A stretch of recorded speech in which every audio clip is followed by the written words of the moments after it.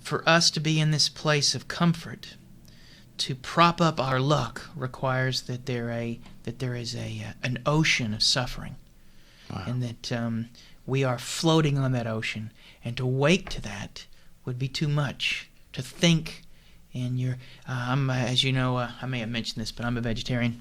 Yes. I mentioned that before. Yes. And I remember the when I suddenly decided to become a vegetarian, I was at this club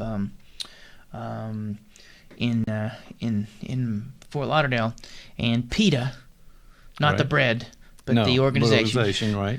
They had these things going on. They had these videos, and so you had to walk through a gauntlet of these mass farming videos, and all these sorts of things, and you'd walk through it. You're like, holy cow! And then when I got in, I was like, I can't unsee that. And so that can be a form of being awake. If it becomes an ideological trap, and maybe a tad fascistic, if it becomes the one thing that you devote yourself to, and you say to yourself, if we all became vegetarians, the world would be perfect, right? Right. So somebody could have that idea. And and there are so many different flavors of that from elements of Catholicism to elements of ecological awareness, feminism, all these things, if you're not careful, whatever truth they have and whatever importance they have, they can become a unitary, a single thing, and as opposed to being able to move and make changes in the world, you're often sort of trapped by them. They offer you an answer to the conflict that ails you, but it keeps you from being able to move outside of that. You're trapped by it. And that's always a problem, I think. It seems to be that we're just swapping ideologies in some way. I mean, we believed that now we have something more as we're woke, and but it partitions us off into groups, or even an individual, but certainly into a group, and then there's always the opposing group. So you never quite finish this job of being woke, it seems like. It's interesting because, again, Zizek's sort of a Marxist, and one of the things that a Marxist critique of diversity is that the more we begin to identify with certain tribal groups, the less likely we are to unify in a way that may generate global change.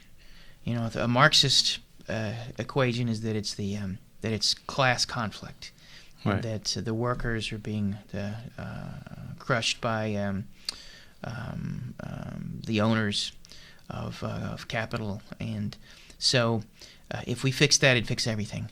But there is this critique that if we stay divided. And this is Zizek, not me, but he talks about how, like, whenever we recognize the suffering of a subset of our population, and I think the most recent would be the transgendered individuals, that we run the risk of not allowing the truth they bring to the table to arrive. Instead, what we do is we find a way to sell them jeans and tennis shoes and make they become just another tribal contingent that we can sell goods to. And the goal is that they become a market share instead of a force for change. So. No, and it seems like it's economics, but also the politics of things at the time when you're using the market, the Marxist reference, that it is sort of that entire nation was dealing with that, and based on that philosophy or that ideology that had both politics and economics and people's well-being and the differences in class. I got a lot of class. You've hung on me, right? You'd realize I got class. Man, do you have class? I got class. I said that Actually, in about an hour, I got class. No, hey, it's funny because we also, you and I would talk once, about there's this guy Jordan Peterson. You're a big fan. You got a tattoo. Yeah. And, I'm not going to tell you where. I'm not going to tell anybody where it is, but he can make it dance. Okay. And but you got. Yes, we have talked about Jordan Peterson. Yes. he represents sort of a response to this in a way. If Zizek's response comes from the left, Peterson's comes from the right, and his idea seems to be that there is and it's at the most conservative thought is the idea that there are some core beliefs, some things that are inherent to Western civilization or civilization in general, and those need to be held on to firmly, and they are often we run the risk of losing them. So for Peterson, it's individuality. It's personal responsibility. Yep. And so, as opposed, he would espouse that as the thing that we need and the thing that is missing, and that the further we move away from those sorts of things, from central myths, Christianity and things like that, they all anchor us and tether us, and that he's very skeptical of any notion of progress, Right. because he often his criticism with Marx, he had a debate with Zizek. It wasn't really much of a debate, really. I guess it was a debate, but he kept his thought was that the folks who dare to create change in the way Marx was advocating don't really know what they're thinking. They run the risk of losing something central and important, and then something bad is going to happen. So, Peterson's battle cry is "clean your room." Right. Yeah, he wrote the 12-step of that. I'm sorry, blocking on the title right now, but it's one of his latest books. So the notion is personal responsibility. Yeah. Really? I'm not very good at that. I was going to say, not really my that, forte. but what I was going to Not my say was forte. that it's a nice idea to take that personal responsibility and clean up your own room, clean up your own house, make sure your thoughts and your progression, as opposed to progressives in larger sense, but the But individual here's a progression. progressive critique of that, though. While you're busy cleaning up your room, you're not noticing all the mess around you. So you literally have taken the potential for the movement of the species, of the potential for things to move forward, and now you're simply focusing on your dirty socks. So Right. it could be a form of the blue pill. It could be a way of forget about the possibility of changing things, forget about the possibility of growing the world in some ways. Just go home and clean your room. Right. And so revolution becomes either delayed, minimized, or it's done away with. And So but I guess that- your room be clean. Yeah, and not the group think that we were talking about. Okay, so the idea of the black pill bring us. That's what? that's nihilism. Yeah. So when you say, but isn't that the personal responsibility? I mean, the nihilism is, if I understand it right, that you a lot your of- enjoyments of your own personal life and so forth, and you don't see a way of going forward. Well, You need nihilism- to enjoy this Yeah. now. I think that is a form of nihilism. I think in its broadest perspective, it is a sense of the futility of everything and the pointlessness of everything, and that hedonism is a form of could be considered a form of nihilism. Right. Right. It's like suddenly you just join Motley Crue. You know what I'm saying? Right. It's like Yes, so I understand it. So, so many pills to choose from at this point in time. So and I know where does the person go with this? Well, these choices here's here? what I think that could be useful in thinking about this is that in each of these ways of thinking about the world, they're all a good start. I don't think any of the pills necessarily is bad, be it white, black, red, or blue. The blue one might be somewhat problematic because it simply asks you to be able to go back to sleep. But maybe there's nothing. But there may be a benefit in that. I think the thing to ask is, they're beginnings and not the end. I think I've talked about this before. If somebody comes in for therapy and they sit down on the couch and they say, I want to commit suicide. I want to die. That's a good place to start. It'd be a lousy place to stay for too long and a lousy place to get stuck. But that's an okay start. That is where you are at. And to meet someone in that place is the beginning of being able to move, to do something with it. Each of those pills, I think, offer the possibility.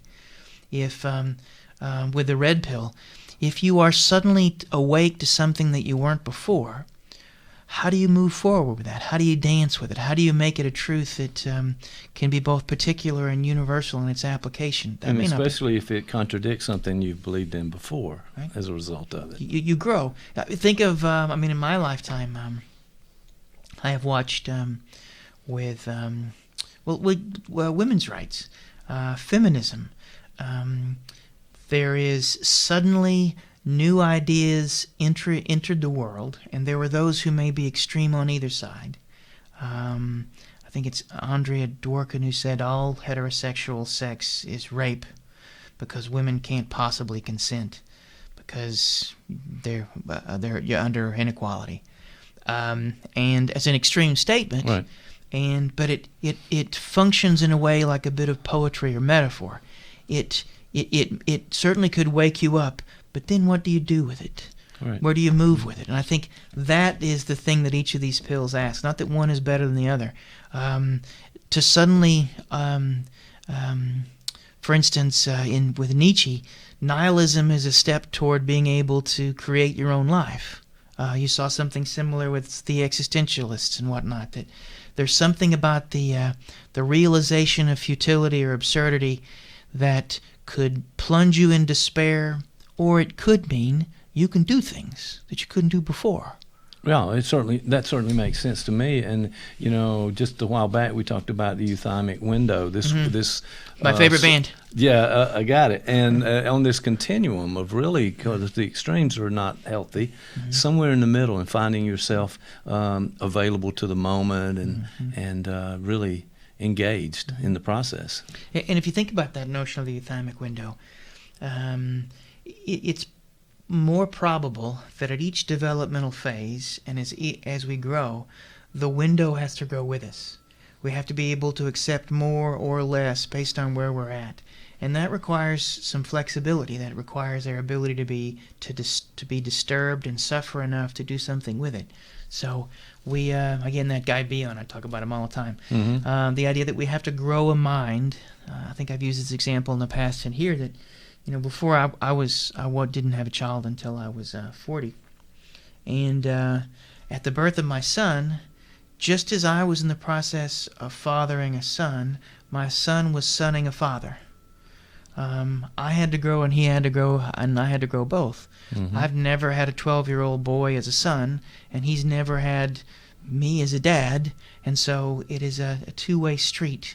There's something about the needing to be opened. It isn't that my son maybe and I woke each other and continue to woke each other, but we do generate moments in that euthymic window where we feel wonderful things, but we also feel not so wonderful things. And each of those, it requires us to be something more than we were the year prior. If that makes any sense. No, it absolutely makes sense. And these sort of developmental things are going on at the same time. And then you have to relate. You have to build a relationship between the two of you in that case. And, it's not always the easy thing to do, sort of the acceptance of the other father-son issue. And that's where that notion of like there are forms of emotional fascism. There are familial totalitarian states in which the growth of the other is too much. It is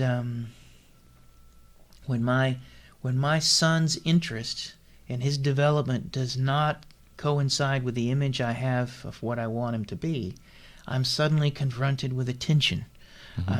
There is a minimal, at least, sometimes maximal amount of suffering in that moment.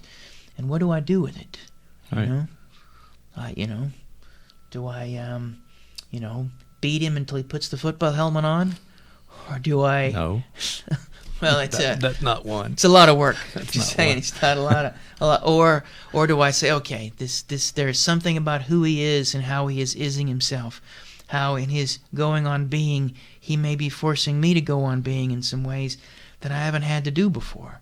He pushes and pulls me out of my comfort into someplace new, just as I do that by my presence to him. Then we do Sure. that dance together, dancing forward towards something that neither of us can completely name, though there is some sort of cultural mandate on where we're headed. At some point he leaves the house and I no longer have to pay for things. Having adult sons, let me just break that myth right there. You will continue. There's no, At some there's point he's no- going to start making me money, right? At some Right. point I'll get some of this back. They'll be like, Dad, can you loan me? Is not a real It's not statement, by the way. it's Can not- you it's loan no me money? interest. You No, can't, there's like- no interest. There's no principal either. So yeah, well, I you're never in had trouble. those. I don't have principles. Well, nice. All right. So I'm glad you got that comment in. All right. So what do we do? I mean, let's say if someone is woke, one of these ideologies, taking one of these pills and sort of seeing something in a different way, in a new way that maybe challenges them and their thoughts, or maybe not. It's just a bit of enlightenment. Not everybody took the pill. Not everybody's going to have that same reaction. There's always going to be this tension you mentioned, the push and pull between people who agree and don't agree and have different versions of what it should be like. That seems to be an eternal struggle in some ways for us. Well, and this is a component in we mentioned the Zizek guy. He makes a point in saying that that conflict is inherent, even down to the level of physics. That we have this notion that there's a guy named Todd McGowan. He made a statement that the ultimate, again, this sounds political, but it has a point. The ultimate Okay. conservative notion is it is what it is. Right. So, and that's the, I think that's law of non-contradiction. A is A, B is B, A is not B, that sort of thing. And but at the level of physics, quantum physics, this all becomes blurred. We don't have. There seems to be something inherent in the very structure of the world around us that makes it fuzzier than we would like it to be. Right. And Freud's version of mental health is the capacity for ambivalence, the capacity to entertain that A may not just be A, it may be other things as well, and that there is flux and there is flow and there is tension, and it's inherent in things. And that may be a state that we may need to be able to find ourselves in at various points, both not just as a nation or as a culture, but individually. The person who comes in and sits on the couch and says, "I want to die," the reason that's a good start is there's the possibility of them seeing in the word suicide something more than just what it is on the surface, that there is a complexity and inherent in there. It may begin that they want to die, but that it may go to a place that they want parts of themselves to die. Right. And it may be that they want to go that the feelings they have, they want those to go. They want the life that they find themselves trapped in dead. We begin in a place where there's an isness. It is what it is. That if we stay in there too long, it becomes like a shell. We can't grow out of. But over the course of the work that we do, it begins to mean more and more and more than what initially sounded nihilistic and destructive is ultimately liberating, because it started us on some path towards something. No, I like the idea. There's a bit of what you were saying a moment ago about this awakening and this idea of new ideas and new ideology. But it also can become sort of self-centered in a way, maybe even narcissistic. And we've talked about that plenty of times on the show. So it's the ability to empathize and connect with other people. I think that's a basic issue that we've kind of and think about the gone around empathy and with. connecting with yourself, the empathy and to connect with ideas, to be able to there is something when you see yourself and someone as whole. That wholeness, in a way, is a metaphor for a certain level of chaos held in tension. It is that there is a complexity there. There is a muchness, not a too muchness or a too little, but it is pregnant with something. And I think in some ways that's the opposite of narcissism. The narcissist sees both themselves and the world in a way that they are trapped in. And your ability to move into something more complex and something more fluid allows you the opportunity to grow. The narcissistic position is ultimately one that is useful but simply defensive. Just like the person who comes in and says that they want to die. That's also in some ways a defensive position. It may be the best thing they can come up with in light of all the suffering they're feeling in this moment. Hence, it's a good place to start. You always have to start somewhere, and that's as good a place as any. But you have to keep moving. Yeah, especially when you struggle so much in your personal life that you're going to a therapist and you're going to finally say what you've been thinking and feeling on the inside and allow a person to connect with you and have a discussion about that and maybe see some options for yourself. As long as the insurance is good. Okay, that's true. If you're in private practice, that's right. Right. All right. Well, people have to make a living, but I'm thinking all that's coming out wrong here on the video. Sorry, it's not. I got to make a living. Yeah. I got to afford a boat. A boat. Do you want to rethink that? Maybe I don't really want a boat. I'm not much for. But I could put it in my pool. I guess like a dinghy. Yes, get a small boat. I just like saying the word dinghy because something about that just makes me kind of giggle. Yeah, it does. Me too. So there we are. And I'm not sure why. All right. Well, all right. So final thoughts on this in terms of just this. You started out talking about the black pill. You talked about the blue and the red pill, and even the white pill. The white pill. That'd be religion or some sort of faith. But it almost seems that there could be. I don't know, an infinite number of these pills, depending on the particular ideology or awakening or enlightenment that a person may have. Well, maybe the takeaway is this, is that regardless of the pill, all of those pills might be a good start. But if they offer the possibility of some sort of permanent change, if they offer a solution with a capital S, then to be wary of them. That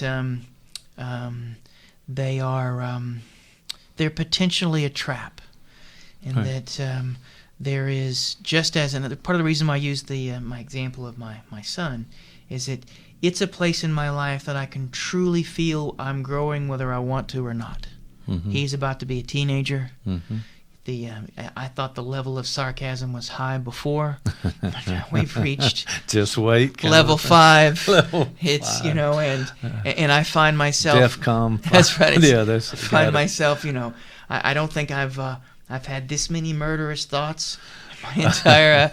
It's like but all of that discomfort, he moves me out of that euthymic window into some place that I have the potential to be able to grow. Just as I move him.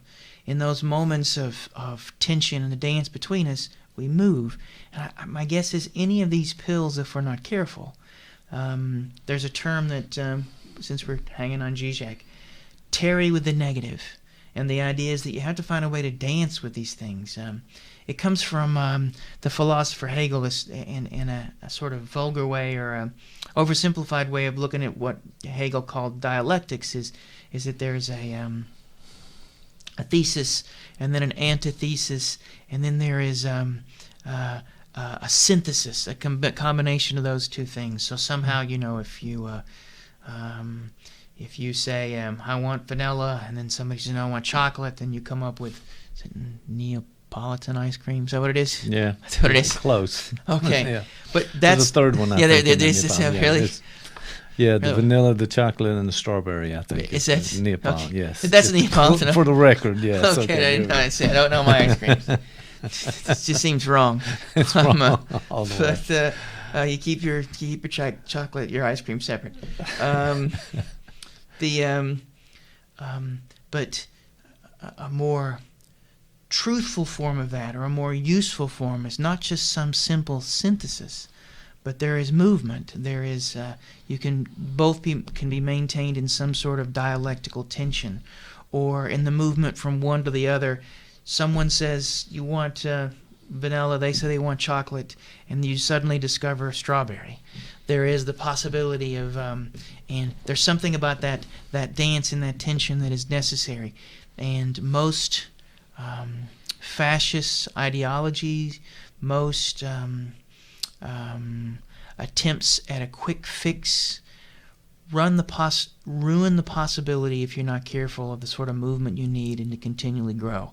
That would be one of my criticisms of some of the way research on happiness has been, or even some of the positive psychology stuff. If you're not careful, it runs the risk of ironing over an inherent tension that is necessary for us to continue to move forward in the ways that we need to.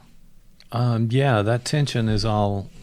Sometimes that's all we can see, all we can focus on, and it comes to this idea of knowing yourself. We talked about this in different ways, but knowing yourself and being a critical thinker. And I'm very good at being a critical thinker. Critical thinker. But really surveying the ideas and making some choices about things, and also being empathic and the use of empathy for others and connecting with the larger group. So, I mean, that's quite a bit of skill that a person has to have in order to make these woke moments really work and move forward. It's a good thing that I am so skilled. It's a good thing that I am a god among men, or a salad dressing among steak sauce, or trying to work some sort of. This has to be the wind down of the show, because I'm not understanding anything at this point. I think I've missed. I did say I got up at 4:00, and I didn't get a lot of sleep last night. Right. Sorry to hear that. Well, I can't tell you why. Uh-oh. Because the tape's rolling. Yes, and okay. my wife may hear it. And we may. Okay. Odds are not, because she gets enough of me and wouldn't. But actually, between you and me, we may talk have about to this? Censor this show somehow. No, but go ahead. Yeah, whatever. Okay, here's what happened. Nobody's listening. Go ahead. Okay, my wife got her hair cut. Yes. And she got it cut, pixie cut, where it looks like she's sort of like she may have joined the military. Right. Okay. Yes. And she decided her hair's been turning gray, that she's going to dye her hair gray. And so she has now. She came home yesterday looked as if she had joined the military, and her hair is gray. Okay. And and I talked before about and that kept moments. You up at night. It evidently basically what you said. Here's a growth moment, because she comes in with the haircut, gotcha. And I want to be supportive. I want to be kind. Sure, and loving. you do. Yes. I want to stick to my guns, that I believe that a woman has control over her body. We all have control over our bodies. No one should be telling what to do. Just because I am her husband, I have no more right to what she does with her body than anybody would. There you go. And I want to stay true to that. Well said. But at the same time, I'm a little shocked. Yes. Okay. And there is a roiling tension. I don't know what to do with this, because I want to stay true to those values, but at the same time, I'm a little taken aback. And sometimes the facial expression, you may not be able to hold it, or the words that you say, or maybe, but it's kind of a vibe that can be picked up on. You got to be careful there. Really, that was a nonverbal. Does that count as a nonverbal? That's a nonverbal. It's a nonverbal. Not one I thought we'd talk about, but it is. It is. And so I did what I was. It was sort of a fight or flight or freeze. Right. And that's sort of a freeze kind of thing. Right. And so that sort of kept. Well, it's at that moment where you have to think more about how you're going to approach this, if you're going to enter in a conversation about this at all. Mm-hmm. So there is that choice. Well, see, and there's a famous saying by it's a Wagner saying from Richard Wagner that what is it? You are healed by the spear that smote you, right? So what that means is that in that moment of suffering, in that moment that I am struggling, there's something that I'm supposed to know about myself and her and the world. There's a place of growth, right? Right. But unfortunately, all it did was keep me up last night. That's it. But see, that's why I couldn't. And so I finally just said, I'm going to get up and do things. Yeah, get some things going. But okay, but I could use the pill. It does sound like there might be a pill involved. It does sound like you really need to think through this in terms of maybe having that conversation about it. And you have a right to express yourself. On the other hand, you're married, and Well, you have to put that into perspective just a little. Well, I don't know what to do. I thought about it. This is one of my solution, and this really is not what we call a solution. This actually is a form of maybe the blue pill. Right. I thought about just taking my contact lenses out and keep them out on weekend. Right. I'm not joking. This really was, as I'm laying in bed at night, I think to myself, yeah, well, you had I plenty of could time. You take- weren't sleeping, but yes. I could that's take what I the was thinking. contact lenses out, and then I could just delay this. So how does that sound? That doesn't sound good at all. And in my experience, the delaying of things mean that thing is going to come out on its own at some point, like Yeah. a volcano explosion. Yeah, it's like- and you're going to say all the wrong things at the wrong Could, time. yeah, So could, yeah. I could have, if it make matters worse, and this actually happened. We have a pool, and it's one of those little plastic pools that you buy for $25, but it's still a pool. We have a pool, No. and I go downstairs, and I'm looking out the window, and I just out of the glance, I say, "Who the heck's cleaning our pool?" And it was my wife, but I didn't recognize her. Okay. So I'm Okay. like, "Holy Well- cow! This is like, what do I That, do with this?" who is this person in my house? Oh, yes. So like, it's not. So that may not be a conversation opener either. So It's not like, it's not. I'll have to come up with some way. I mean, the marital therapists talk about, acceptance Yeah. and this idea of accepting the other. So maybe it's something you can work on between now and the next time you see her, which is about 10 minutes from now. Here's what I think I'm going to start. How about, can I start the conversation? Are you trying to kill me? Is that a good start? Is this no? That's not a good start. Not a passive, but an actively aggressive attempt to destroy my soul? Can I start there? As you said, it may not all be about you in this thing. So, Maybe, yeah. I'm just I might keep need an to- open mind about that, and enjoy the moment. I'll try to find a way. I will take that spear that smote me, Yes, and I will plunge it into that wound, and hopefully something good will come out of it. Sounds like a lot of death, and it's headed in your direction. So It is. It is. so I would be Hopefully she also, very the careful. odds of her ever seeing this, unless of course you sent it to her, I'm are really. as a matter of fact, this is going straight to her inbox, and let her decide this. That might, And consider this an intervention. So yeah. the best we can do. Yeah. All right, man. That's great. And listen, I have to say, I appreciate the conversation today, but also good luck to you What I need. in the moments and minutes and hours to come. Yeah, that's right. Like I so- said, it was a shingle week. Lots of shingles. Emotional shingles. Thank you a lot. I'll see you next time.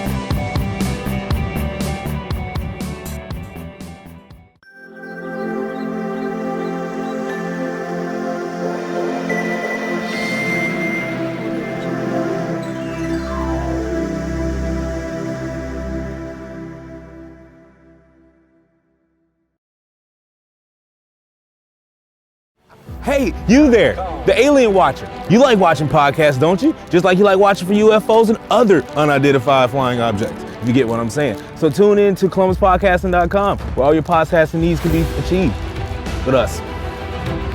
So, we're supposed to be doing a podcast, commercial, but my business partner is watching a podcast because he likes to keep his mind on the go all the time, even while recording. It's never a bad time to watch a podcast. It's never a bad time to create a podcast. It's never a bad time to know about podcasting. So, ColumbusPodcasting.com. All your podcasting needs can be achieved. If you're interested in a podcast, want to be a part of a podcast, or even create your own podcast, come down to the studio on First Avenue and we'll show you how it's done. ColumbusPodcasting.com.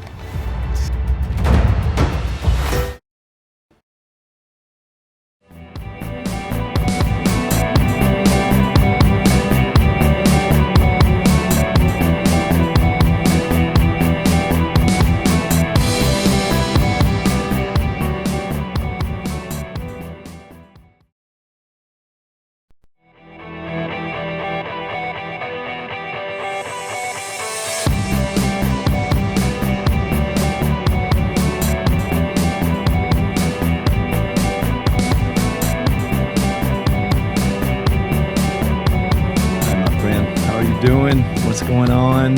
Tell me about it. I like your shirt. Yeah, I just got back from the gym, and this was so I don't smell good, and I'm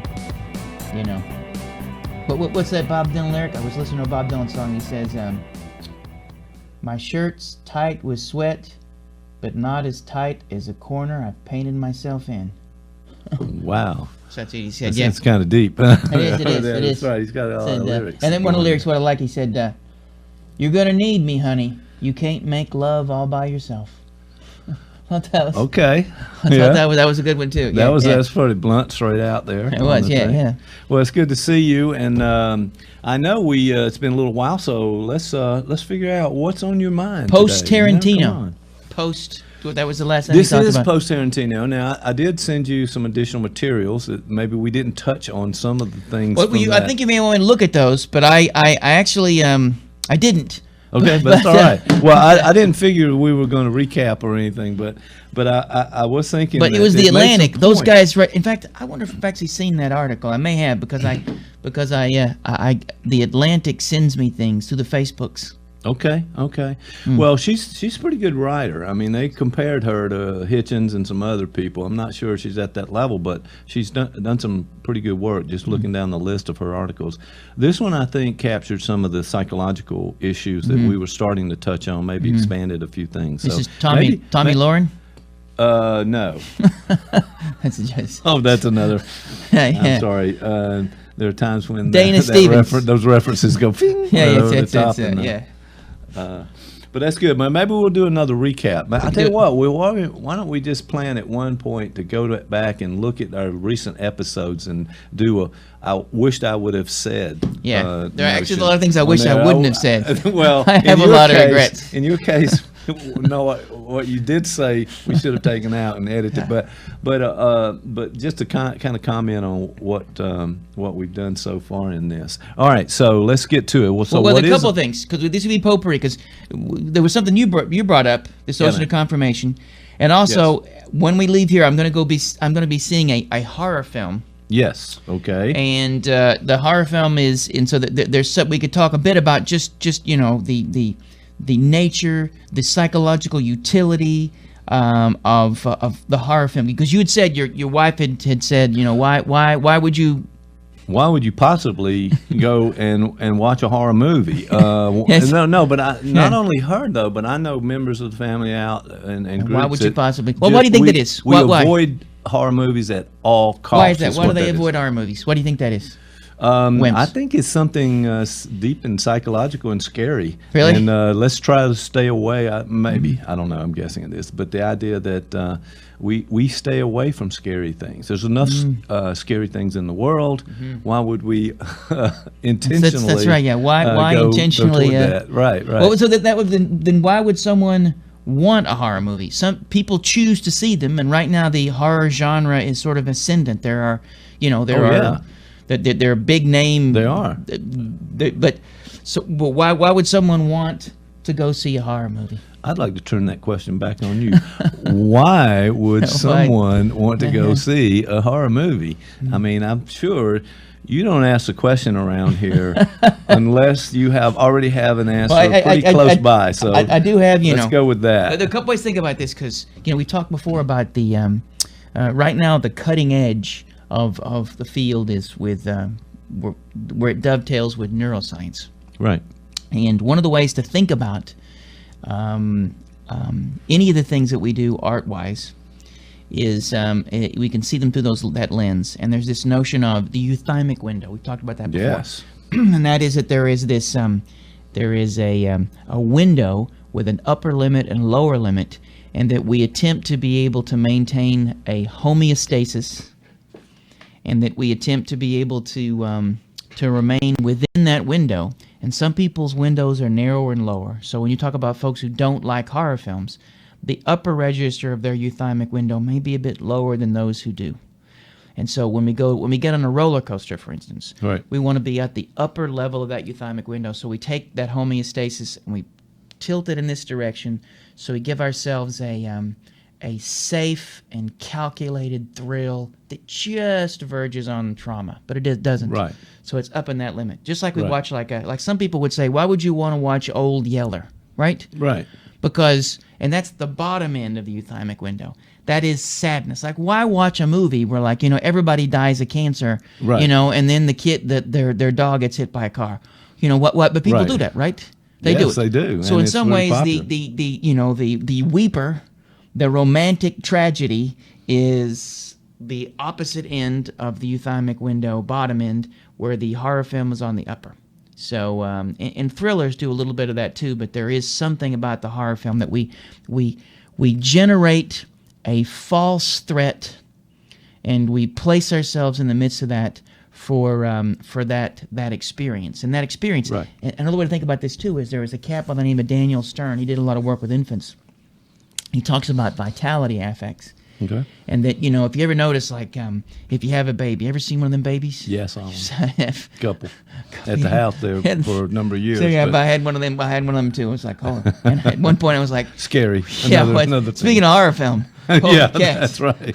Our own personal horror film right there. at the house And with us, I'm man. convinced that if anybody, when we were about to have a kid, everybody's like, oh, it's great, you're gonna love Oh, this baby can't thing. wait till you have a Nobody kid. tells me, and then those same people, I'm like, I haven't slept in 6 months. Right.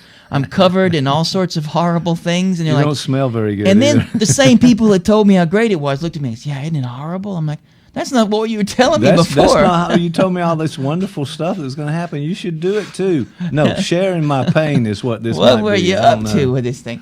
Okay, but you have having the baby. Say every somebody interact with a baby.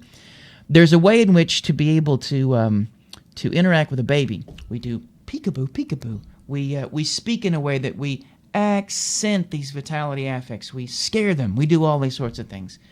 So the very development of our nervous system is based on these interactive moments in which we create attenuated near traumas. We literally generate these things.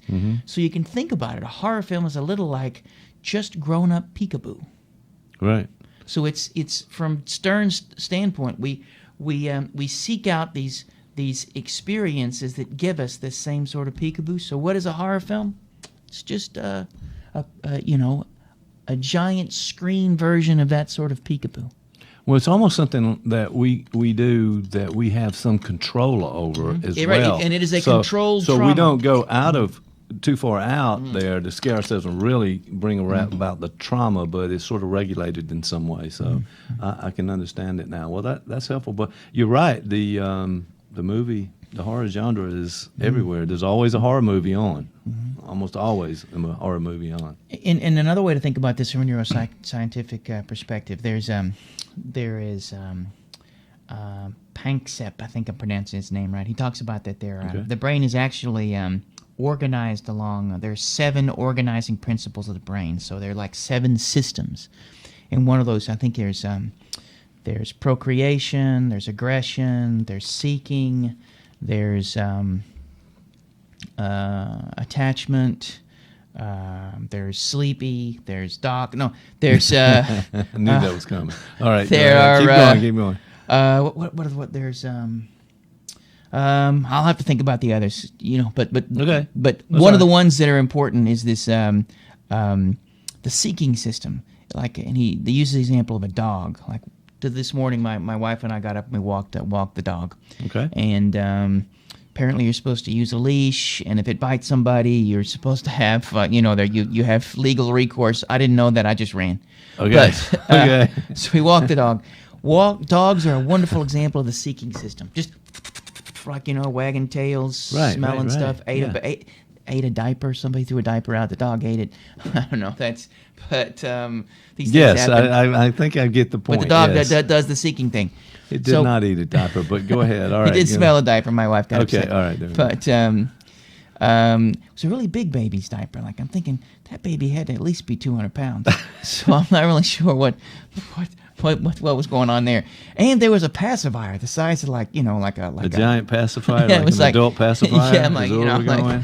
what was that? What was that Okay. about? But I'm definitely not ready, but I'd like to get to the end of this example at some point. Yeah. Dog seeking.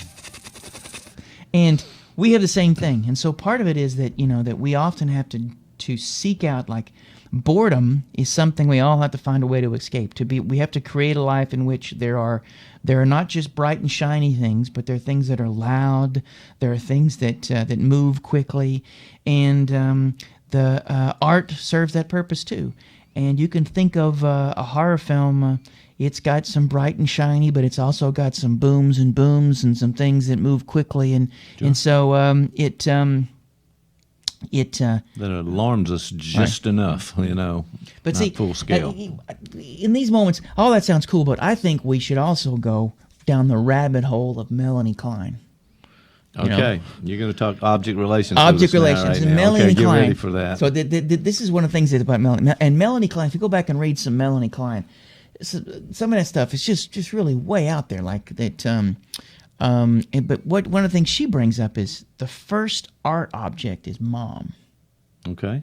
And Mom is both the first Old Yeller, the first romantic comedy, but also the first horror movie we see. Okay. And so incorporated in that is the notion that, and Klein talks about how there are things inside Mom that we'd like to have. We don't know what they are. There are ways in which she comes and goes. There is a capricious element to her connection to us. Her interests move elsewhere. And so there are feelings of shame and anger and degradation. And there's this cat by the name of Julia Kristeva, who sort of takes from she takes from Melanie Klein, and she talks about the notion of the abject. And she says that part of what Mom does for us and society in general, to define who we are, we have to not own or disown parts of ourselves. And so there are elements of us if you've ever thought about the human body, it's pretty gross. There's lots of horrible, disgusting things going on at all times. Yes. There are. Okay. And we have to quickly, to define ourselves in a positive sense, we quickly label parts of ourselves that we need to disown to have, so there has to be a negative to be a positive. And so there are tremendous elements of us that are considered the abject, right? Mm-hmm. And a wonderful example of the abject, and Zizek talks about this, is, I may have mentioned before too, but think about it. Okay. Think about the amount of saliva you swallow every day. Can I not think about that? Because my guess is it's a lot. It's a lot. It's a lot. So if you just take a small bit of that, just a glassful, and over 5 or 10 minutes, just spit it into a cup. Right. And then try to swallow it. No. No, it's not that good, would not right? be. But I know we're okay. Keep going though. So I got the and idea, even the thought of that grossness of it all generates nausea. So there's this in horror. There's a return of the parts we've disowned. I mean, think about horror movies. Often have people getting cut up, gore, vomit, all the very things that lots of blood. Blood. I mean, even if you've ever watched Silence of the Lambs, there's a point where ejaculate gets thrown at Agent Starling. So you can't think of a single emission or a bodily emission that we don't have some sort of ambivalence or conflict with that doesn't find its way into a horror film. Okay. And so, according to Kristeva, we need the occasional rendezvous with disowned parts of ourselves to generate some sort of homeostasis.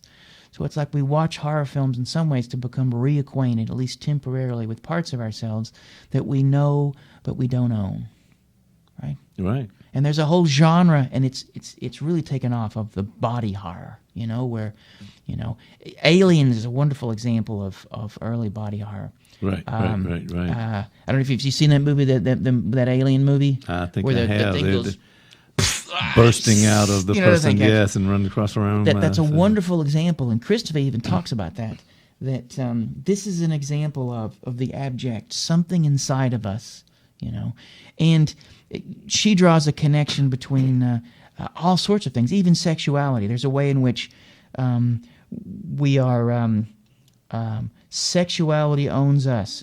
In teenagers, suddenly hair starts popping up everywhere. You suddenly start having all these weird urges, and all these sort of things start to happen. That's a little like the alien that popped out of that guy's chest. There are parts of us that just go boom, right? Right. And Christopher And talks it's about lifelong too. It continues as you Right, get it does. into a Yeah. later age. I understand. And when you start getting older, and then the Yes. body horror is real, right? Yes, Like, unfortunately, as we get a little older, yes, there Right, are a you lot just, of you those know- things coming back. Yeah, you got like, things start to sag, Hair starts to grow in different places. It does, yeah. It's Exactly. like, you wake up and you've got like, these things happen. Another film that sort of, that really connects with this notion of the abject. Ever see that movie, not the original black and white one, but the John Carpenter, The Thing movie? Yes, of course. And remember, it's like all about bodies that turn themselves inside out.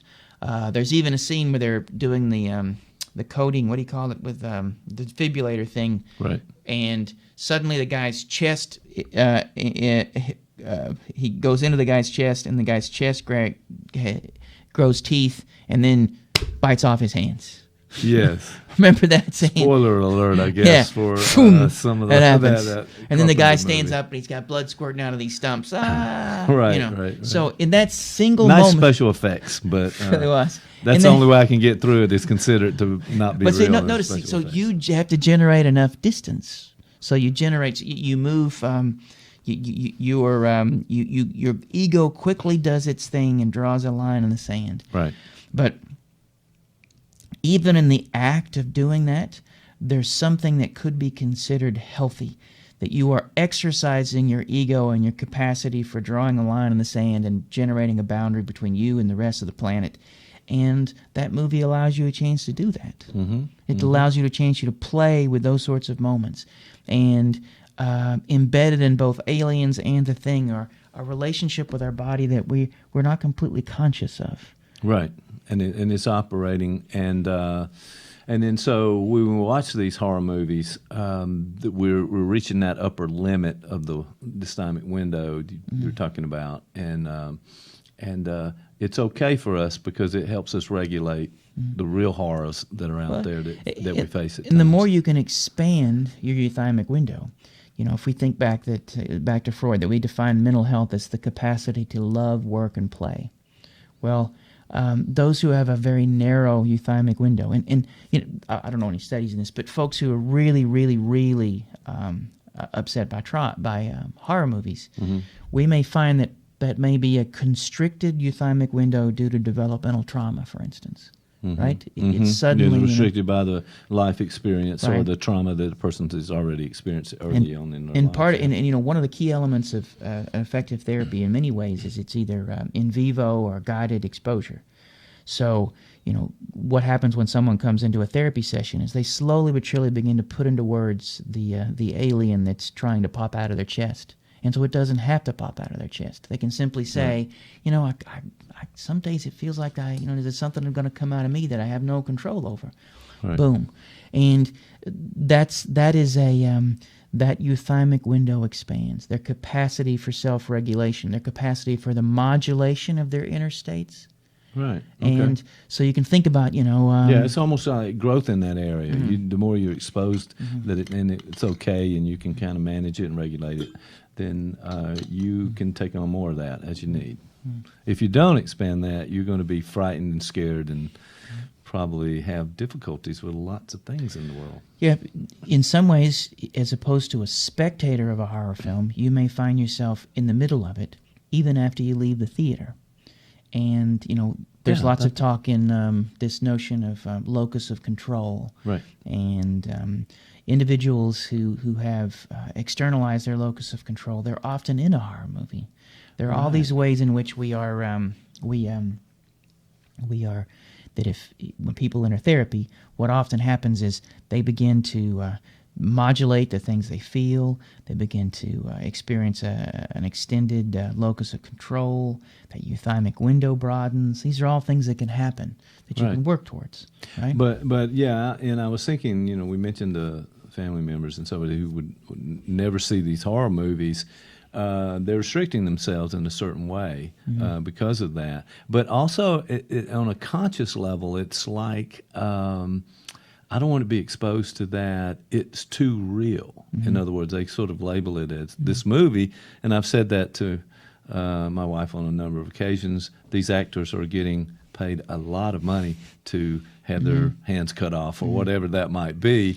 Well, what do you think about special this, though? effects, it's not real. And I'm not sure that everybody, I think people are kind of like at the surface level of thinking that it hits them in that way, even though they know well, why do you think that different. would be then? So, because, for instance, in your case, you can navigate these sort of stage traumas in a horror film by saying, well, this is good special effects. You can allow yourself a capacity to be both participant and observer in the film, and you can generate enough observer self-reflective status to be able to say, okay, right now, let me remind myself this is just, and the special effects are great.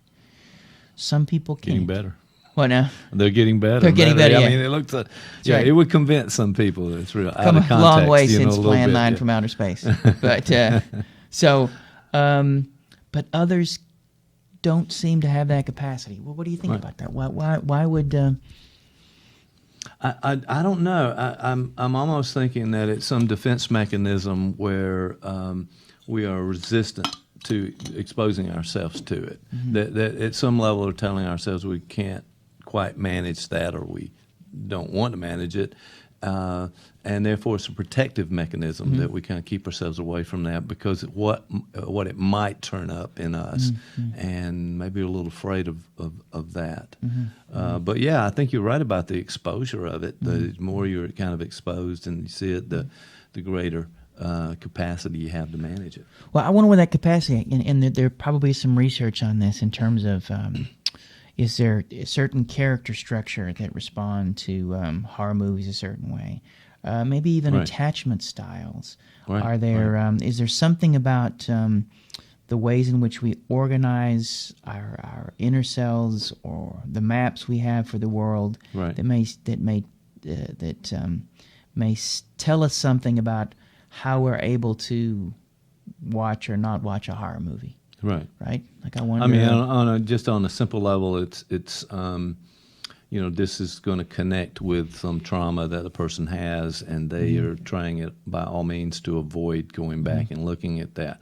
When we know in therapy that's exactly where we need to go to sort of work through that issue, whatever that trauma might be, And and come out on the other side. that idea of it, yeah. of the edge, that growth edge, Yes. to be able to come to a place where someone is just at a spot where they are experiencing just enough anxiety, and to help them to be able to regulate that, to modulate it, or to modulate it, hopefully, and to be able to get them through modulation to be able to move a little further through it. Right. Right.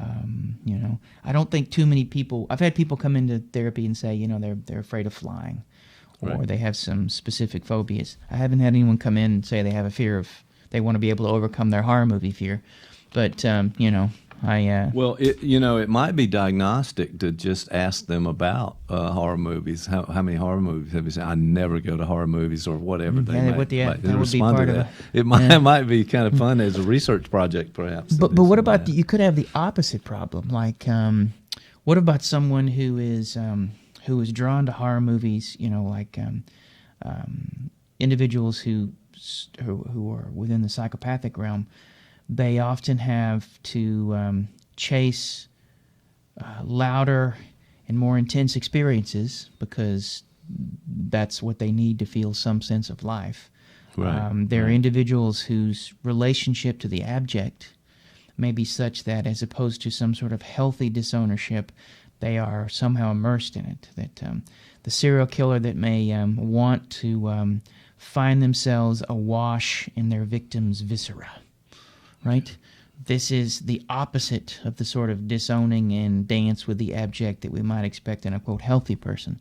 So we Right. could say that, maybe there's a connection between too much consumption or that of horror movies that may say something too.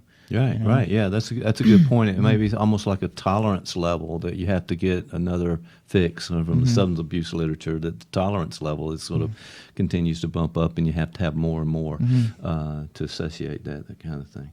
Well, that's interesting. So, my question back to you about this, and I appreciate all the that was very insightful discussion. But I'm guessing that you have a hard time enjoying this horror movie that you're going to see because you're running it through that psychoanalytic filter, and you're watching out for these kind of things that we just talked about. And I'm a little concerned that, wait, what about the entertainment value for you? Can you just say, wow? that Well, was here's the really thing, because good. this is why I think that there is you want to be able to balance the participant observer element. So, and what that means is you are both present, but also have the capacity for self-reflection and experiences. And your capacity for flexibility with that is important. If like we mentioned the Tarantino last week, Sure. it's usually only afterwards that I begin to think about it.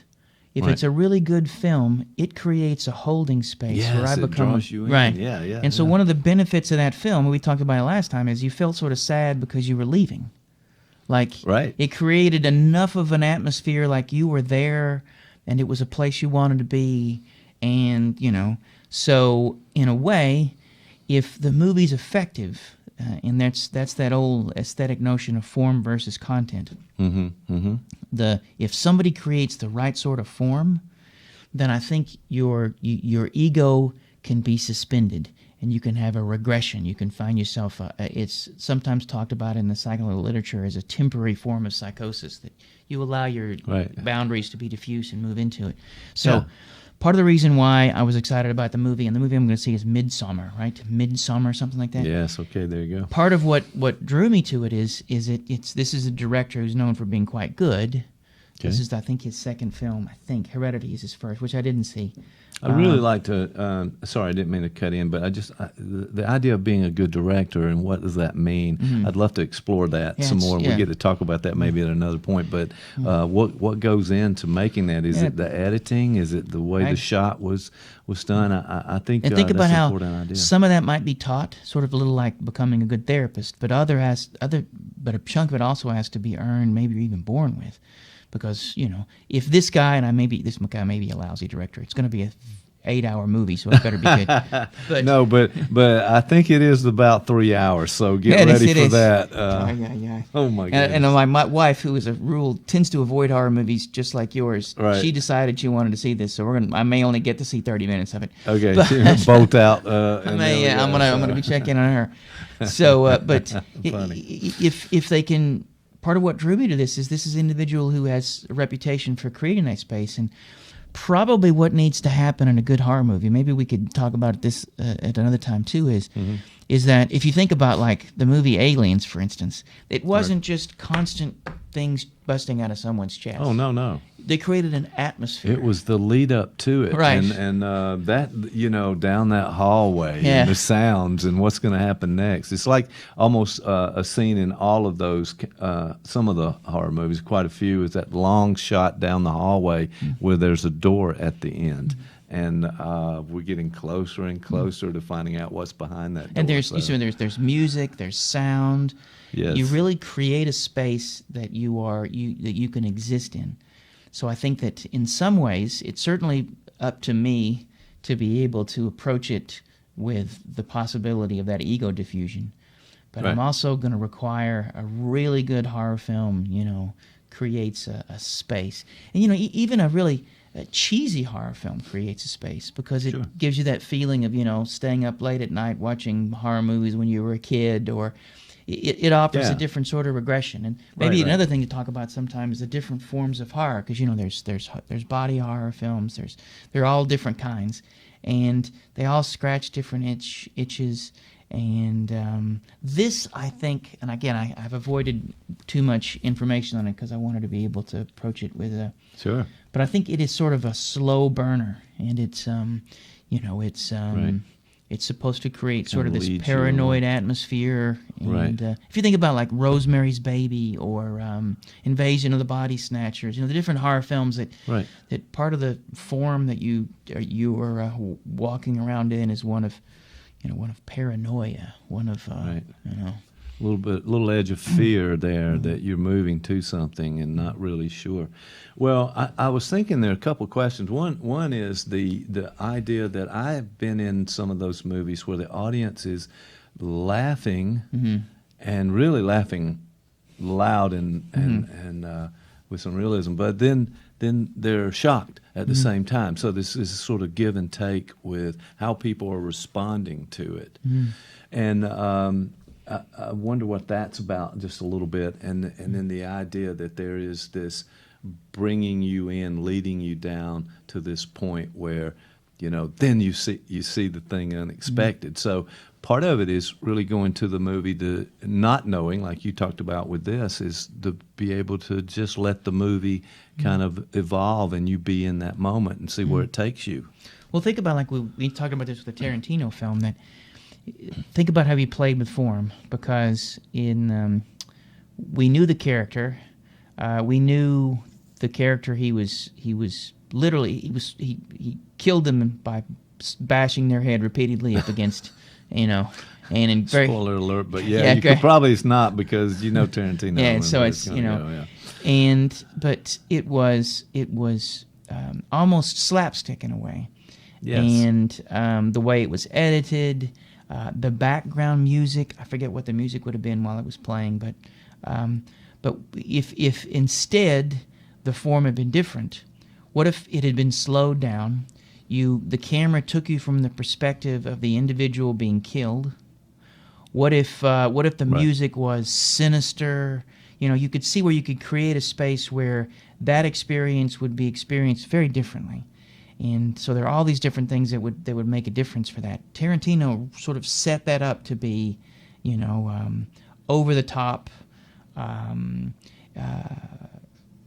comedic.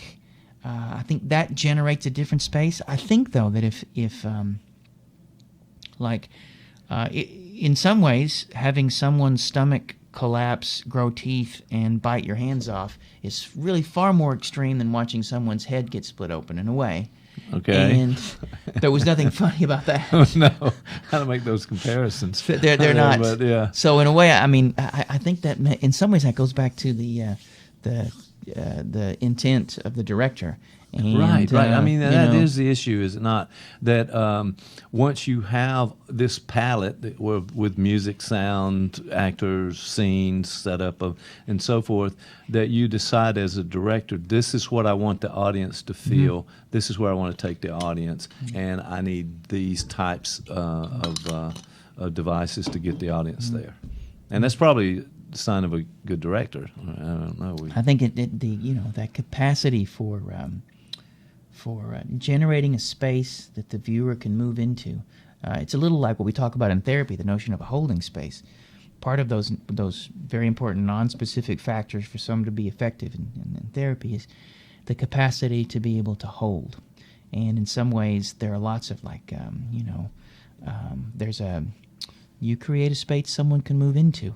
And people need, I've done a lot of work with trauma, and particularly when I here in a military town where I work with soldiers, and they would need to come in and begin to put into words some of their war trauma. And it literally was like suddenly being in a horror movie. I mean, I remember, and if someone tells me about their, horrible sexual traumas, there is a way in which it can feel. And one has to be both participant and observer. But you have to create a space where we can begin to talk about and experience together something very, very difficult. Right. And that's, therapy is one way to sort of get at that, be in a safe space so that you can work through that trauma with someone you trust, and it's going to be okay. So you do it in that particular. In the movie theater, I would like to take a camera and set it up down the row from you and record your reaction to this movie, and then we analyze it just a little bit. And I'd like to know what's going on, almost like a commentary. We'll do you said the director's cut, and here's the audience commentary, maybe. It'll be a lot of me squealing. It'll be alone because your wife has left the theater probably at that point. Well, this has been a lot of fun. I really it's kind of taken us in a different direction a little bit to talk about these horror movies. But wow, there are so many out there. I think continue to come maybe up. You can see this movie, and next time we could talk about it. Yeah, well, I got you to the Tarantino movie, Maybe so there we go. You and Peggy can see this, and see okay, no. You're a bridge too far. So yeah, well, on okay, that, well, but- maybe if you can set aside 12 hours of your day to see this, Yeah, this thing is longer than the Titanic. I want to movie, bring so like an always IV because you're going to comparative. need to stay hydrated. This thing is, it's Bring a backpack full catheter. of Here's what you protein need. Bars. Catheter yourself. No catheter at the. No. That's not where we're going. But yeah, all right. I'll make that effort, and we'll break it down just a little bit more next time. So you mentioned confirmation bias, but it looks like we may have to forego let's that do discussion. we'll do that next Why time. don't we do just a highlight of that, and then we'll explore it more Yes. in our next episode. So confirmation bias, what is that? Well, you said it before. It is Yeah. finding literally, as opposed to being open to what's arriving. You literally are simply looking for the things you already know. Right. It's almost as if you filter out the things that fit, and you take those on. And if it doesn't fit with your belief system, This does you have a move on connection with about trauma, with horror movies, because the one way to think about the difference there's a tension between assimilation and accommodation. it. Okay. Right, this goes all the way back to Piaget and the idea that learning, and that with assimilation, our mental maps don't change. Right. They may expand a little, but there's, with accommodation, it requires literally an altering of the way we think about ourselves in the world. And accommodation requires a minimal amount of trauma Right. to be exposed to something that makes you uncomfortable, allows you to have to survive the discomfort, to not shut down. And this is difficult, right? Especially, with politics, with... Sure. and maybe that's something to think about, maybe we could talk about the psychodynamics of confirmation and how it is embedded in both the formation of our personality and character structure, and the something we have to be able to negotiate to continue to grow in the ways that we need to as we move throughout and encounter ourselves and other people. Maybe. I like that. I was kind of wondering too that if you always only allow and filter in what you already agree with, that you're in some state of denial that there are opposite opinions and other ways to view things. So I think that seems to be a part of it, but it doesn't seem like a conscious. Maybe it is conscious. Well, I remember, probably a lot of really cognitive scientists would say that the majority of who and what we are is not conscious. And the role of the brain is to render as much as it can automatic. So there is a tyranny of automaticity, and so we are supposed to be on automatic pilot. It makes sense, right?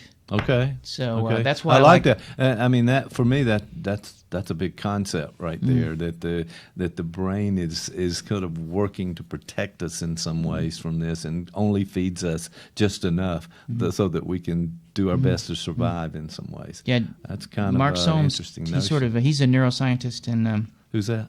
Mark Solms, Okay. SOLMS. He's got he's got some talks on the YouTubes about this. And he wanted to turn Freud's ideas on his head, and that the ego is actually unconscious, but the id is conscious. And that the part of us that is alive is always trying to break through that tyranny of automaticity. That there is always, be it with joy, terror, whatever our affect states are, that there is a move to move us outside of that homeostasis. That the goal is not to stay level, but to continue to be in ways. And that a lived life is one of always courting chaos and fighting your way through that automaticity. Wow. Okay. Well, we're definitely going to talk about this confirmation bias next time. We'll probably get there and talk more about this, because I just think it's pretty interesting. And we sometimes talk about having an open mind and being open to learning new things and so forth, but I'm not so sure we all are. I think what we're doing is just reinforcing what we already know, and I've got this, I've learned enough, and this is how I am. So I think that's a real problem we need to talk about. So let's talk about confirmation bias this time. But I love this talk about horror movies. Let's do it. Well, good luck, man. Hope I survive. Yeah, I do too. Give when you see this and we talk about it next time, give me a little review or report of the people that were there with you. We'll see. And It's what a we got 3-hour there. underground indie horror film. It may just be me and my wife. I'm thinking there's the two of you. All right. Could so, be, yeah, but we'll see. All right. That and a couple of guys in raincoats. I'm like, what's Yeah. The guys They're in the always there. back, They're always there. All right. Big fun, Dan. Thanks a lot. I'll talk to you next time.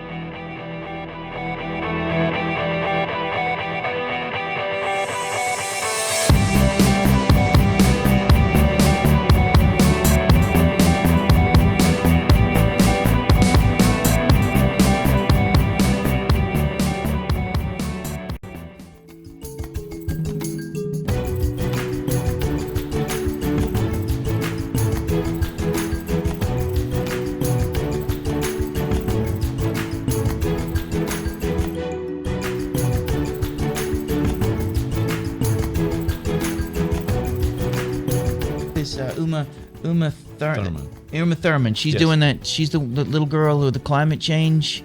Uma Thurman. No, that's No.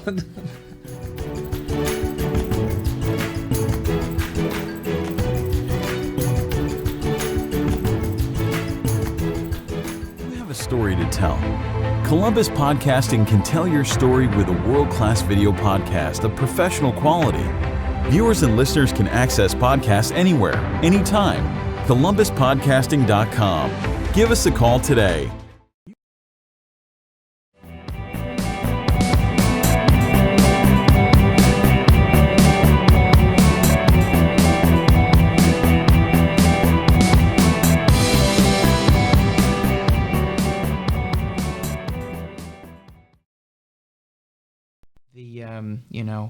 It's much more important what happens the day after the revolution than the day of. And in some ways that is reflective of what happens in therapy too. When someone comes in and we initiate some sort of change process, there's some sort of movement, some sort of understanding, some sort of skill imparted. It's really the most important thing is what happens next. And I think that's sort of the subtext in all this, and even the paper I want to write. I want to think about what happens next, and how do we ensure that what happens next can be somehow a fidelity or somehow connected in the best possible way to what happened the day before. All right. I like it. It's food for thought. And I don't think we always think that long term necessarily. And maybe we need to. All right, good conversation, Dan. I guess that's it. That's Boom. a wrap. We'll see you next time.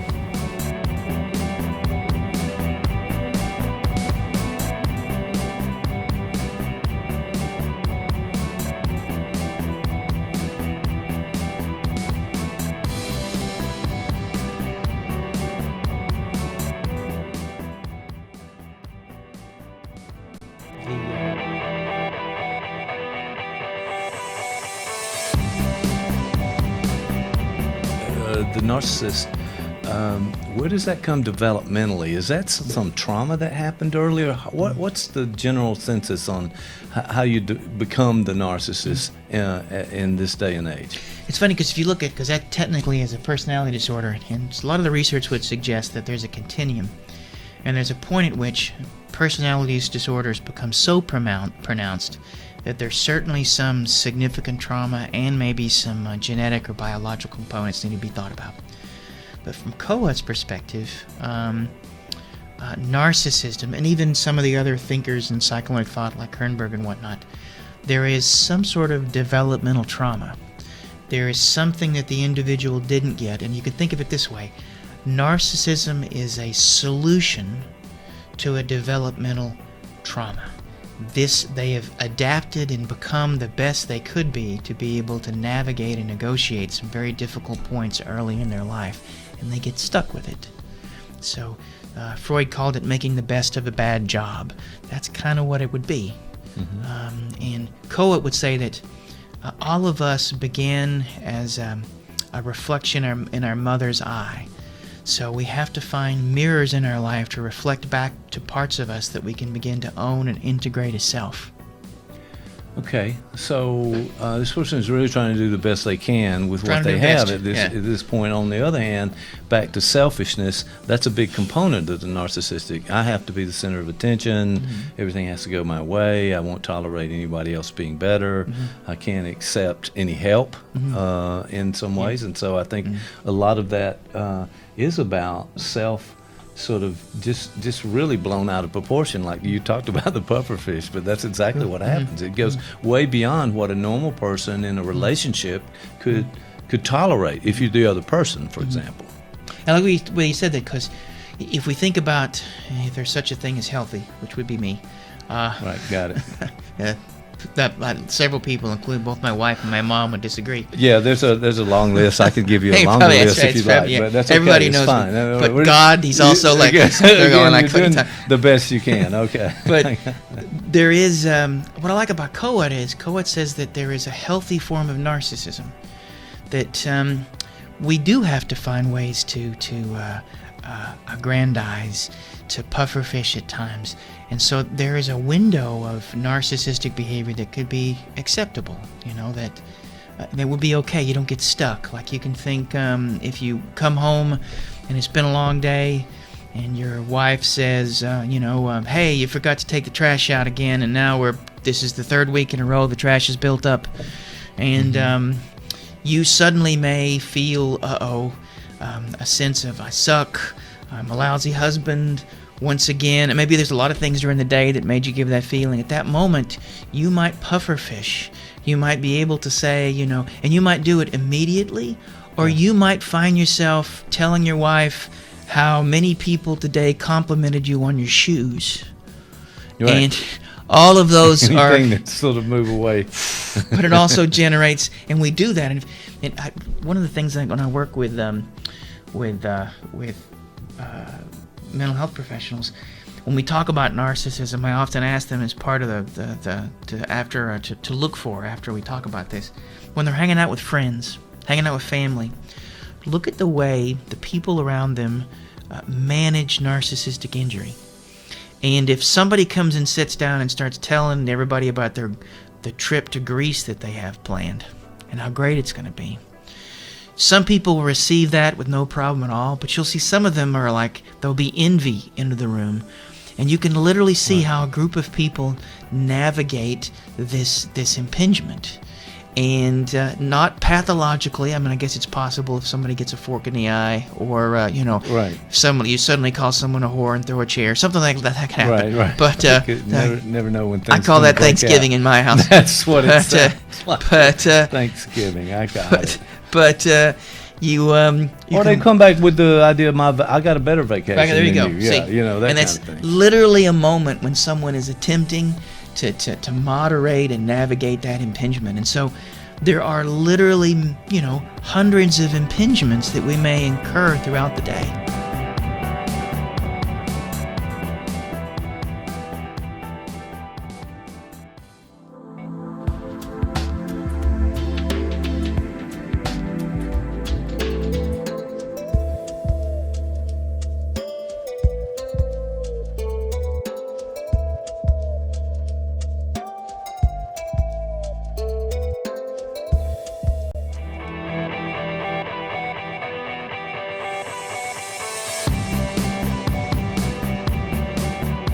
Good. Well, you mentioned self-psychology because, the way self-psychology talks about this is that the self is sort of it is something, you can sort of we have to define the self. And from a self-psychological perspective, there is the brain, and then there's the mind.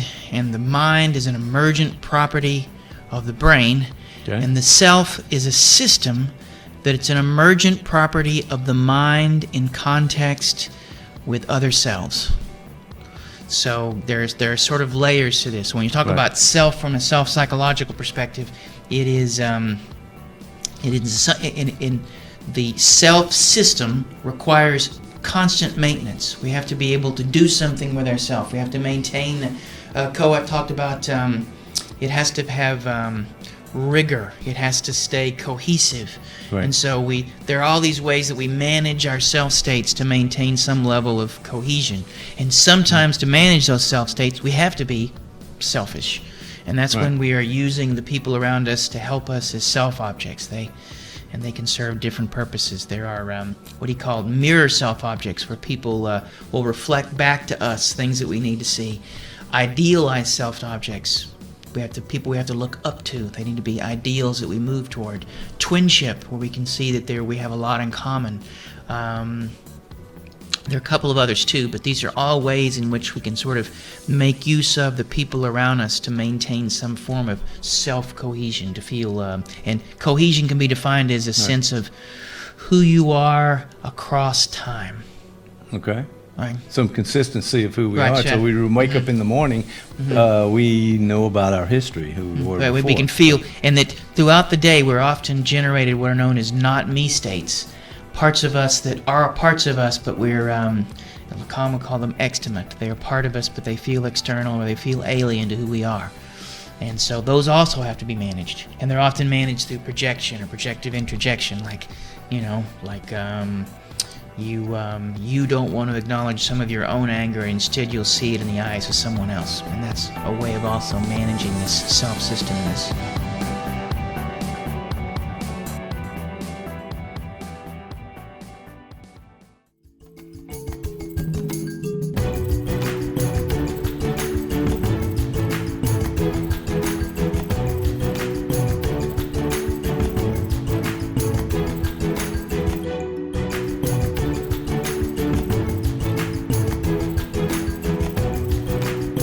This Uma Thurman. She's Yes. doing that. She's the little girl with the climate change.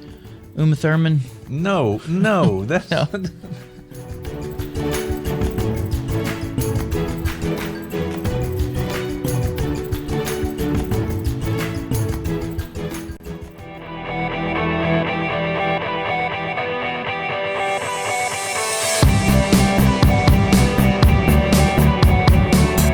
Dan, it's good to see you. How are you, my friend? What's going on with you Friday. today? It's Friday. That's what's good. That's good. I It's like Friday. Fridays. Fridays are Something good. about Fridays. Like we've concluded the week, we've finished our work, That's right, and yes. now whatever we want to do. And right? the, some amount of freedom. And I have 2 days that if I want to do like intense psychedelics, I can go up and then.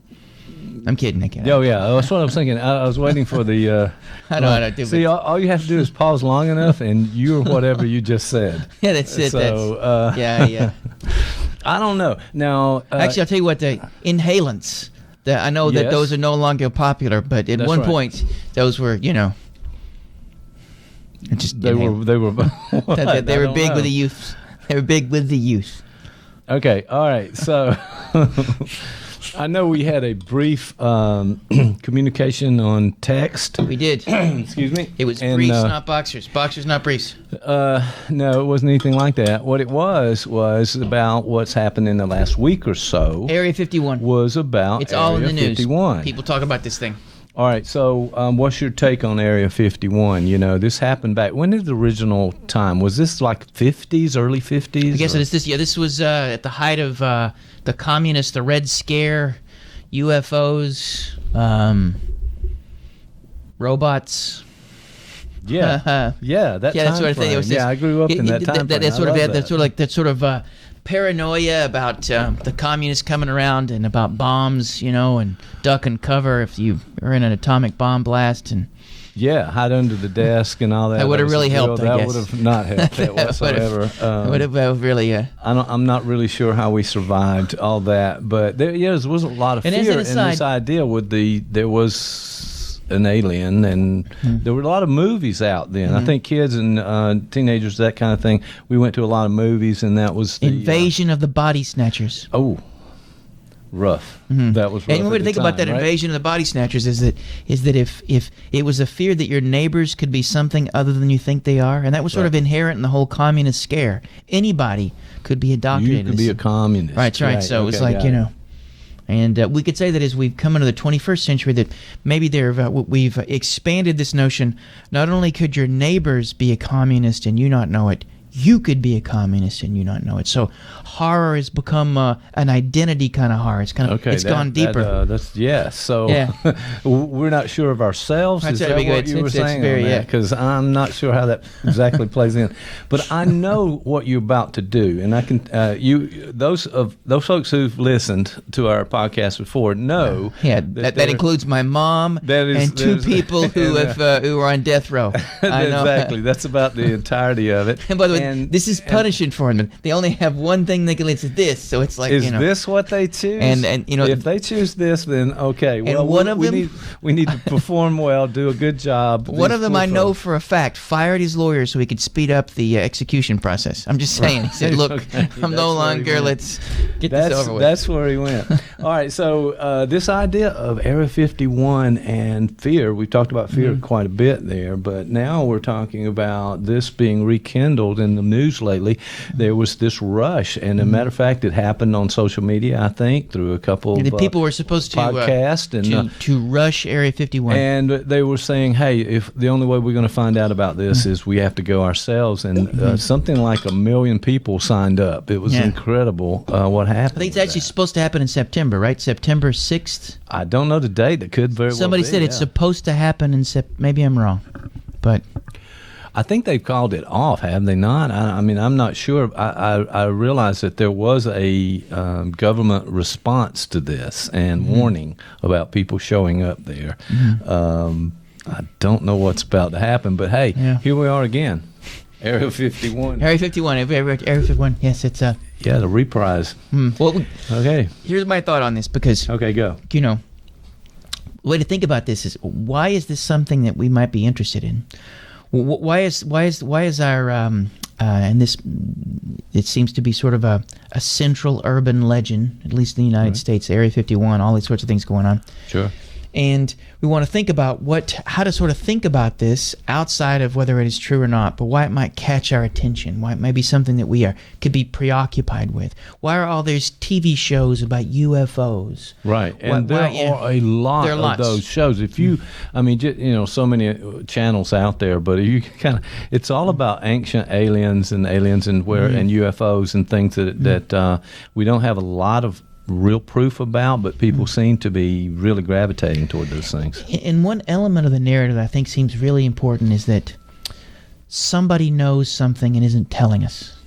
There is a mystery inherent in the aliens themselves, but also the possibility of somebody knowing something and not telling us. Right, and the government keeping secrets from us, that's an ongoing theme in lots of different ways, but certainly around this for sure. And just as an aside, I think they have a very naive faith in the power of our government to do anything properly and correctly. Right. And the idea that somehow they can maintain a secret such as this, I really think that is... you're giving them way too much. Giving them way too much credit. It's not. I see where you're going. They're so inept they can't even keep a secret. So I don't know. They can keep it now. So I really think if history tells us anything, we would expect the cat would have been out of the bag a long time ago. Yeah. Well, somebody would have found that. Well, I do remember that Joe Rogan on his podcast, the Joe Rogan Experience, had a guy who worked at Area 51, and I can't recall his name right now, but he identified a number of things going on there and sort of really supported the idea that the government had found something, had found bodies, had found aircraft, and so forth.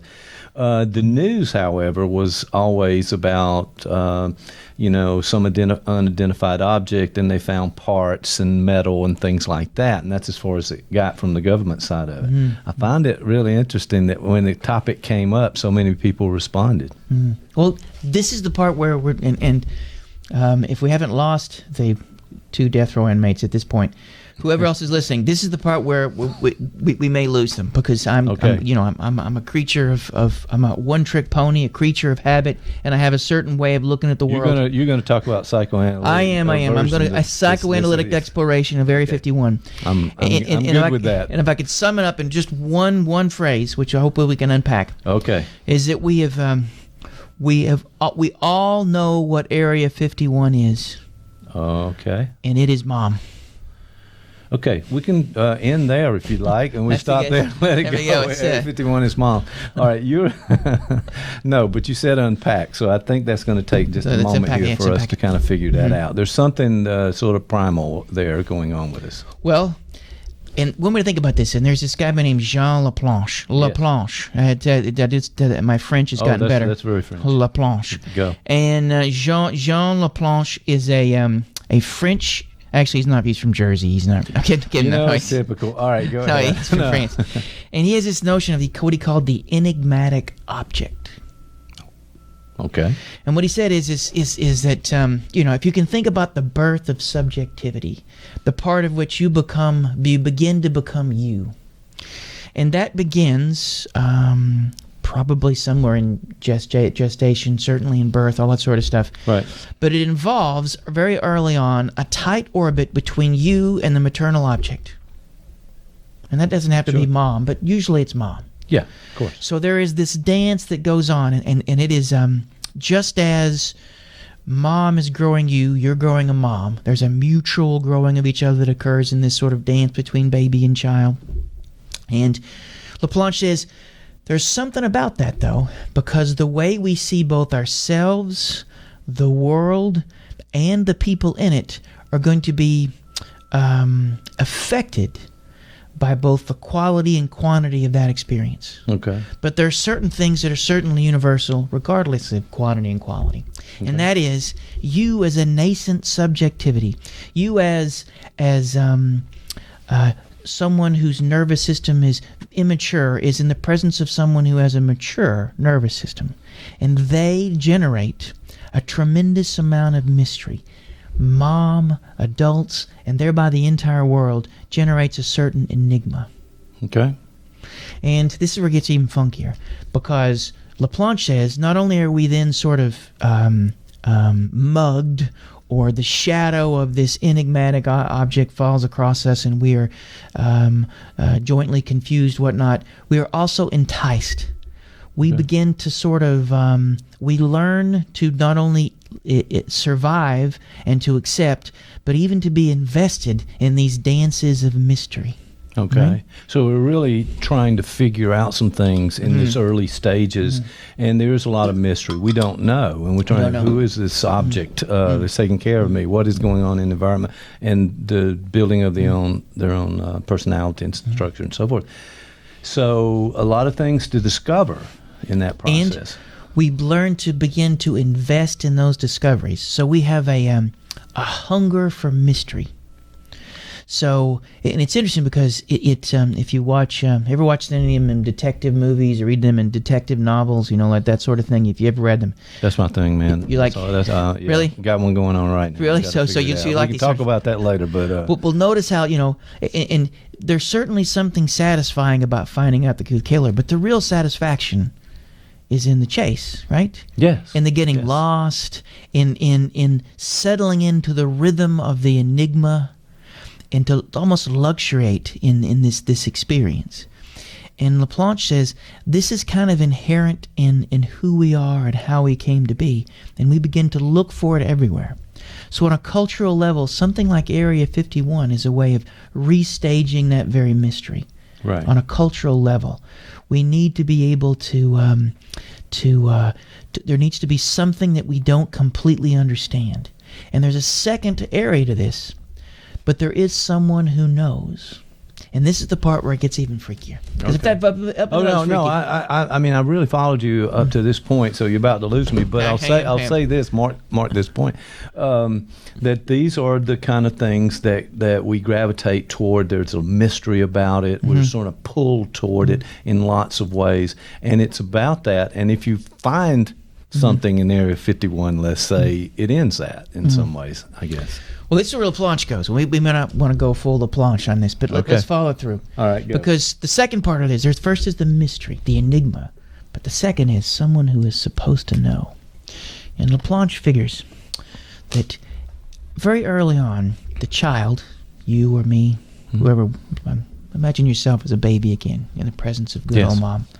You are aware that there is someone outside the orbit that mom has another investment in, a different sort of investment. That you are the apple of her eye, but her desires also go somewhere else. Ooh.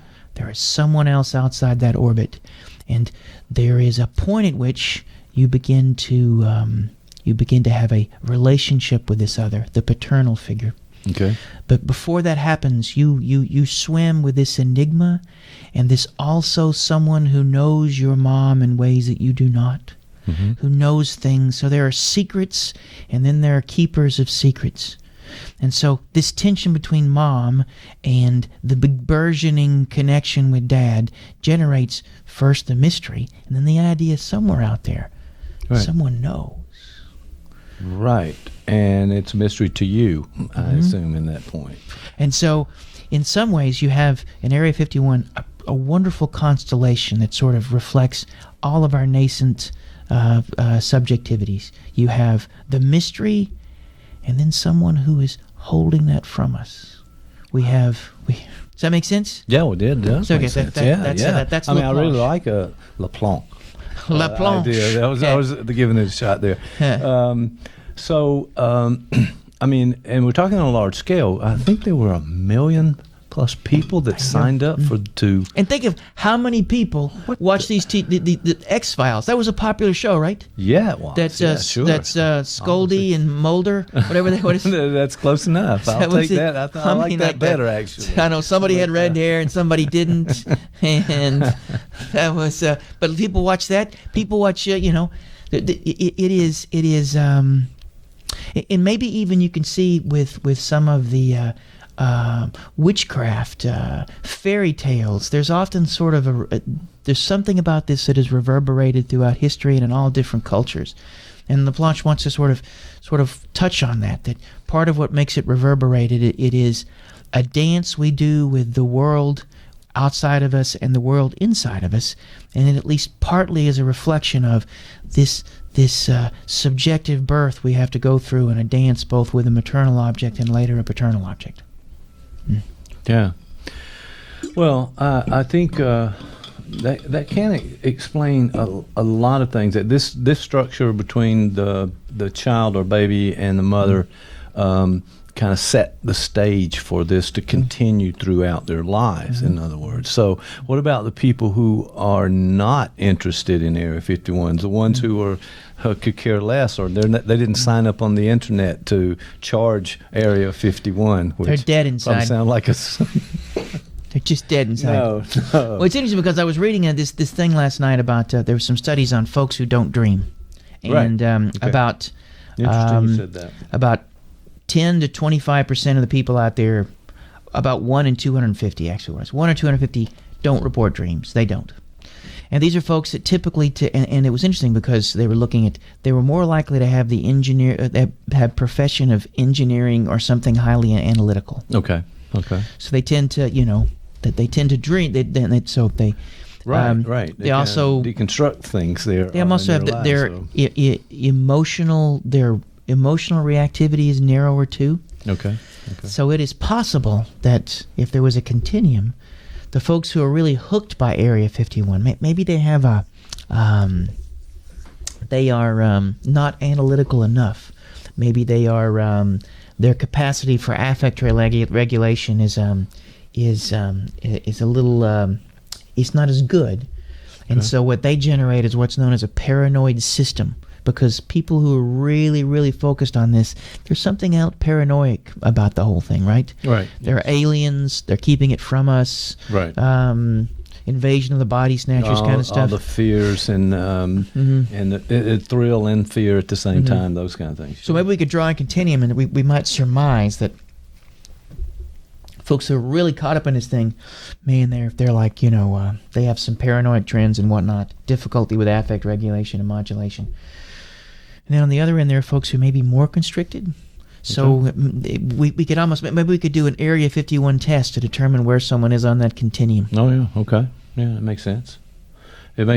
Well, there's a fascination and a thrill to it that I think people get swept up with, and evidently what you're saying is this was already within that person, and it sort of ignites or connects in some ways too. That thrill, that fear, someone else knowing when you don't know, but that one thread seems to be something that is in our society. The lack of trust in government. That's a big thing now. No one can trust government anymore. It seems kind of strange.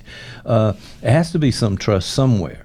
So let me ask a question. If the person has been developed in a healthy way and they've come along, they've had nurturing, they've Talking about me. They other than you, and they had these kind of healthy environment and so forth and so on. They may be have less of this or more of this. Where did they fall? Maybe we could say that they have a curious interest. They can have a skeptical. They can have just enough distance from their interest in this, because one of the ways to sort of gauge if you found it fascinating, this Area 51, right, and that is different than someone who puts on the tinfoil hat and believes that the government is going to try to steal their soul and put it into some sort of alien who's I've currently... never worn a tinfoil hat. I just want to say that for the record. Okay. Well, I have worn a tinfoil fedora, because if you're going to...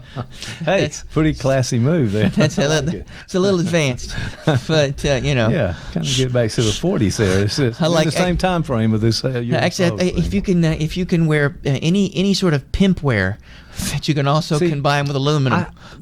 I hesitated to mention that, or trying to be a joke there, but then you keep going. So I will refrain for the rest of this podcast and not do that. All right. So, so those people, what? They not interested in it. They have less capacity for maybe we say that we want folks who have at least a mild amusement. Okay. Or the capacity for investment in it. Okay. Because I think a complete dismissal or a complete falling into it, the paranoid state, maybe we want to find some way to be between those 2 points. Because, inherent in this, and in Laplanche's notion of the enigmatic object, is we have to cultivate a relationship with mystery. We want to be able to pursue it. We want to be able to feel some joy, some pleasure in the unknown. When you mention detective, that's what detective fiction does, right? It puts you in a place, it generates mystery, and that you stay there as long as you can. And if the writer is good enough, he will continue to generate roadblocks. Right. It delays the possibility of foreclosure as long as it can. So your capacity to live in that space and to find some sort of joy may be very important. Right. The paranoid gets lost in it. Someone who is, and maybe it's between the paranoid and the obsessive, because the obsessive would be someone who needs to have everything concise, sequential, and in that sense, they would dismiss mystery altogether. There's I believe it's Daniel Dennett, the philosopher, who talks about disparagingly he calls them Mysterians. Folks who really want to who want to preserve mystery, and he sees that as sort of, and I can understand his point. Yeah, but he sees that that there are that they somehow have a love affair with mystery, and he sees that goes against the whole notion of logic. It goes against what science. Right. Well, because otherwise it's kind of a sterile environment here. There's where are the mysteries and so forth. And I think there's a lot of reinforcement for that, and the thrill of it, and not really wanting to know.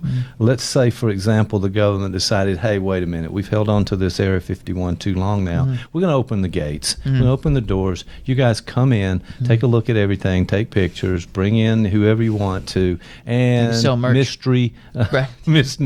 Mystery's now settled. It's over with. Okay. We're going to look for something else at that point. What's going to happen? Here's what I would think I think that would be the very wrong move, because then it generates a different mystery. Why did they do this? Where has it been moved to?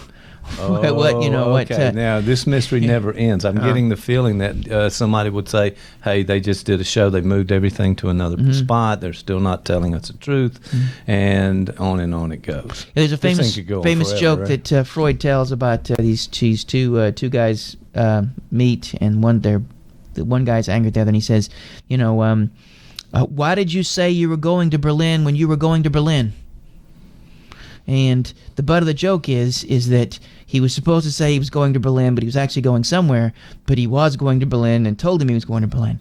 So in a way, if it's maybe not as funny as it could be. I'm just glad we have that on tape, so I can go back and rewind. And watch it's not that funny. But he did some funny jokes. In fact, the number of penis jokes from Freud, you would have come to expect them, I guess. But I mean, it's Freud. Sometimes a cigar is a joke. It's a joke. But the idea is that it would be a little like that. Why are you telling me there's nothing in Area 51 when there's nothing in Area 51? It would really be, it would open up a whole different thing. Like, why are you doing this? Okay. Well, it does seem to me that we've learned a lot about astrophysics and astronomy and the billions of galaxies and billions of planets. But the cruise, astrophysics. We need the cruise. He puts the ass in astrophysics. I'm just saying. You did not say that. Sorry. Did you say that? Okay.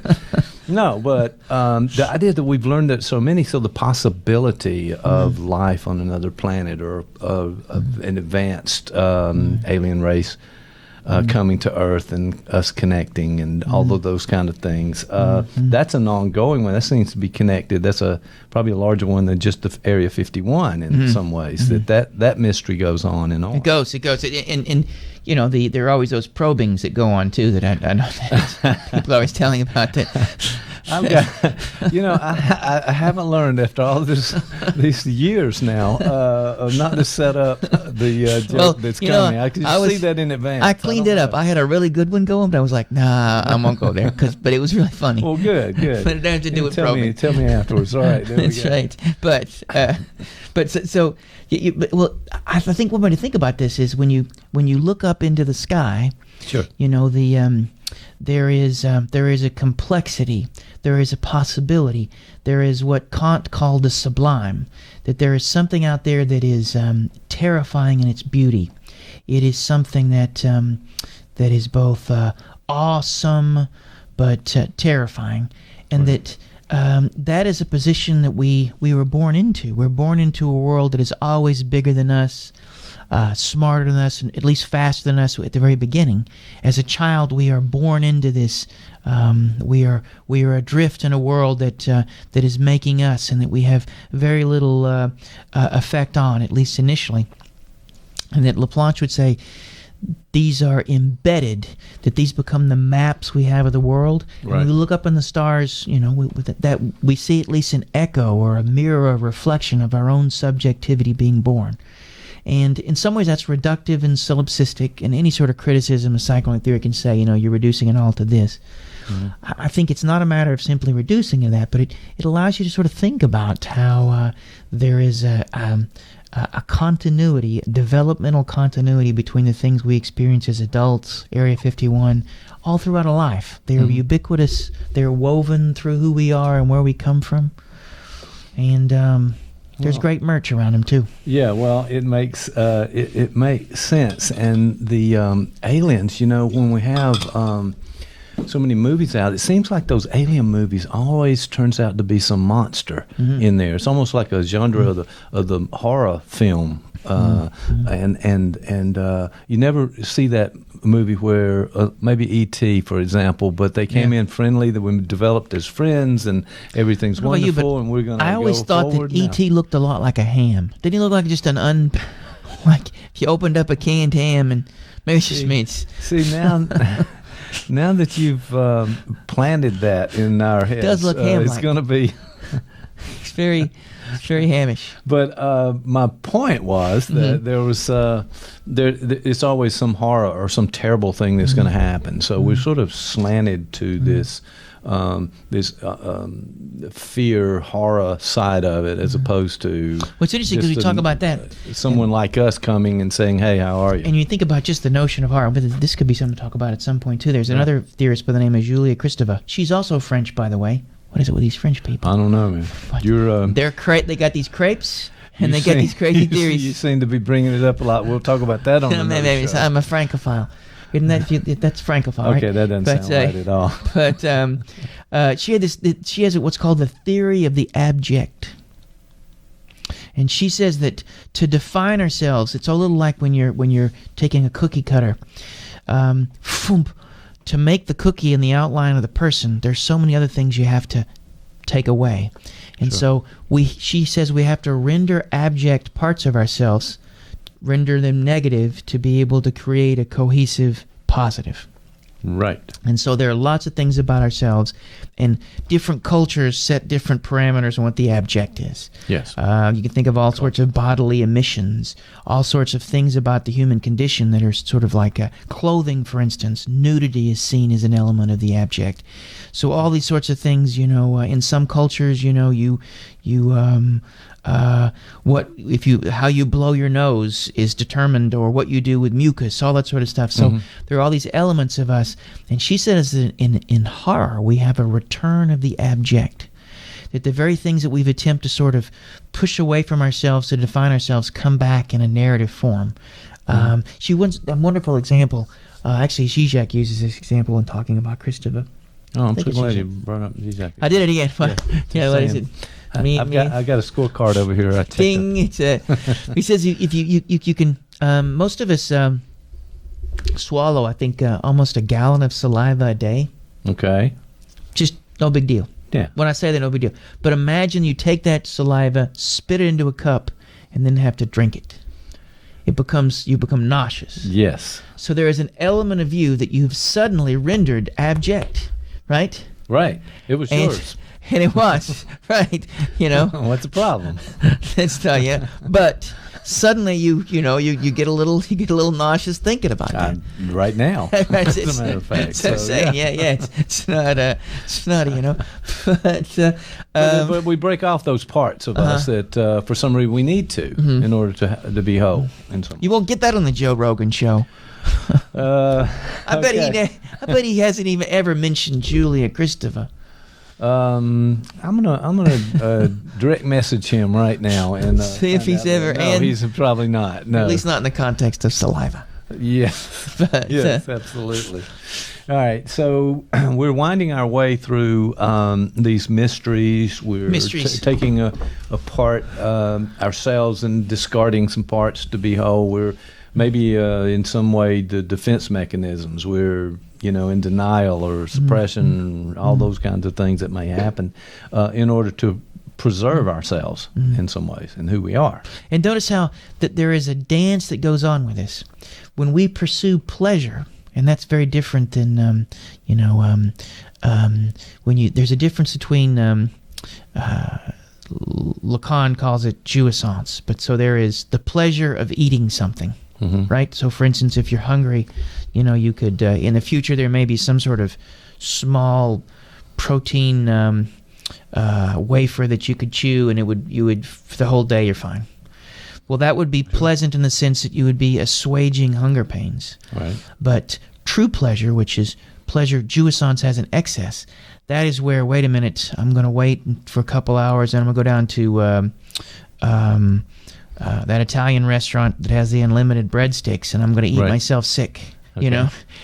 There's a big leap between those 2 points, and having a restaurant with commercials, unlimited breadsticks, all that sort of stuff, there's a big leap between simply the satiation of a desire and true pleasure. And so all of these things in mystery that we danced with when we were in our earliest stage of us, we find a way to be able to play them out in mystery novels. So you're finding a way, you find jouissance in that. You find an excess pleasure in being able to take something that at some point may have been uncomfortable and find a way to play it out in a book that you know that at some point you can put down. It finds its way there. Come back to it, move back to it. So Freud was big on this, that we often take like the very things that are abject may find themselves into our sexuality,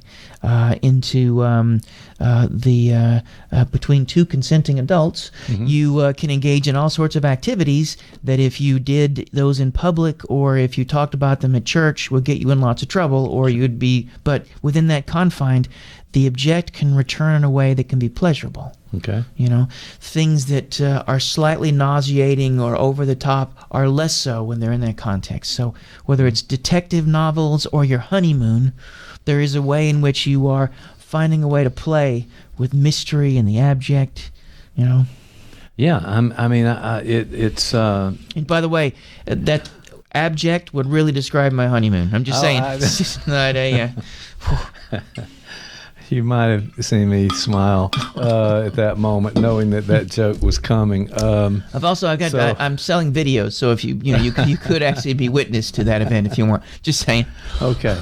Well, it's all about merch, as they say. So yeah, that's some merch, all right. That's good. So. So really you've sort of broken this down for us a little bit, but I'm not sure you're right. This hasn't been mentioned on Joe Rogan's.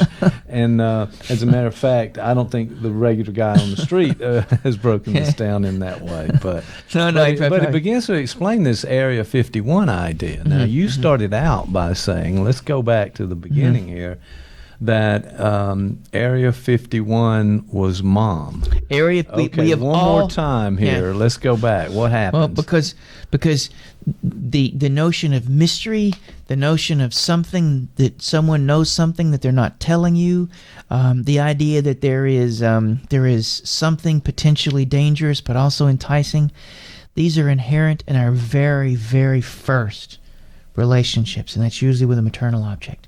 Mom is a mass of mysteries. She is. The things she wants, the things she doesn't want. LaPlanche talks about this too, that, there are different levels of communication. And we often will say to someone, hey, I want you to do this. But there's a subtle intonation that actually I really don't want you to do this. And that, to move in language and to communicate with each other, there are these tensions and mysteries inherent in that, and they find their play. So, if we were to distill Area 51 into just a series of experiences and enticements, the conflicts that are inherent in it, we would just make a list. We would find that same list in Mom. And I had a paper I gave a few years back at the International Zizek Conference, of all things, in Cincinnati, Ohio, where I fell while playing disc golf and hurt my wrist. Never been the same. Right. But, yeah. Okay. Yeah. I'm not following up on any of that. Go ahead. That's it. But I had a paper, and one of the lines in the paper was, we've all met Cthulhu. Cthulhu is Mom. Do you know who Cthulhu is? No, I don't. Okay. H.P. Lovecraft, tentacle face thing, giant monster. Okay. No. All right. Okay. Yeah. Maybe not. Didn't ring a bell, okay. but Well, yes, no, I haven't. It was a paper on black metal. I was doing a thing on black metal, and one of the things. Topic areas for these conference presentations. They're good. I need to sign up for more of these. It sounds like some really interesting topics. They're actually my last one at the International Zizek Conference in Athens, Georgia. Is Taylor Swift evil? That was the name of the paper I presented. You put that as a title. Is Taylor Swift evil? And I'm sure. Have you heard anything from her? No. Publicity or PR camp or any of the managers or something? But okay. It was about is popular culture inherently problematic? Okay. Is there something about that was sort of and I wanted to be able to. And my conclusion is actually the opposite. That it is our capacity for aestheticization. Our capacity to do something with the things that we're given, not necessarily the object themselves. So, for instance, there is a way to find a universe in Taylor Swift. Right. You certainly, people maybe more easily find a universe in Beethoven, but it depends on how one approaches it. So it's sort of a call for sort of an attempt at universal aestheticization. We got off on the wrong topic there. Sorry, but that was quite all right. That was it. But the first one I did was there's a genre called cosmic horror. Ever heard of cosmic horror? I'm not familiar. Okay, it's this notion, and Lovecraft, H.P. Lovecraft was a writer in 20s and 30s, I think. He might have, I think he died somewhere in the 30s and 40s, I think. He was a writer for one of these pulp magazines called Weird Tales. And he created his own sort of mythos, and it was a world of these aliens who were so powerful, and we were so minuscule in the face of them that we were like ants, fleas to them. Right. And he set up this way of thinking about a world in which the universe it isn't that the universe is against us, it just doesn't care. Right. And so there's this genre called cosmic horror that sort of play into that. I was trying to think of some films that might be within that realm. Some of, do you ever Stranger Things, see the TV show? Sure. That has some elements of cosmic horror. The characters, the mind flare is sort of Lovecrafty in a way. And then you have the giant thing at the end that, I don't know if you've seen the third season. Third season. Third season, I have not seen. Yeah, I'm 2 episodes away from the end of it. Okay. It's not... I'll start catching up soon. It's not... I really think it took away from it when Jerry Seinfeld turns out to be the monster. I don't know if you... not a that worst cameo. did not happen. Yeah, it didn't. He's too busy driving comedians around in cars, I understand. And he delivers the might be- final line, I would have gotten away with this if it weren't for you crazy kids. Or you... What's the line? Scooby-Doo, you know what Scooby-Doo? Yeah. Okay, it's... All right, we're going... I think we just covered, most We comic went a lot books of that have been things. out We here. went a All right, lot of- we'll come back. We'll come back to that. But yeah, so the unfeeling monster It's doesn't like, care. and it's universe, as you huge. say. It's like Cthulhu is like Godzilla sized, and he's just sort of, and there's these forces at work that we're just simply sort of the playthings of, Right. Again, sounds like my wedding night. Put a boom boom. Boom. Yeah. Speaking of cosmic horror, If our if our podcast grows at some point, we're going to have one guy with snare drum and Ching. pow. One of those. Yeah, that's things. what she said. Oh, Yeah, we're not going to. We're not going there, are we? All right. So, all right. Well, you've given us a lot to think about in terms of this Area 51 and what it really relates to us on a psychoanalytic and sort of deeper level of understanding, and why we gravitate toward those things. In that there's a mystery flip and side of thrill. this too. You have to be careful because one can get so lost in theory that one can lose sight of the world in which you're walking in. Sure. So it isn't that Area 51 couldn't contain these mysteries, Right. or that there aren't aliens. If we simply dismiss it as just an echo of our early subjectivity and the birth of our subjectivity, what we should do is we should be able to make use of where we come from to inform and maybe even generate pleasure in the present day. All the ways in which we were frustrated or things didn't work out have generated just the sort of tensions that we could find in the things we enjoy. Your interest in detective novels. If we put you on the couch and begin to talk to you, we might find some interesting precursors in your childhood that might what you look for when you pick up a detective novel. It might be interesting. What would what sort of, and there are different genres. That there's hard-boiled detective. There is the British detective. Yeah, There's the different genres. They're the police procedurals. Procedurals. That's yes, right. Yes. There we go. And what do you prefer? Whatever's next in the authors list that I haven't read. So But who would be an author that you're like really? Well, now you put me on the spot there. I have to think of this one. so- But so generally, they are police detective. That's the latest one, though. But we've been through a number of different genres in there. Anything that involve cats that solve crimes. No cats. No cats Serious one, yeah. in our novels. Sue at Grafton, this the point. ABC, Yeah, the mysteries. yeah. Yeah, that involves a cat, doesn't it? There's a cat in there somewhere. Okay, I'll think take so. your word for it. Okay. All right, I'm about to get in trouble here. I can't remember. I'm gonna have to bring my list of Maybe books next time. I don't so know I'm if you not like. caught off guard. I'm sorry. Is it Man Killer, the guy from one of the Swedish crime novels? Yes. I think my I've gone through mother-in-law several of those, yeah. gave me a bunch of those, and I read them, and they're very bleak. Very bleak.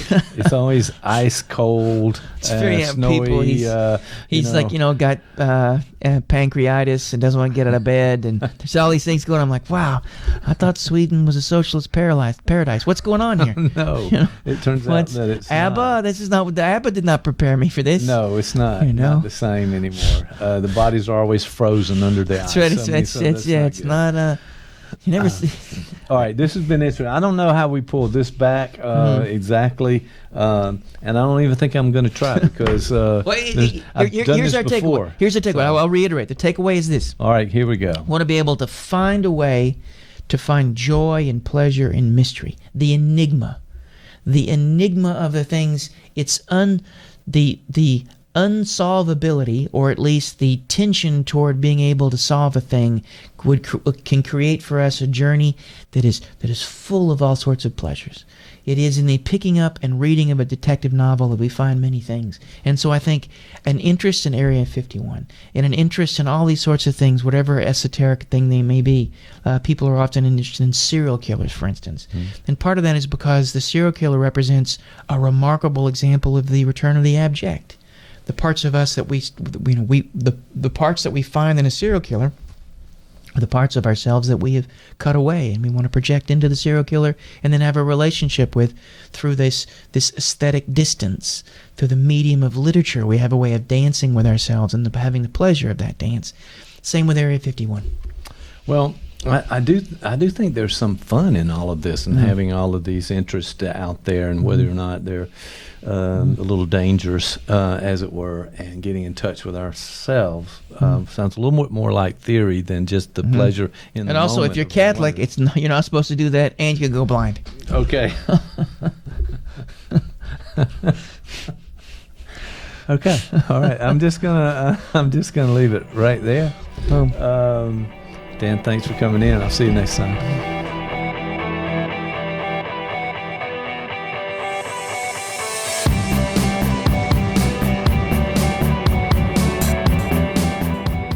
You have a story to tell.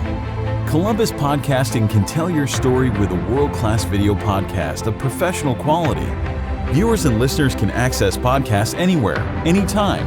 ColumbusPodcasting.com. Give us a call today.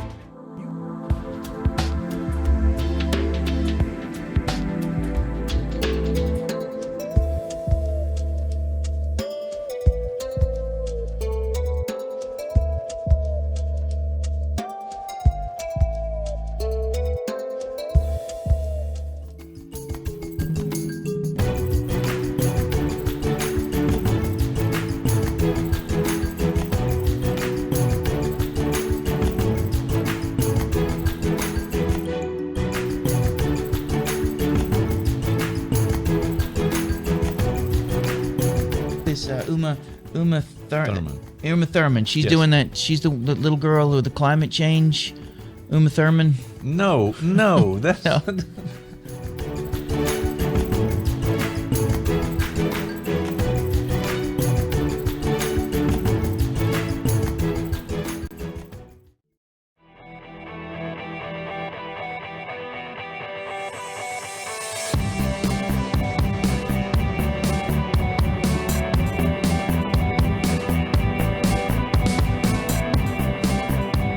Hey, it's a beautiful Saturday. Going to be 72 degrees. I can't believe it. Here we are. Anytime the temperature gets above my IQ, I'm better. I feel better. Yeah, yeah, you got to work on that IQ thing of yours. But yeah, it's November, end of November, about to be December here, and it's There you 72 go. degrees. So I'm going to enjoy that day. My birthday was 4 days ago. Oh yeah, well, happy belated birthday. Yeah, it was. Yeah, man. So, how old are you now? Do we get 73. That's in? That's it. Oh, not Yeah. the Is that in IQ? dog Okay. years or right. people years? I, All right, actually, that's the voice of Dr. Tom Hackett, our executive producer. No, coming out right here. I've been promoted senior executive producer. Oh yeah, he's Two gonna ask steps for more. up, yeah. He's going to ask for more money. Well, It's not going to happen. senior so. means he gets ARP discounts or AARP. That's all. Yeah, There yeah, you yeah, go. yeah, That's okay. right. That's all that. Good group out there. That's Yeah. it. But we'll look for sponsorship of this Got Therapy program right We now. could, mention prostates. I don't know. All right, I'll tell you what. See, I'll just try to run ignore and run right through to the next idea. So you watched some more movies. We know that's happened. I occasionally watch the movie. I'm sorry I didn't get to go with you on this last one, but it was G-rated, and I just don't. It was interesting because prior to this one, what the movie I saw last was the Mr. Rogers movie. You know, Yeah. it's Mr. Rogers 2, Electric Boogaloo. I don't know if you've. I don't think that was the title, although provocative. It is. If anything. But I hadn't seen a movie rated that sort of rating in a long time, and so the previews before it were very how do I say this, saccharine. Like I think I got cavities just watching these things. Oh, if you're talking so- about just the sweetness and the Was. kindness of this Lot of, gentleman in the movie, I mean, well, of course, these are that's the how he's previews. portrayed, right? Well, actually, in the film, you don't realize this, but he killed a man Oh no, that's not true. But In fact, it's not a James Bond movie. or with a anything, spoon. I mean, that's how angry he was. Right? Oh, I mean, that's just, this is being it's censored like as we a speak. giant. He turned a man into a giant grapefruit. That's all I'm saying. It was. That is not what happened. But So that made me laugh. The idea of Yeah, giant well, see grapefruit. that most of those things that come out will make you laugh. So rest of us are scratching our heads. All right, what's that microphone over there, Yeah, my friend? I think I hurt myself. Yeah, you be careful with that. But yeah, so you saw the doctor. Well, he wasn't that. He wasn't the doctor. It was a Mister. He was a mister. Well, he didn't have. You're thinking of Dr. Spock. It may have been there for just a second. It's hard to stay on track a lot of times around here, so I don't apologize. I'm just trying to keep up. But this movie was really interesting. It wasn't about him, Mr. Rogers, directly. I mean, that wasn't sort of the plot of the movie. I mean, it was about a reporter, right, who was doing an investigative review. It's and about report for him. Mr. Rogers was holding this person hostage, and they had to rescue him. You know, actually, well, the film itself was structured around. Oddly enough, it was Mr. Rogers was in sort of in the form of the therapist, and there Okay. was this character who was having who had some pretty strong father issues. And All right. That makes Mr. sense. Rogers, in a way, is an intervention, and the movie takes a sort of a surrealist, almost magic realist turn. So it's hard to say how much of it was supposed to be taken as a general narrative and. Sort of his character was bigger than Well, at life one- at some point. He Well, no. At kinda- one point, he becomes a character in Mr. Rogers' neighborhood, and he has bunny ears, and he's Okay. tiny, and did these things Okay, happen? there you go. Sounds like I'm making that up. but I'm Yeah, it not. does sound like or a producer who was under the influence or something when they came out with that. But yeah, but there's been several other Mr. Rogers movies, not just recently. Actually, it's been like this is something that has caused a lot of interest in him, and it's been out. I think there was for a one while. called 50 Shades of Mr. Rogers. No, So- that's not one I'm thinking of. But what a great character! I mean, true to life. I don't know exactly the history. I hadn't read the biography, but Well, people don't realize this. He was a Presbyterian minister, okay. and he had a quiet yet radical agenda. And there's one of the movies you mentioned is a documentary, which sort of right. walks you through what that was like, and what there. And it's interesting because my wife and I were talking about this. Can I get a little psychoanalytic here? Go ahead. Is that Nothing okay? new around here. Because there is to form our ego ideal, to form some idea of the sort of person we want to aim towards becoming. We often pull from folks in our culture. People will pull Sure. from sports figures. People will pull from people on TV, movies, that sort of thing. And there was a time when you're growing up, you have potential paternal imagos that are things that you can internalize. And at one point, I remember my childhood, there were two, Mr. Rogers and Bill Cosby. Right. And Bill Okay. Cosby didn't turn out so good. Early on, that was a good thing, And- maybe, but not so much now. Well, that but we I know. remember But- literally being traumatized.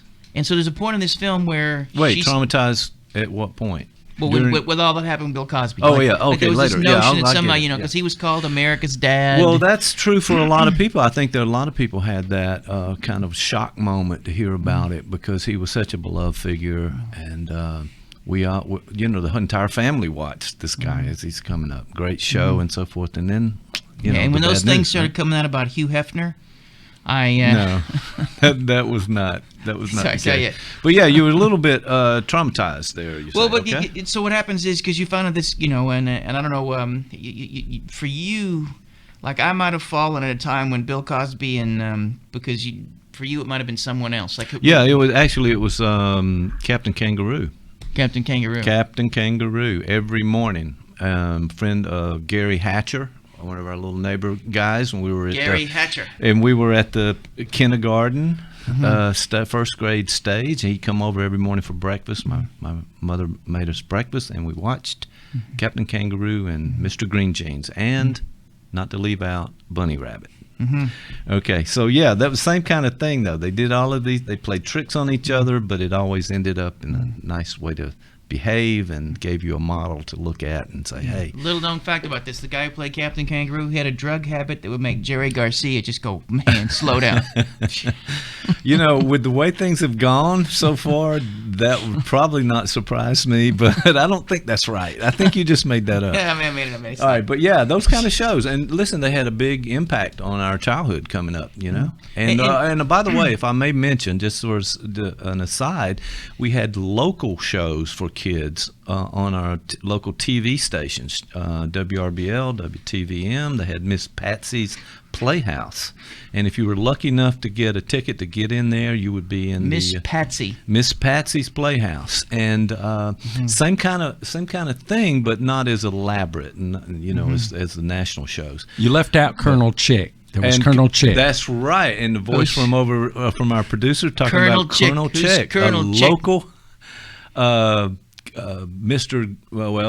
Captain Kangaroo, kind of a local one in his Right. own identity. Colonel And so, Chick. yeah. So when I guess where we're going before you interrupt and say something off the wall, but this was a phenomenon across the nation that local TV channels tried to emulate those big shows, and it really Mr. Rogers came a little later in the game, I think. So just give us a perspective there.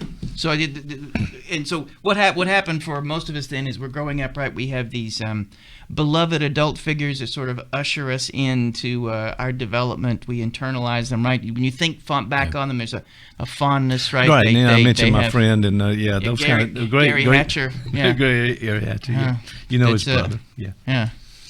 In fact, where I come from, East Tennessee, the hills of Right. East Tennessee, Yeah. the mountains there, we had a similar thing. Now you think about it, we did, Yeah. but it was unfortunately based on the movie Deliverance. It really wasn't, yeah. No, that was pretty rough back in the hills there. Yeah, it was. So I hope the kids survived that terrible ordeal.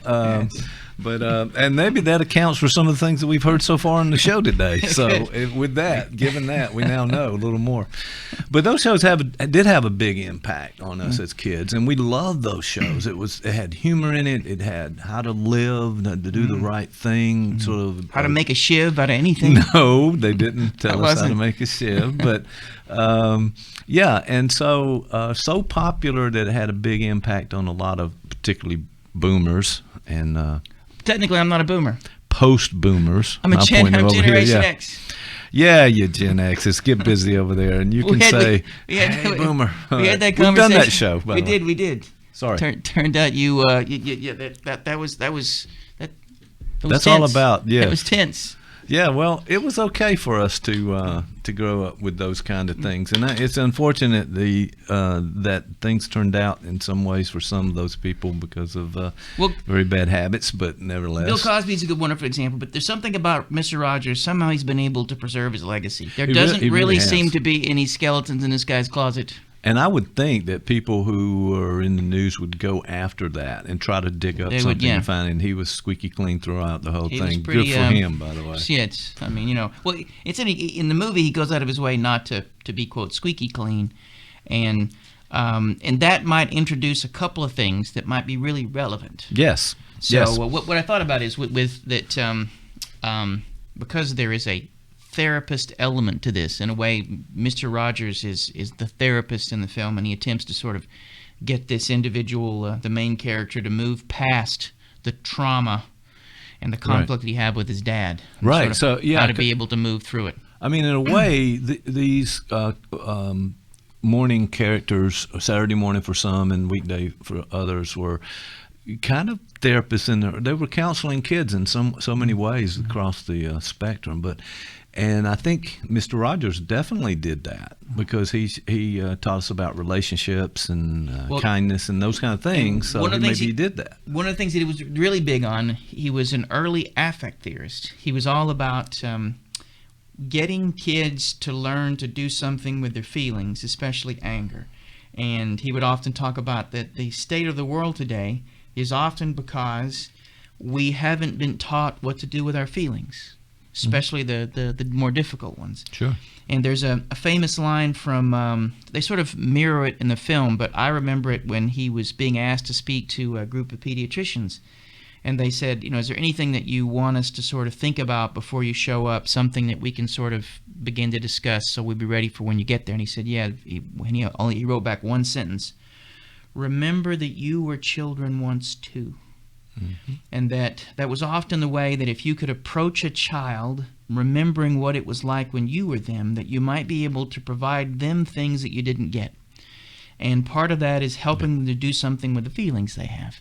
And there's a line in the film where he says, if you can mention it, you can manage it. If you can mention it, you can manage. That sounds very familiar for from some of our earlier sessions, maybe. If you can name it, you can tame it. As far back as Freud, the idea was, with the talking cure, with the idea of therapy, that if you can put something into words, then you can do something with it. Mm-hmm. That prior to words, we often experience somatically, we experience it as a conflict, or if you can't put it into words, then it becomes reflexive action. Mm-hmm. So the goal is, if you can insert the possibility of thought, of binding and naming the feelings you have into some sort of symbolic narrative, then it doesn't become either internal in the terms of somaticism or external in the form of reflexive action. Mm-hmm. Mm-hmm. I like that. I like the idea of sort of defining it and giving it words. There's right? a famous quote from Freud I mentioned here before. I think that the person who threw the first cursed word instead of the first spear invented civilization. Okay. And the idea is that the minute, so the goal would be is we get, and one of the ways to think about that is there are all these sort of systems of psychotherapy, but almost all of them to some degree revolve around the way of getting people to be able to think about and do something with their inner experience. Some are more explicit in that. My area of interest, psychoanalytic thought, is much more explicit in that, but even behavioral and much more action and directive-oriented therapies still have that as at least implicit in the work that they do. Mm-hmm. You are working with someone to deal with the things that they brought in to see you, and you create a space to be able to do that. And so, in some ways, that is what Rogers was attempting to do, to be able to create that sort of space. And in the film, that's kind of what he does. Well, he wasn't trained in psychotherapy, I'm assuming, and where do you think this sort of comes from? Not everybody has that ability to begin to question themselves or do this internal dialogue, and it takes a lot of training for a lot of people to get to that point and then try to help other people begin to do it from a therapy point of view. So I wonder where that came from with him. Is that a natural kind of thing? He was a witch. Okay, see, I'm just asking. I'm trying to frame an appropriate question. No. Yeah. So, well, I think. I mean, some people have it more than others, or this introspective insight to themselves. Well, if you notice, in some ways, he represents almost a cliche in a way of the non-anxious presence of the therapist. Yes. There's a calm, and he is actively inducing attachment and connection with all his nonverbals, his tone. The music behind the words is very calm, and he really represented a safe space too. Very safe, because it was very slow, meticulous, quiet, easy. So it was easy for that non-anxious presence, which is a great word, by the way. Well, we all there's need to work on that part of ourselves, I think. Well, and think about, that's what I think he means by, he didn't have the word for this, but in my end of the spectrum, we talk about this notion of mentalization. And the idea of reminding yourself that you were a child once is the capacity to hold the person across from you, if they're a child, as a whole object. You can see, there's another saying that people ask for love in all the most unloving ways. And so a child who is in the process of screaming and yelling, you may not hear the need or the ask for love in that, but if you can put yourself in their shoes, mentalize them, then you can suddenly be present with them in a way that you otherwise couldn't. And so we have to work toward being able to do that. And he even says in the film that he practices often. Like he practices often to be able to gravitate and stay in that space. And there's a scene in the film where early on a guy goes to visit Mr. Rogers in his studio, and he's a very cynical. He's really expecting that this guy is after money, or somehow he's being overly burdened by all these things. And there's a kid, and the kid is hooked up to an oxygen machine, or a oxygen tank, but he's standing there and his parents are behind him, and he has this sword. And he's swinging the sword like this, and he almost hits Mr. Rogers with it. And Mr. Rogers is kneeling down in front of the child trying to speak to him. And the parents are going, listen, be nice. No, that's disrespectful, whatever. And finally Mr. Rogers is able to speak, and he says something like, wow, that sword looks very big and heavy. And the kid says, not really. And he says, well, I still think you must be pretty strong to be able to hold that sword. He said, well, I guess I am. And he said, I think you're probably pretty strong inside too. And the kid stops, and he hands the sword to his parents, and then he hugs Mr. Rogers. And I think that was based loosely, at least, on a real occurrence. Right. And you can see what happened with implicitly, Mr. Rogers understood that the kid, the anxiety of being on a studio set with cameras on him, his parents behind him, is negotiating this experience the only way he knows how, by being putting his feelings into action by throwing the sword around. And Mr. Rogers is able to create a space that slowly but surely he finds a way to at least indirectly connect with the emotional state and say to the kid, you know what, you're strong enough to be here. You are tough enough and strong enough to be in this place that you are. And so he indirectly dealt with a fear that was probably pushing this kid to act in the way that he was. Right? Sure. And so boom. Well, I don't know. I mean, I love your analysis of that, and those were that's a powerful moment, and I think that wow, what control, what focus you must have to be able to push aside all of those that interference that are surrounding you to get to that point where you're recognizing that child and what's going on with them. Well, he talked about this. He said that because the guy says to him, how do you manage to do this, Wack? And he said, well, it takes practice every day. Or his wife actually tells him this. The wife says, Mr. Rogers' wife says, well, he swims laps every day. He prays. And every night before he went to bed, he would say a prayer, and he would list people's names to pray for. So he would say, dear God, please, be with, and he would list all these names. He wrote 100 letters a day. Wow. To people who wrote letters to him. And so all of these were, in a way, these were exercises in being able to be in that space, that orientation toward an other, right? Yeah. And so, it's tough. Right. And he worked at it. There's also a scene where he's being interviewed by this guy, and this guy's really attempting to get a rise out of Mr. Rogers, really attempting to, sort of disengage, and Mr. Rogers sort of continues to find a way to stay connected to him. At one point, he even says, he's talking about, well, you had kids, and Mr. Rogers says, yes, I did, and he said, well, what was that like? And he said, well, my youngest really tested me, but we're okay now, and my oldest, he doesn't let people know who I am. But that's okay. That's what he needs to do. And then the guy says to him, he says, it must really be hard having Mr. Rogers as a dad. And he said it in a way that, was like, sort of like if you were poking. Right. And Mr. Rogers got very quiet for a second. And he said, thank you for saying that. I'd never really thought about the burden that they had. but you've given me something to think about. And the guy was like, okay. Oh, man. I was trying to get a rise out of him. He just gave me back some insight and wisdom with that. So, yes. But you can see that non-anxious presence. You can see that open to whatever comes in between the two. Whatever comes from the other, you were open to, and you're able to hold it and to contain it and to chew on it and then to be able to give something back. And that was at least implicit. And I don't think he had any training. Maybe in his, right. Yeah, that was in his divinity program, maybe. But he certainly had the discipline to be able to practice, as you said. It takes a lot of practice to do that. And a calmness within to be able to fend off that, because most of, I think, humans, we're reactive to a great extent. We want to say something back and and come back with it. To take that moment to pause. You've talked about that before, the idea of leaning in and this notion that you just you feel the impact and then you pause. So, having that kind of discipline is well, you could literally amazing. Don't we all need more of that, though? Well, I'm thinking. Well, no, because then I wouldn't have a job.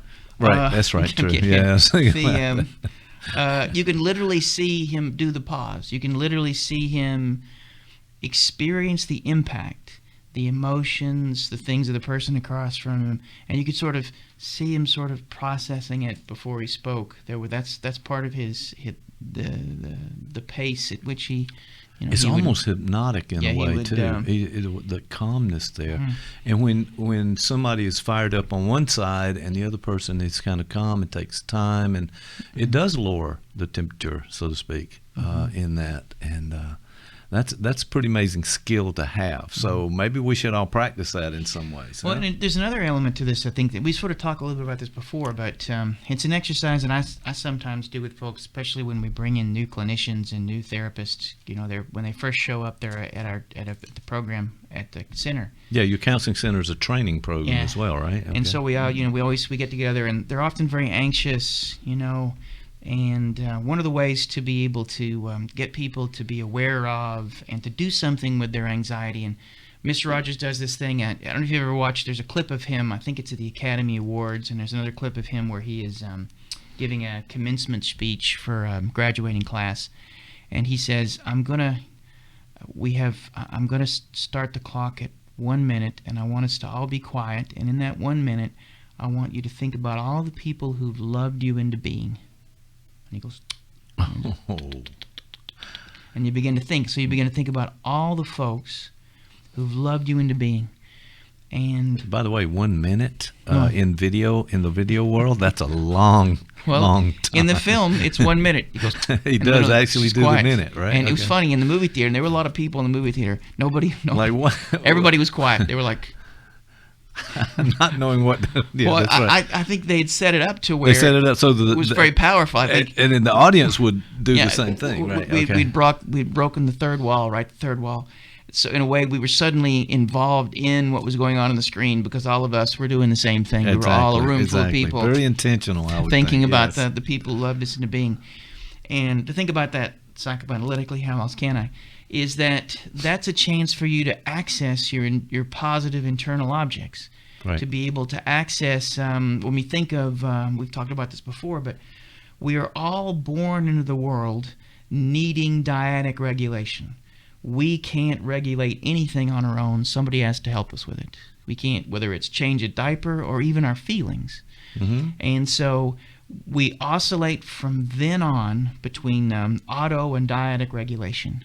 If you get the right sort of dyadic regulation early on, you can internalize it. And you learn to do something with as many feelings as you possibly can. You have a sense of, it's not independence, because true autonomy is interdependent. It's a capacity to be both connected and separate, and to allow for some sort of like a Mobius strip of sorts. But that requires an initial dyadic regulation that many of us don't get. And even the best, there are lacunae. There are still places and gaps where we don't get maybe some things we might need, and it begins to form.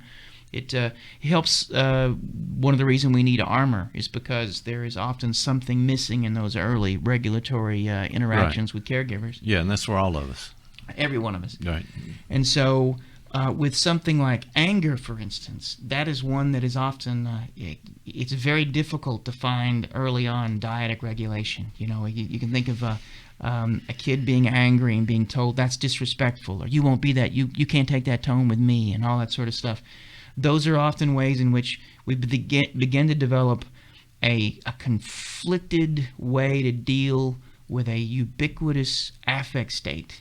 And Rogers would say, maybe not Carl, maybe Carl Rogers, but Mr. Rogers definitely would say that is at least part of what leads to the trouble we're in, right? Mm-hmm. And so I think he often attempted to be able to create a show that would generate that kind of dyadic regulation to get people. On his TV show, he talked about not just anger, he talked about divorce, death, right after President, I think this was John F. Kennedy had been assassinated, the next episode he talked about assassination. Wow. And he said, and one of the things he said that you may notice that the adults around you are very upset, and and they may be acting in some strange ways that are scary to you, you know. And then he would say something like, well, adults are just like you. There are often things that happen to them that make it hard for them to understand, and they get scared and confused too, right?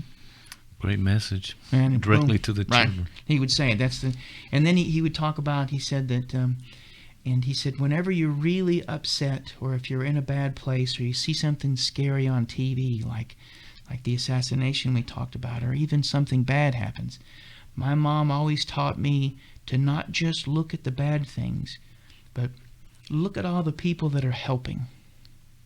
Focus on the people that are helping, because in every one of these bad spaces and where bad things are happening, there are people coming together to help. And notice how that's sort of a figure to ground, a sort of parallax view where you suddenly can, there is a background that's also important, and it helps. He's in those moments he's giving, he's regulating those affect states in such a way that if you internalize it, whether it's you can hear his voice in your head saying that, or you can practice it yourself, you might be able to deal with a difficult situation differently next time. Wow, great, absolutely a great message, and one we really need to hear. I'm thinking of our times right now when there's so much anger and divisiveness. So you mentioned Carl Rogers. It almost sounds like they were pretty close and pretty similar in some things. Rogers talked about empathy and understanding from another's point of view and being congruent and all of those kinds of things that I think we probably saw on that show with Mr. Rogers. What do you think the parallel might be? Well, and I wonder, obviously they had the same last name, and they both killed men with their bare hands. I'm kidding. No, they didn't do that. Okay, but that's in the parallel universe, and that's another movie entirely. That is. That's right. It's the two of them team up and I can see we could write that movie right now, but we won't. We won't do that. But right there was a Eddie Murphy parody of Mr. Rogers. Mr. What is it? Something Neighborhood. Have you seen that on Saturday Night Live? Oh yeah, that's right. The Saturday Night Live parody. Yeah, kill my landlord. I think was a phrase that he used a lot. But I wonder if, in some ways, they were sort of just swimming in similar water. But you know, Rogers had a divinity degree, so and he was a Presbyterian. So it's possible that some of these Rogerian, because I think Rogers, began in the late 40s, right? Didn't he? He was in 48, 50s? Late 40s, in the 50s, in the 60s. And so, really came on. Somewhere around there when Rogers was being trained, he had to be exposed to some of this. And Carl Rogers also was his religiosity. I think he came from a religious background, and so there's something about there's a progressive Christian element to both of them in a way that I think is there. Yeah, Rogers used this term unconditional positive regard, which kind of took the expertise or expert position out of the fray and leveled the playing field, so to speak. So he's also the first person to use the phrase Netflix and chill. Really? Okay. Yeah. Well, I don't think that's true, but we And if anybody wants to know more about that, we do have an episode with that title out there from Got Therapy. But extraordinary gentleman. And I don't know, was he accepted by everyone, or do we say, okay, that's kid stuff, and I wonder how that was for him. He was in the real world. So there's also a scene. This is from the documentary where this was during the civil rights movement. They had the police officer on the show was an African American man, and Mr. Rogers is sitting in front of his house on the show on the set, and he has got his feet he has one of those little kiddie pools, and he's taking his shoes off and he's resting his feet in the water because he's trying to cool off. And he sees the officer come around, and I forget what the officer's name is, but he says, tells him he's probably hot, and asks him if he wants to put his feet in the pool. So he takes his shoes off, and so there's Mr. Rogers and an African American man, both with their feet in this pool of water. And that was the 60s. That was a radical move. Yeah. That was really literally an FU to sections of the country that attempted to would have been offended by that sort of thing. So there was a quiet revolution in, I think, some of the things he did. And it's interesting, there has been some blowback. Particularly among some voices in the right. They see that the term, I think, was wussification, and that Mr. Rogers contributed in the wussification of manhood. Right. And that somehow he was defanging and making men more like women, or somehow taking away, generating a civilization of beta males. And so you'll hear that among some conservative pundits that there is something about him that. So the mystique was to be tough and take charge and fight if you have to, and all of those kinds of things. So, because I have this strong man. I have a Facebook friend. He'll often send these pictures, and there's some pretty hyper-conservative artists who draw these depictions of contemporary pictures of Jesus, and it's a picture of Jesus sitting on a park bench with next to this guy. He might have his arm around the guy, but the figure of Christ is like linebacker Jesus. He's this very he's ripped, right? He's got the six-pack. He's a big guy. Yeah. He does not look like a Middle Eastern man that, he looks like, he's like Anglo. Blonde, blue eyes. No, I mean, he has blue eyes. Yeah. And he's sort of a Clay Matthews Jesus kind of approach. It is. But you'll notice how. Thank you, Dr. Hackett. But to my friend, this is not a parody. No, this is how it is, right? For literally how. And so Mr. Rogers would really be and again, it's possible to see Scripture in all sorts of light, but I just suspect that at least the message of Christ is more Mr. Rogers than don't you think? Alpha male. I don't. Yeah. Maybe I'm wrong. Yeah. Well, and I've recently seen the depiction of from the Rocky movie where Rocky had the gloves on and Trump has got the Trump head, but he's got the ripped body. So yeah, there's that. So there's a pushback against it because I don't think, first of all, they don't understand it. If you push him back like that, you never took the time. You just sort of label somebody and put them in a box, right? Even if you wanted to take that track, and whenever we start to, we've talked before about toxic masculinity and this notion of alpha and beta male, as if those things had any real resonance or real. But even if you wanted to take that track, the person who is truly a leader and in charge is someone who can induce growth in the people around them. Yeah. Someone who is truly in charge of themselves and in a place of leadership, grow people around them. Right. And so Mr. Rogers' message is certainly in line with that. It's not about your ability to learn to deal with your own feelings and then help others deal with theirs is is a major component of true leadership. It's not a Well, it is leadership, isn't it? Yeah, and I just wonder if we've forgotten that or not paid attention to it, or for somehow we're in this bipolar world that we're living in now, and we forgot some of the most important teachings. And to see somebody like Mr. Rogers do this and learn from them, I don't know if people are taking the time to really appreciate that. I'm glad this movie came out, though, because it really gave us. I'm looking forward to seeing it. I will say I did find the soundtrack, the NWA soundtrack, really took away from some of the, I'm not sure why. Yeah, the F words throughout. Okay, so maybe that soundtrack didn't happen, but yeah. So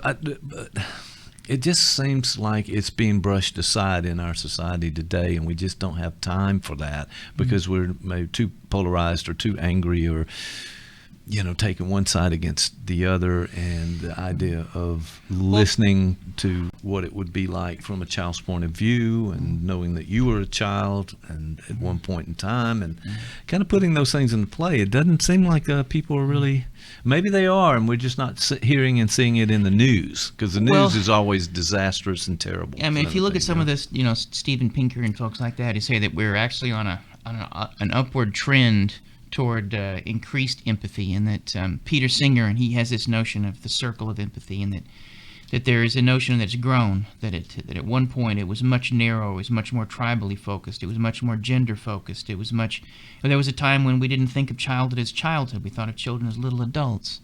There was a time when a recreational activity at carnivals were hitting cats with sticks. That we used to take our families to executions and lynchings. That you would take a picnic. The public lynchings and executions that were to the town square to. So Pinker makes this notion that somehow and Singer does too, that there is the circle of empathy is growing. And in some ways, Rogers was an example of that. Mm-hmm. I think he was really frustrated because he thought that TV could be this medium for helping folks to grow. And it may not quite have, I think the opposite of Mr. Rogers, and this is maybe a reference some folks may not get because it's a little older, but would be the Jerry Springer Show, where it is... reruns are still happening, yes. That would literally be the opposite. So for him, it was a chance, to... he would invite on his program... children who were dealing with major illnesses, children in wheelchairs, all these sorts of things, to be able to give them, voice and connection and maybe, I'm a commie lefty liberal bleeding heart and an optimist, and maybe there is maybe our narrative and our arc won't arrive at the point it needs to in time before we're all doomed, but it's still moving in the right direction. Maybe that's I'm sorry. It's cautious. I was going with you there for a while. It looked like a pretty rosy. Then you said, "Hey, unless even Rogers, there was a wonderful thing in this may be one of the last important points from it is that he's explaining to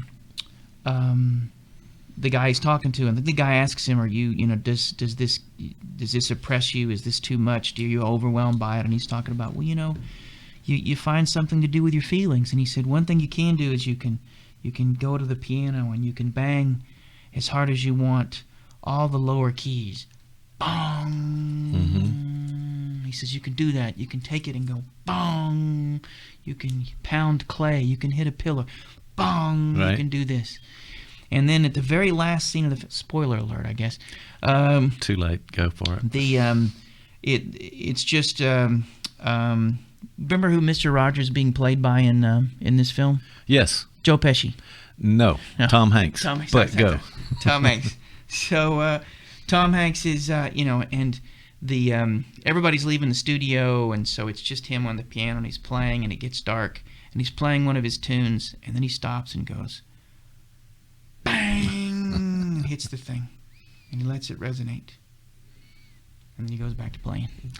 Right? You're right. And it's as if, that you had a moment. You could see his humanity and his capacity to do something with his humanity in that moment, and his capacity to display that to show us what he does with it in that moment is another example of that potential dyadic regulation, to have someone else to be able to usher us into who we are and to be able to show us that. Yeah, and I we think need those that, models. Yeah, and I think that was in one of my favorite moments of the film, is that, that this lovely childish ditty he's playing is suddenly punctuated by this boom, but then he can go back to playing.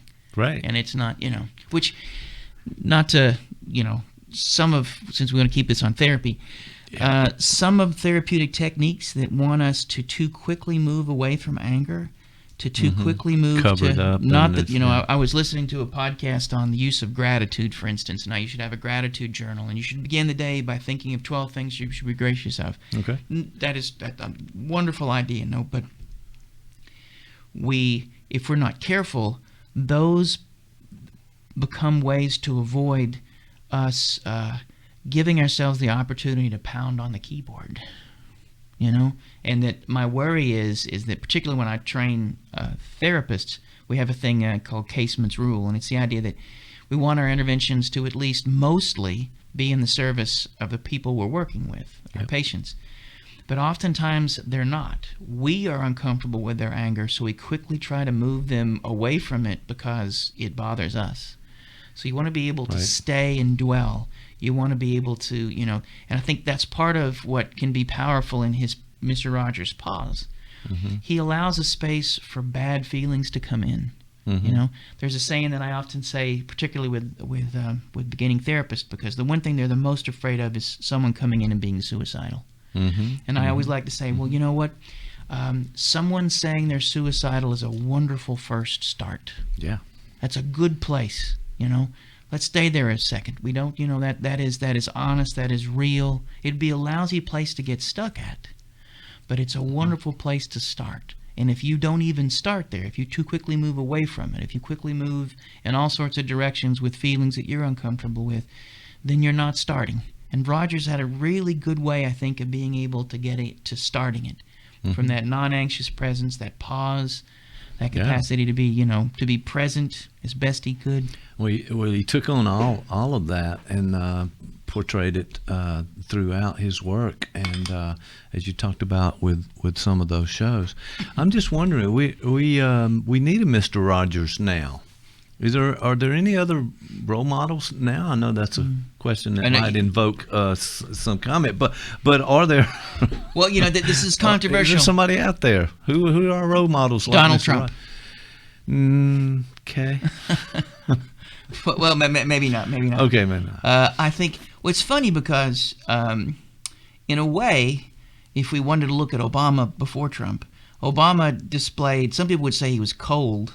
But he had a coolness about him that was a non-anxious presence. I mean, he seemed unflappable and often had this ability to, but if we had sort of role models, I'm not sure. I look for, Mr. Rogers, because he has been, he's obviously now embedded in our culture, so he still is a role model. I mean, we continue to see these movies about him. He continues to come back, so there's that. But that's a good question. I wonder who. I don't have a great answer for that question either, but I almost think that it's among us, in our communities. It's those people who are doing those kinds of things within our communities that don't make the news. They're not the headlines. They're not shaking their fist at someone and displaying their anger or toughness and that kind of thing. It's just the quiet people that we all know, and we probably could point to a lot of people who not the really quiet people, because you're going to find bodies in their backyard. Right. Don't go to the extreme on that. Yes, that's true. That's true. But just doing good things and helping other people. And this is a holiday time of the year now, and so you begin to see people a little bit more out there that taking care of others and doing those kinds of things. So maybe they're among us around. We just don't get to see them on the big screen or the news broadcast. Or maybe the goal would be, maybe this is a takeaway to be able to think about, is that maybe we can practice being that person. Okay. That I think that ultimately Rogers' idea would be not that we have to, that and what happens once you've achieved some dyadic regulation, you have the capacity to both soothe yourself, but then to soothe others. And so I think the goal would be, how do we create that with everyone around us? How do we model it? Right. So there's the possibility of being able to sort of take this torch, this spark, and to be able to carry it for it, and to be able to be both a lighted way for others, but also to light that flame in other folks as well. And that may be the thing that, so maybe it's a matter of being generative, right? Of being you being that person. Yeah, I think so. Take it on, and see what the results are of doing something like that. If we all had, as you said earlier, those moments where we didn't have the perfect childhood and all the great role models of every moment throughout our development, that there's some gaps there, and we need to look for ways to understand that. So start with yourself, maybe. All right. So you're recommending the movie, I take it? I think you can see the movie. I think it's good. It's a good movie. All right. Well, maybe I could talk Dr. Hackett into going. And it's no Midsummer. Thank you. Or The Lighthouse. Lighthouse. Which we all saw. Everyone in this room saw The Lighthouse Lighthouse together. Everyone in this room together. did see The Lighthouse, and we were traumatized, me especially, but maybe Dr. Hackett, he maybe wrote out that film better than I did, but... well, the puppets in there were cool. I like the puppets. That was the fun part. Wasn't that in there? I'm not sure, but it's funny. You know, seagulls are, Hackett reminds me a little of the lighthouse keeper guy. What's his Defoe? Yeah, Willem Dafoe. Oh yeah, yeah, but a young Willem Dafoe, Okay. not the old one, the young one. The The cool one in Platoon that was sort of the hipster sergeant. Yeah, let me just say that was another movie. This movie had none. They had no role models in this movie that we're talking about, The Lighthouse. And go back to that episode, folks. The mermaid, she might have been like that. The mermaid. Okay, see, there's just so many things.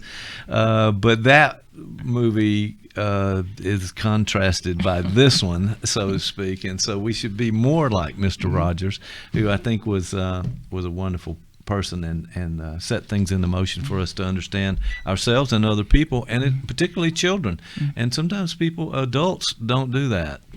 I think that's real quick. That's an issue. I know you something to think about at the end too. That there's a psychoanalytic construct, we talked about it before, and it's the ideal ego versus the ego ideal. And what this means is we have to be very careful that the things we internalize can trap us. They can be tyrannical. They can be something that we can never quite make, and so we can become ashamed and feel guilt.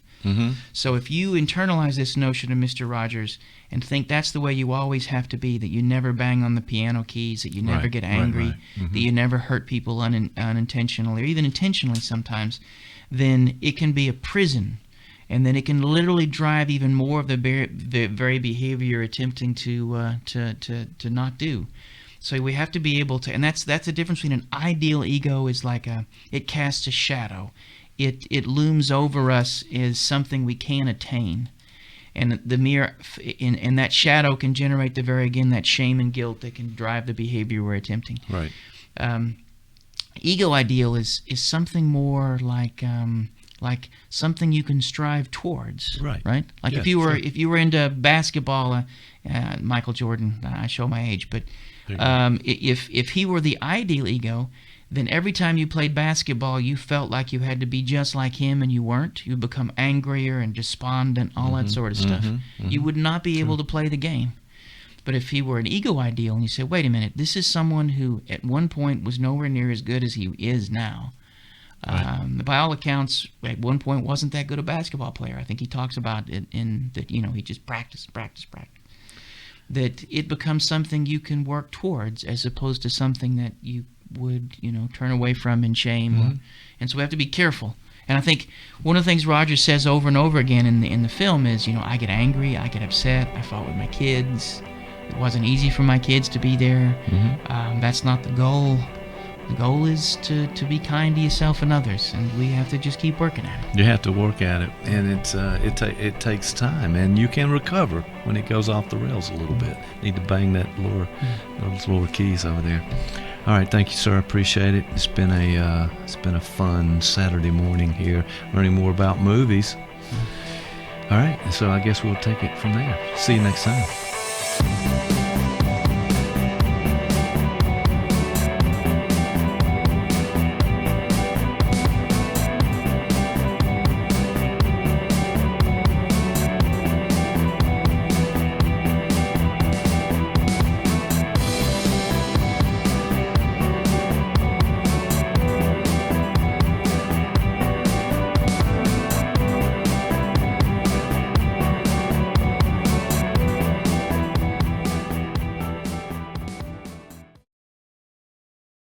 a story to tell. Columbus Podcasting can tell your story with a world-class video podcast of professional quality. Viewers and listeners can access podcasts anywhere, anytime. ColumbusPodcasting.com. Give us a call today.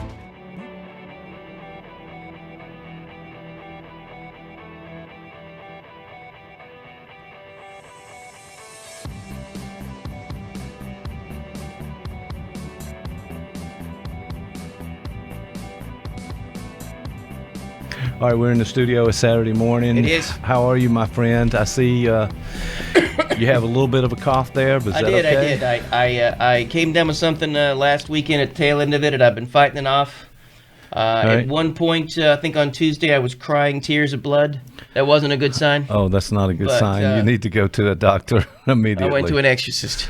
An exorcist. That's it. It's about the same for you, as I Right. understand it. It was. It was good though. But I've been lots of vitamin C. Okay, that's good stuff. Unfortunately, though, I thought I've been trying that Zicam and vitamin C. Yeah. But I thought they were all suppositories, so it didn't go quite Oh, as well. wait, you didn't. Didn't go quite as well as I Man, thought. you're going to have to read the instructions next time, please. Well, and then first refrain off- from telling us about it, maybe. Actually, and also I thought with suppositories, I didn't think you were supposed to take them out of the bottle. So, so in terms of reading the instructions, Oh my goodness! I don't know how this is going to go today. It's well, that's about the way it starts every time. I think pretty close to how this thing goes and it rolls. But welcome to Got Therapy, and we're going to talk about mental health. We're going to talk about psychology, people, things that happen. And speaking of things that involve that area of the body, asteroids. Asteroids, yes, there was. That's a very interesting idea, and we tweet back and forth and send text a little bit. The idea that there are comets in this and asteroids in this belt. I'm trying to. Sean would get me if I combine the two into the same thing. They're different, but Asteroids and belts. yeah, in the Kuiper belt. Okay, but I'm not going to. I'm going to try to attempt to dig myself that's where out of the that comets hole. come from. Well, that's what happens, and I think there was an article about 200 of these very large obstacles that could come back, and it's been Asteroids. Asteroids that I think some. By the way, I had an uncle author who was had a really talking bad about case this. of asteroids. He had to see a doctor about that. You see, I'm just trying to collect my thoughts and get this Sorry. get this sentence out. But now, I'm struggling with it occasionally. But the idea is that some 2,700 years ago, there's some scientific evidence that say that the Earth was bombarded by these asteroids, and it caused a lot of problems around our world. And that may come back around again because there are 200 that are sort of targeted here. And what do we do with that? So, first of all, it's a sensational article that came out that with those headlines that We're all doomed. They were all doomed, and we have to. That's the way they get clicks, and that's how they sell materials, both for media, online, and in newspapers. And it's one of those kind of a shocking things. It's supposed to shock a little bit and get you to read further and buy the newspaper, buy the ads from the media and that kind of thing. So I don't know what you think about that. For me, it's like, okay, I think I've heard this before, but there's a little grain of it that says, hey, what if this is real? Are we ready for that? Are we just sitting duck as a planet? Or I don't know what do you think about that? I think is Jack Van Imp. He's one of the televangelists who kept predicting sort of the end of the world and whatnot. And he did this show where they would read the news and they would filter it through revelations and Bible verses and whatnot and show the end of the world thing. So there is a thing about this Right. investment in the end of the world that we seem to have. That there's a we are drawn to it. It's a narrative that keeps popping up. Yes, it is something about. Speaking of, so you can hear that warning siren. There is a warning siren in the background. I don't know if it's picking up on the mic, but that's indication that we are at 12 noon here in Columbus, Georgia, in the southeast of America.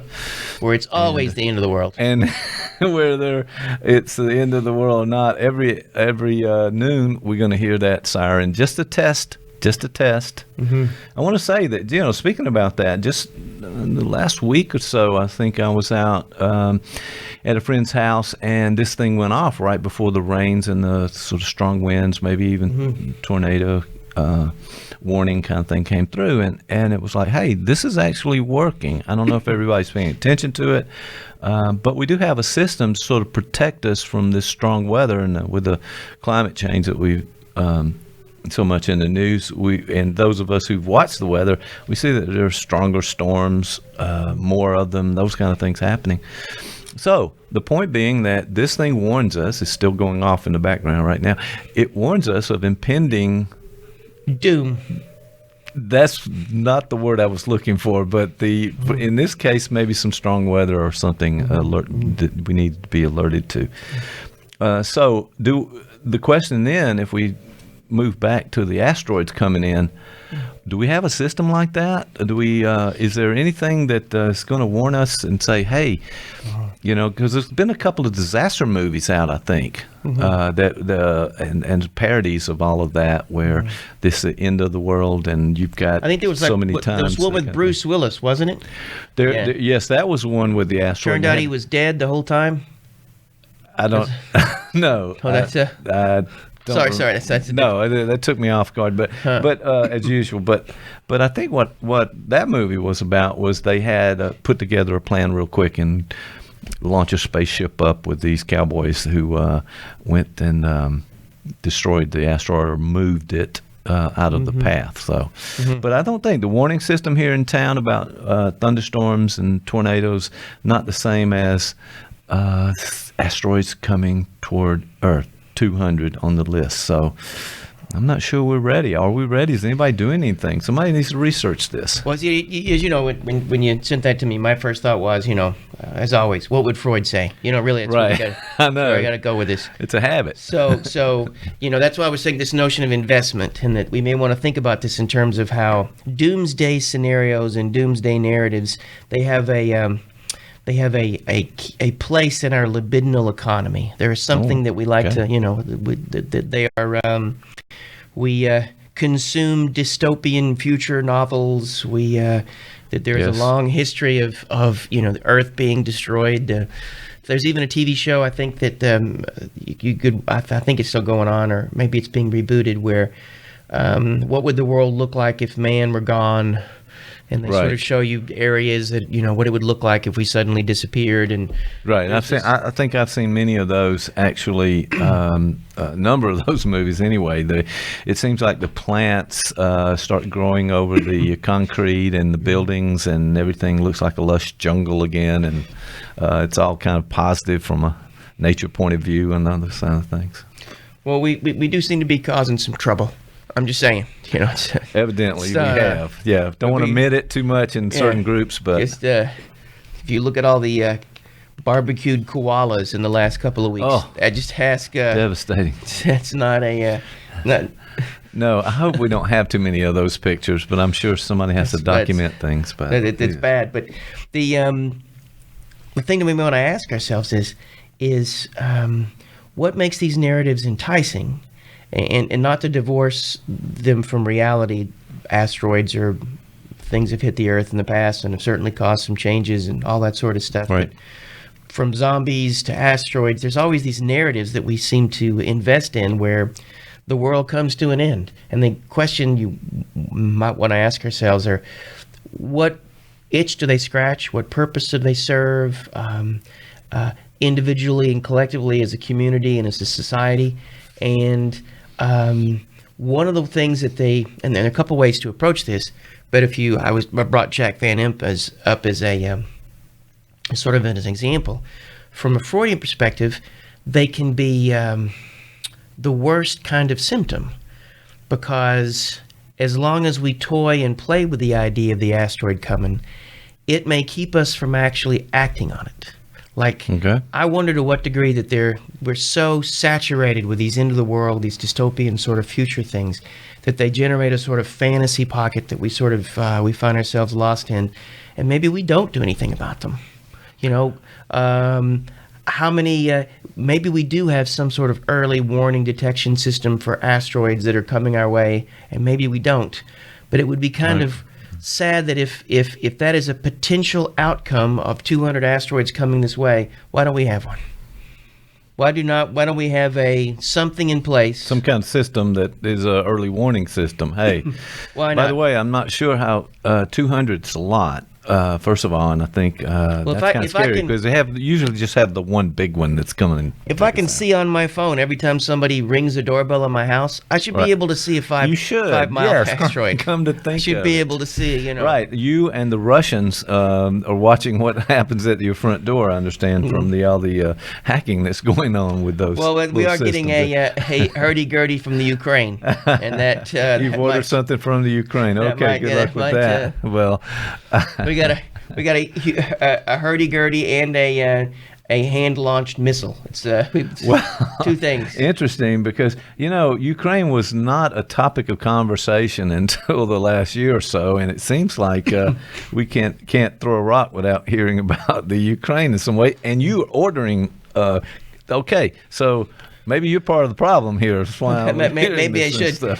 Maybe maybe the Ukrainians are going to save us from the asteroid. I don't know what. Maybe that's what. I like how you tied that together.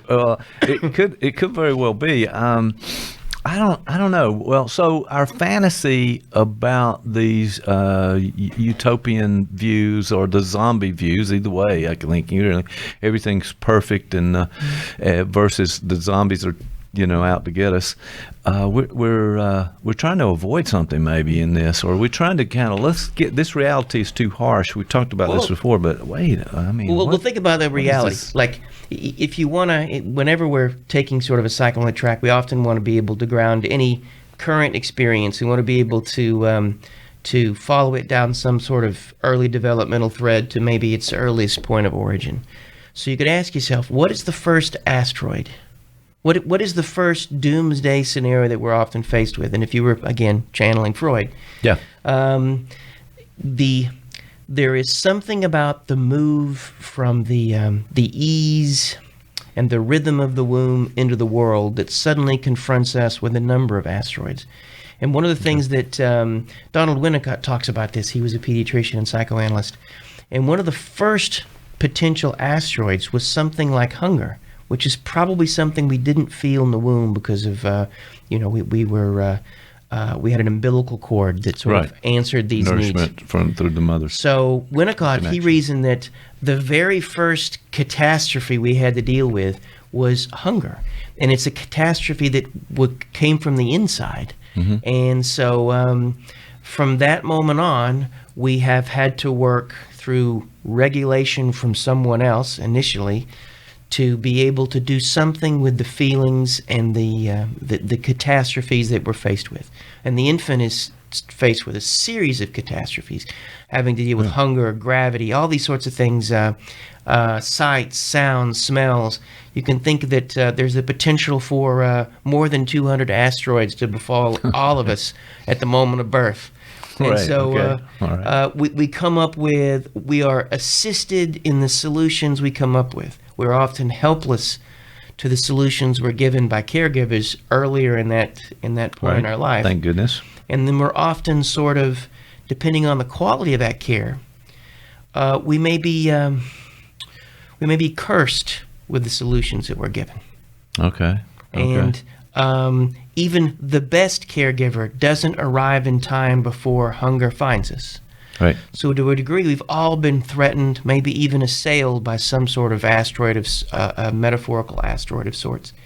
And so a Freudian take on this is that in some ways, every time we dance with dystopian things, art, literature that moves in that direction, or even news, it's a way of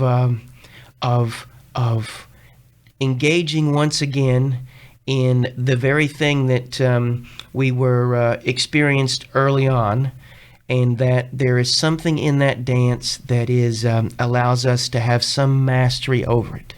Okay. And that's also what can make it dangerous to have these sort of, not only is it the boy who cried wolf, But in some respects, it may be enough for us, many of us, simply to be scared by these headlines that we don't do anything else with them, if that makes any sense.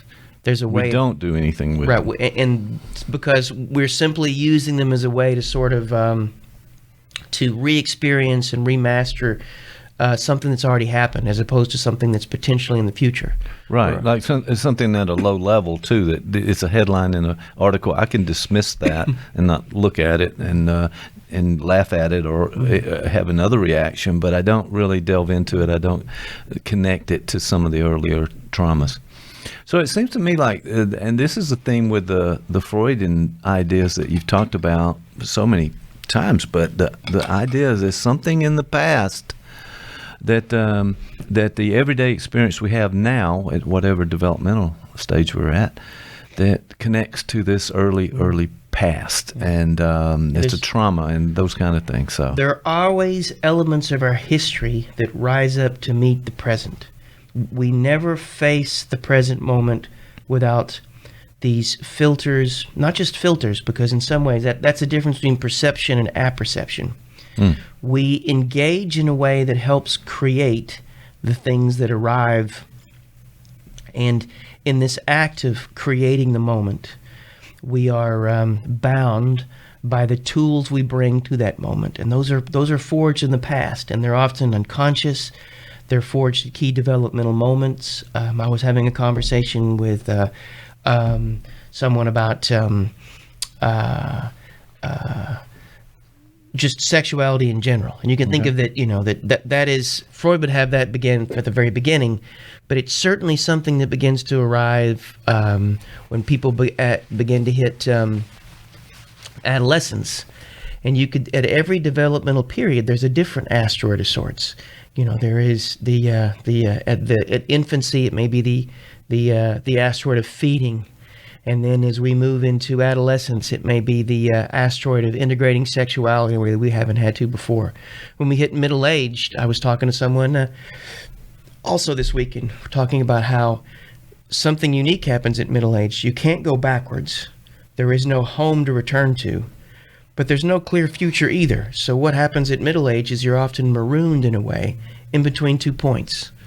And there's an asteroid there. There's something that is potentially catastrophic that we have to find some way to dance with. And some of us are lucky enough to have been given the tools early on to be able to meet that in a certain way. And we also may have a context that allows us to meet that. We've talked in here before about how all the things that we have to deal with, particularly through emotional regulation and whatnot, there is autoregulation and dyadic regulation. And we always need others to some degree. You know, you can think of the what's that Tom Hanks movie, the one where he had the beach ball. What's that? No. Okay. First of all, it was Castaway. Second, it was not a beach ball. It was a volleyball. Okay. So okay. Volleyball. Correct the record. Okay. Good. All right. So it's a volleyball. One of them volleyballs. You'll notice one of the first things he did was to create something he can have an interaction with. So in some ways, he sort of generated an object relations. There could be some element of dyadic regulation. There could be, Yeah. And so all of us, we have to be able to do that. And I don't think we always associate it with something earlier in our life. I mean, obviously the Freudian theory and all those associated have this idea that you can trace it back to something there and connect it with what you said earlier, what's happening in the now, connecting with that. But I'm not sure that we always, average Joe on the street, we're connecting it to something. It's usually in this moment right in front of us in the here and now, as opposed to being connected. Although the theory seems to make sense that it is connected to something earlier. Well, it's connected in the sense that the brain and the nervous system of the individual facing the present moment has a history, and our nervous system is directed and built and bound, particularly through early experiences. I mean, there's the dance between nature and nurture. As I say, that is nature through nurture. So we are the nervous system we have is dependent on the developmental seas we swim in from the very beginning. And so in that way we're bound by it. Right. It seems like if you've had a really rough upbringing, child abuse or neglect or any of those kind of things, it's actually really going to affect you more so if you had a sort of a normal or average kind of upbringing with enough love and nurturing care. Then you have some platform to deal with these crises to come, the asteroids to come, so to speak. And you have we've talked in here before about that guy Bion, by the way. Yeah. And this notion that Bion said that all change is heralded by a catastrophe, and this makes a certain sort of sense if you think it just from the idea of learning theory, that the move from the big leap of faith in learning is to have to lose something, cognitive dissonance, challenge, struggle, all these sorts of things. So there's some minor catastrophe, and every time we learn something big, something that informs us in a way and challenges the way we think about ourselves in the world, there's a catastrophe in that. And that requires a level of emotional regulation, how to be able to manage and to be able to meet suffering where you're at. All these things are important. And if you can't, you not only do you not learn, not only are you stuck, but you also may be ill-prepared when the asteroid hits. Right. You don't have the resources necessary at that moment. You may regress. I guess that's a term that's sometimes used in this way, so that you don't have the resources, but you're going to try to do something to offset this trauma that's coming. It's interesting because you mentioned the word regression, and there's a neuroscientist and neuroscientific researcher called Alan Shore, and he wants to sort of revive this notion of therapeutic regression. Right. Because he thinks that that's how real learning with a capital L occurs. It requires some form of helplessness. It doesn't mean you have to become a baby again. Right. But it's regressed in the sense that someone develops a level of dependency, a level of dysregulation, and that's what could make therapy very, very powerful and important. It's also a criticism he pulls from some of this data, and I've seen it. There's been some increasing criticism, particularly of CBT treatments and their focus mainly on cognition, even though DBT and stuff are now focusing more on emotional regulation. But they're often very short-term type treatments, and the symptom recidivism and the resurgence of symptoms, all that sort of stuff after 6 months of treatment are pretty bad. There's right. Okay. Whereas longer term treatments, particularly in this case it would be psychoanalytic ones, where there is a guided and contained, there is a generation of some level of dependency, and that this allows for the sort of changes that can be internalized, and that nervous system that's going to face the present is now changed and altered as a result of that in a way that briefer treatments may not allow it to happen. Right. And Shore sort of credits this notion of creating a space where regression is possible. Regression is possible. It becomes almost a part of how to get better or work through the issue that you have. Well, it's kind of interesting that we categorize some of these things. I mean, I think with and we talked about this on other shows, but there's just a flood of information and media and everything. Information is coming at us so much, and our brain is not quite ready for some of the technology and things that are happening. But the notion that we have to sort of categorize the traumas. Though 200 asteroids coming at Earth, I haven't heard much else besides this particular article, so I can dismiss that. Or maybe I'm the person that hits and they say, wow, here's the end of the world again. This time I believe it. So I don't know. People have to sort of almost like a choice of how you respond. I don't know if that's a choice or not. What do you think? Well, I don't. The initial affective response is not a choice. Right. There is a feeling that arrives. The choice may occur, and there's a real. Even this notion of free will becomes really problematic when you begin to think about it in terms of what actually happens when we appear to choose and then initiate action or behavior. There's a lot more complicated things going on in there, and that, and so I suspect that to individuals who already have a propensity for anxiety, this article may make them more anxious. It may already fuel an obsessive ruminative element of them that they are already dwelling on. Okay, the end of things. In this way, I just had a thought of one of our other episodes about confirmation bias, that you hear, if you're anxious, you hear something that makes you more anxious, you tend to spend more time and believe it, and those kind of things. So that could very well trigger some of that you already had in motion in some ways. And next thing you know, you got you're buying half a ton of peanut butter and storing it in your basement. Right. Yeah. You're building the shelter, but I think if the big asteroids are coming, the shelter may not help. I don't know, but something to think about. Yeah, all I you gotta buy say in bulk is what you're saying. I got enough peanut butter to last me for a couple hundred years. Just saying. And I got a peanut allergy, so it's really going to be. Well, that complicates it even more. Really, Not sure why you're making that purchase, but well, you got to work through that allergy so you can actually use that peanut butter. Yeah, I had a friend tell me the only way I was ever going to get swole is due to allergies. So Swole. Swole, that's okay, yeah. I'm swole, sorry. Sorry. I was thinking that was a. It's not a somewhere between woke and swole, maybe. I don't know. It's not a slow woke.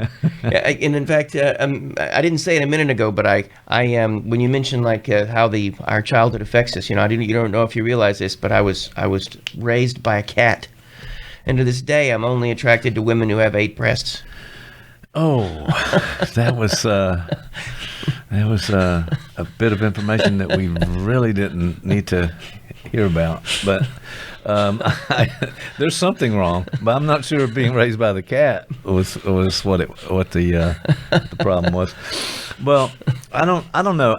There's this, like I said, there's just so much information out there, and we have this childhood that sort of led us to the personality that we are now in some ways, as we talked about, and then we have to deal with these constant threats to ourselves and to other things in a context that we're not really sure how to respond, at least in a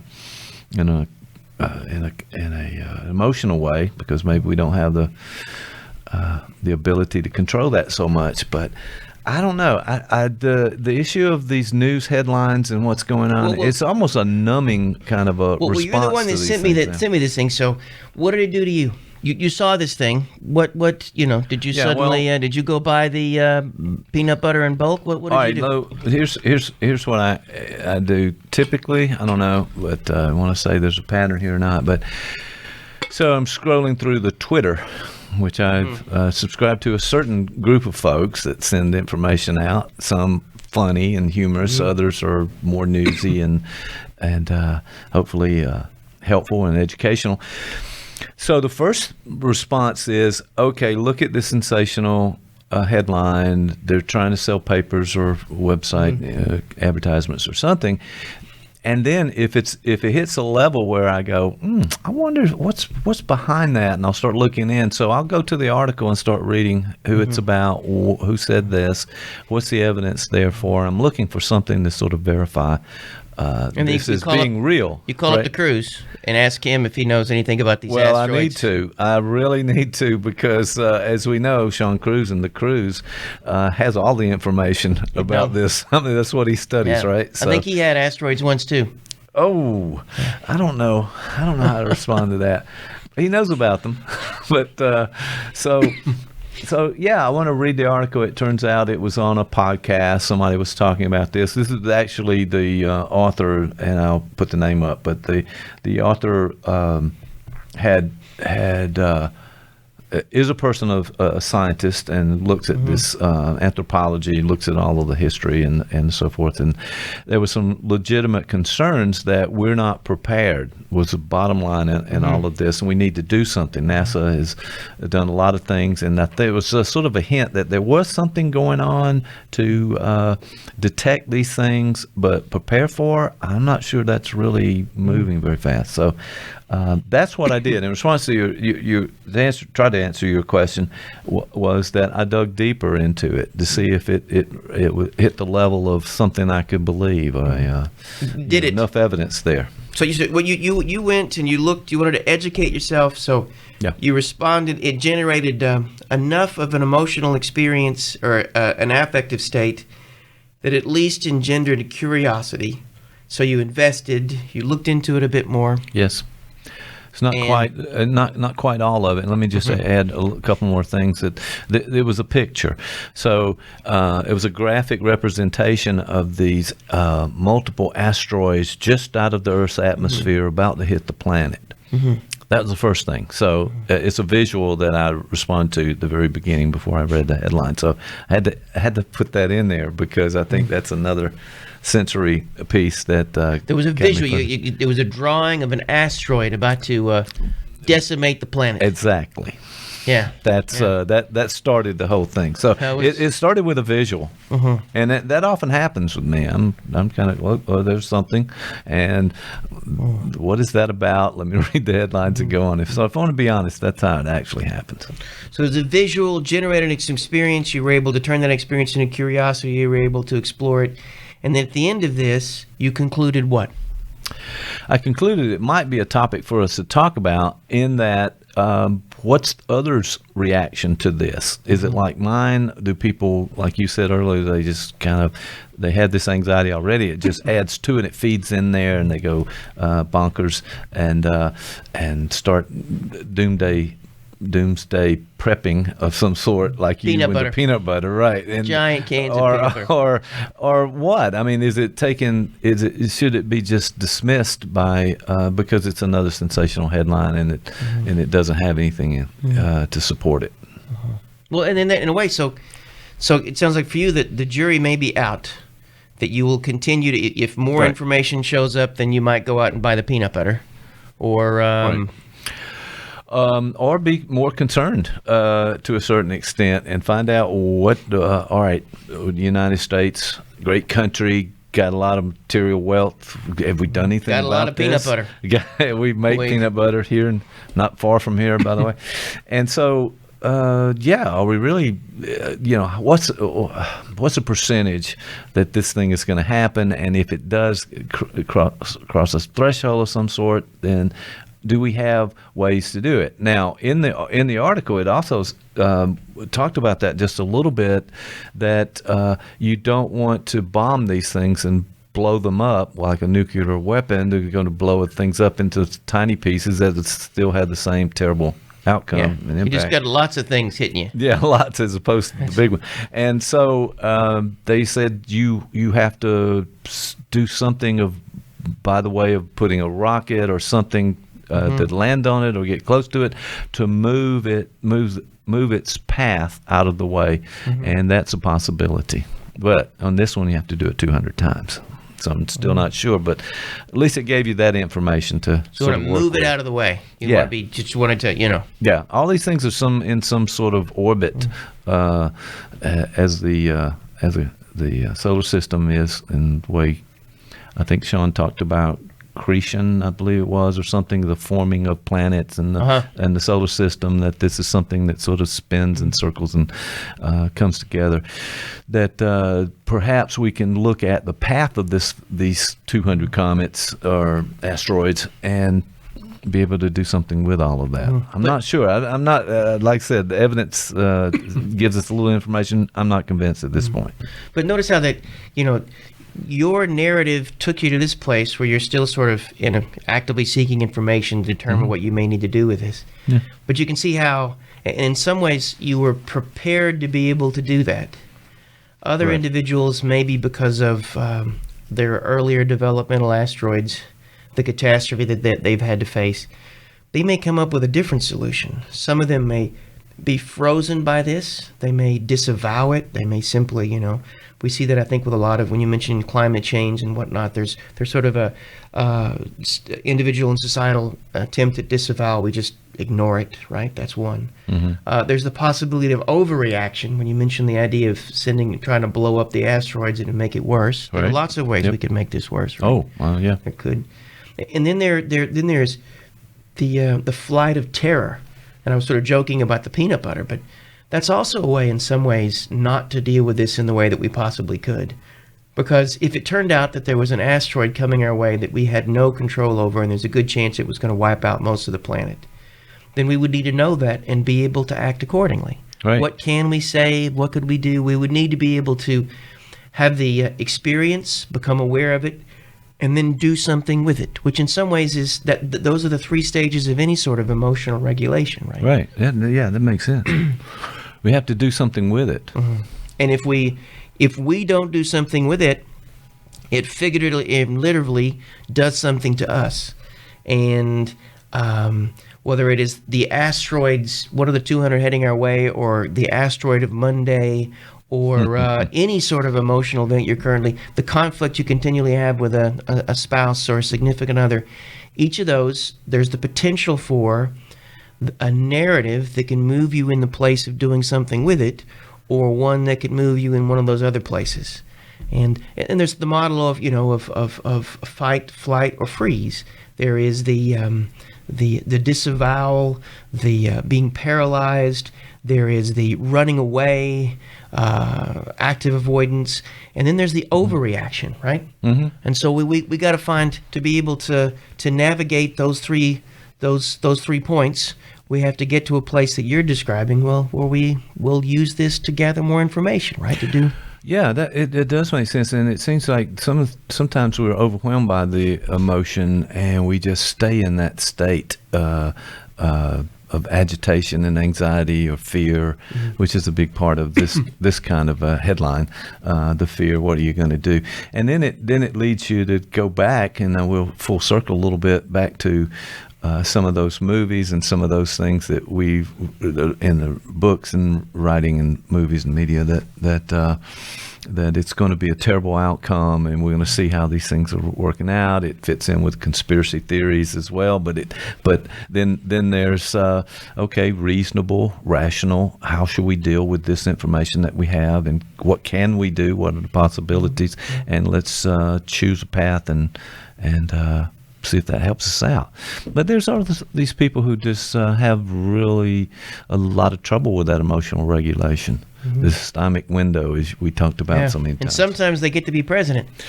Okay, there you go. Knew we couldn't go far, but hey, that's all right. Things are going to happen. We're in the countdown year now for elections and that kind of thing. So maybe we'll see. We may have a few more asteroids heading our way there. I don't know. Lots of asteroids. Seems to be the most engaged, talked about topic too. Asteroids or the current election, or the election cycle? Well, the way you combined both of those together, I was thinking, the impending doom or something happening here. So it's. I don't think it's impending. I think it's pended. It's what is it? Yeah. What's the opposite? I don't know. It's already happened. It's there. It's there for us. It's been pending. Yeah. So I don't know. We just have to deal with the. I mean, this was an example of probably a million of these kinds of things from the media and the headlines trying to grab your attention. They're trying to shock you. They're trying to, frighten you. Fear seems to be a big seller in so many ways. And if you're talking about politics, that's certainly a part of what's happened there. But fear sells. Mm-hmm. Well, there's several things to think about that. You mentioned that the notion of the euthymic window. There are a way in which we look for things that'll get us just at the top part of that euthymic window. Horror movies, news stories that are gloom and doom. There's a way in we get you a certain level of pleasure that we actively seek out those sorts of things, because in a way they balance us. We want to pull ourselves up into the places of fear, a little like a roller coaster ride. Yeah. And so we're often looking for things that will generate those sorts of experiences for us. And that's kind of what I was meaning earlier, that there's a way we can be trapped by that sometimes this constant flow of horrible things actually drives us to inaction, because it simply fulfills the purpose of maintaining some sort of balance. It doesn't trigger action. It's just we keep looking at these things, and we keep, and you also mentioned this notion that, that it plays a part in politics. And oftentimes that, you know, a political opponent will attempt to make the other opponent look more dangerous than the other. Right. And there's some indication that under fear, for instance, I think this was it Drew Weston who did this study, or maybe he just mentioned it, but that we will lean more conservative when we're afraid. And there's something about these broad political categories that correlate with neurological states and categories of emotional regulation. Mm-hmm. When we move into places where we're more afraid, we're going to want order. We're going to want structure. We're going to want certainty. We're going to and that pulls for more conservative ideology. Mm-hmm. If liberal ideology is much more marked by the openness to experience and things like that, those diminish when we're afraid. So you'll often see, and I think there's some research on this, that particularly when it comes to Republican candidates who tend to be on the right, they tend to lean more toward, you know, they're going to take your guns, they're going to kick in your door, people are going to come over the border and, you know, and attack your cat.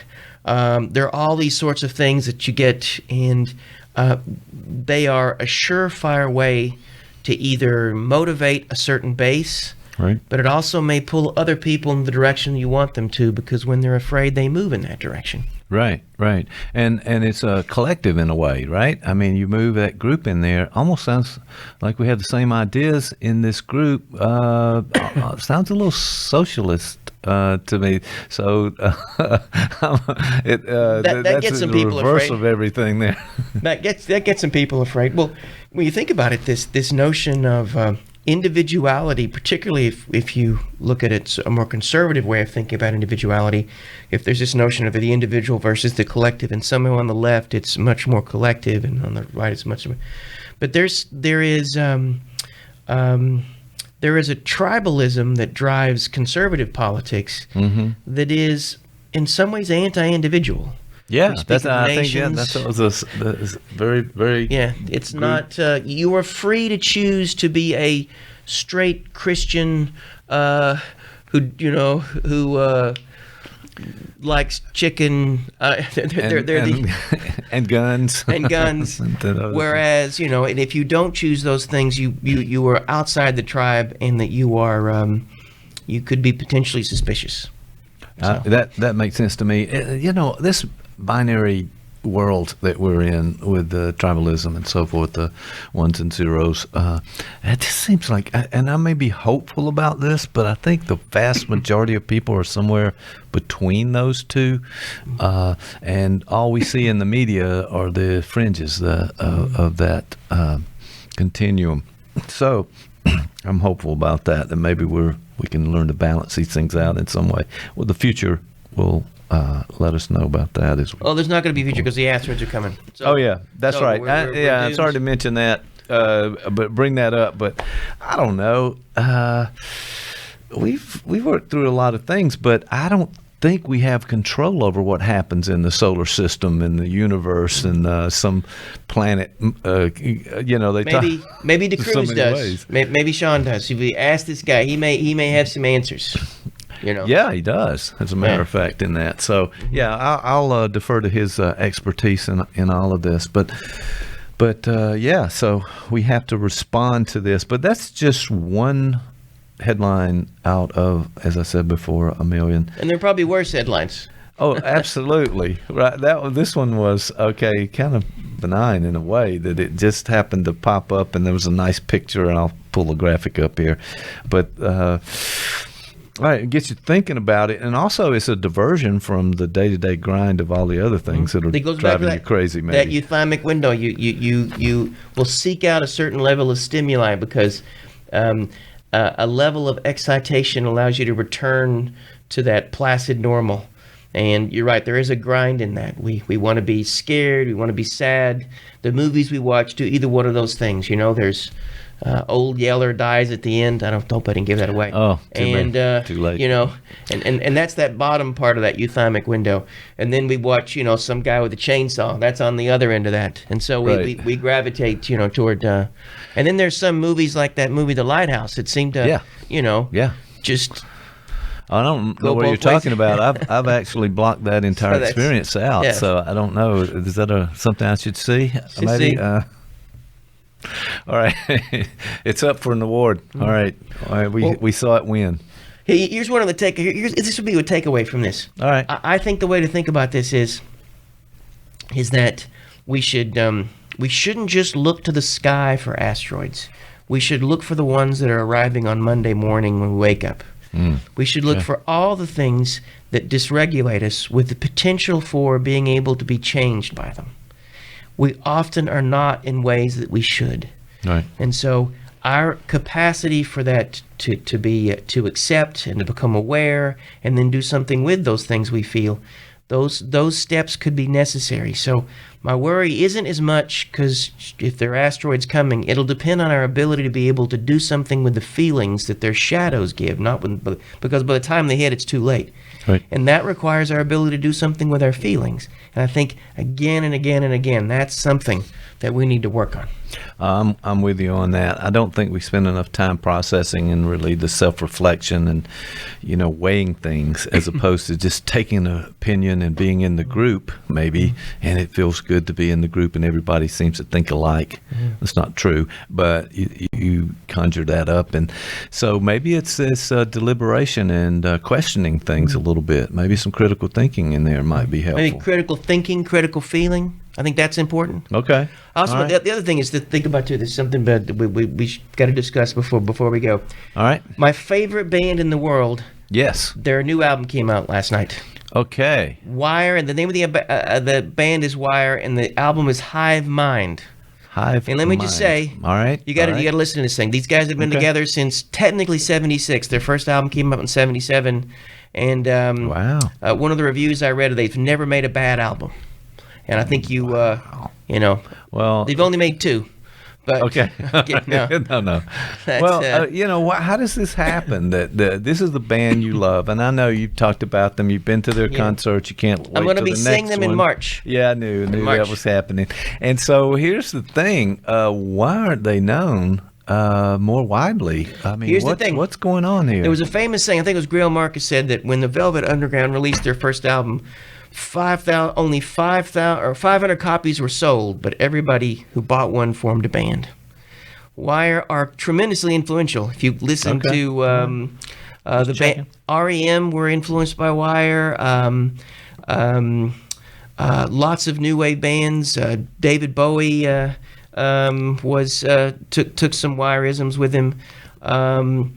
Their first album, Pink Flag, is usually, when people list the top 50 rock albums of all time, it's usually in there somewhere. Okay. So all right. They're a band that, and I think probably why they wouldn't be known is they're too odd, and they're too arty and weird to really be mass consumed. Okay. So people they take elements. In fact, there's even a thing called, if you'll listen to reviews, particularly indie bands, they'll often say, well, this band sounds like Wire. Or this is wiry. So there's even like a genre, they become like, you know, how certain directors, like if it's Fellini-esque or, you know, all that sort of, or Spielberg-esque, whatever, they've become an adjective. Yes. So you're right. They don't have mass consumption, but they've managed to find a way to embed themselves into our discourse. They've changed the course of the symbolic order in their own way, and that in of itself is an achievement, I think. All right, my friend. You are definitely a fan. So, and people listen to this. Hey, go listen to Wire. Go pick up the Hive Mind. It's good. It's good. Hive Mind. It's not an album, is it? It's an album. Still call it albums in these days and times. I mean, now that vinyl is back. Vinyl is back. So that is true. You can buy an album. I unfortunately was streaming it last night before I went to bed, and and so okay, it's good to hear that you've made that move up there to streaming. All right, well, good. if the cold doesn't kill me, I'll listen to it again today. But I'm probably after this going to go crawl into a ball and take a nap. Sounds like a good thing to do. And listen, you need to take care of yourself because this cold is an asteroid coming for you. Yeah, this is an asteroid, so do something with that. All right, final words. What else is going on? Anything else we need to know? Oh, you're doing a talk coming up. I am. I'm really interested in that. There's a group that's actually going to form and sit in a room and listen to you. There is. This is going to be fun. All right, give us a little bit of the topic and where are you going to go with this thing? It's at St. Simon's House. I'll be giving a talk on ethics. Ethics. Okay, my friend. I know you very well, and somebody needs to be there to help you figure out what the ethics really are before you say something unethical. That's a little like a Catholic priest doing a talk on sex. Really? Oh, it's kind of like do we have same to? Thing. It's like this, He's probably heard of ethics and seen pictures, but maybe not really ever engaged in any. I'm hoping it goes well. And before you go, take a look at the code of ethics somewhere. Just pick one up. I'll tell you what. I got it tattooed. I'm not going to tell you where, but I can make it dance. That's all that you need to know. That's way too much information. And on that note, we'll see you next time.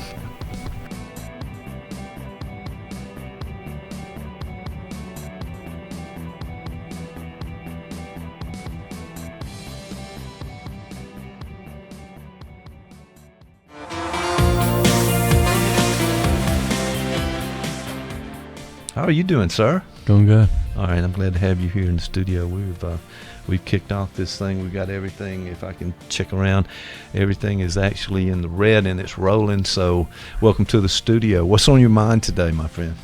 Well, we had talked a lot about the whole idea that the new digital world has all this promise. It's the new industrial revolution.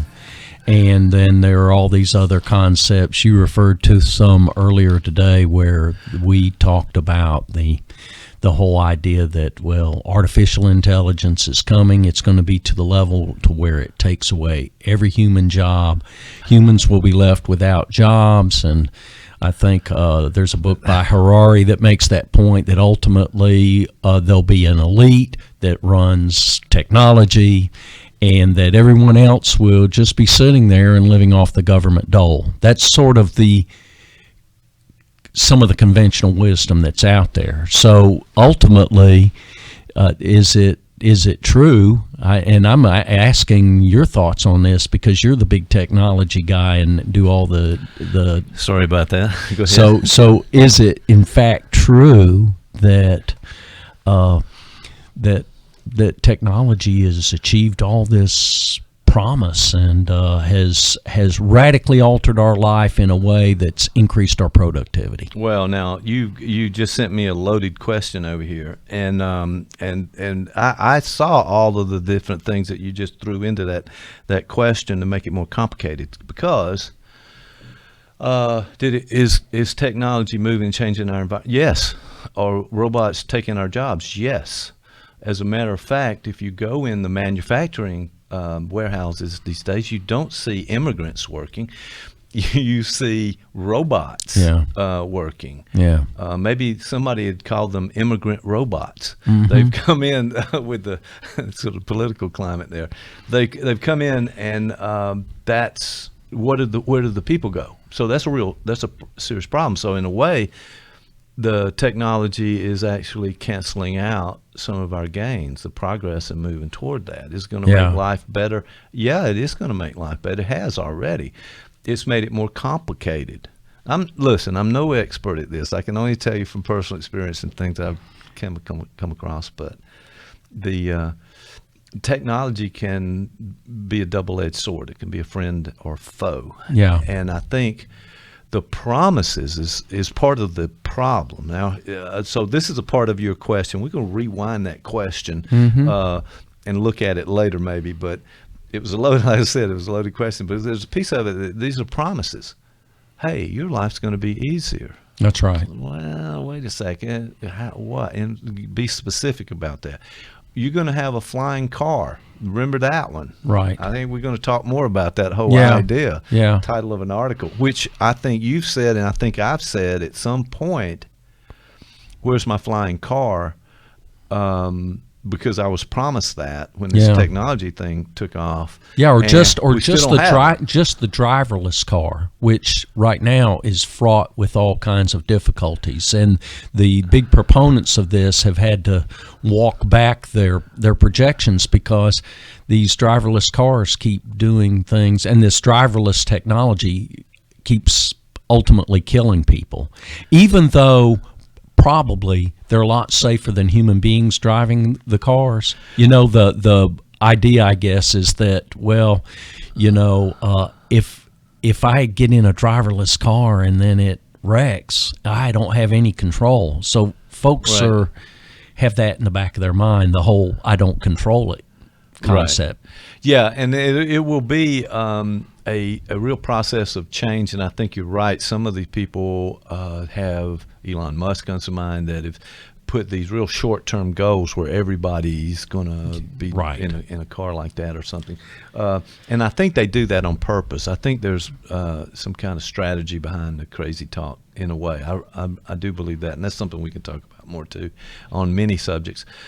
But the proponents push it out beyond what is the manufacturing and technology is capable of to kind of get the word out, and then they will move the goalpost back a little bit, and they'll meet it in the future. There seems to be a strategy. At what point is it overpromising, and where is that line between that and a good marketing hyperbole? Because we all say our product's the best product. That it's an interesting question, I think, and whether or not that people will project this out in a marketing strategy and put a deadline out there that's way too soon for this to develop and us to get the information. However, you know, in the idea of driverless cars you're talking about, they have so much data now that's coming back to them to make some decisions with.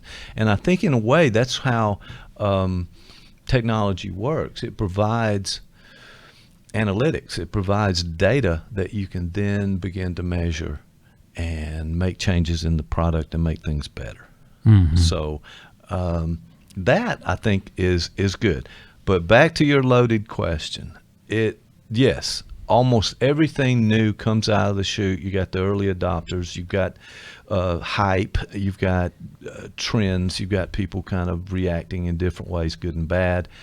And then eventually, as progress moves along, things settle out. We get more accurate picture of what's happened. So, unfortunately, Tom, you do not have a flying car that comes out of a suitcase like on the Jetsons. So I'm sorry about that. My worry is that the whole idea that really what the business is in the United States is a software business. The majority of venture capitalism goes to 3 or 4 cities, and it goes all into software. Ultimately, what is being produced in the United States, because all the manufacturing's done overseas. Now, that may change as these other countries become more affluent, and then we may end up with manufacturing back here. But I'm not sure all, but a lot. Yes, definitely. Well, look at Columbus. I mean, what fed Columbus for years is gone, and essentially the jobs here are all in information. And as a college official, you know, I always touted that. But in the back of my mind, I always worry if there's not a finished product that we can take to market and sell. It's kind of hard to sell concepts, and it doesn't create jobs for everyone. In other words, those folks who are in the information software business are going to have game in that area. So what happens to the rest of folks? That's a Harari idea that, well, they won't have anything to do. There won't be anything for them to do. Yeah, there's almost a digital divide, if you will. Lots of divides we're having to do with people have and have nots, kind of those kind of things. You're right about the big cities having that technology and sort of centered there. I think not long ago there was some, just a few months ago, I think it was Amazon who was trying to locate their new headquarters in, and they didn't choose a smaller rural type setting, which they could have. Right. And they went to the big mega metropolises that we have around, and so as long as that continues, it's going to be perilous kind of journey, because we're going to have that divide. And if some folks don't have an opportunity, then we're going to have a real problem. It should be that everybody has an opportunity, but hey, that's another concept too. Make your own way. This is America. Pull yourself up by the bootstraps. Everybody's can be president or whatever. Those kind of things still are in people's minds. So it may be a boomer idea. But on the other hand, how should technology go? Should people have access? Should people have the opportunity to build? So you've got that going on with what you also just said, which was the idea of being centered in one location, and then another person who's not in that location doesn't have the opportunities in that. Where does it go from there? That's kind of the question. How do we, let me just say this. Part of the issue has been that technology came on. Jeff Conklin talks about this. It came on before we were ready. Mm-hmm. We didn't know what to do with it. Here's this shiny new toy that's going to make everything wonderful, but we hadn't processed what it's like, how would it affect our lives, what do we really want out of technology. So these things move fast in that way. We're all of a sudden having to catch up, and there's a book coming out. Forget the author's name. Sorry, but the title is "The Future Is Faster Than You Think." Right. At this end of this month. Yeah. And this guy the author describes just how we're not ready and what we need to do about that. And I think that's going to be a big question. Well, it's sort of hard to predict how things are going to. So we're operating in a vacuum, in a sense, that we don't have the data to really understand what the consequences of all these things that are happening now. And I think that's true throughout history.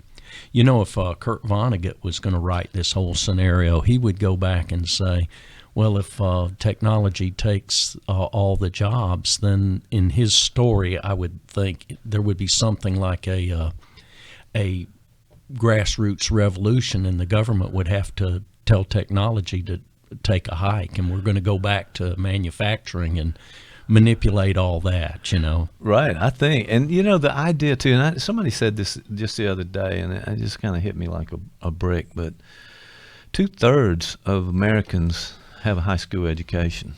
Right. Only 1/3 have beyond high school. That doesn't prepare you to work on at these levels that require so much math and the kind of computer skills and all of the service skills that we have in this industry now and have in the world, in our society certainly, and others.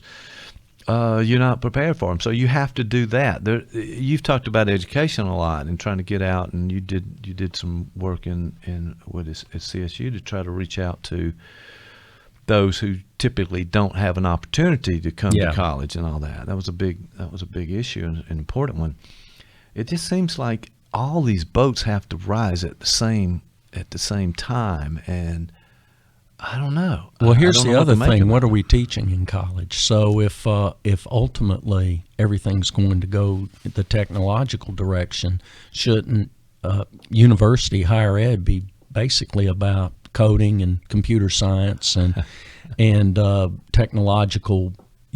Certainly have the math and science and that kind of thing, but right. Well, all these other things we teach in college, should we just sort of forget about that? Because really, ultimately, it doesn't prepare you either. And the same thing's true in public schools. We have this huge canon of things we teach because we have this American ethos where you're building the better citizen, the voter, and everything. But but now, are we in a new age, or their new set of skills? For a while, the buzzword, everybody was studying critical thinking and soft skills. That was going to be the new thing. Right. But now I think we're off that too. So I'm not sure where we're headed with that. It really is hard to know, but it just keeps moving. Yeah. And if this the technology sector moves faster than everything else, all the other sectors, then we haven't figured this out yet. But I want to reframe it in some ways, because I want to see this in a positive way. That's kind of my take on it. Most things, but yeah, this is an exciting challenge. So what are you going to do with it? You can frame it in different ways, but listen, we enjoy our phones, and we're all, connected to the grid, and we're doing these things, and we feel like we're smarter now, maybe, or we have more access to information. This dissemination of this conversation, for example, we're doing a lot of things now that we've never been able to do before.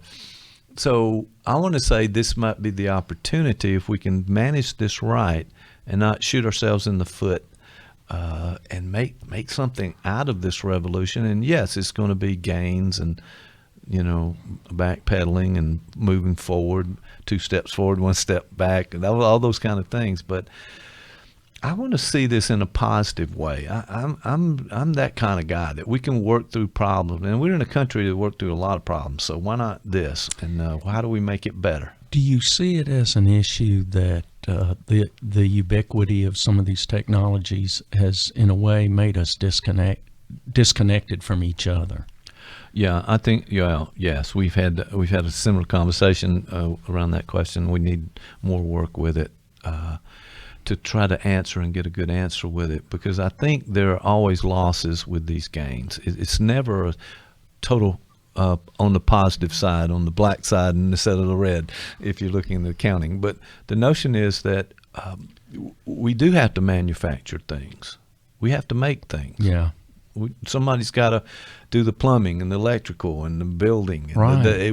making things, right? Yeah. So we have to have that in our world. We have to have a balance with this service industry where everything's on a screen in front of us, and you need to know software and programming and coding and things like that. Well, that's just another piece of the puzzle. It's not everything, and it shouldn't be.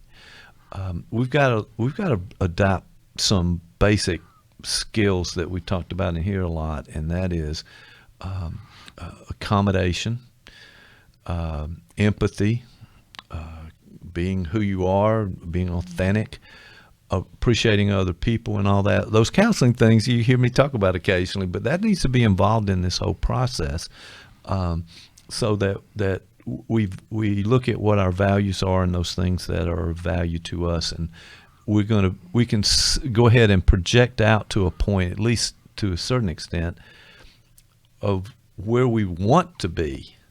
We got some vital questions to answer before we get to that, but I think we need to pose that question. Where do we want to go with all this? Where do we want to end up? It's kind of like retirement. That's something you and I both can talk about. Yeah. But what you want retirement to be? Well, retirement is ongoing. I don't think we've ever really intentionally asked those questions. As you say, the future is whatever the title of the book is. The future is here now. Yeah, the future's faster than you think, or whatever. I don't know about that. So here's the present. It's Thanksgiving.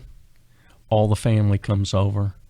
There are the grandchildren. There's mom and dad around the table. There's the grandparents around the table. The grandchildren all have their phones or pads out, right? And they're watching videos. Right. The parents are checking their email and checking to see if we're going to put the next picture from Thanksgiving up on Facebook. And then there's grandpa and grandma, and they're checking their Instagram accounts or Twitter all right. accounts. Some pretty progressive grandpas. Well, I think that's true. That's so what's happened to Thanksgiving? What's happened to family time and that kind of thing? And you feel like, hey, I'm going to text you past the cranberry sauce. Well, it goes to the point of what we talked about 20 years ago when people would be in the next office and email you rather than talk through the door. That was one of our friends used to say, just come in and tell me. Don't email That's me. Right. But the other thing is this. So, all the data that we have collected about instruction and education shows that the efficacy of digital instruction, online instruction, which is where it was all headed about the time I retired. Right. It was hard to teach in person. You couldn't find a class to teach in. Nobody wanted to take an in-person class. So all the data was showing, hey, it's as effective or more effective. But I'm always suspicious of the whole data thing. As a educator from public schools, I always wanted to ask, well, what what data are we collecting, and is Right. it really telling us what we need to know to make for a better life? And how is it interpreted? That's Yeah. a big point of it. So there's data, Yeah. but then what do you do with it? What do you make of that, and how you apply it in the situation? Well, and the ironic thing was, I was an early adopter of online instruction. I was one of the very early ones at Columbus Yeah. State. And I actually have a video of you years ago on Yeah. a green screen in the old studio Yeah.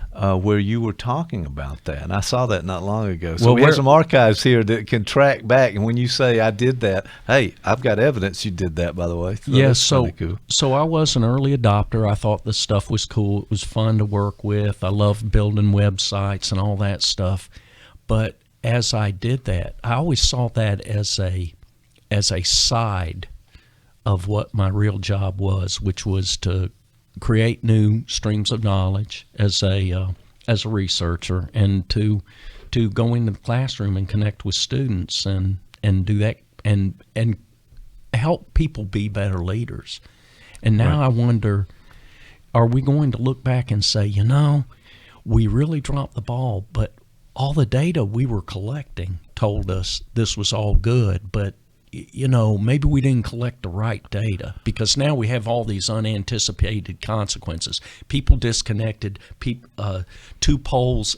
Look at things politically. Now that you have everything out there on the internet, people look at the news and they go to the sites that reinforces what they already think. Oh, and that's there's no right. listening to anybody else. So see either the show on confirmation bias. Just a plug there. Oh, there you go. Well, I was watching the whole latest impeachment news and all that, and depending on which channel you watch, That's exactly right. Yeah. Nancy Pelosi is either a great American hero or the worst, Or the worst person ever. Yeah. Yeah. I mean, how does this work?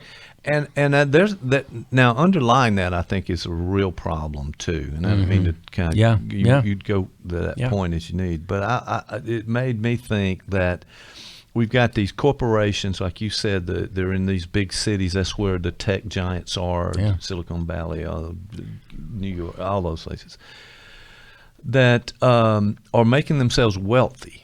Right. Okay. Sure. That's what we're doing. We're in this. Which is the American way, right? That is the American Right. way, and we're going to get rich. And Jeff Bezos, we have that picture somewhere around the studio where he's sitting at a small desk and a big CRT monitor with a paper banner up that says Amazon.com. Right. Well, now, so that's a problem when we don't understand some of the humanity that should underlie this, because otherwise it comes across as greed, and I'm a little concerned about that being sort of our goal in the end, because that's not a really good goal from my point of view, and we talk about that. But the idea that you can come along and be prosperous and make something of yourself and make a contribution to the world and even have a lot of money, that's fine. Wait a minute, it's going up now. It's just exploding to the point that it's impossible for people to get ahead, and it's really, really easy for others to get ahead. And there's something wrong with that system. I'm not sure how to articulate that very well. And really understand, I'm not down on technology. I'm just wondering if we're utilizing technology to meet the needs of humanity that exist right now. And to that point, here's the things I constantly sort of think about as existential threats. One is the proliferation of weapons of mass destruction, which is a technological issue. How do we come to terms with that? But the other one, even more and seemingly even more pressing, is the whole idea of global climate change. And could we, as a global society, take a look at how do we utilize science and technology to replace the present technologies that essentially global climate change is being caused by, the whole idea of of creating energy, and you Right. need more and more energy, and Right. you have more and more people, and that's been good to us. But now, how do we transform those things into new kinds of energy producing entities that don't impact the climate so drastically? Right. And those could create jobs too. So I think Yeah. that may be potentially a goal for us. I wish that governments would promote those kinds of things instead of argue about whether it's happening. Right. It almost seems like Yeah. some of this is being talked about on the sidelines, but for me, that's the key point. The thing you just said is that we need to make that direction change with technology that can capture carbon out of the atmosphere, Right. and make that. We talked about solar energy and Right. solar powered. I mean, Peggy, my wife wants our house to be solar run. Yeah. She wants those panels up and Right. and all those things. She's talked about it for a long time. So has other people. So I think really that there's an opportunity, and it may just be a generational issue. That maybe our generation, as we come along, we did a lot of good things, but we need to hand this off to people and the new technologies. And and I'm taking a developmental look here, and maybe a hopeful one too, but the idea that this new innovation, this new approach, not just to getting a chip that's faster and can compute faster, but that actually is aimed at something that we really need to address. And if that happens, we may not see it, but it's going to be a good thing, maybe. Do you know, maybe it's a new perspective for me too, because for so many years I was tied up with doing administrative work and earning a living and raising kids and that kind of thing. What you have to do, right? And I didn't really, in a lot of ways, see the big picture. I saw a picture as it related to the entities where I was working, Right. and tried to address the issues that I saw coming down the pike, and I tried to be futures oriented too. Yeah. But it's interesting to me that that since I've retired, I see the world in an entirely different way. I see it more in the sense of, well, what will be happening in 50 years? Now, I Right. won't be here. Right. So I'm not sure why that's happened, but I've become this sort of neo-progressive that says, hey, we don't have our eye on the ball that's coming at us down the plate. Now, it Yeah. may be that the future is coming faster than we think, but maybe the future's not what we think. In other Right. words, we may be distracted by all the play pretties and coolie deals, and we may be missing the fact Guilty. that Venice is underwater. I mean, Right. Venice is currently underwater, and it's almost like we go, well, yeah, that's terrible for them, but what happens when it's Miami? Which, incidentally, By the way, some of the streets are flooding there, they too. are by the way. flooding in Miami, and my thought is ultimately on that deal. I wrote an article years ago, and it was about technology. It was about what a Wechselblatt disaster is. Okay. The idea is that you develop a technology, and the very technology you develop makes the problem you have worse. Oh. The example I used, there were a lot of examples, but the example I used was Katrina. Mm-hmm. The very technologies that were supposed to keep the water out Right. kept the water in, right? So Right. it created a Wechselblatt disaster. Well, now, my worry is, certainly over the next 20, 30 years, yeah, we can keep water out of New Orleans, but what happens when the ocean continues to rise? Right. And that kind of thing. And whether it is that coal burning industries or cars or whatever are creating this or not, the point is it's happening. So what are we going to do about it? And that discussion, rather than needs to be more goals oriented, I guess. That's the neo-progressive in me. No, I like it, and I like what you said too, because it fits with, when I was in graduate school, I had to take a course, and I didn't know much about it, but it was called adult development. Yeah. And this was psychology courses and counseling, that kind of thing. But the idea was, hey, first of all, there is adult development. You just don't get to age 21 and then you stop and you got the rest of your life. So we're not washed up. No, we're not. We're not. Definitely not. And the idea, too, I think, is that we're constantly – and they're talking about stages. And I wanted to mention this. This is something you said, that when you retired, now you can begin to see. Well, it's almost in a way unfortunate that we have to wait till after the job cycle and we're in retirement to look at the whole of the picture that we are involved in.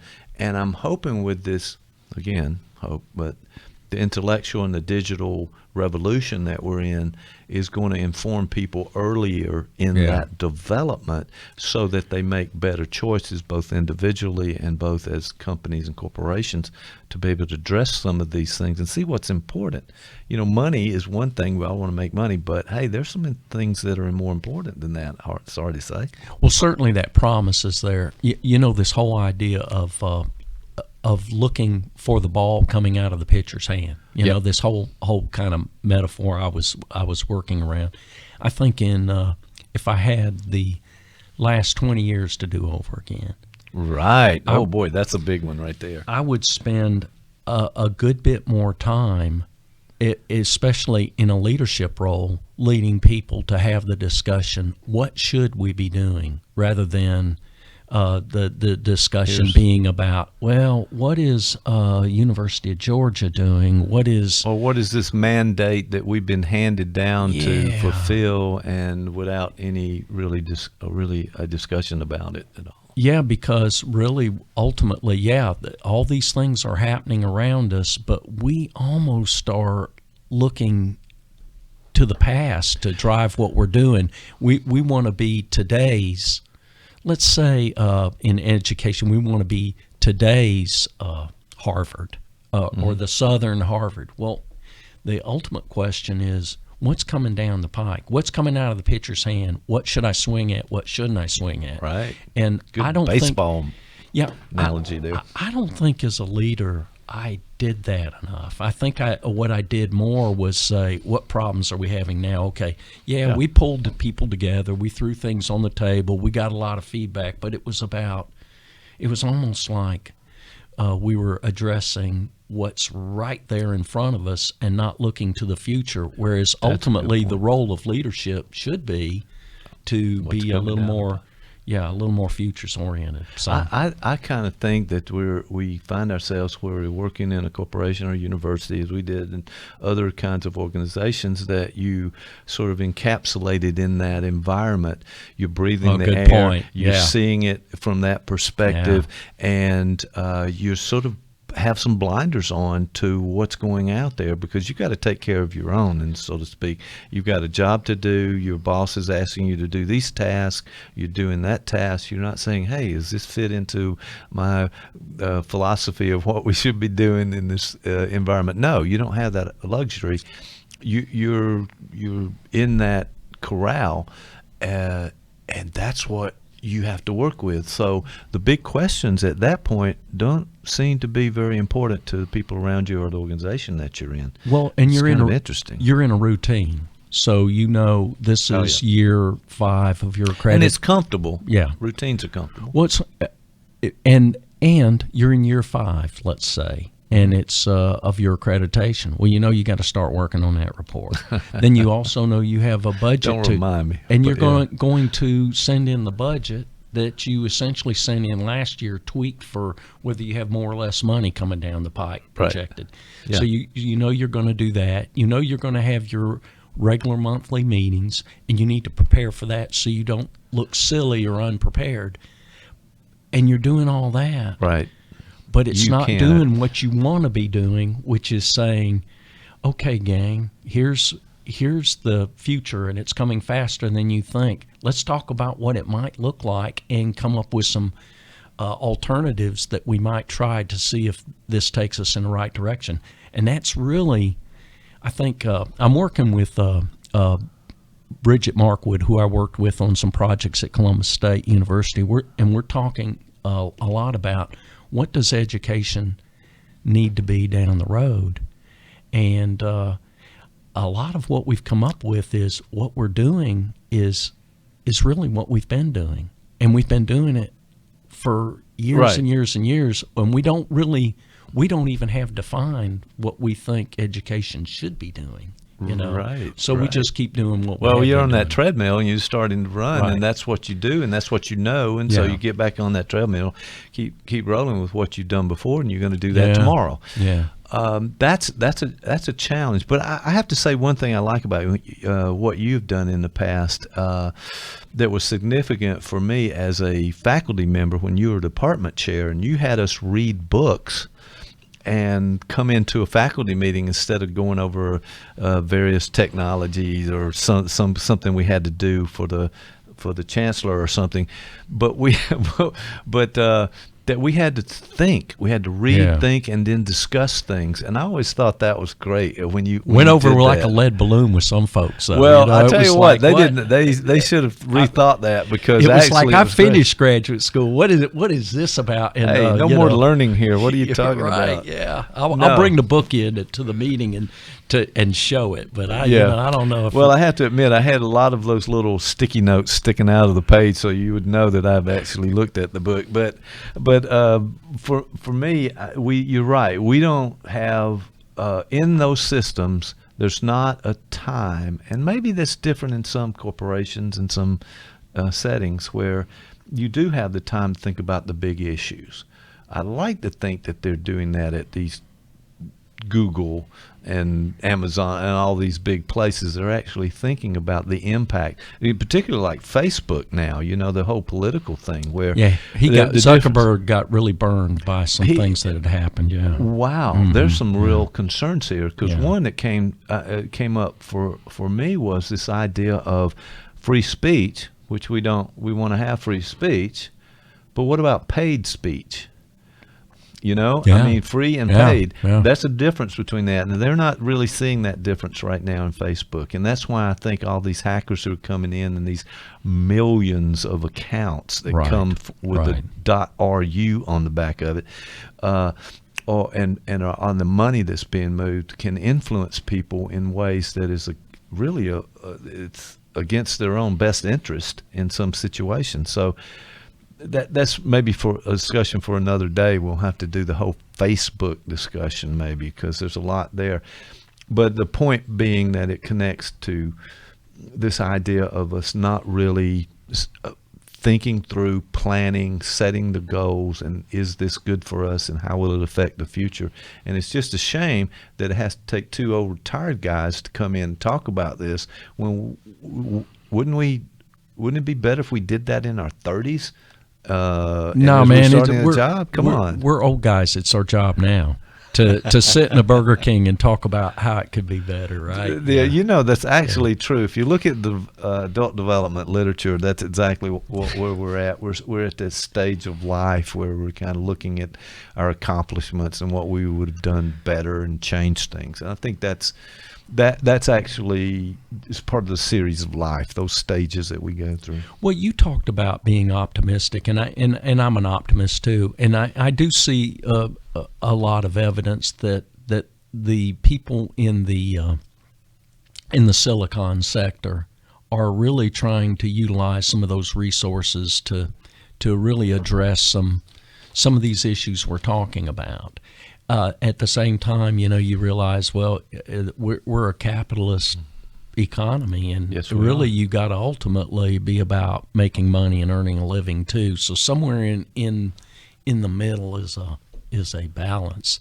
But it may not have the luxury at those early stages to do that, because we're trying to make a living and provide for the family. But it takes a lot of creativity to say, okay, well, how can we be aware of where we are globally and use that awareness to create jobs and create money and to create a good economy for everybody. And that's a balance, because like anyone else, I think those guys are having a tendency to look at, well, what's worked before.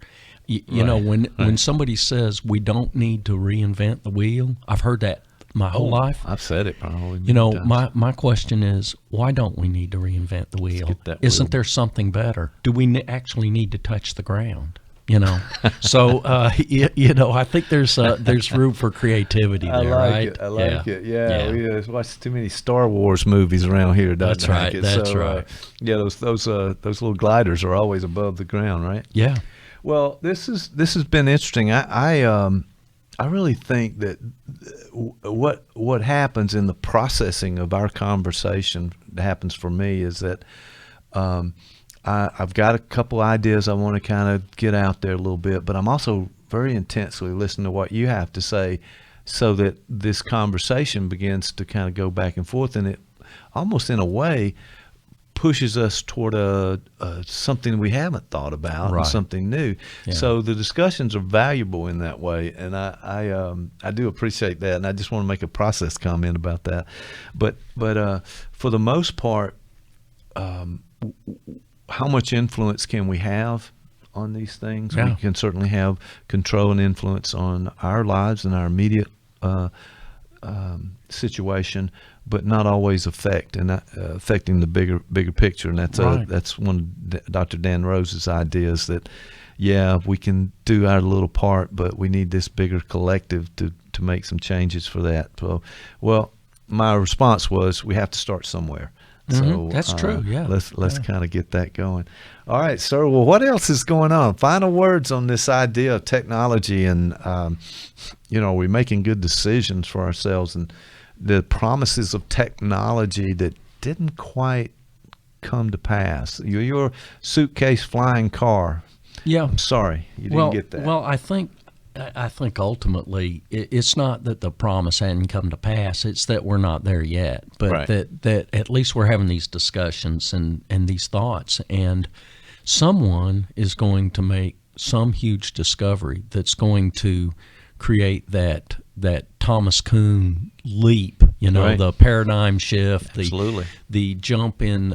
We all know when we look at statistics, we see curves and then we see leaps. And that's Right.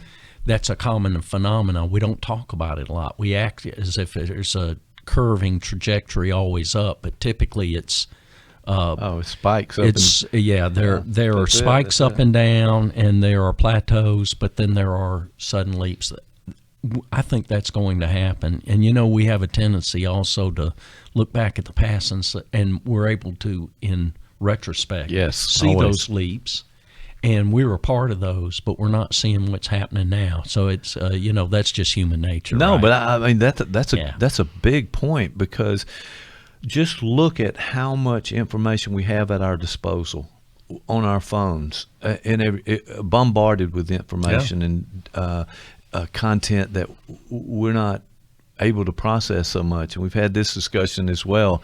Need to get Jeff Conklin in here for this one, but the idea is that it's creep in a way. This information availability now that we have from all of these different sources are we're just accepting. But if you look back 10, 15, 20 years ago, we didn't have any of this available Right. to us. Now, if something happens around the globe, we know about it. right. And the ability to evaluate it, to talk about it, to share it, to make some sense out of it. We've never had that before as we have now. And that's going to continue to move. And I think it's going to force us to make those choices that you were talking about earlier. Yeah, and Faulkner talked about this years and years ago about people tended to be pessimistic at the time of his Nobel speech with the proliferation of nuclear weapons and the two world wars and all those things. And Faulkner said, he really was sort of optimistic about where the future would go, because he believed in the human spirit. And Right. It's funny, a lot of times folks see his work as sort of not dark but depressing sometimes, because he was really cognizant of the human condition. Right. But at the same time, there's always that room for redemption. So I sort of a fan of the Faulknerian point of view on all that. So that, I guess that would be my final word on where we were today. All right, so we went with Faulkner. We started out with Derek Thompson talking about Where's My Flying Car? Where's My Flying Car? From Good the Atlantic, article. a great article. Very thought-provoking. Don't know if I drink all the Kool-Aid. There but, we go. good stuff. Yeah. You're good. I'm glad you're not drinking all that Kool-Aid. A couple sips here and there, I think we'll be fine with it. Well, Tom, it's been a pleasure, and I tell you what, we'll do this again, and I'll see you next time. See you next time, Mike.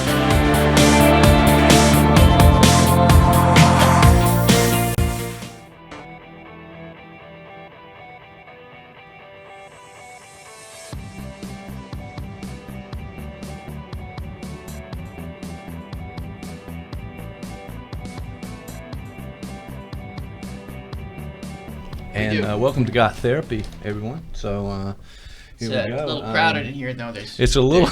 It's like a group session, huh? Yeah, there's. Well, we don't know where this is going, but I just Can we change the name to Got Group?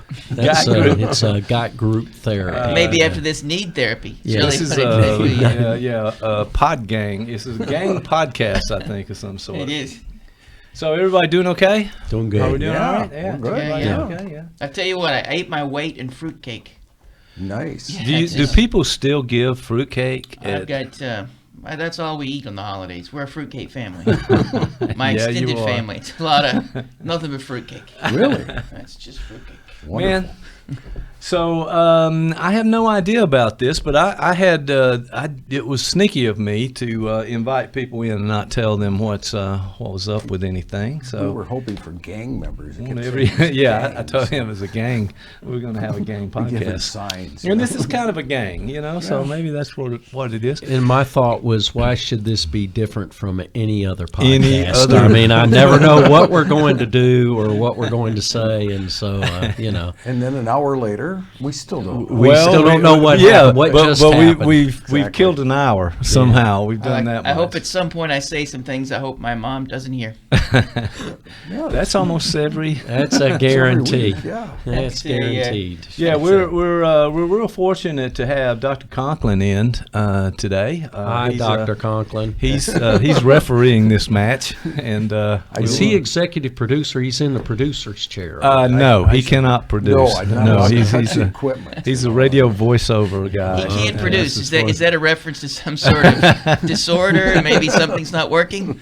You see, I wanted other people to experience what I experience on a Every weekly week, basis. yes, indeed. So Yeah. that, He could get a, people get a that taste checked of out. this. I think my How hand's well, stuck to the table. Yeah, Dr. Hackett, how are you, sir? I'm good. How was your Christmas? How was It was everything? quiet, very Oh, quiet. We was it? just kind of sat Excellent, back and actually, in my view.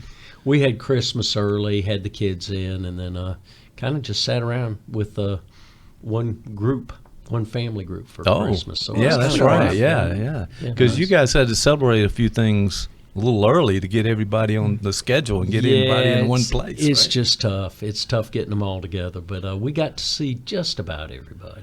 Okay. All right. That's it. Very That's cool. good. Yeah, so Big family the out there. New Year's thing's going to be happening. We're going to have all the grandkids over, so Oh, we're okay. already. That's going to happen New Year's Day, so we're planning on that. Coming over. Well, yeah. How many Dr. grand- Rose will be there. Yeah, well, that's good. He can help. He can help sit and Give him a watch. chore. How many grandchildren are we talking? Well, it'll be. Let's see, Thomas and Laney and Kennedy will be there, and then if Kai makes the scene, that's 4 of them, and then we've got another one on the way. Beautiful. So, Good.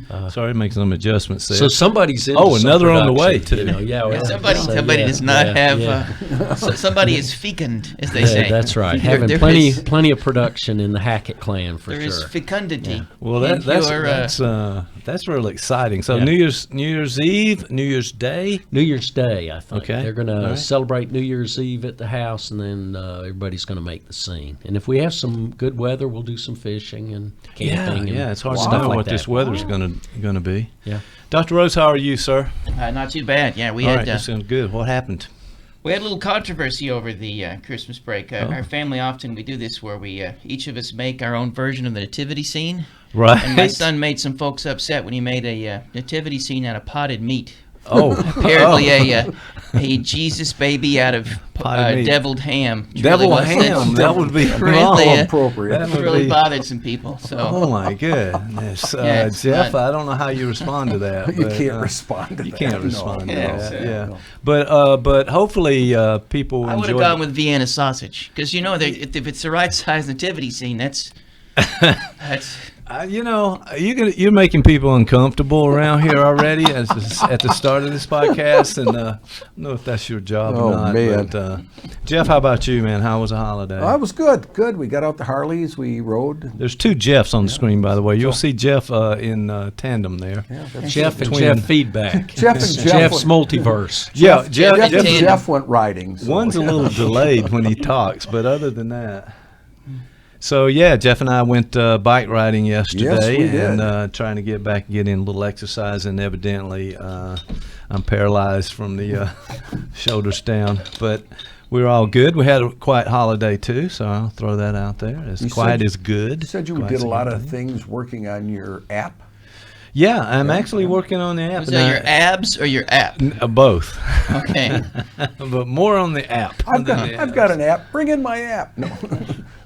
Yeah, we're trying to get some things going for this studio and all the things we're doing. So we've just we're almost to the point of finishing the Apple or the iOS app, and we've got a guy named Jay in Bangladesh who's helping with the Jay in Android. Bangladesh. Yes, He's on the so line that's right how now. that works. Is that Bangladesh, Alabama? No. That's across the sea there. That really is. But he's That's- helping us out. He's a programmer more in Android, in the Android world, which is Windows-based thing. So Have you I seen need a him? little Do help you know with he- that.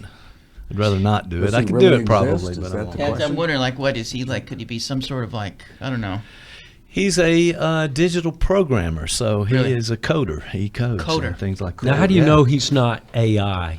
Just some yeah, kind of yeah. AI unit over in what I'm Bangladesh. saying. Well, could be I'm a little concerned that he might, Shipped in, be a coming spy in of from some sort. Bangalore via Bangladesh, and it's just a server somewhere you're interacting with. Yeah, it Isn't that what we very talked well about? could Yeah. be. It very well could be. That was on one of those shows, wasn't it? Yeah, that's I mean, so right. Trying to It's the figure it Abraham out. George show. He talked about all that crazy. Yeah, stuff. yeah, all the So- I don't know, the reality to come. I guess it's going to be the future is coming very fast.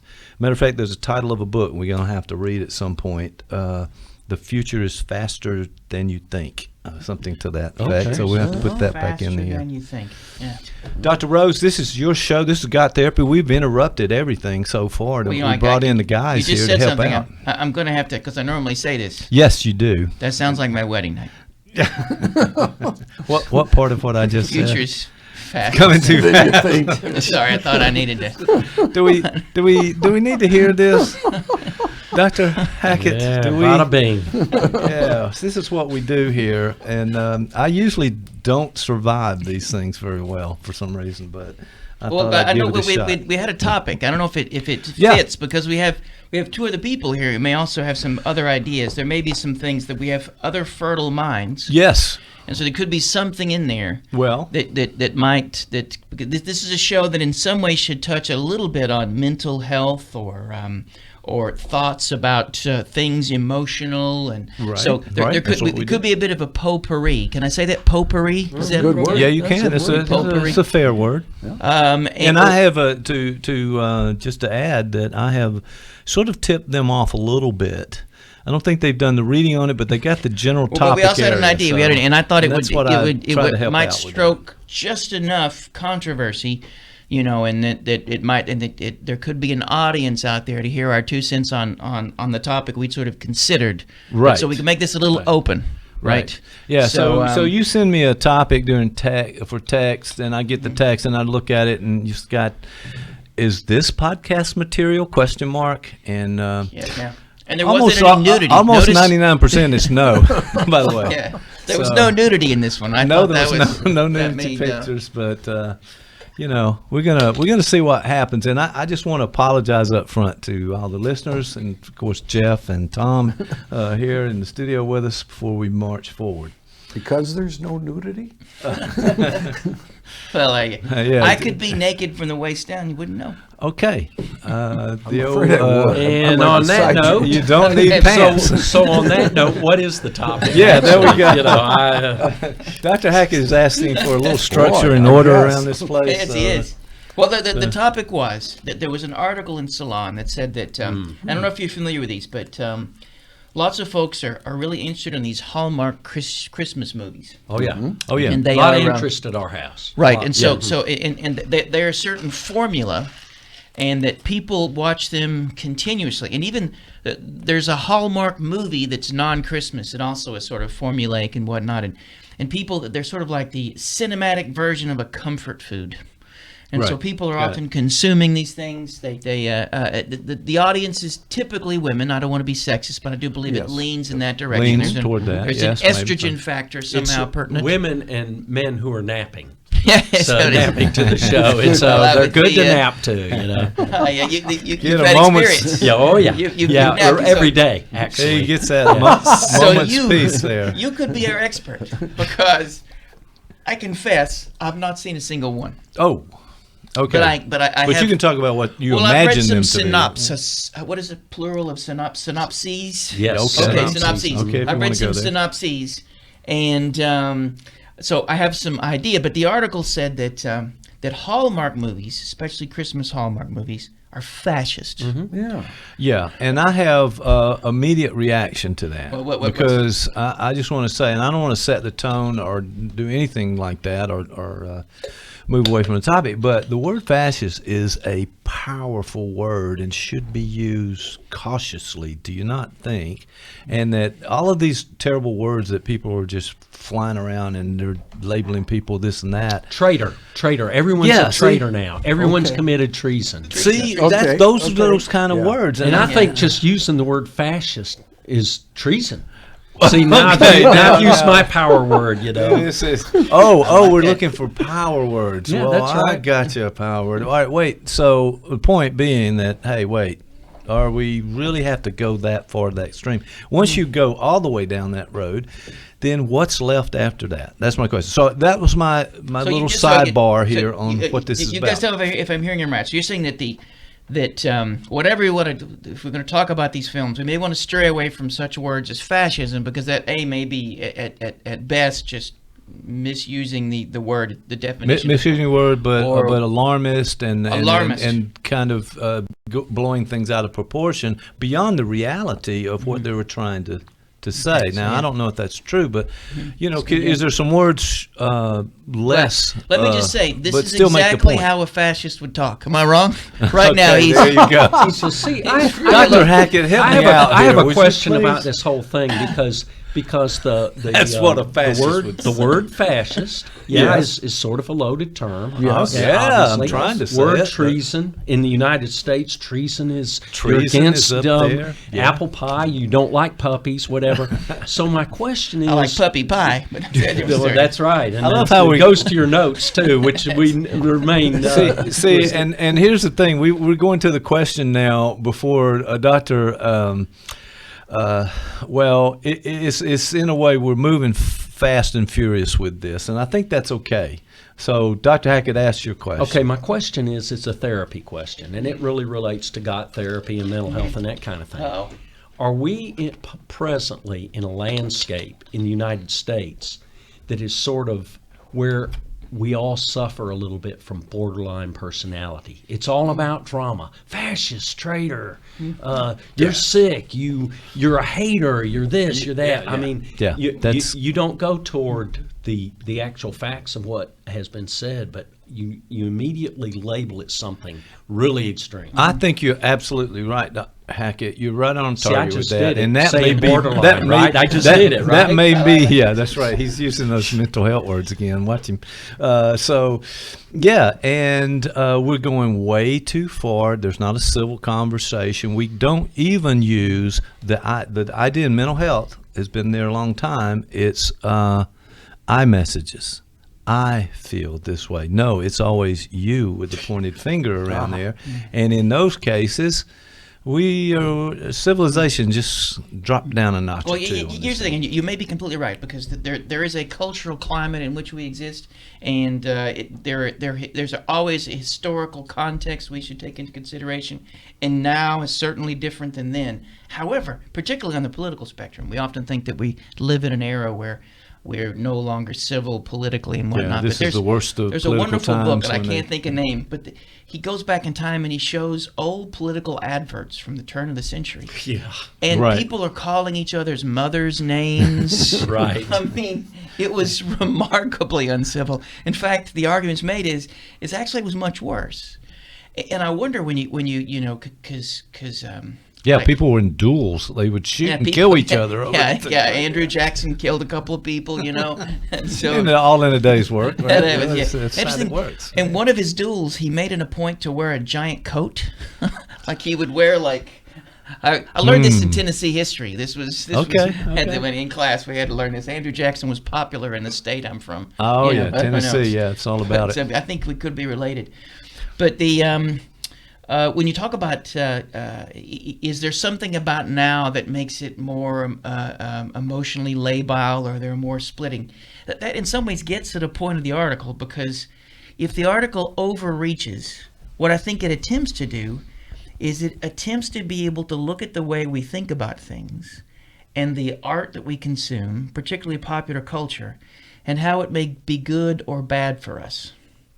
And if, you know, I guess in a way, a Hallmark movie, at least on the surface, is the opposite of borderline, right? Because it is innocuous to the point of numbingness. Boy gets girl, boy gets girl, boy loses girl. Right. They kiss at the end. Every show's the same. Okay, so it's so literally, it would Dr. be Haggett the has opposite. watched these That's movies. right. As a matter of fact, I it don't sounds think like- he's been napping. I think Yeah, he's got one eye. He's got one eye open. telling on thinking myself, those things, yeah. I think That's they- how that works. I'm a romantic. I guess. See, this is what happens on this show all the time, guys. For you, just another sidebar here. I have to reveal so much about myself, generally speaking, that I would rather not talk about, but somehow it comes out, and I get to hear it back. So, welcome to the club. All right, so it's innocuous. It sort of smooths things over. Well, so in some ways, maybe it's a balm, a salve in a way. And so maybe part of the reason that it has some cachet at the moment is that people can run to that because it has a certain level of comfort. Yeah. So everything's out of control. The world's kind of spinning away from where we want it to be. Here's something we can go to and quiet down, gives us- like it's a quiet place. Taking It's the a little time like out, the maybe. film version of a donut, right? Oh. It's something you eat for. I don't know if you guys. I'm a big fan of the Krispy Kremes. You like those? Those Krispy Yeah, Kremes? well, I think so. I like. Jeff, you know, what do you think, man? Krispy Kreme too much? All right. Yeah, just I making could. sure. You know, I could. I dream of eating a Krispy Kreme the size of a life preserver. You know, like. Okay. just Yeah. like a. And then you ate your pillow. Yeah. Woke That's up, an old joke. feathers right? everywhere. right, yeah. That's it. That's how it works. Actually, actually, I was going to say I ate my hemorrhoid pillow, but that's The right size. Yeah. sorry. First of all, the fact that you know what a hemorrhoid pillow is. Well, okay, there we go. That That's was another my, story, uh, another time. That was my nickname in high school. Hemorrhoid pillow. I had it tough. It's not easy being me. Yeah, getting picked on a lot. It was. But you're sort of saying though that you think that there's something about now that there's this need for drama. There's this need for intensity, right? That somehow that we live in an age that is that the dog or the tail? Because 24-hour news cycles and 24-hour news consumption, social media, all these things demand. There's a thing called the attention economy. You guys have heard of that, right? Yeah. And nothing will give you a bigger share of the attention economy than drama, right? Right. Than Yes. It's all about the clicks. Right. So so in some ways I think that if that social media is sort of made has sped this up to some degree, and the writer of the article, the Salon article, what I think they were attempting through sort of a PC lens, they may have been clouded by their own sort of political stance. Yes, and don't let that point go because we want to come back there. Keep your thought, but That's the idea important. of, okay, now I'm going to expose this, I'm going to write about it, and guess what? You're talking about how you feel and you're pushing that. You know, way. they're not enough diversity, not enough sexual There's diversity, and not whatnot. enough. I'm the good guy over here, and all And you there's- guys. And that was in the article. But I think if there was something, and this is something you do in therapy. If somebody tells you something, if somebody comes into your office and they sit down and they start going off on the most horrible racist rant, Yeah. let's say they go on and on about how much they hate Samoans or something. I don't know. They're just going on, and you're appalled by the statements they're making. Sure. But your goal as a therapist is to find something in there that has use. How does racism work for them? There's some part of what they're saying and expressing that is reflective of some emotional concern they're attempting to deal with through this diatribe. So you want to look for the truth and the grain of truth, not about the things they're saying. Racist things are not true, but how it works and what they're attempting to bring into the world and for you to see by the things that they're doing. And if you can lean in enough, you can often find that and find a way to bring it into the room. And it will be the same for this article. There's something, a concern for how they would like society to move in certain directions, and it doesn't appear to be so. And what I think sparked this article is that, I don't know if you realize this, but they originally aired a commercial of two women. Mm-hmm. It was a brief vignette of a larger commercial where two women were kissing because they were getting married. Right. And it was very chaste. It was like, it wasn't it wasn't sexual at all, but there was a kiss. And there was a Christian organization called 1 Million Moms, which turns out it's 1,237 moms, because there's not a million moms. Oh, okay, yeah. Okay. Which is Well, really it interesting. sounds much better if you say 1,237. You're not But they're going called a million moms. Okay. And They wish. yeah, They've they've got a goal. goals. They got, exactly. Everybody They've got should have goals. Right. But though I'm not sure if their goals are all that great. But and so they said that that you should take this commercial off because it allows sex to enter into a place where you shouldn't, and let's keep this out of. We should have one arena where it's not offensive and whatnot. Now, I don't know if you should watch the video because it's just like a Hallmark movie. It's remarkably inoffensive. This is not Okay. two women wearing bikinis, Right. putting olive oil on each other. This is not. Right. This is nothing like that. It's not This is- a porno film. It's literally just but they became really upset, and so Hallmark pulled the ad. Yes. But then unpulled the ad.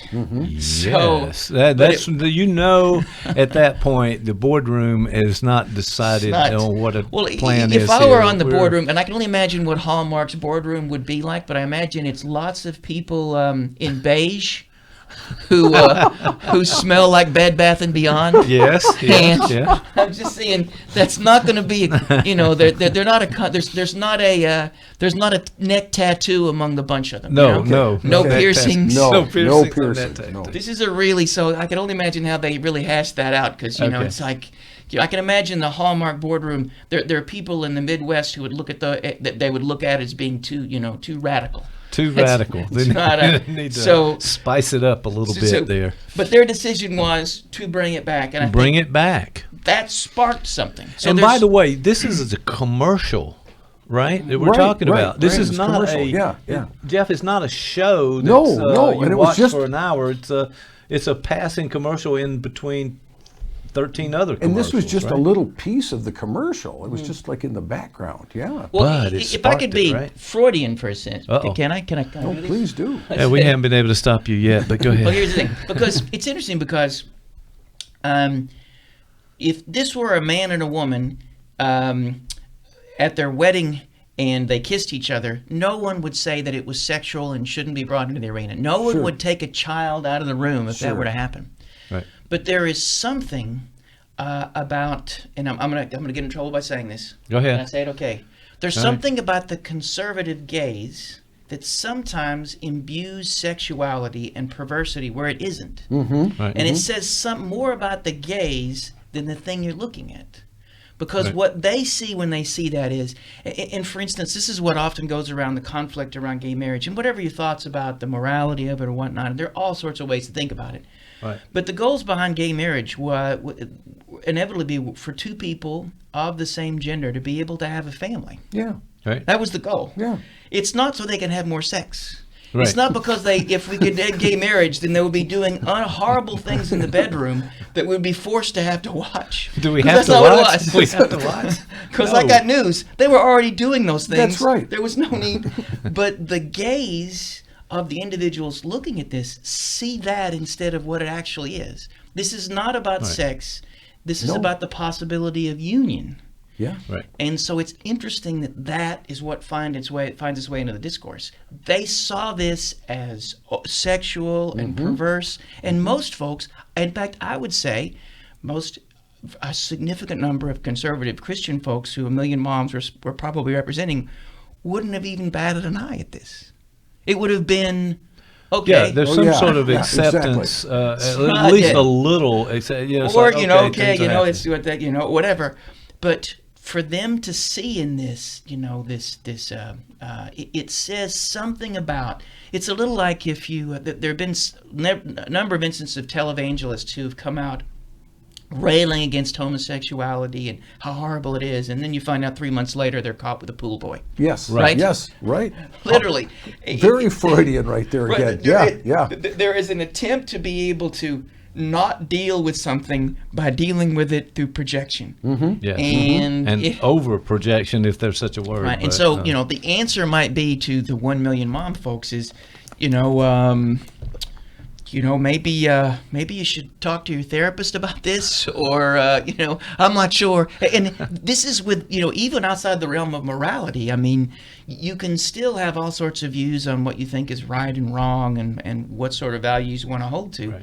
But their response to this just seems to suggest that there is something inside their hearts that they have yet to address. And I don't know if that connects to anything with what you were saying about culture at large, but I think that's the filament of truth that the Salon article is trying to address. Like, is it possible that a good percentage of the folks who watch Hallmark movies are the same sort of people who don't know their hearts? The same sort of people who have a secret conflict, a secret hatred or self-hatred that these sorts of movies numb them to, and that if they were exposed to something else besides the comfort food, then maybe there's a chance for them to grow. So what if these movies, and that's the fascist element, I think, like if you look at Triumph of the Will and those sort of fascist propaganda films, Right. even some of the propaganda films out of Stalinist Russia and whatnot, there's something about how they serve the purpose of keeping someone blind and numb to something they may need to know. Yeah, but that's most of broadcast television. Just a couple things. First, broadcast television is about the dollar. Oh, yeah. And it's largely reality shows, bride shows, food shows, surviving shows, but it's comfort food because it's the same show over and over and over again. Yeah. So if the point of the article is that folks who watch Hallmark are not in touch with their own dark, scary feelings, well, that's most of humanity anyway, right? That's why therapists stay in business. And then the second thing is, a lot of these issues we're sort of throwing on the table here. It seems to me like presently we live in a society where we have all these ways of communicating, but we're afraid of really talking about the issues and taking a hard look at the issues. That's a good point. Hence, if you have a different point of view, well, you're just bad. Because Yeah. I don't want to look at that. That's scary or weird or whatever. And most people, they have, even if their thinking is unsound, say, they have a rationale so that it works for them. I mean, that's at the heart of talk therapy, is that when people bring these things into therapy, there's the behaviors or beliefs they're engaging in, does something for them, right? Right, and it's always bringing those things in too when they've not found a way to talk about them, and they're hoping this therapist is going to get it, at least the underlying issues, I think. Well, doesn't that go along with the previous discussion we had about the myths that people create? I was thinking that. Yeah, it went right along with that. You create this myth, and you have to do what you can to reinforce that. 'Cause Well, it that's gives how you see the comfort. world. Yes, That's right. Yeah, you have to protect it, right? Like once Yeah. you've established a narrative for the world and your place in it, the cognitive dissonance, anything that comes along to Right. challenge that. Right. I mean, and you have to be able to. And when you talk about that, that's therapy is unique in that there's the potential for real talk. I mean, one of the and I come from a psychoanalytic tradition, and it can be very powerful. The minute you walk in and you sit down and you say to your patient, how was your week or what's going on? And they say, fine, but you notice they say it in a way that would suggest that maybe it's not so fine. not fine. Okay. Yeah, it's great. And the mere fact of saying, the words fine came out of your mouth, but the music behind that sounded more like a horror film. Yeah. What's going on there? Yeah. And that opens up the possibility for real connection. Right. And to be able to say, why do you feel the need, even in here, to pretend to be something you're not? Notice how that can open up a powerful moment. Throughout all of your week, you have attempted to wear a mask, and in the one place that we know it's okay, it's not to. It's still hard for you to take that You off. still have the mask. Sure. So, Right. yeah.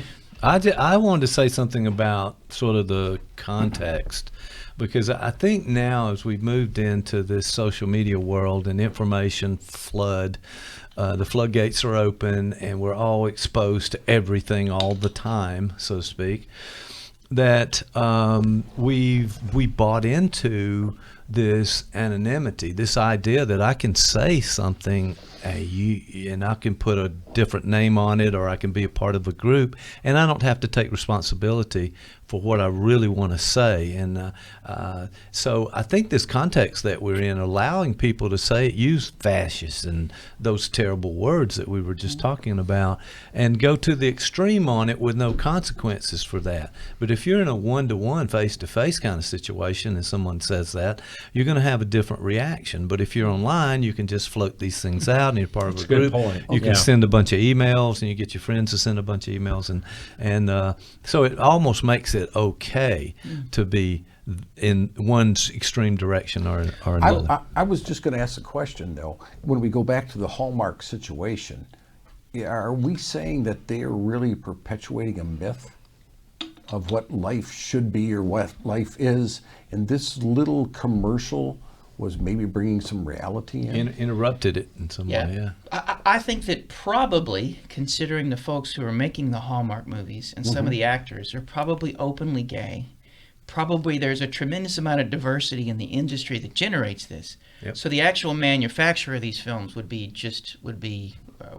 like, I mean, to them would be no big deal. But you're right, the consumers may or may not have a narrative that they need to protect. Okay. In fact, one of the response from the 1 million moms is, we need to have some area where it's safe for Christians. That somehow the public sphere is beginning to shrink, Okay. and this was the one safe place Okay. for folks who could feel that. So, but Yeah, that is some desperation in that. It seems like you've got to find a space there because you feel the walls kind of closing in, and it's well, the irony changing is, the way and again, you that want this is, again, I'm a in the myth, lefty but- commie, but I don't remember Christ himself hanging out with people in Hallmark movies. He tended to hung out with people who We're real people. Yeah. they're just real prostitutes. They were. Yeah. It's not like I don't think I can't imagine that there's nothing biblical about watching this. You could even say, in my heart, in my religious beliefs, suggest that is not something two people should do because it takes them away from salvation. It places their eternal soul in trouble. You could still have that, but still be present and honoring and connected to the people who are being presented there. I mean, there's a way to be able to navigate that conflict, right? Well, when you get back to the New Testament principles, and the New Testament was a radical changed from the Old Testament point of view That in is so many true. ways. But some of the key phrases were, "Let he who is without sin cast the first stone." One of the others was, "Judge not," and you know, when you think about what ultimately happened to Jesus, he brought this message of love and acceptance and loving your neighbor and including everybody. Well, you see where it got him. Society at that point was like, hey, that's not our Old Testament principle, and that's not our society. That's not the way we see things. Yeah, that's not the narrative or the myth that we have. Yes. That he was a He was radical in that sense, and you know, it's often when you look back historically at the whole Jesus time and the time of his preaching, according to the Bible, 3 years. Well, those 3 years he brought a message of just pure love, and it was so radically against the government and the religious power in place that, you know, it got him killed. So, you know, I think a lot of times when we're talking about biblical principles, we miss the point, you know. I mean, for me, the whole idea of spiritual quest is to work on my own judgment. I mean, I'm like anybody, you know, I have my own perspective. I was raised in a pretty conservative Catholic household, that kind of thing, and you know, a lot of times I have to ask, who is making this judgment? Is it really me? Is it me, my eternal self, or is it you know, just a myth that's created for me? Right? Which you Jeff? wonder, because that Yeah. would be, you know, the myth that you were raised with. Yeah. That this is how it should be. That's right. And you don't know anything else. Right. You know? Right. So, Yeah. yeah. Yeah, but people can seem to get really upset when they think it violates one of their beliefs at some level, and they see that as offensive, and that they need to kind of strike back in some camps. That's what happens. So, and if you've got 1 million moms or 1,237, then everybody's got to shoot an email out there and stop this stuff. But then, if I remember the story, they reversed the decision. Right. What do you think that was about? I'm not really sure. If you're going to say, okay, you persuaded us, what happens in the meantime to that? Is that money? Is that just greed, or what? Well, I mean, there I don't was know. so much backlash when they pulled those, and once people heard why they pulled those, that they had to reverse that. Well, see, it goes to the heart of another American belief, which is the belief in freedom of speech.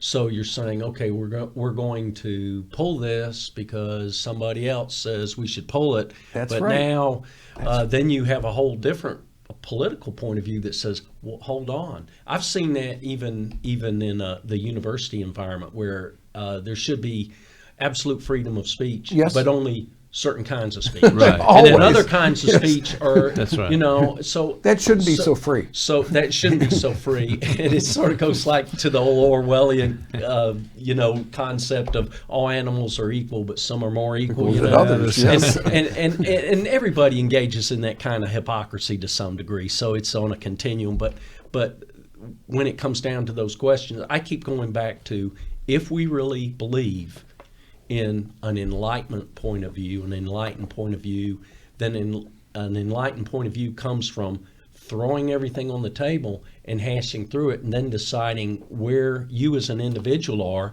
and then where you as a group are ultimately going to go. That's true democracy, but it's, you know, it sort of goes back to the old expression. It's like making sausage. It's, you know, it's good when it's done, but It's you know, not the a- making it's of it not a isn't all pretty- that great. It's not a Yeah. speaking Pretty. sausage. Yeah, Not a pretty right, process right. of that. Yeah, Well, right. in some ways, because if you think about what you're saying, so the opposite of a borderline state, which is splitting, when you talk about this need for drama, all There you good go. and all bad. Jeff, the they're opposite- using those psychology terms Yeah, they again. I are. just want to Yes, make yeah, sure that yeah. you're. I'm taking you're with notes. us. All right, there you go. Though I can't, because he's got my pad. Yeah, I don't really know what they mean, but I use them because they sound smart. Well, the opposite of that is some, and the fancy term for that is the depressive position, and it's being able to see shades of gray. It's a form of integration. And so you can see how splitting works on this very article, and it's split to the left and the right. Okay. We have the 1 million moms saying this is perverse, this is, whatever, and that is hurtful. That's not helpful, that's not loving. No. But we also, and I say this as a left-leaning uber commie, that Salon also engaged in some splitting, because if you read the article, and I don't want to sound too critical, but you could hear a whiff of elitism in the article. Mm-hmm. Those dumb bunnies who watch Hallmark movies, Yeah. they're and I don't think that's helpful either. No, I don't think it's helpful. Good point. I do think there's there's people in the boardroom that are saying, how much is this costing us? Or how much controversy can we get out They there have and to make sell more magazines? Their brand would be really in trouble. Right. But I suspect there's also, and because I'm not cynical enough, but I suspect there are also people on the board saying, wait a minute, we wanted to include that commercial because we really want more people at the table. We want Right. people to feel accepted. We think we have movies that make people feel good. Doing it for the right reasons. And we in some want as ways, many yeah. people to feel good as possible. If I'm Sure. selling donuts, Sure. I would like everybody to have one of my donuts because I think you're going to like this thing, right? So I think on some level that's probably at play. But if we were to come at this from bringing it back into the therapy room, consulting room, the opposite of a borderline state is that integration. And the goal would be like if somebody's protecting their narrative and their story, Right. one of the goals you get to have them to do is to be able to lean into their pain without too quickly needing to split and project it off. So to be Right. able to say, if we had one of the 1 million moms in the room, to be able to say, okay, what is it about this commercial that causes you so much pain? Sure. This obviously hurts you. We don't start with saying, you unenlightened, You're wrong. Fascist. race, fascist, whatever. That's not going to help. Keep those to yourself. It's over not, there, it's, right? not going to help. But you could begin with saying, okay, what about this bothers you? And if they could articulate, then it may help them with tolerance. Doesn't mean they have to accept it, but they can tolerate the fact that there is now a place at the table for sexual diversity. There was a time when 2 women kissing on TV could get you killed. And now we have a place where they have a place at the table. What about this makes you feel? And I would imagine she would say something along the lines that, I'm feeling marginalized. I'm feeling afraid. I'm feeling there's not room at the table for me anymore. Right. And if she were able to say that, we could work with that. And we might even say, well, I think you're kind of right, because there are people at the table who've been hurt. And they think you are the person that hurt them, and they would like to get revenge. They would like to take out some of their pain on you. So let's find a way to make sure that we all have a place at the table. And some of those, because there is some truth to that. I don't think it is simply just, all smoke and whistle for the 1 million moms not to feel some of the things that they feel. Am I wrong? I can see what you're Yeah. saying. No, Yeah, I think one there's of a one threat of, there. Yeah. One of again, it's context, but being insulated in a group situation allows you not to have to do any of the things you just talked about. So I'm free from having to explore my own feelings Right. or my hurt or my pain and kind of grapple with it in light of someone else's hurt and pain, and how do we compromise in those things. But if I'm in a group and I can fire off some ugly note to someone without any repercussions, then I never have to deal with it. And look, I've got more supporters, and it insulates you from having to deal with those things. And so I think that's part of the split that we've been feeling with now. And the fascism piece of it is always about making the other side terrible. We do it in every war. The gooks and all those terrible things you the take Nazis, about people. Right. they had they had the figure of the Jew. They had this individual, this group of individuals that somehow, if we can get rid of them, we would get our utopia. Right. Yes. Right. Right. Yes. And if you have that, Oh, we had a episode about a movie that had those kind of principles in it not long ago, if you remember. that was what was that? That Care Bears movie. That was. But you're right. So, and if part of fascist, and you can see a little bit of it in we can drift in that way in contemporary politics, that somehow there is, if we could only get rid of immigrants, America would be better. That's We'll right. go back to be where it was. or Oh, you whatnot. bet. You Right? bet. So there's Exactly. this- I'm always trying to get back to somewhere, and then we need to talk about that at some point too. Which, by the way, we you talked can't about go back this. home. You I just did, wanted to didn't keep you, a bringing few these weeks things ago? back up. But yeah. One of Hitler's sound bites literally was "Make Germany Great Again." I mean, literally. That's Yeah, what was the whole yeah. Okay. thing. All right. I mean, Well, and it's part of what can the specter of fascism often is that there is a past that never existed that we're being blocked from because a certain section of the population is keeping us from it, and so we can mobilize against. It's just this so much minority. easier to blame outward than to deal with the things inside, and that is. Well, you know, it's terrible. it's all football, isn't it? So All right, Here we let's go. bring- let's Here bring we this go. back. Bring the coach in. So first, it's a classic power move where you create either some catastrophe is coming our way or some evil group is coming our way, and if you'll just support me, then we'll take care of this. And the reason I said it's football is because I've always watched these interstate rivalries closely. They're exciting, but if you talk to one group, the other team always is just full of dirty players They're and always cheaters. cheating. Yes. A lot of dirty play, Yes. violence. Oh, don't Our you know? team Yes. is fair play, no violence. We're the good people. So I think you got to look. So what is and it goes back to therapy. What is that kind of behavior getting folks? If it's folks in power who are creating that dynamic, and they don't say, if a leadership team does not say, what are the issues? Let's hear from everybody, and let's come up with a game plan. If it's all, I got a game plan because that's what's happening, I always put my hand on my wallet. I mean, I think there's some tax dollars involved, and I'm going to pay, and somebody's going to get my money. So Well, think about it, because there are two things sort of reply. First off, I would think that, could you imagine a presidential debate where somebody said, you know what, you got a choice between the two of us, and it's going to be okay whichever you choose. America's going to be fine. You're going to be fine. Things are going to be okay. I just happen to think that my, ideas are a little better, and here's how they might work. What if that ever happened? That never. No. That was like, we're all going to be okay. And, by the time you get to this level of the voting, we've been vetted in all sorts of ways. If either one of us were really a bad person, we wouldn't be here. We're all pretty okay. So it's not nothing to be worried about. So in political debates now, instead of that, what you get is, you're evil. Yes. You're evil. Hey, we're the same party. We're both socialists. Evil. I mean, it's Yeah, bizarre. yeah, let's find it's the word that entertaining. is gonna make I'm it. entertained by it. And that's the second point, because I think in football, and maybe in Hallmark movies, it's good that we have splitting.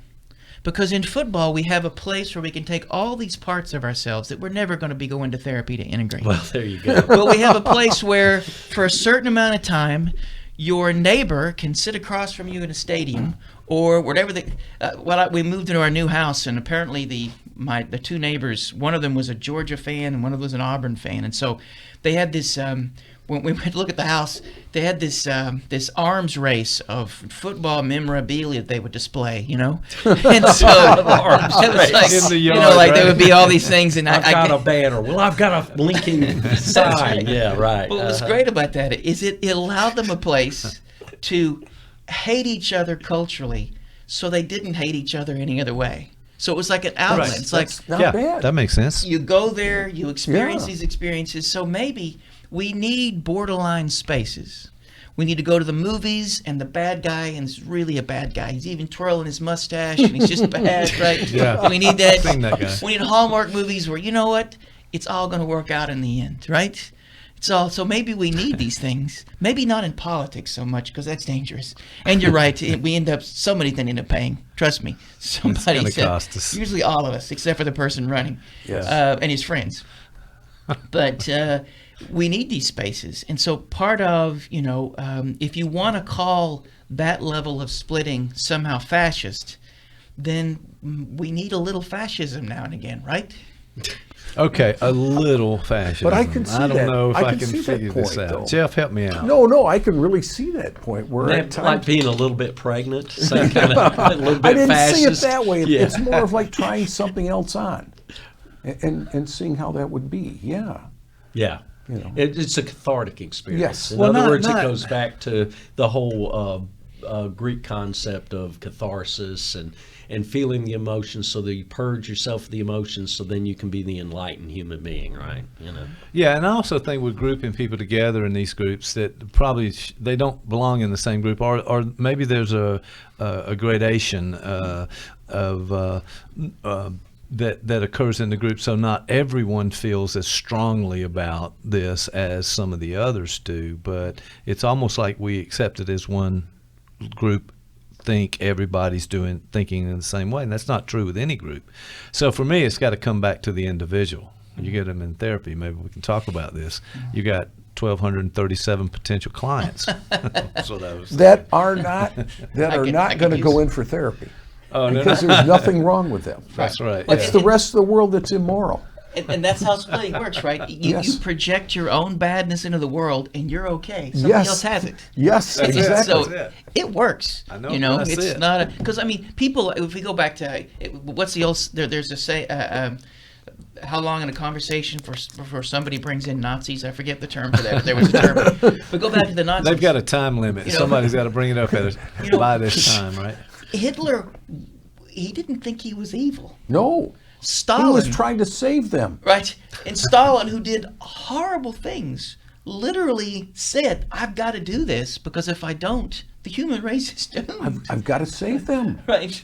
So Okay. there was not an indication, you know, and they were driven. There was a lack of moral complexity, but they certainly had a moral outlook, and Yes. they were laser focused on that.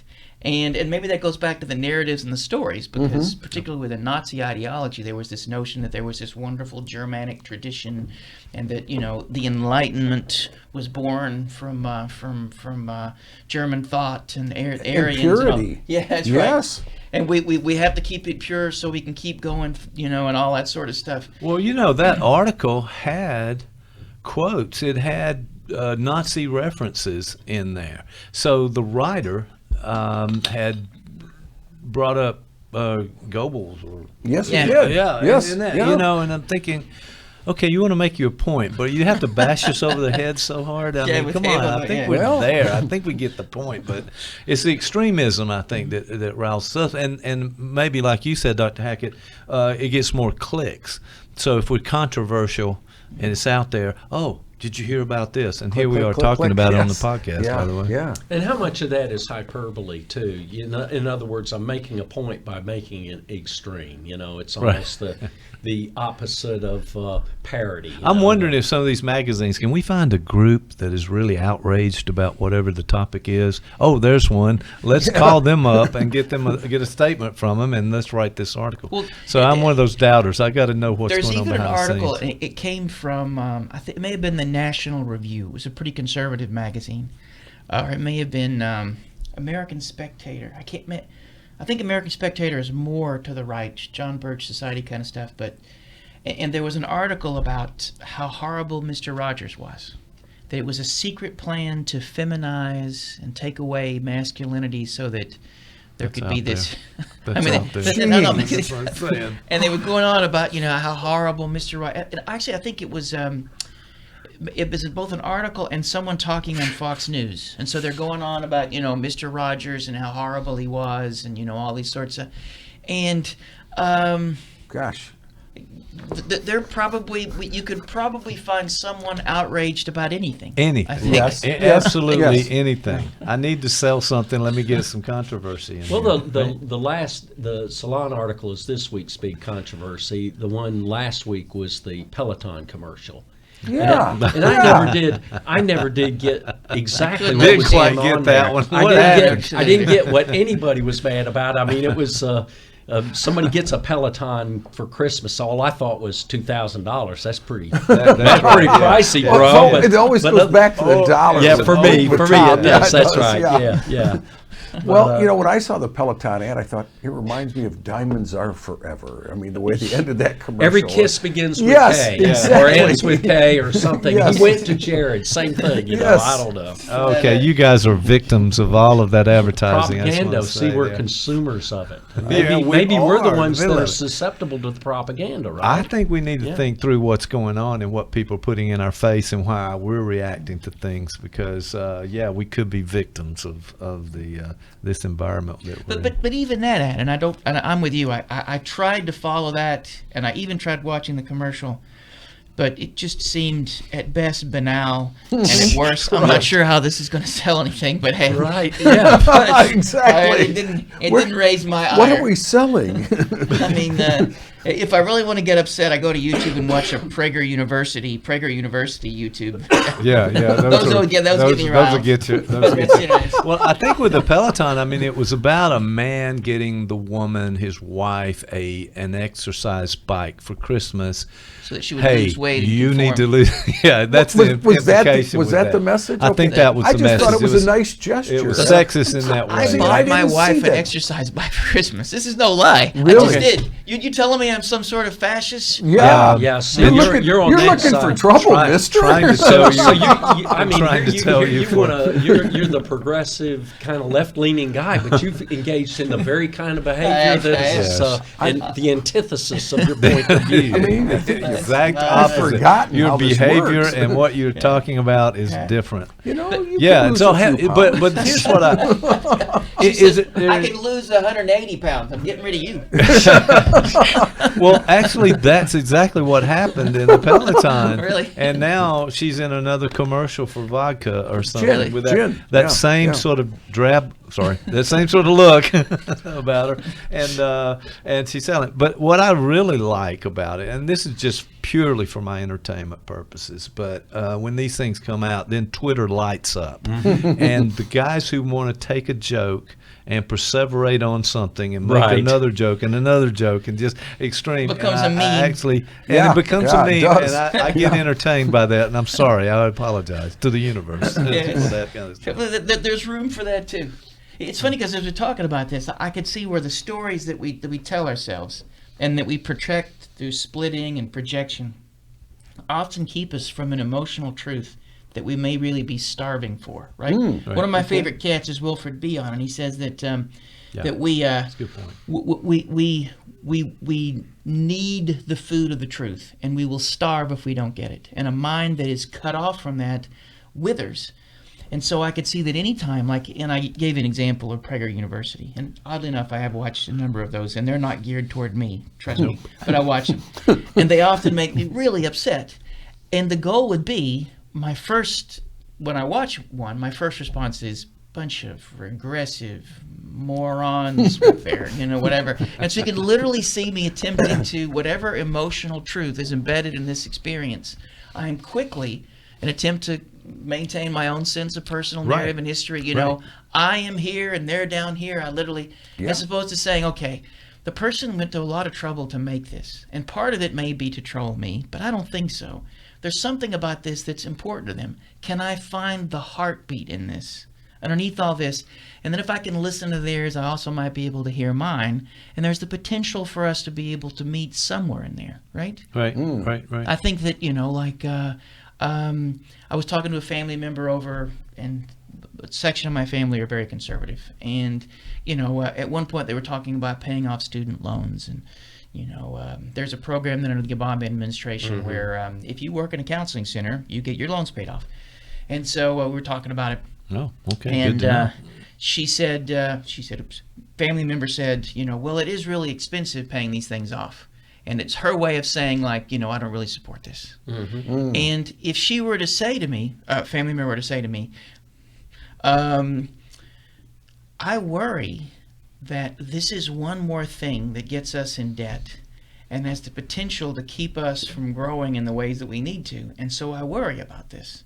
We could have that conversation. Yes. Right? Right. Good. And if I could hear in that, as opposed to, because I think if I caught her, a family member, in the wrong moment, she might say, well, this is another one of those progressive socialist things where you don't want people to take responsibility for the decisions they made, and you're turning the whole generation into infants. Right. We're going down Just the going tubes on now. all that Yeah. does. And at that point, I'm like, I can't hear. But if I could hear the heartbeat in it, and then I could hear mine, I could say, wait a minute, okay, there's some place we could meet here to be able to deal with this. But Yeah, I think so. But for me, it's that ability to see that, react to it, and then, as you talked about many times, is to lean into it and see what is in that kernel in there that I can find to connect with and so forth. I don't think that's happening that much. Oh, no. I want to just say, Jeff, what do you think? Oh, I totally agree with you. We don't want to find that kernel in there because we still want to protect that story and or it's myth or, it's narrative. reactive. It's, Yes, it's very much automatic so. in a way Yeah. that you have Just to reject somehow it out of hand. Right. Yeah. Right. Well, but there is something at stake. If we lose the stories that we have about ourselves in the world, Okay. there is a price. There's the potential for chaos. Mm-hmm. If you look at old learning theory, there's accommodation and assimilation. And assimilation is taking a bit of information and you literally just build it into the narrative you have. Yes. Right? Yep. But accommodation, and this is what Bion would say, that's the arrival of truth, requires you to have to rethink the way you think about yourself and the world. Oh boy. And just from an evolutionary biological perspective, if every time we woke up we were constantly having to accommodate, our couldn't do ancestors, it. we'd have been eaten a long time ago. we would not have made it. No. We wouldn't be gated off the plains. But so there is something important and necessary to be as assimilative as possible, and continually so. But whenever we have these sort of cultural shifts, and we began talking about the Hallmark thing and its potential for sexual diversity, and I remember growing up as a kid, and if someone was effeminate, it was okay to call them homophobic slurs, and the adults Yes. wouldn't say anything. No one would say Right, anything. No. right. no. Adults might say No. that. I remember adults cracking jokes at other, So there has been a broadening of the table. There are now more people capable of being accepted and loved than there were. I've seen it in my lifetime. When I came to CSU, my first semester there, I wanted to do an LGBTQ group that was a gala group, I have Gay and Lesbian Association. And I was told by some administrators, I think that's too controversial. Let's hold off for that. And I was Controversy like, off what the are you campus, talking right? about? Yeah. And Yeah. now I can see it. we have these organizations in high schools all over the place. That's in just this brief amount of time, in the 20 years we've seen this. So there has been, on a cultural level, a shift. But maybe it would be asking too much for us to move too quickly at that. Maybe it's something that we have to stumble toward. Maybe, I think so. It's all about this growth, but it's just a slow moving society, Or cultural as Tom context. would bring in about this point would be evolution. That it takes time and we'd have to evolve there and we're just not ready. The right? whole idea of the trajectory rises toward justice ultimately, but it's just slow. a time thing. Yeah, it's growing pains, I guess, in this thing. But I also think there's less jokes in this sort of kind of calm and understanding and acceptance world. So does it not have to be a little edge to some of this? Sure, So it's supposed to be okay? I mean, come on. Can we not? We got to troll. We got to, we got to get, we got, I don't know. It's not, there are a couple of things I was going to joke about, but I thought, I better not say these things. Yeah. Okay. Exactly. I was Okay. editing. Yeah, I was yeah. editing during this thing. I was trying to stay classy. am Because I could really- look at the, Yeah. What is guy it, says, stay classy. what is it? I'm All gonna stay ships. classy. What's that saying? All ships. The tide rises all ships, right? Oh, yeah. Right. And so that we have two more people here. I was a rising ship. Well, listen, congratulations, first of all, to us for that, and you for holding back occasionally. Didn't see it that much, but it was a good attempt. And I didn't see it that much either, really. But Trust me. Nice applaud thought. you for Nice thinking thought. that. Yeah. I had some things. There were a couple of things you were saying, like, man, don't say that. Don't say it. Come on. don't say it. It's Don't right say there. it. Good. That's It's good right that it's there. even happening. Say Golly. that. It's not. Don't do it. Don't do it. No, it's really tough, and the politically correct environment. I mean, who navigates that very well? And it's also generational in some ways. I mean, we had a lot of leftover stuff that moves forward with us, and have to undo some things occasionally along the lines. Everyone here, at least at one point, worked at a university, and as we all know, that is ground zero for political correctness. Right? It is literally. It is more today. It is. Things have changed. Things have changed. It's not like it used to be. And it's interesting because you would think it wouldn't be, but I've been in meetings where we're discussing, a student or a certain situation, and I've heard an administrator, that we, this unit, referring to students who had made a racist remark, this university is no place for people like that, right. And my thought is, that can be applied in so many ways. well, the individual had made what could have been construed as a racist remark, and so it had caused some stir, and there was, so we all were talking about what are we going to do about this thing, and I hate to say it, but it's not against the law to be racist, and it's not in a place where there's freedom of thought. You're free to be as racist as you want to be, as long as you're not affecting somebody else. In the privacy of your own home, you can put on Klan robes, or you and your friends want to do these things. And I'm not sure if we can say that any element of the public sphere, including a university, is not a place for someone like that. As long as they can be respectful, and we can expect them to be able to honor and respect the people around them, wonderful. There's a wonderful clip I remember seeing as a kid. A local Klan organization in, I think they were out of Chattanooga, and they had made the news because they wanted to march, and they weren't being allowed to. And so their lawyer was there. So it was the Klan man, and their lawyer was African American.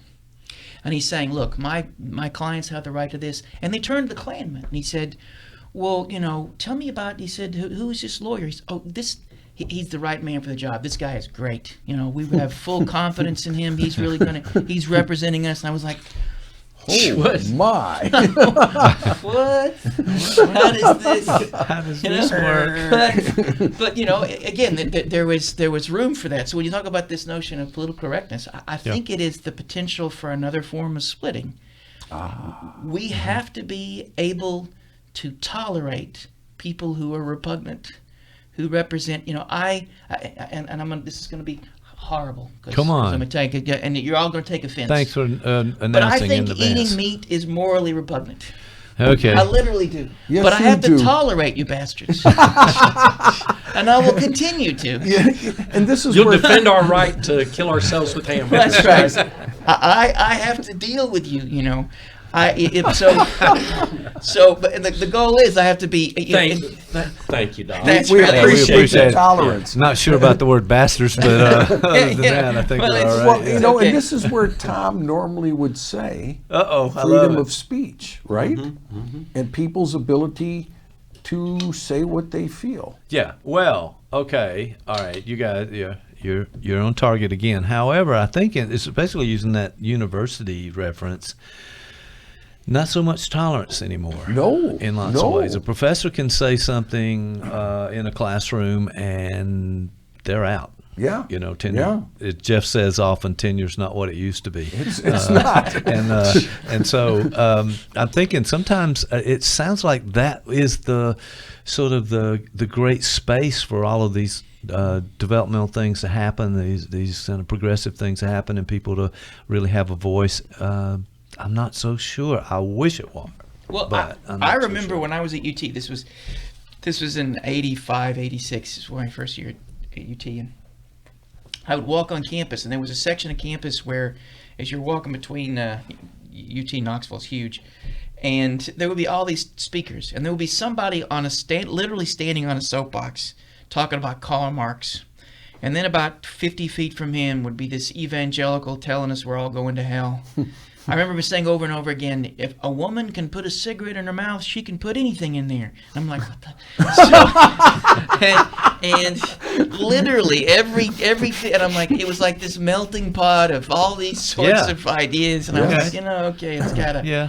I will say, though, that I think that there's still a grain of truth in this. There's an attempt to navigate how to keep people at the table that used to be marginalized, and it used to be okay to make fun of, but at the same time create a space that people can speak about all sorts of things.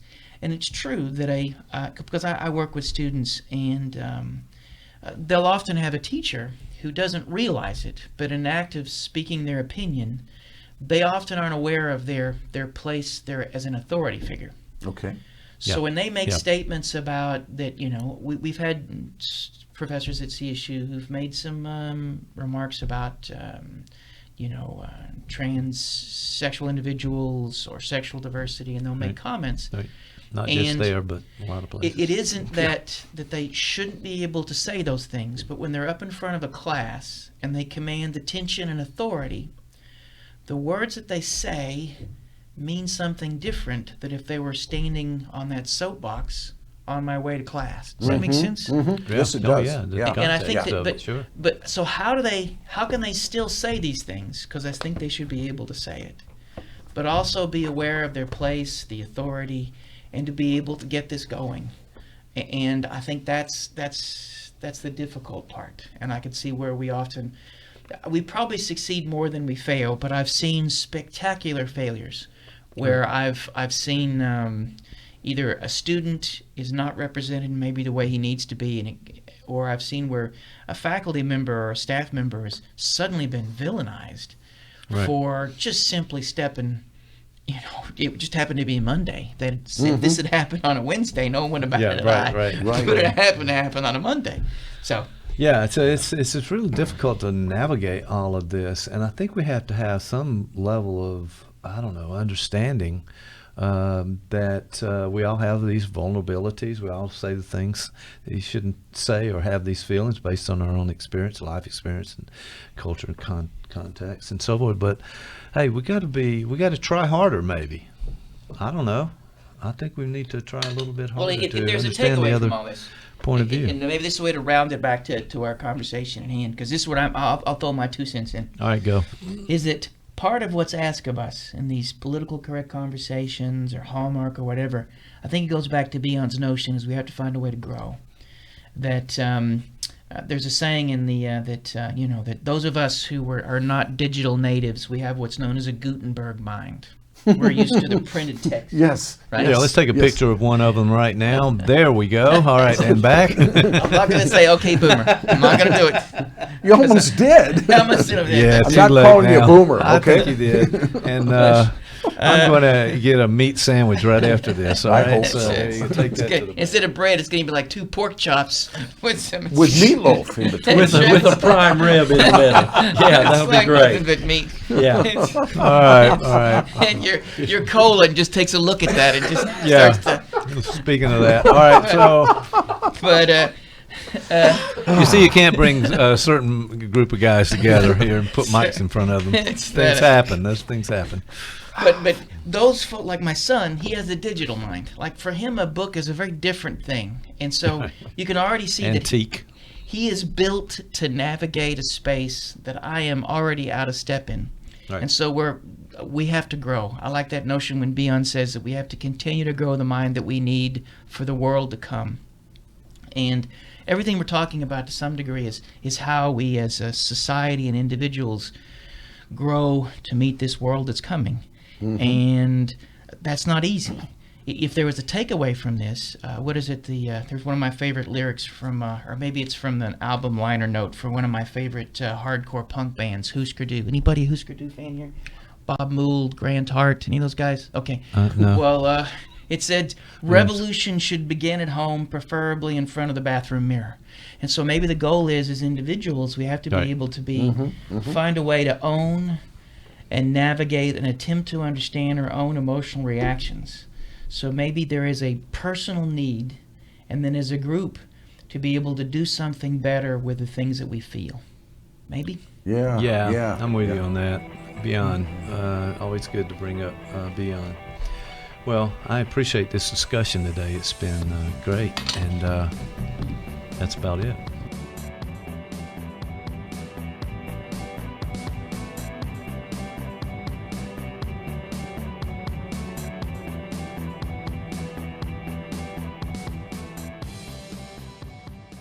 A story to tell.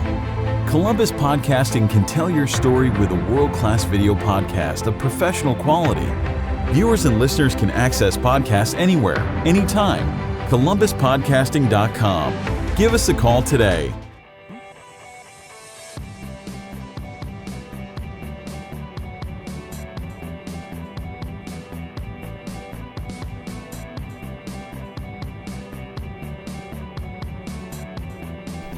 All right, so it's always great to be in the studio. It's a Saturday morning.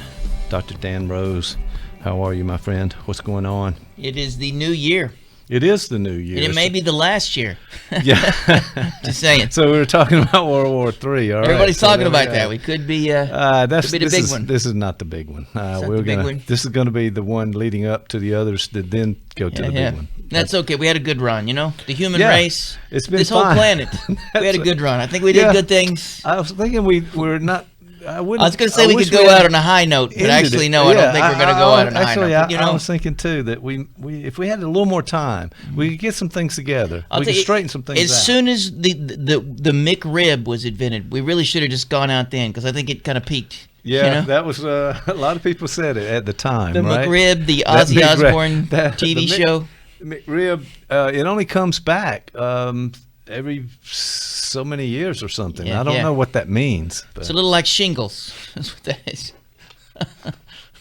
Goes away, comes back. Well, all right. Well, this end of the world talk is not helping my my disposition at this moment here. So I wanna turn to the idea that it is the new year and it is the new decade. So It is 2020. It's a great year. It's a great you know, year. a cousin of mine who indulges in, let's just say, Mother Nature, as the hippies used to say. Okay, there you go. He's Is really he happy feeling about it? the fact that there's going to be it was January, April, right? April, yeah. Will be a whole month of 420, and he is April 420. How does that work? I don't January, February, March, April. So 420. It's 4 and then the 2. So you know. Okay. You know what 420 well, is? He should put down the bong long enough to do the math on that. I'm not really sure, but I think that's in April on the 20th. But he's going to stretch it out. I can understand. I can understand where your cousin is going. Yeah, it's right. my cousin. Yeah. Yeah. It's actually my mom. Who am I kidding? Yeah, tell the truth about this. Yeah. All right, man. It's great to have you in the studio. She was actually a member of Bachman Turner Overdrive. Oh, People no. don't realize that. Yeah. Bachman Turner. She was Overdrive. She was her Overdrive.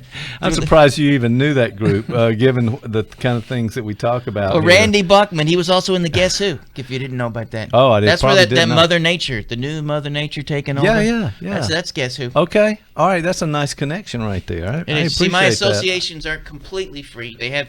Yeah. Well, see, we need to talk about your free associations Yes. at some point because I got a feeling that there's too much freedom going on in there. That's my Yeah, there could thinking be. about it. It needs more Too much oppression. freedom. Yes. Yeah. Need, Well, you know, on the outside, what you have on the inside. We were talking about that a moment ago. So. All right, man. So it is a good year. It started out well. Let's be positive. Let's look in sort of positive psychology, if you will. I don't know if that's Well, here's what I thought we'd talk about, anymore, because but- if we're going to start the new year, we should start the new year with a concept that people don't often think a great deal about, but is the notion of gratitude. Gratitude. Gratitude. Yes. And not ratitude. Because I don't know what Ratitude well, that was is, a but- Weezer album, but it's also just, you know, I guess radical gratitude. All right, we're starting out with a lot of musical references, Sorry, but I'm I'm, okay with that. As long as I'm we not, kind of find, I can never find those albums that you talk about. They're not. I will say I'm not a huge they're not Weezer percent- fan, but that's okay. Okay. So this whole idea of gratitude. Yeah, gratitude is a good thing, right? We And you should know be what? thankful. Maybe figure out what we got. What are we grateful for? I guess grateful is connected to the idea of gratitude. I'm grateful for this goiter. It's I don't know. No, Sounds awful. should have more iodine in my diet. As you've said before, better get that looked at. It's interesting because you'll often see in medieval paintings they'll have a peasant with goiter. It's sort of somewhere etched into the painting, and that was sort of a symbol Yes. of poverty, because as you realize, I think iodine, and I think it maybe have added naturally. We add it to salt, or maybe it's an actual part of salt. But Yeah. a peasant's diet would be such that they might actually generate a goiter as a result of not being able to afford the Okay, the see, nutrients. and this is an example of that reference from that free association we were talking about just a moment. But it's quite notable, and we should probably take note of that. And next time I look at one of those kind of paintings, I'm sure it'll come back to me at this point. You'll see pictures of goiter, but this gratitude, it's going to be as you know, I tend to look at things through a psychoanalytic lens. Yes, you do. So I can't help but look into a lens, and there was take a second to talk about. There's a theorist, the person who is credited with inventing object relations therapy, Melanie Klein, Okay. and she makes gratitude a central portion of her theory, particularly as it can connect with mental health. Like Right. for Freud, one of the ways to define mental health is the ability to be ambivalent. So you can hold contradictory ideas, Right. different emotions in mind, and all that sort of stuff. Yeah, and And that's tough for a lot of people, by the way. it is. Actually, I'm ambivalent about everything. So really, it's That fits. That fits very well. I was thinking of some of the folks that we used to train in the counseling program coming to be counselors, and that holding the different ideas. They were really looking for a one source, one route to get to where they needed to go to help the person. So it was often a struggle. And that often comes from one of the things that, and Melanie Klein talked about this, because when we're in states of high affect, when we're feeling afraid or we're feeling all sorts of things, we tend to split. Okay. And that is the opposite of ambivalence. We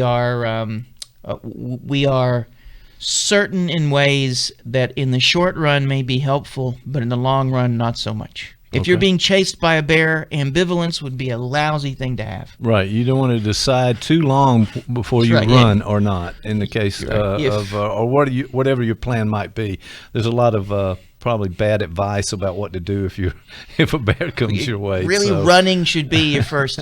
I would go with Yes. running, but As an and aside, staying clear. I grew up in a small town in the foothills of the Tennessee mountains, and we would occasionally have bear come into town. Oh yeah. And I don't know if you know how fast a black bear. As far as I know, no one's ever been killed by a black bear. They're not, but certainly not in my hometown. But they're fast. In fact, there is no way you can outrun a bear. I don't know. Oh. Maybe other bears are slower, but having seen how fast a black bear can move, I'm like, Yeah, well, it's- you know the old joke. I don't have to be the fastest. I just need to be faster than you. That's is right.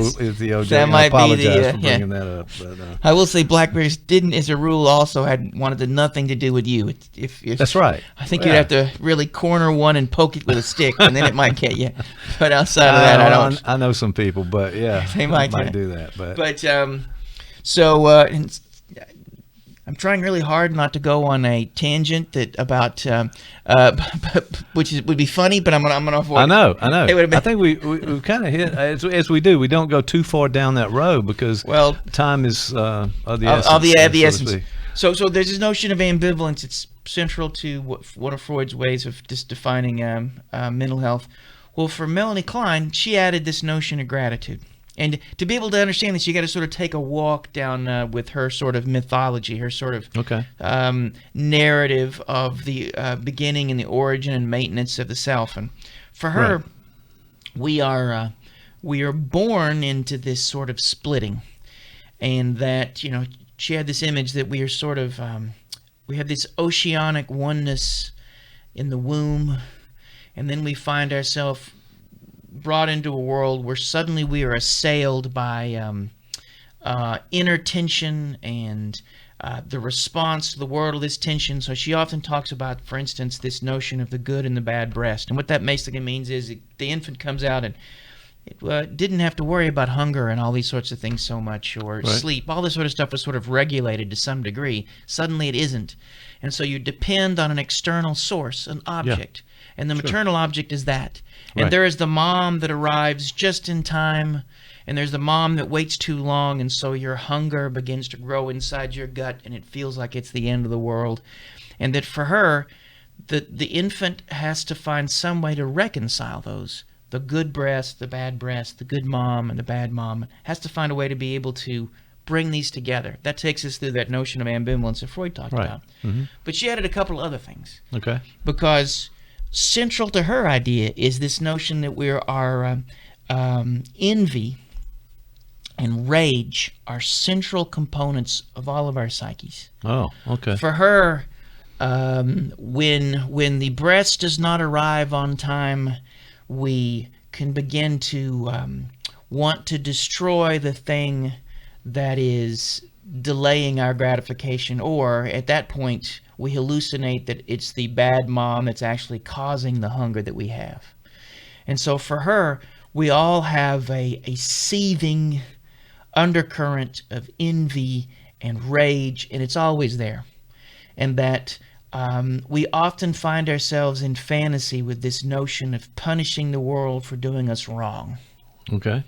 And that it is there, at least consciously or unconsciously. And so for her, when we can move to a place of reconciliation, all right, and say the mom is both good and bad, and then we can forgive ourselves for the anger we had toward the mom that we now see as both good and bad. Okay. Then we have the possibility of reparation, and we can be grateful for the thing that is in front of us, as opposed to envious of the thing we don't have, or rageful at the thing that we think is attacking us. Does that make sense? Yeah, it does. I mean, it's almost anchor in a way of our personality development, the ability to incorporate these two different and disparate kinds of notions and develop a personality that can not just swing one way or the other, but maybe with both of those things. Well, think about this notion of the anchor, because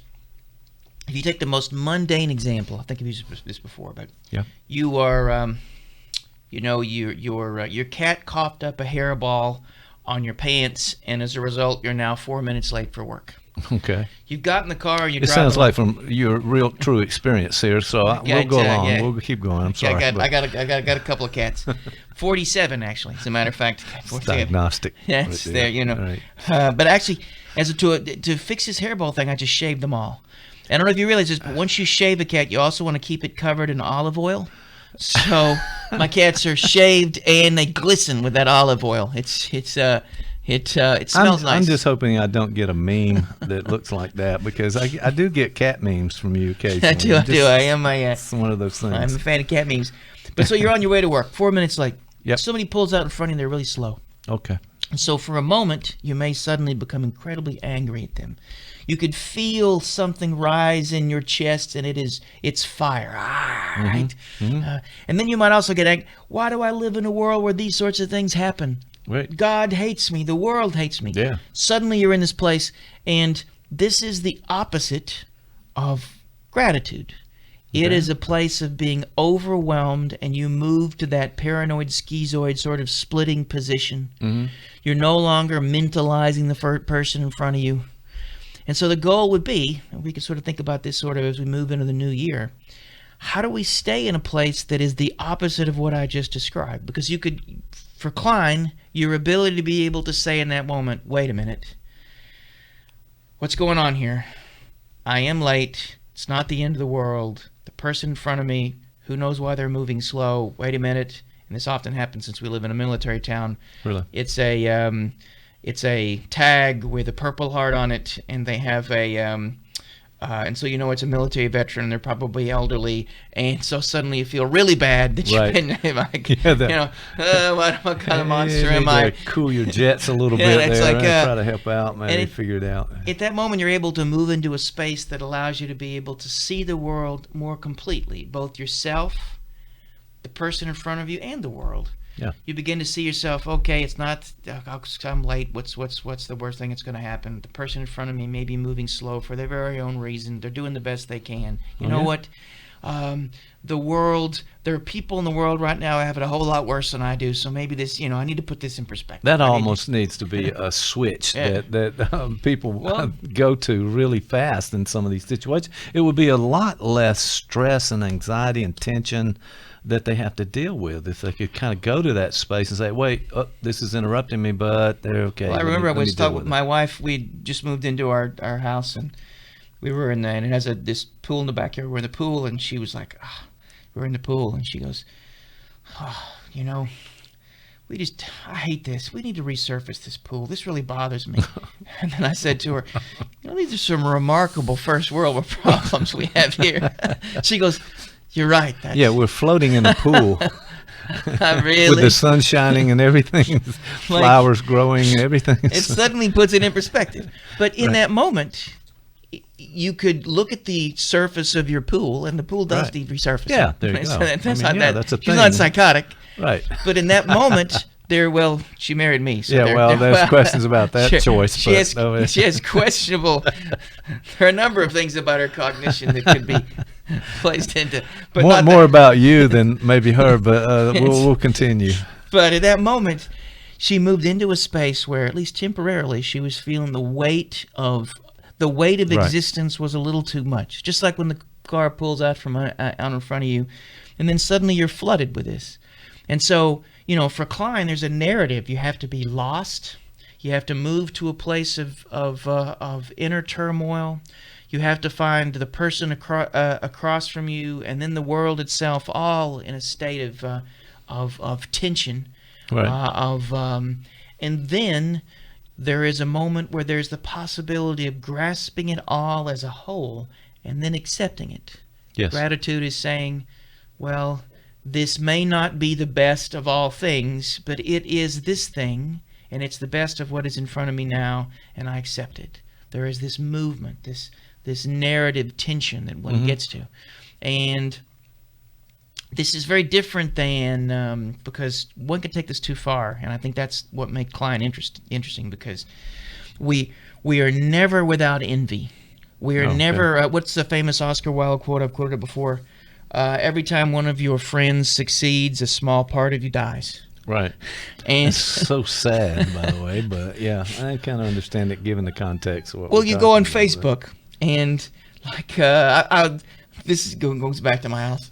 Yeah. And I always wanted a house with a pool I could just sit by, So I finally got that. I'm sitting there at my and it's a nice spring day, and everything. I got some water, and I'm reading a book, and I'm out there, and I say, I haven't.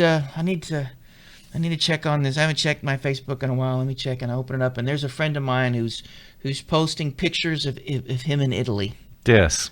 And I'm like, suddenly, there you are. I am now, in a war-torn country covered in blood and mud, as opposed to, it's like it no longer feels like a great place to be. I'm like, you were at the pool a moment ago, and now this place sucks. It's horrible. How did I find myself in this horrible life? Yeah, I deserve better. Well, that envy is going to get you right there. Right, so that's what kicked in, I guess. And for Klein, that part of what makes and the way she defines envy in a way is, or evil. Evil for her is a form of envy. Evil for her is wanting to destroy the good in someone else. Yes. So sounds good. That's not good. And it could be, and there are lots of reasons why people post photos on Facebook. I'll give my friend the benefit of the doubt. He was really happy he was in Italy. I'm really happy. And I'm like, going to show up those other guys that may don't have been, it as great as I do. It may have been right? his intent. But if we give him the benefit of the doubt, he was like, wow, my family and I finally made it to this place. We're enjoying this. Right. Let me show you how cool this is. It wasn't just to kind of get at you or get back at you, man. And I could have said, wow, I could have enjoyed the good in him. I could have said, look how happy he seems. Everybody in that picture seems happy. Wow. And then I might even be able to say, let me check to see how much flights to Italy are. And I might say, well, you know what? Maybe someday that might be something I want to do. Okay. But envy would be to destroy him, and I would do that in effigy. I would know it wouldn't be the possibility of thinking about Italy or thinking about the possibility of having the joy that he may be experiencing. Instead, I would want to destroy it.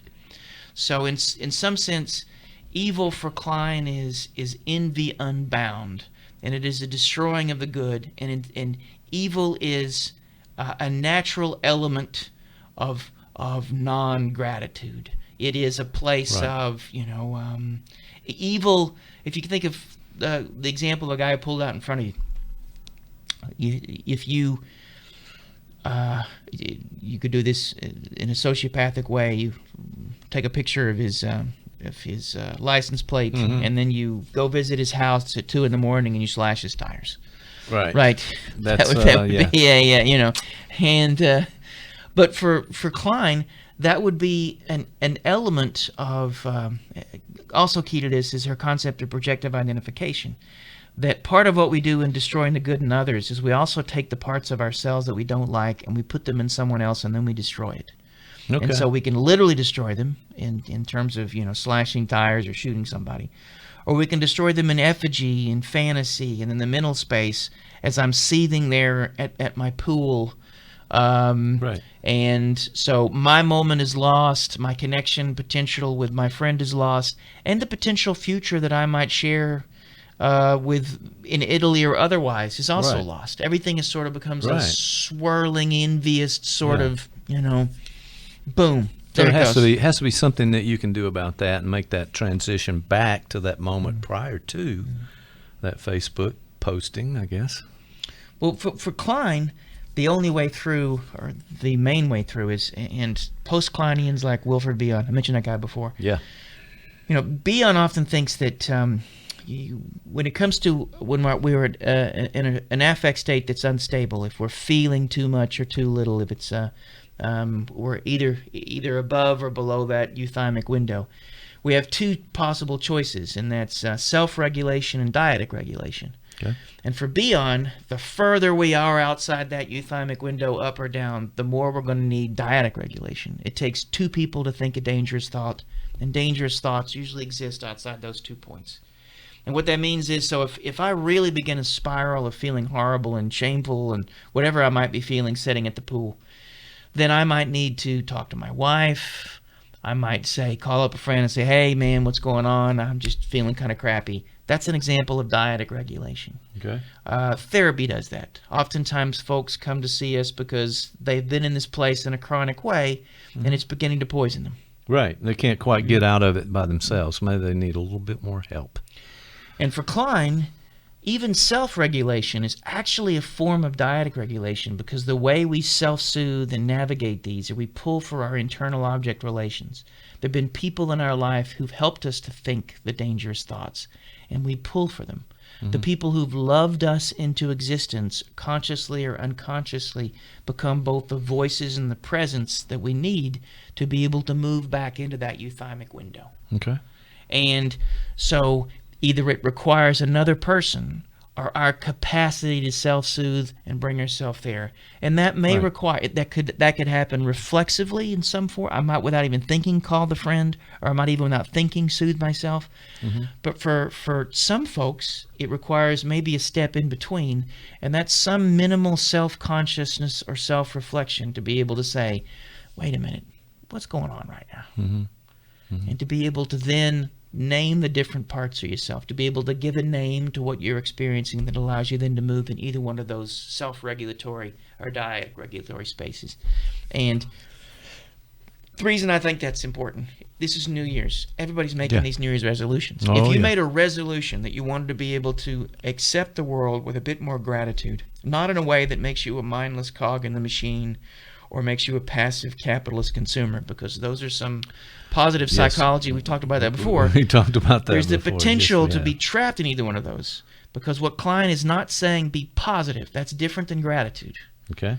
Gratitude is not, oh, this is amazing and great. Gratitude is, okay, there are good and bad in all this, but I will still accept it. I will still begin at this point. I will be grateful that I am standing here at this moment.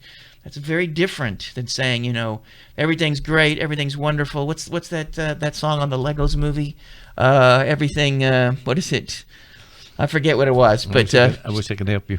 didn't see the Lego movie. Didn't see the Lego movie. Very Freudian film, by the way. I think I fast forwarded through it, and when it came on the TV, but didn't quite capture my interest at that point. But maybe something I should go back and take a look at, maybe. So if we want to think about how is it, without falling into some of the pitfalls that overpositivity may give us, but at the same time be able to stay present in the moment we are, particularly as the new year unfolds. So the question would be, how do you focus on and make it and practice, a little like lifting weights, the capacity to be grateful. And one of the things that Klein doesn't talk about this, but it is in the psychological literature, they often refer to it as the lived moment. And I think it comes from Donald Winnicott. And it's the idea that how often are we alive in the moments that are in front of us? Right. How much is this a lived moment? Sure. And that there may be practice, there may be a way for us to be a little more active in being able to engage with ourselves and then the world in such a way that generates lived moments. And that may be the thing to think about. Go back to me sitting at the pool, I'm looking at Facebook and my friends in Italy, that bastard. I keep going down so-and-so's, wait a minute, they're also, another friend of mine is laying out by a pool. Yeah, their pool's nicer than mine. Here we go. Everybody's having more fun than you. You're just, better life. And you'll notice, but and I'm only picking up on the bits of information, the selective data that will continue to confirm the suckage. That's right. Yeah. Because if I skip past the advertisement saying, will you support starving kids in Somalia? I didn't suddenly say, well, what? I'm not a starving kid in Somalia, so it can't be all bad. I mean, I missed that. You missed that. You could have thrown that into the mix there a little bit. And I think that's part of... It's almost the intensity of it, though, right? I mean, some of it just really clicks with maybe some previous experiences or your doubts about yourself or what you're dealing with at work and at home and those kind of things. So you're already primed, right? And it even falls back into this, the neuropsychology of it, the neurophysiology. If you're being chased by a bear, everything is going to be a sign that the bear's coming after you. The rustle of leaves, and if you're in this highly charged affective state where your perception is highly selective, that's not Mark Solms. It's Alan Shore. Alan Shore talks about when he says this is sort of a left hemispheric process. Okay. And that in the left hemispheric process that we're very focused on abstracting data from our environment and creating a coherent linear narrative, which can be good in some situations, but over the long haul can be actually really bad. So if my narrative suddenly is, I've been cheated out of the life I should have gotten. Right. Then suddenly every bit of information gets... Everything. At that point. Right, it gets pulled into that narrative, and then I'm just trapped in this loop, right? And when Shore talks about this, he says that that's where there needs to be more of a bihemispheric process. We need to be able to pull from some of the right hemisphere and to be able to move from an individual, highly focused and narrow narrative to something larger. And I think for a lot of folks, that's what religion does, to be connected to something larger than you. Right. To be able to be collected to some narrative. That's why, it can feel really good helping people. It can feel very good caring for someone or whatever the case may be, because it suddenly moves you out of that focused, linear, sort of progressive place that you're in to one that's much more part of a larger whole. Right. And that often, I think, happens both in the lived moment and in a feeling of gratitude. If you can think about the moments that you're feeling really grateful to be alive, you feel a part of the human race. Sure. You feel a part of the world. You feel a sense of not only it's in some ways a contradiction. You feel a self-cohesion, but also a dissolution of the boundaries of the self and a connection to everything. And there's something about that moment, and that's where, Shore would particularly say that's bihemispheric in a way, that we are experiencing both those things at the same time. And I guess Right. go back to, this is the New Year's. We think about how to be able to create moments like that in the year ahead. Right. You were joking with me when we sat down, this idea of World War III. Well, if you look at the news, and my wife we were having dinner with some friends last night, and she was talking about, I've got this news feed, and the minute it came actually, our friend was saying this, as soon as it turned to 12 o'clock, I'm looking at the news, and it's all these things, and it's like, holy cow, it's like The world's going to end, right, and that kind of thing. Yeah. Okay. So and this is where criticisms of particularly positive psychology can be useful, because part of the role of negative affect and fear and anger and even envy in its way is it's supposed to give us important information on how to be able to act and do things we may need to do. And we certainly don't want to be complacent while the world literally, if you're in Australia, literally burns around you. Right. You want to be able to take the feelings you have and do something good with them. But there's also a place where if you're not careful and you feel too much, you simply become overwhelmed. And you can't act there either. You can lull yourself into this, Disney-fied sort of overly positive, head in the sand sort of approach to the world, or you can be completely overwhelmed by terror. And either of those keep you from being able to be a change agent in the world, maybe a change agent that the world desperately needs. Right. And working on some issues for yourself in some ways. It does seem like there's a selfishness about this, too, and a balance with your focus on being centralized focus on yourself versus others and outward sort of direction with other people in the world in a greater sense. And so there's some combination of that, but it also seems like when you're in that moment you described by the pool, that man, that was really thinking about yourself in so many ways. It was really kind of self-focused, and you couldn't quite let go of that until something else happened. Mm-hmm. And what Klein's narrative, and in some ways it's a general psychotic narrative, from Freud on. Freud was often he's criticized for a lot of things. One of the things he was criticized is that he was sort of a pessimist. That the best we can hope for is the everyday sort of hell, as opposed to the hell of mental suffering. And he sort of said that, I think, later in life when he spent the last 12, 14 years of his life slowly dying of cancer of the jaw. So you probably didn't have the... Probably not a lot of high points. It wasn't, a great deal of pain. And I think even though he had a reputation early on for supposedly being a cokehead, which there's a story there but he refused to take pain medication because it kept him from being able to write. Right. So he was often in a great deal of pain. But even if there is a pessimistic strain that runs through all psychedelic thought. But the reason it's there is, and for Klein, you have to get lost before you can be found. The goal, again, is not to not suffer, but to suffer better. And even though my suffer was a wonderfully narcissistic suffering at sitting by the pool looking at Facebook, if I can suffer better, I can take that experience seriously, and I can do something with it. I can listen to it. And for Klein, I think, the only way to gratitude is through suffering. We have to walk through the valley of the shadow of death to get to where we need to go. And any attempt to shortcut that keeps us from being able to get to the place we need to go. And there are all sorts of counterfeit forms of gratitude. Folks who have, T-shirts and posters on the wall, and not that those things can't be useful. I don't want to, but a simple affirmation that doesn't allow you to move through that valley of the shadow of death may be a false gratitude, and it may not be. It may not give you the lasting effects that that sort of journey could afford. No, I can understand that. Well, it does seem like there should be some awareness, and we talked about this a lot, but the idea of mindfulness and just sort of being aware, situationally aware, if you will, in any moment in your day-to-day activities, and maybe just take a little inventory quickly to see what the environment's like and how you're doing, and check in with yourself and see if there's some gratitude that could be used in those Well, we'll think about that situations. example, because if somebody comes in for treatment, they come in for therapy, you certainly want them to feel better. But if they sit down and they tell me, you know what, my mom, who was my only parent, and she's dying of terminal cancer.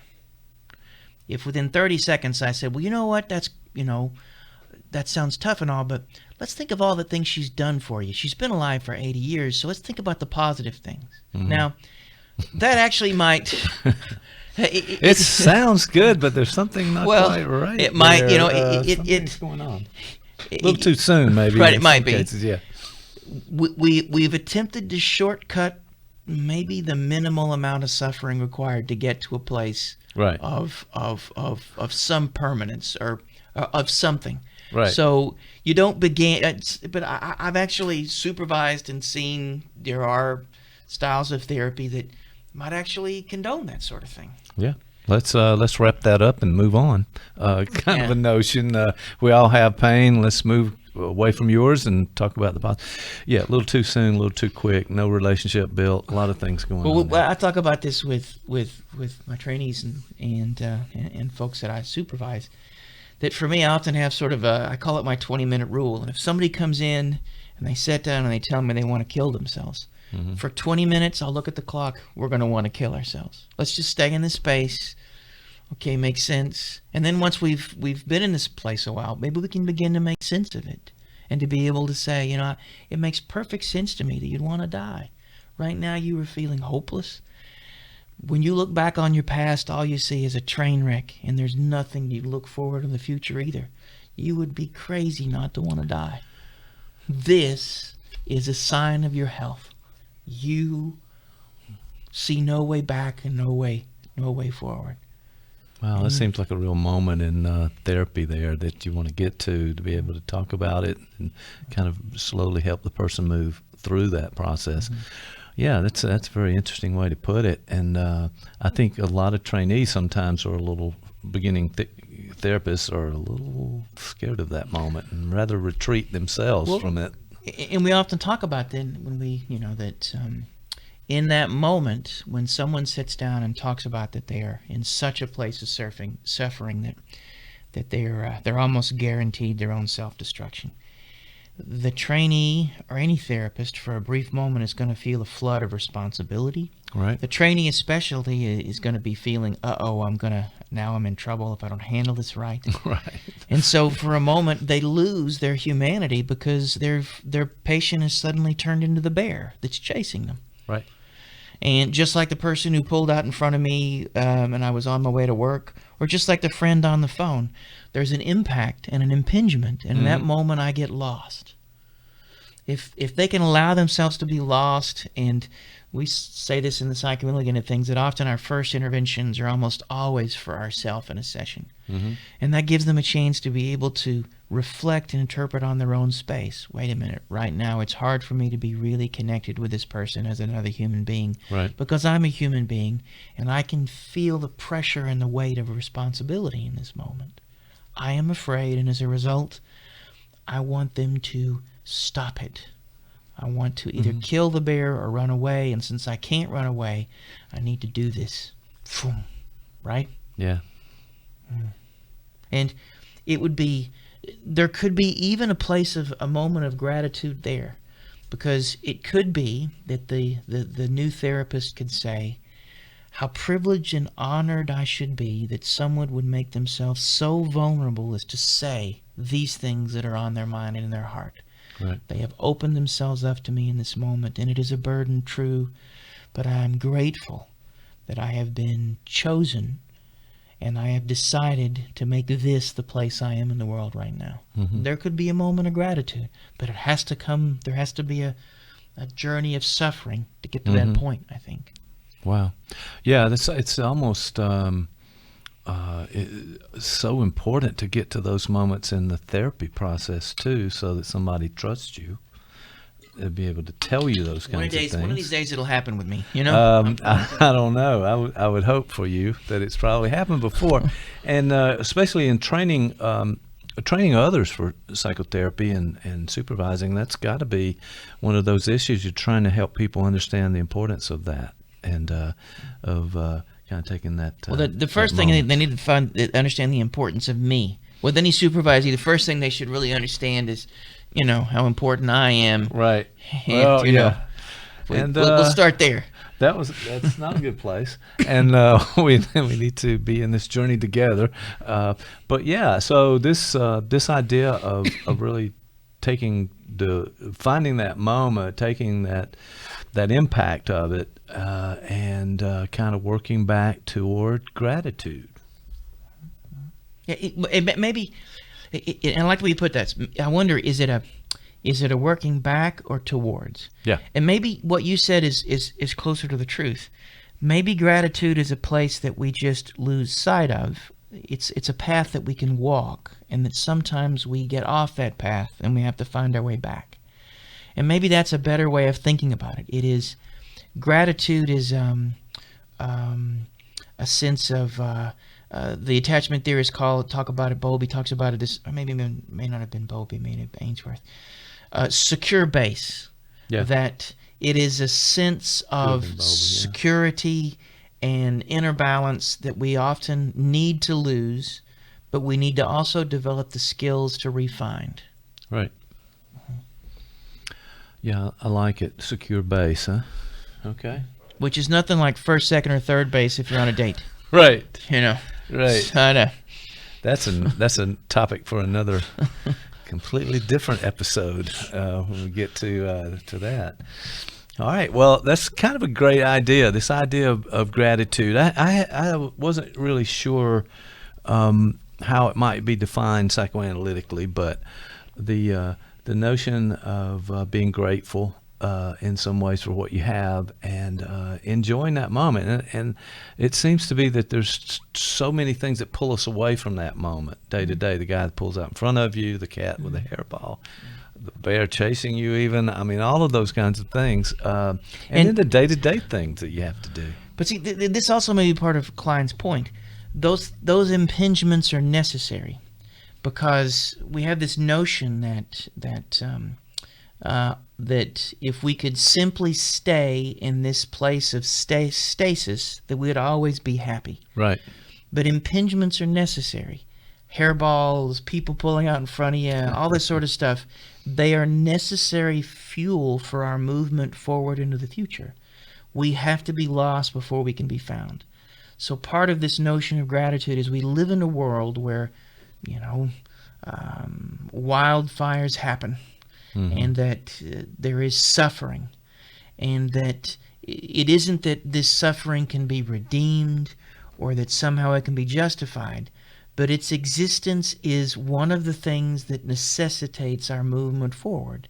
If we were always in this place of, quote, happiness, if we lived at Disney World, right?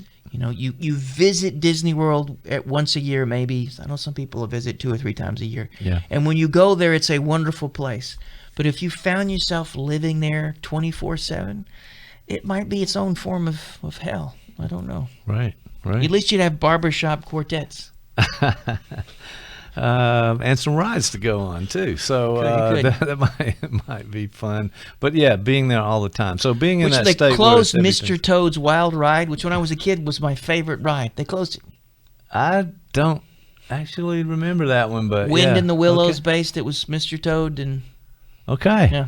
All right. Well, sorry they don't have the ride anymore. Evidently, that's something that you Which, have by to the work way, through. if you take like I was a teenager when I did this, if you take enough peyote, that ride was really wild. I'm just saying that. That's not what happened. But just the thrill of the ride, being in that thing, whatever the coffee cup or whatever teacup is, that one of those things spinning around there. No, I don't know what age you were, but you're in a car.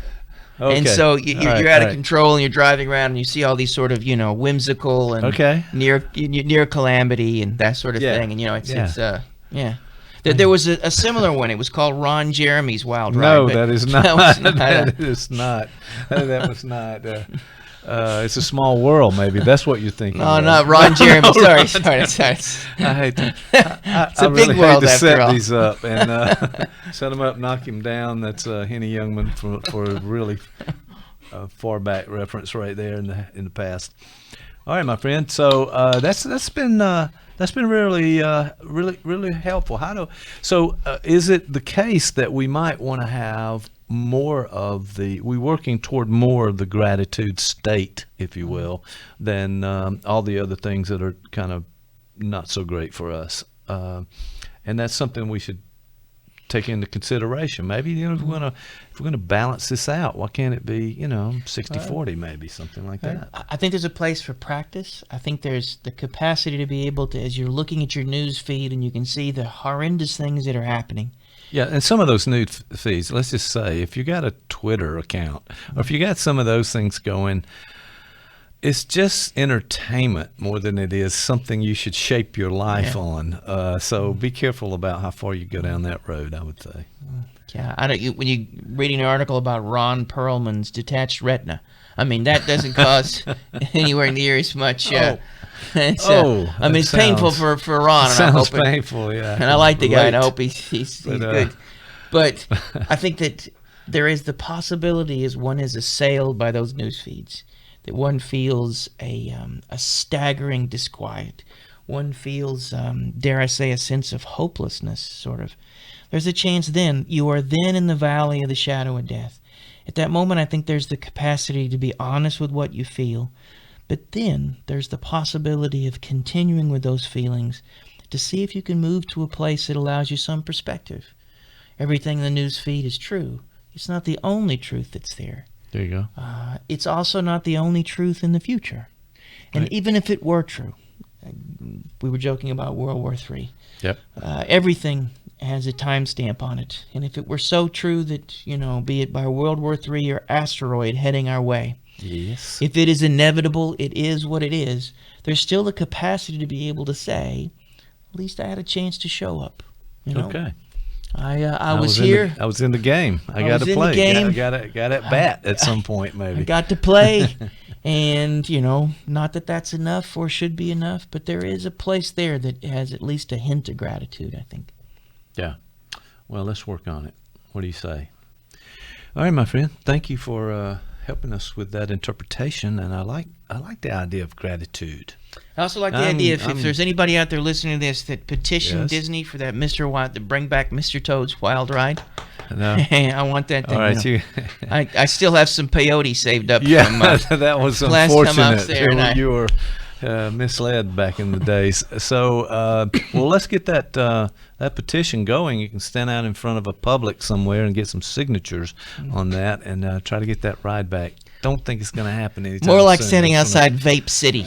Really. Vape City. That's probably Oh, a my place God. where I'm going to get. Well, that's another thing. Maybe we need to do a show about that and what's happening in the world. But all right, my friend, I appreciate it. Talk to you next time.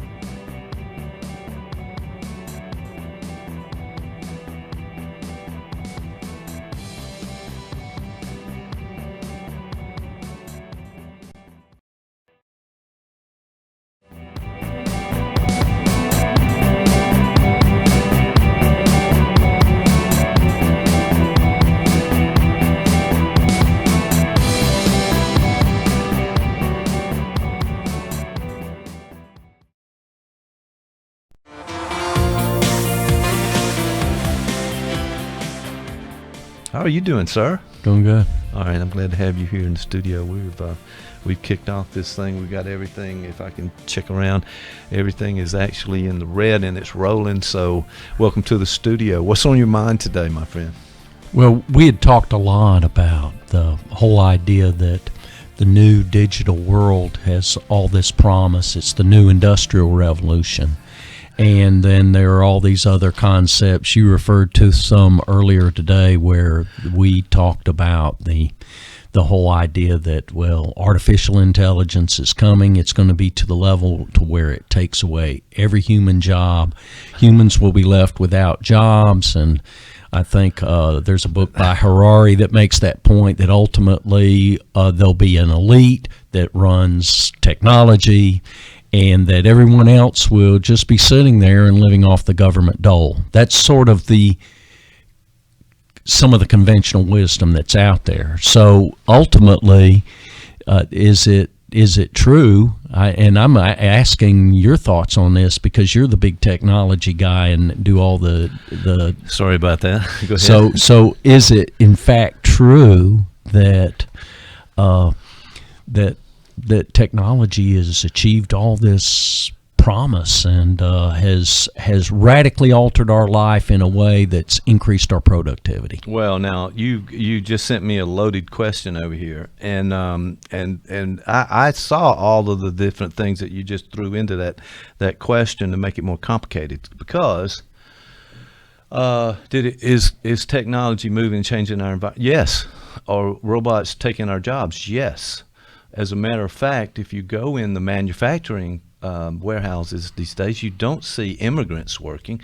You see robots working. Yeah. Maybe somebody had called them immigrant robots. Mm-hmm. They've come in with the sort of political climate there. They've come in, and that's where do the people go? So that's a serious problem. So in a way, the technology is actually canceling out some of our gains. The progress in moving toward that is going to make life better. Yeah, it is going to make life better. It has already. It's made it more complicated. I'm no expert at this. I can only tell you from personal experience and things I've come across. But the technology can be a double-edged sword. It can be a friend or foe. Yeah. And I think the promises is part of the problem. Now, so this is a part of your question. We're going to rewind that question and look at it later maybe, but it was like I said, it was a loaded question, but there's a piece of it that these are promises. Hey, your life's going to be easier. That's right. Well, wait a second.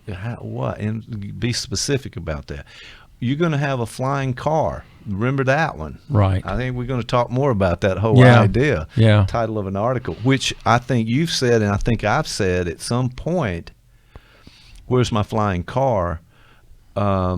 Because I was promised that when this technology thing took off. Yeah, or just the the driverless car, which right now is fraught with all kinds of difficulties. And the big proponents of this have had to walk back their projections because these driverless cars keep doing things, and this driverless technology keeps ultimately killing people, even though probably they're a lot safer than human beings driving the cars. You know, the idea, I guess, is that, well, you know, if I get in a driverless car and then it wrecks, I don't have any control. So folks have that in the back of their mind, the whole "I don't control it" concept. Right. Yeah, and it will be a real process of change, and I think you're right. Some of these people have Elon Musk comes to mind that have put these real short-term goals where everybody's going to be in a car like that or something.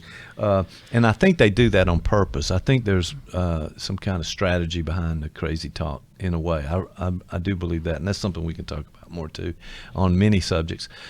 But the proponents push it out beyond what is the manufacturing and technology is capable of to kind of get the word out, and then they will move the goalpost back a little bit, and they'll meet it in the future. There seems to be a strategy. At what point is it overpromising, and where is that line between that and a good marketing hyperbole? Because we all say our product's the best product. That it's an interesting question, I think, and whether or not that people will project this out in a marketing strategy and put a deadline out there that's way too soon for this to develop and us to get the information. However, you know, in the idea of driverless cars you're talking about, they have so much data now that's coming back to them to make some decisions with.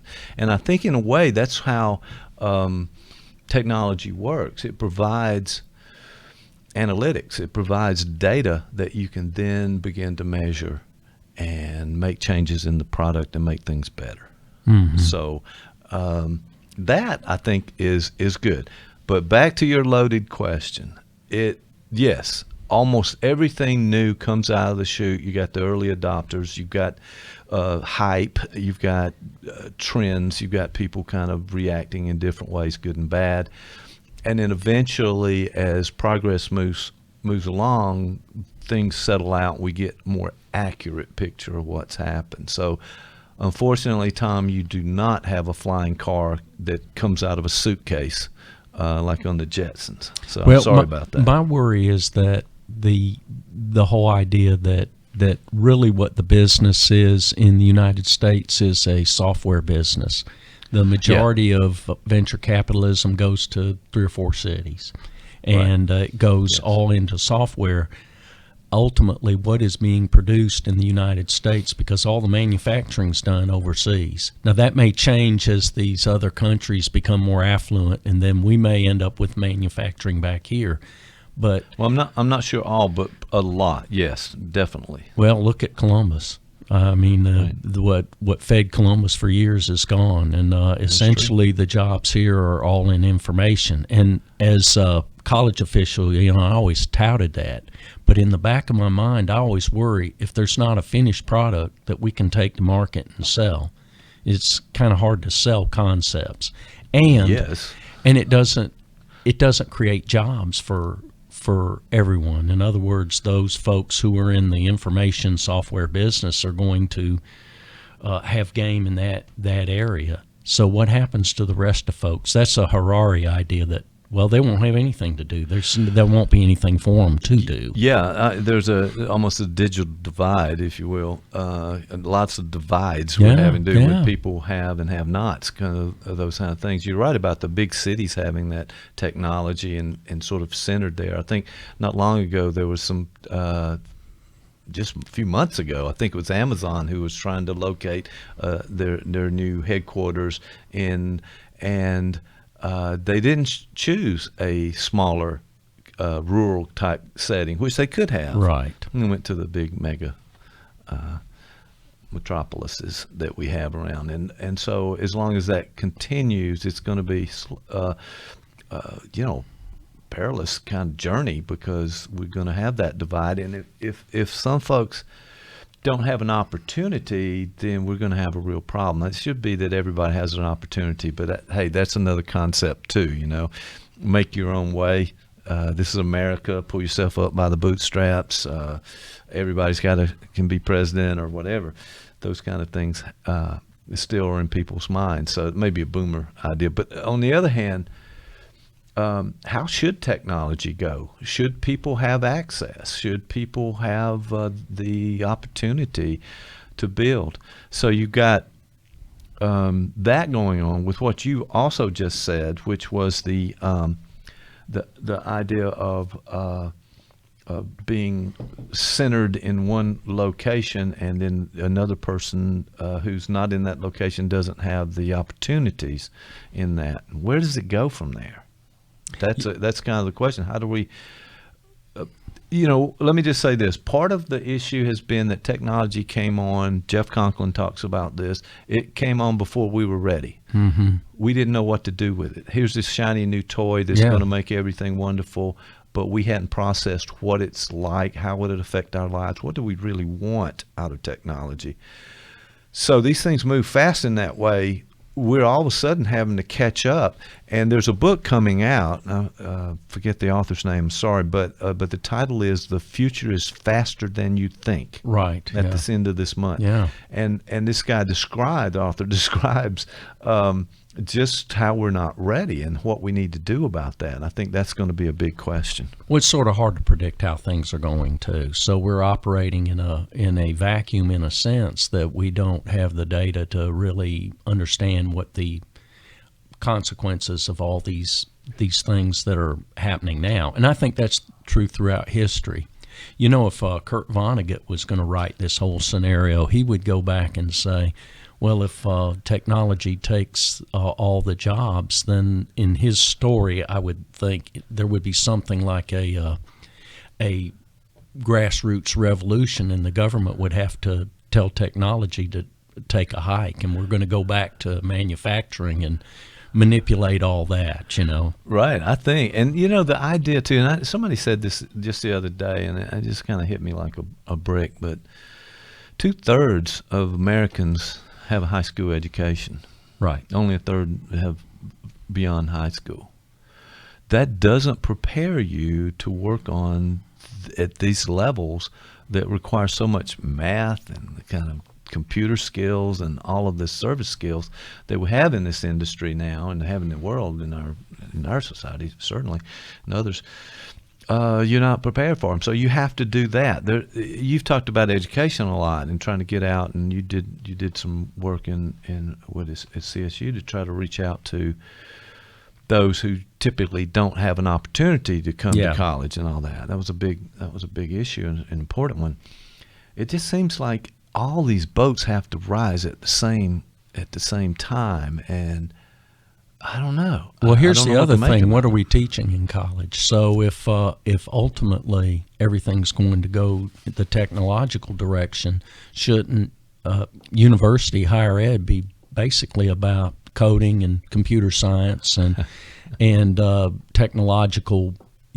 Certainly have the math and science and that kind of thing, but Right. all these other things we teach in college, should we just sort of forget about that? Because really, ultimately, it doesn't prepare you either. And the same thing's true in public schools. We have this huge canon of things we teach because we have this American ethos where you're building the better citizen, the voter, and everything. But now, are we in a new age, or their new set of skills? For a while, the buzzword, everybody was studying critical thinking and soft skills. That was going to be the new thing. Right. But now I think we're off that too. So I'm not sure where we're headed with It that. really is hard to know, but it just keeps moving. Yeah. And if this the technology sector moves faster than everything else, all the other sectors, then we haven't figured this out yet. But I want to reframe it in some ways, because I want to see this in a positive way. That's kind of my take on it. Most things, but this is an exciting challenge. So what are you going to do with it? Mm-hmm. You can frame it in different ways, but listen, we enjoy our phones, and we're all, connected to the grid, and we're doing these things, and we feel like we're smarter now, maybe, or we have more access to information. This dissemination of this conversation, for example, we're doing a lot of things now that we've never been able to do before. So I want to say this might be the opportunity, if we can manage this right and not shoot ourselves in the foot, and make something out of this revolution. And yes, it's going to be gains and, backpedaling and moving forward, 2 steps forward, 1 step back, and all those kind of things. But I want to see this in a positive way. I'm that kind of guy, that we can work through problems, and we're in a country that work through a lot of problems. So why not this? And how do we make it better? Do you see it as an issue that the ubiquity of some of these technologies has, in a way, made us disconnected from each other? Yeah, I think. Yes, we've had a similar conversation around that question. We need more work with it to try to answer and get a good answer with it, because I think there are always losses with these gains. It's never a total. On the positive side, on the black side instead of the red, if you're looking at the accounting. But the notion is that we do have to manufacture things. We have to make things. Yeah. Somebody's got to do the plumbing and the electrical and the building. And Right. we making things, right? Yeah. So we have to have that in our world. We have to have a balance with this service industry where everything's on a screen in front of us, and you need to know software and programming and coding and things like that. Well, that's just another piece of the puzzle. It's not everything, and it shouldn't be. We've got to adopt some basic skills that we've talked about in here a lot, and that is accommodation, empathy, being who you are, being authentic, appreciating other people and all that. Those counseling things you hear me talk about occasionally, but that needs to be involved in this whole process, so that we look at what our values are and those things that are of value to us, and we can go ahead and project out to a point, at least to a certain extent, of where we want to be. We got some vital questions to answer before we get to that. But I think we need to pose that question. Where do we want to go with all this? Where do we want to end up? It's kind of like retirement. That's something you and I both can talk about. Yeah. But what you want retirement to be? Well, retirement is ongoing. I don't think we've ever really intentionally asked those questions. As you say, the future is whatever the title of the book is. The future is here now. Yeah, or the future's it's faster than you think, or whatever. I don't know about that. So here's the present. It's Thanksgiving. All the family comes over. There are the grandchildren. There's mom and dad around the table. There's the grandparents around the table. The grandchildren all have their phones or pads out.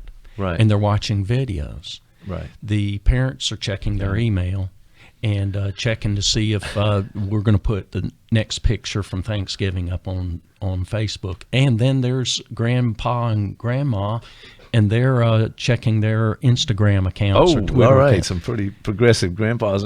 Well, I think But that's is true. that- That's So what's happened really to Thanksgiving? What's happened to family time and that kind of thing? And you feel like, hey, I'm going to text you past the cranberry sauce. well, it goes to the point of what we talked about 20 years ago when people would be in the next office and email you rather than Right. talk through the door. That was one of our friends used to say, just come in and tell Just me. go- Don't email That's me. right.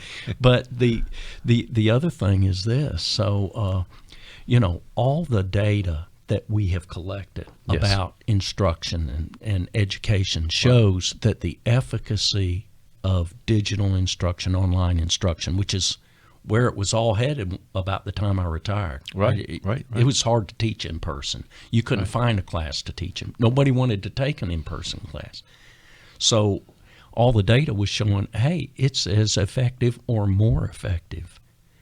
But I'm always suspicious of the whole data thing. As a educator from public schools, I always wanted to ask, well, what data are we collecting? And is Right. it really telling us what we need to know to make for a better life? And how is it interpreted? That's Yeah. a big point of it. So there's data, Yeah. but then what do you do with it? What do you make of that, and how you apply it in the situation? Well, and the ironic thing was I was an early adopter of online instruction. I was one of the very early ones at Columbus Yes. State. And I actually have a video of you years ago on Yeah. a green screen in the old studio Yeah. where you were talking about that. And I saw that not long ago. So Well, we have we're- some archives here that can track back. And when you say I did that, hey, I've got evidence you did that, by the way. So Yeah, that's kinda cool. so I was an early adopter. I thought the stuff was cool. It was fun to work with. I loved building websites and all that stuff. But as I did that, I always saw that as a side of what my real job was, which was to create new streams of knowledge as a researcher, and to go into the classroom and connect with students and do that and help people be better leaders. And now I wonder, are we going to look back and say, we really dropped the ball, but all the data we were collecting told us this was all good, but maybe we didn't collect the right data, because now we have all these unanticipated consequences. People disconnected, two poles look at things politically. Now that you have everything out there on the internet, people look at the news and they go to the sites that reinforces what they already think. Oh, and that's there's no right. listening to anybody else. So see either the show on confirmation bias. Just a plug there. There you go. Well, I was watching the whole latest impeachment news and all that, and depending on which channel you That's watch, exactly right. Yeah. Nancy Pelosi is either a great American hero or the worst, Or the worst person worst- ever. Yeah. Yeah. I mean, how does this work? And there's that now underlying that, I think, is a real problem too. And I don't mean to kind of you'd go to that point as you need, but I it made me think that we've got these corporations, like you said, they're in these big cities. That's where the tech giants are, Silicon Valley, New York, all those places that are making themselves wealthy.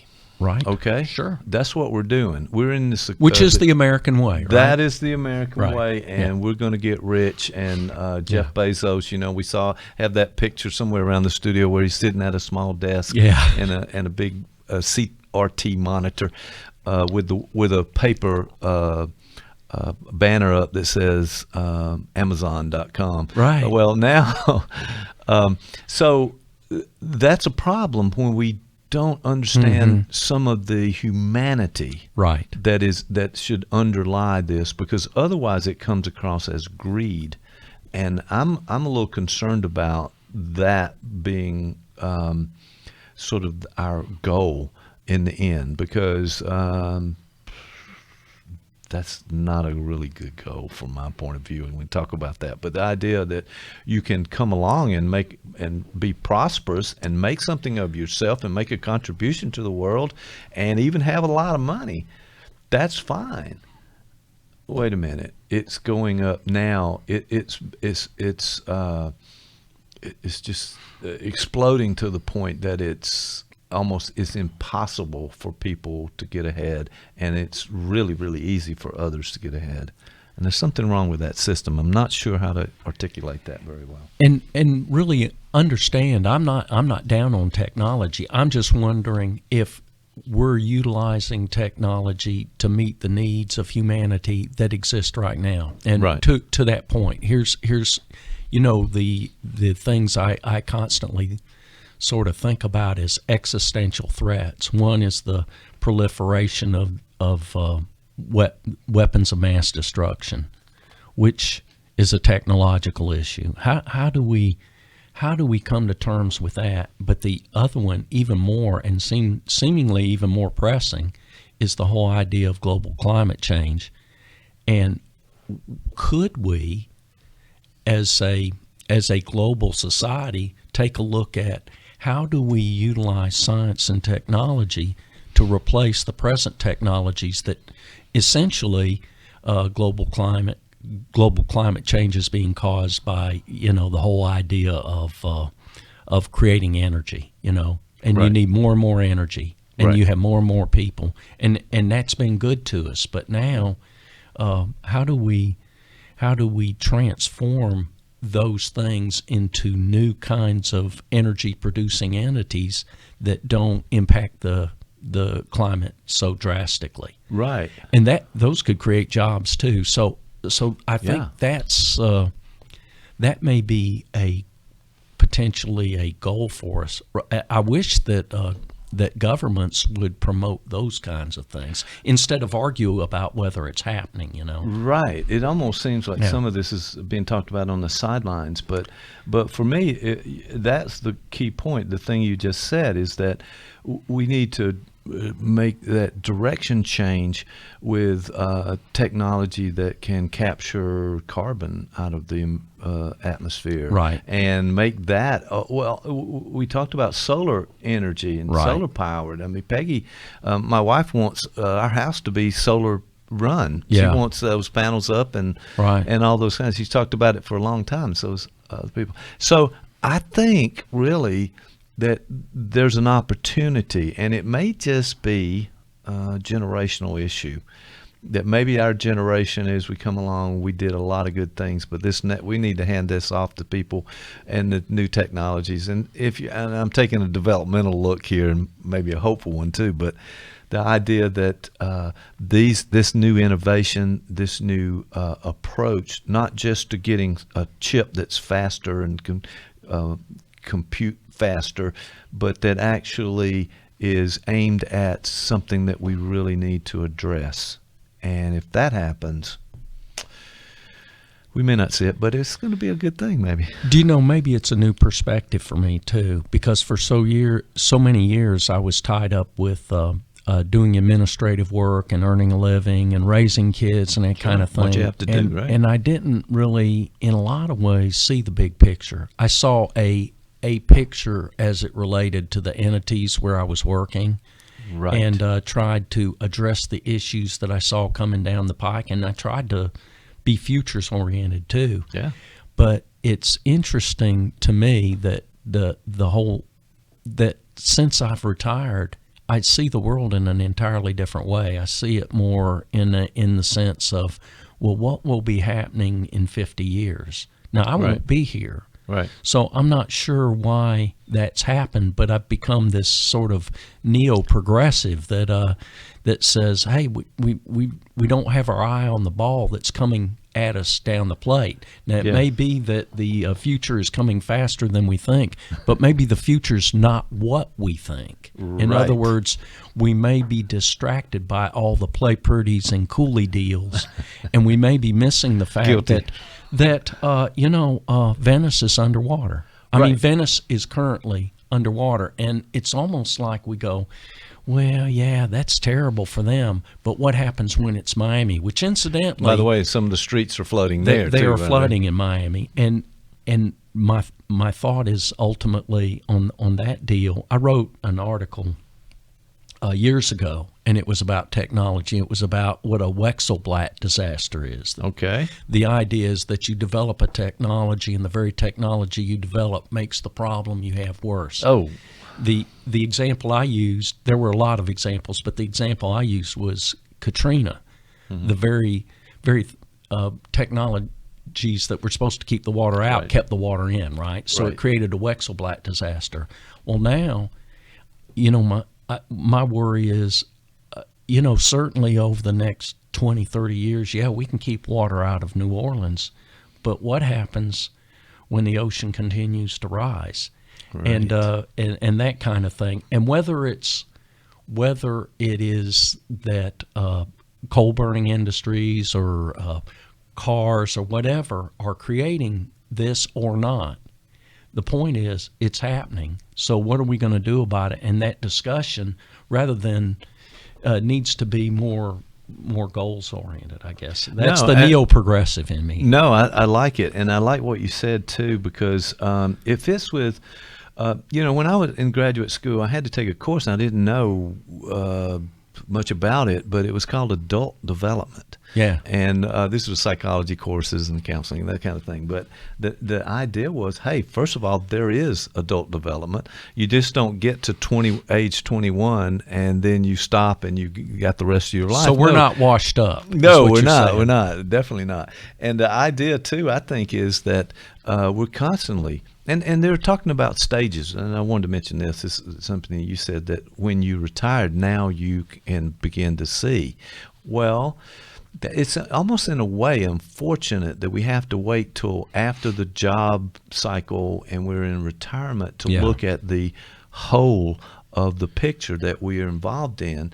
And I'm hoping with this, again, but the intellectual and the digital revolution that we're in is going to inform people earlier in that development so that they make better choices, both individually and both as companies and corporations, to be able to address some of these things and see what's important.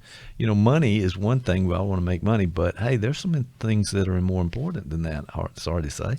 Well, certainly that promise is there. This whole idea of looking for the ball coming out of the pitcher's hand. This whole kind of metaphor I was working around. I think if I had the last 20 years to do over again. Right. Oh boy, that's a big one right there. I would spend a good bit more time, especially in a leadership role, leading people to have the discussion, what should we be doing, rather than the discussion being about, well, what is University of Georgia doing? What is this mandate that we've been handed down to fulfill, and without any really a discussion about it at all? Yeah, because really, ultimately, all these things are happening around us, but we almost are looking to the past to drive what we're doing. We want to be today's. Let's say in education, we want to be today's Harvard or the Southern Harvard. Well, the ultimate question is, what's coming down the pike? What's coming out of the pitcher's hand? What should I swing at? What shouldn't I swing at? Right. And good I don't baseball think, analogy there. I don't think as a leader I did that enough. I think what I did more was say, what problems are we having now? Okay, we pulled the people together. We threw things on the table. We got a lot of feedback, but it was almost like we were addressing what's right there in front of us and not looking to the future, whereas ultimately the role of leadership should be to be a little more futures oriented. So I kind of think that we find ourselves where we're working in a corporation or university, as we did in other kinds of organizations, that you sort of encapsulated in that environment. You're breathing the good air. point. You're Yeah. seeing it from that perspective, and you're sort of have some blinders on to what's going out there, because you got to take care of your own, and so to speak. You've got a job to do. Your boss is asking you to do these tasks. You're doing that task. You're not saying, hey, does this fit into my philosophy of what we should be doing in this environment? No, you don't have that luxury. You're in that corral, and that's what you have to work with. So the big questions at that point don't seem to be very important to the people around you or the organization that you're in. well, and It's you're kind in of interesting. You're in a routine, so this is year 5 of your credit, And it's comfortable. Yeah. Routines are comfortable. What's and you're in year 5, let's say, and it's of your accreditation. Well, you got to start working on that report. Then you also know you have a budget. Don't remind me. And you're But, going to send in the budget that you essentially sent in last year, tweaked for whether you have more or less money coming down the pike projected. Yeah. So you know you're going to do that. You know you're going to have your regular monthly meetings, and you need to prepare for that so you don't look silly or unprepared. And you're doing all that. Right.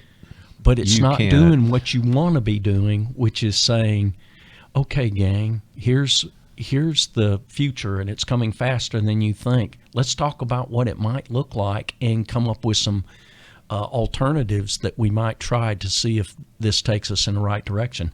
And that's really, I think, I'm working with Bridget Markwood, who I worked with on some projects at Columbus State University. We're talking a lot about what does education need to be down the road.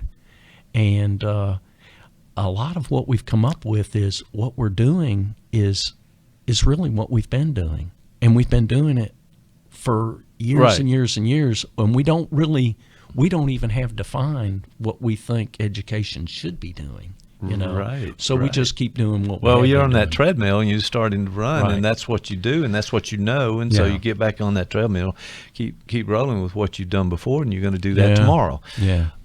That's a challenge. But I have to say one thing I like about what you've done in the past that was significant for me as a faculty member when you were department chair, and you had us read books and come into a faculty meeting instead of going over various technologies or something we had to do for the chancellor or something, but that we had to think, we had to read, Yeah. think, and then discuss things. And I always thought that was great when you Went you over did like that. a lead balloon with some folks. Though, Well, I it tell was you like, what, they didn't. They should have rethought that, because It was actually like it I was great. finished graduate school. What is it? What is this about? And, Hey, no you more know, learning here. What are you Yeah, talking right, about? Yeah, I'll No. bring the book in to the meeting and show it. But I don't know if. Well, I have to admit, I had a lot of those little sticky notes sticking out of the page, so you would know that I've actually looked at the book. But for me, you're right. We don't have in those systems. There's not a time, and maybe that's different in some corporations and some settings where you do have the time to think about the big issues. I like to think that they're doing that at these Google and Amazon and all these big places. They're actually thinking about the impact, in particular like Facebook now, the whole political thing where Zuckerberg got really burned by some things that had happened. Yeah. Wow, there's some real concerns here, because Yeah. one that came up for me was this idea of free speech, which we want to have free speech, but what about paid speech? Yeah. I mean, free and Yeah, paid. yeah. That's a difference between that, and they're not really seeing that difference right now in Facebook, and that's why I think all these hackers are coming in, and these millions of accounts that Right, come with right. the .ru on the back of it, and are on the money that's being moved, can influence people in ways that is it's against their own best interest in some situations. So that's maybe for a discussion for another day. We'll have to do the whole Facebook discussion maybe, because there's a lot there. But the point being that it connects to this idea of us not really thinking through, planning, setting the goals, and is this good for us, and how will it affect the future? And it's just a shame that it has to take two old retired guys to come in and talk about this. When wouldn't it be better if we did that in our 30s?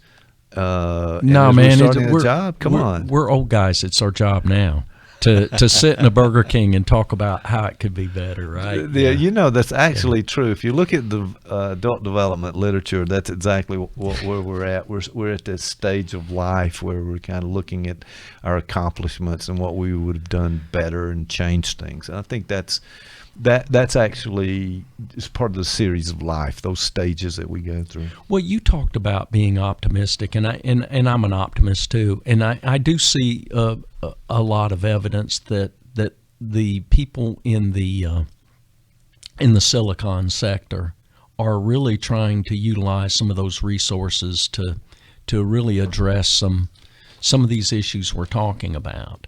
At the same time, you realize, well, we're a capitalist economy, and yes, we really are. you got to ultimately be about making money and earning a living too. So somewhere in the middle is a balance. But yeah, we may not have the luxury at those early stages to do that because we're trying to make a living and provide for the family. But it takes a lot of creativity to say, okay, well, how can we be aware of where we are globally and use that awareness to create jobs and create money and to create a good economy for everybody. And Right. that's a balance, because like anyone else, I think those guys are having a tendency to look at, well, what's worked before. You know, when somebody says we don't need to reinvent the wheel, I've heard that my whole life. I've said it probably. You know, many times. my question is, why don't we need to reinvent the wheel? get that Isn't wheel. there something better? Do we actually need to touch the ground? You know, so I think there's room for creativity there, right? I like it. Yeah, we watch too many Star Wars movies around here. That's right. That's right. Yeah, those little gliders are always above the ground, right? Yeah. Well, this has been interesting. I really think that what happens in the processing of our conversation happens for me is that I've got a couple ideas I want to kind of get out there a little bit, but I'm also very intensely listening to what you have to say so that this conversation begins to kind of go back and forth, and it almost in a way pushes us toward something we haven't thought about, Right. and something new. Yeah. So the discussions are valuable in that way, and I do appreciate that, and I just want to make a process comment about that. But for the most part, how much influence can we have on these things? Yeah. We can certainly have control and influence on our lives and our immediate situation, but not always affecting the bigger picture. And Right. that's one of Dr. Dan Rose's ideas, that we can do our little part, but we need this bigger collective to make some changes for that. So, well, my response was we have to start somewhere. So That's true. Yeah. let's kind of get that going. All right, sir. Well, what else is going on? Final words on this idea of technology, and are we making good decisions for ourselves, and the promises of technology that didn't quite come to pass? Your suitcase flying car. Yeah. I'm sorry you didn't get that. Well, I think ultimately it's not that the promise hadn't come to pass; it's that we're not there yet. But Right. that at least we're having these discussions and these thoughts, and someone is going to make some huge discovery that's going to create that Thomas Kuhn leap. Right. The paradigm shift, Absolutely. the jump in. We all know when we look at statistics, we see curves and then we see leaps, and that's Right. that's a common phenomenon. We don't talk about it a lot. We act as if there's a curving trajectory always up, but typically it's It spikes up. there are That's it, spikes that's up it. and down, and there are plateaus, but then there are sudden leaps. I think that's going to happen. And we have a tendency also to look back at the past and we're able to, in retrospect, Yes, see always. those leaps. And we were a part of those, but we're not seeing what's happening now. So it's that's just human nature. No, right? but I mean that's Yeah. a big point, because just look at how much information we have at our disposal on our phones, bombarded with information and content that we're not able to process so much. And we've had this discussion as well. Need to get Jeff Conklin in here for this one, but the idea is that it's creep in a way. This information availability now that we have from all of these different sources are we're just accepting. But if you look back 10, 15, 20 years ago, we didn't have any of this available Right. to us. Now, if something happens around the globe, we know about it. Right. And the ability to evaluate it, to talk about it, to share it, to make some sense out of it. We've never had that before as we have now. And that's going to continue to move. And I think it's going to force us to make those choices that you were talking about earlier. Yeah, and Faulkner talked about this years and years ago about people tended to be pessimistic at the time of his Nobel speech with the proliferation of nuclear weapons and the two world wars and all those things. And Faulkner said, he really was sort of optimistic about where the future would go because he believed in the human spirit. And Right. It's funny, a lot of times folks see his work as sort of not dark but depressing sometimes, because he was really cognizant of the human condition. Right. But at the same time, there's always that room for redemption. So I sort of a fan of the Faulknerian point of view on all that. So I guess that would be my final word on where we were today. All right, so we went with Faulkner. We started out with Derek Thompson talking about Where's My Flying Car? Where's My Flying Car? From Good the Atlantic, article. a great article. Very And- thought-provoking. Don't know if I drink all the Kool-Aid. There but, we go. good stuff. Yeah. You're good. I'm glad you're not drinking all that Kool-Aid. A couple sips here and there, I think we'll be fine Yeah. with it. Well, Tom, it's been a pleasure, and I tell you what, we'll do this again, and I'll see you next time. See you next time, Mike.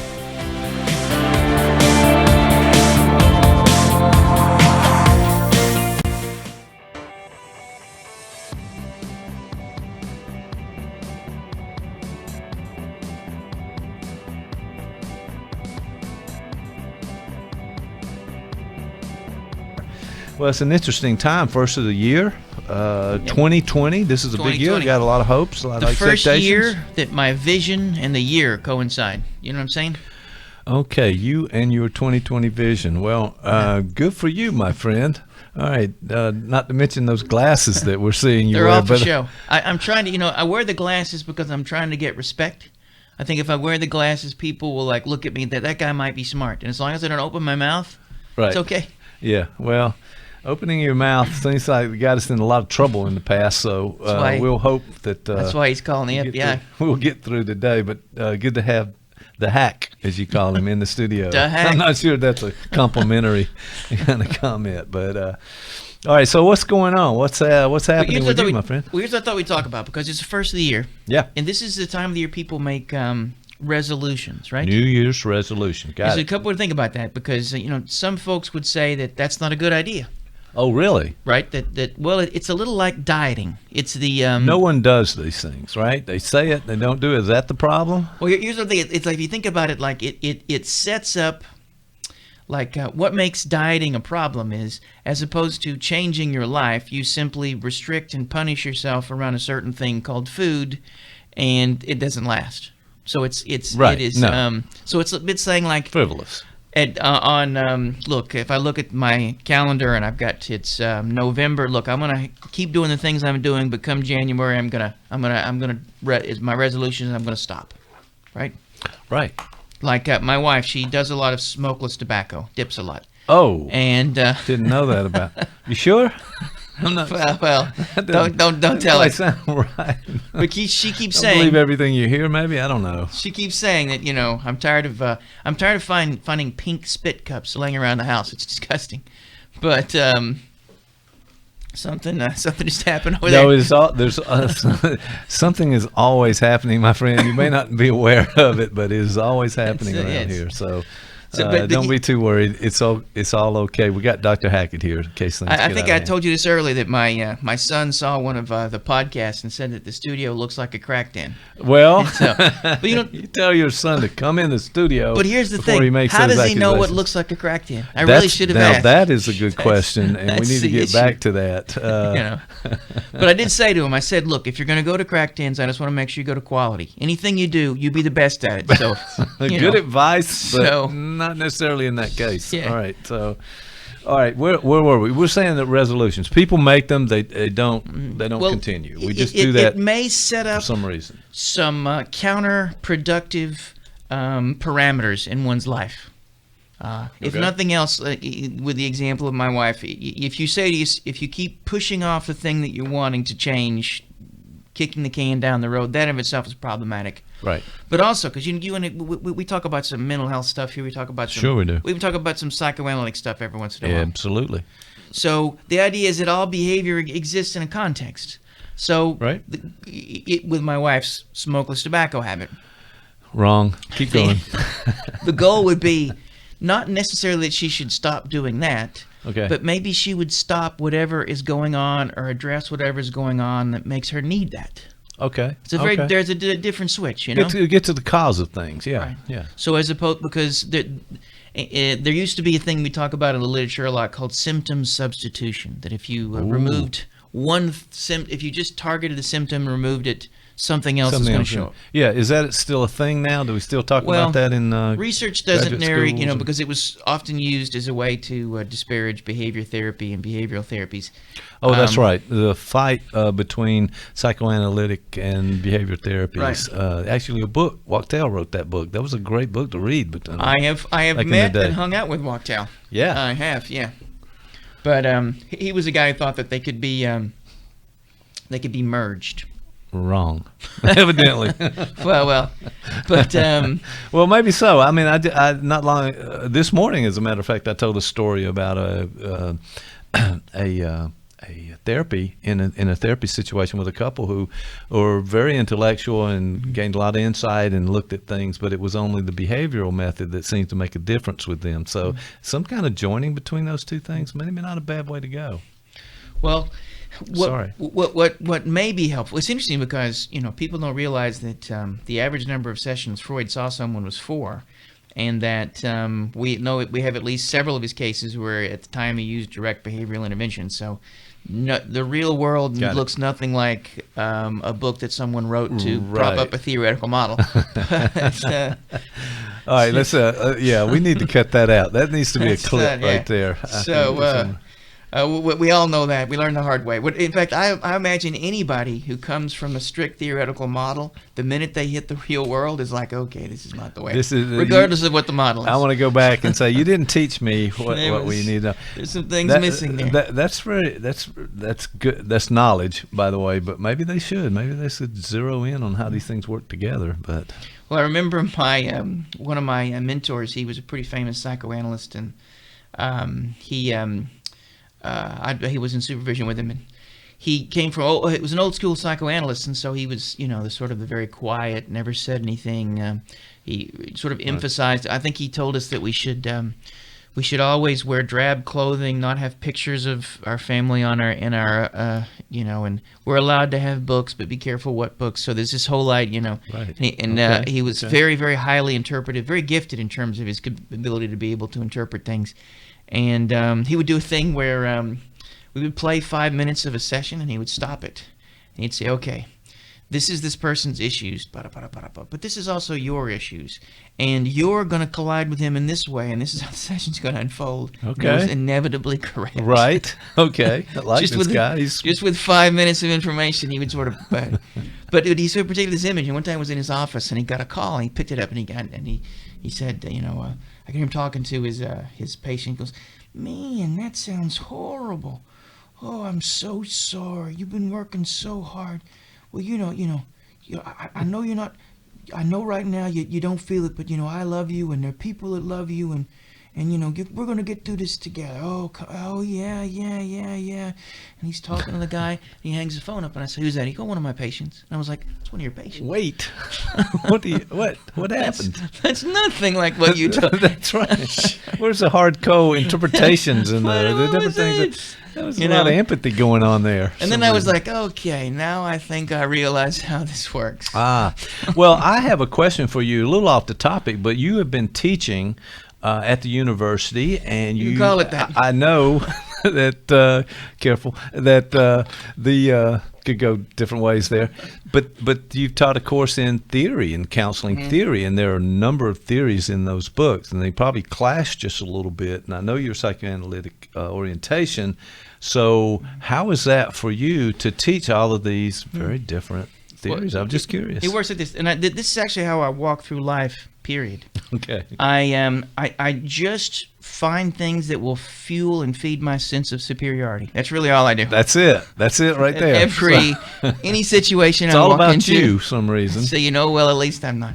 Well, it is interesting because but I can see you saying, okay, listen, I'm going to teach you this theory, but don't listen to a word that they listen to what I have to say over here. That's what I'm thinking happens. I'm not sure. I would sneer a lot. I would do a lot of sneering. Yeah, this guy. They call it.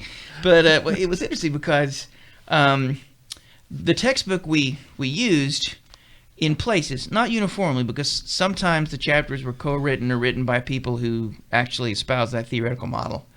But the book itself was so poorly written and conceived that I often felt sorry for the theory. I'm like, come on, man. And I would often find myself, I really think it's better than what they're putting out here. I remember back at the time when he said, we need to rip this chapter out of this book. The one on psychoanalysis looked like it was written in 1923. Oh yeah, that's true. If you dug up Freud, he'd be going, "Well, hold on a second, man. This is a little stale. What are you talking about here?" A little Victorian. It's like what the? Come on. But it makes sense. The guy who wrote the book is like 150, so probably it's not a. But you can tell that as the book had, there had been like 23 editions of this. I don't know. Oh yeah, that's how money is made in the book industry. There. You could tell that the later chapters had changed to meet the times, but that first chapter, which is the psychoanalytic one, I bet it had. I would like to go back to the 23rd and like. That really no one wants to touch that chapter. That's what that is, right? Nothing's changed in this. Yeah. But it is interesting because there are moments when you are challenged in a way by another theoretical model. Right. But I think that I've been mugged by the real world enough.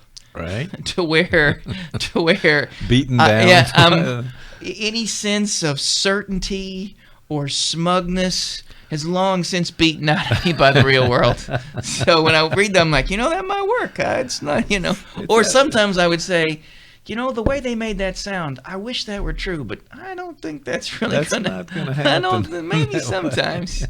But I'm sorry if it only were so.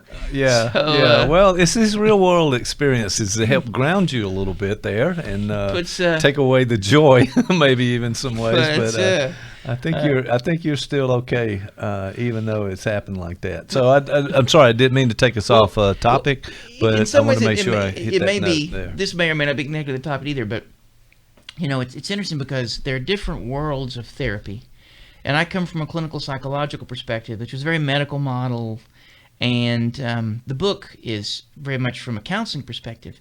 Sure. So there's already sort of a different philosophical grounding and substrate. The foundations are slightly different. Right. And that makes, and so I think, particularly since psychoanalytic theory early on was so wedded with the medical model and with psychiatry and whatnot, it really didn't make the transition that some of the other theories did to be used within that counseling framework. So I often, we're a lot of folks from Auburn's Counseling Center or the Counseling Education Program at Auburn will come over and intern.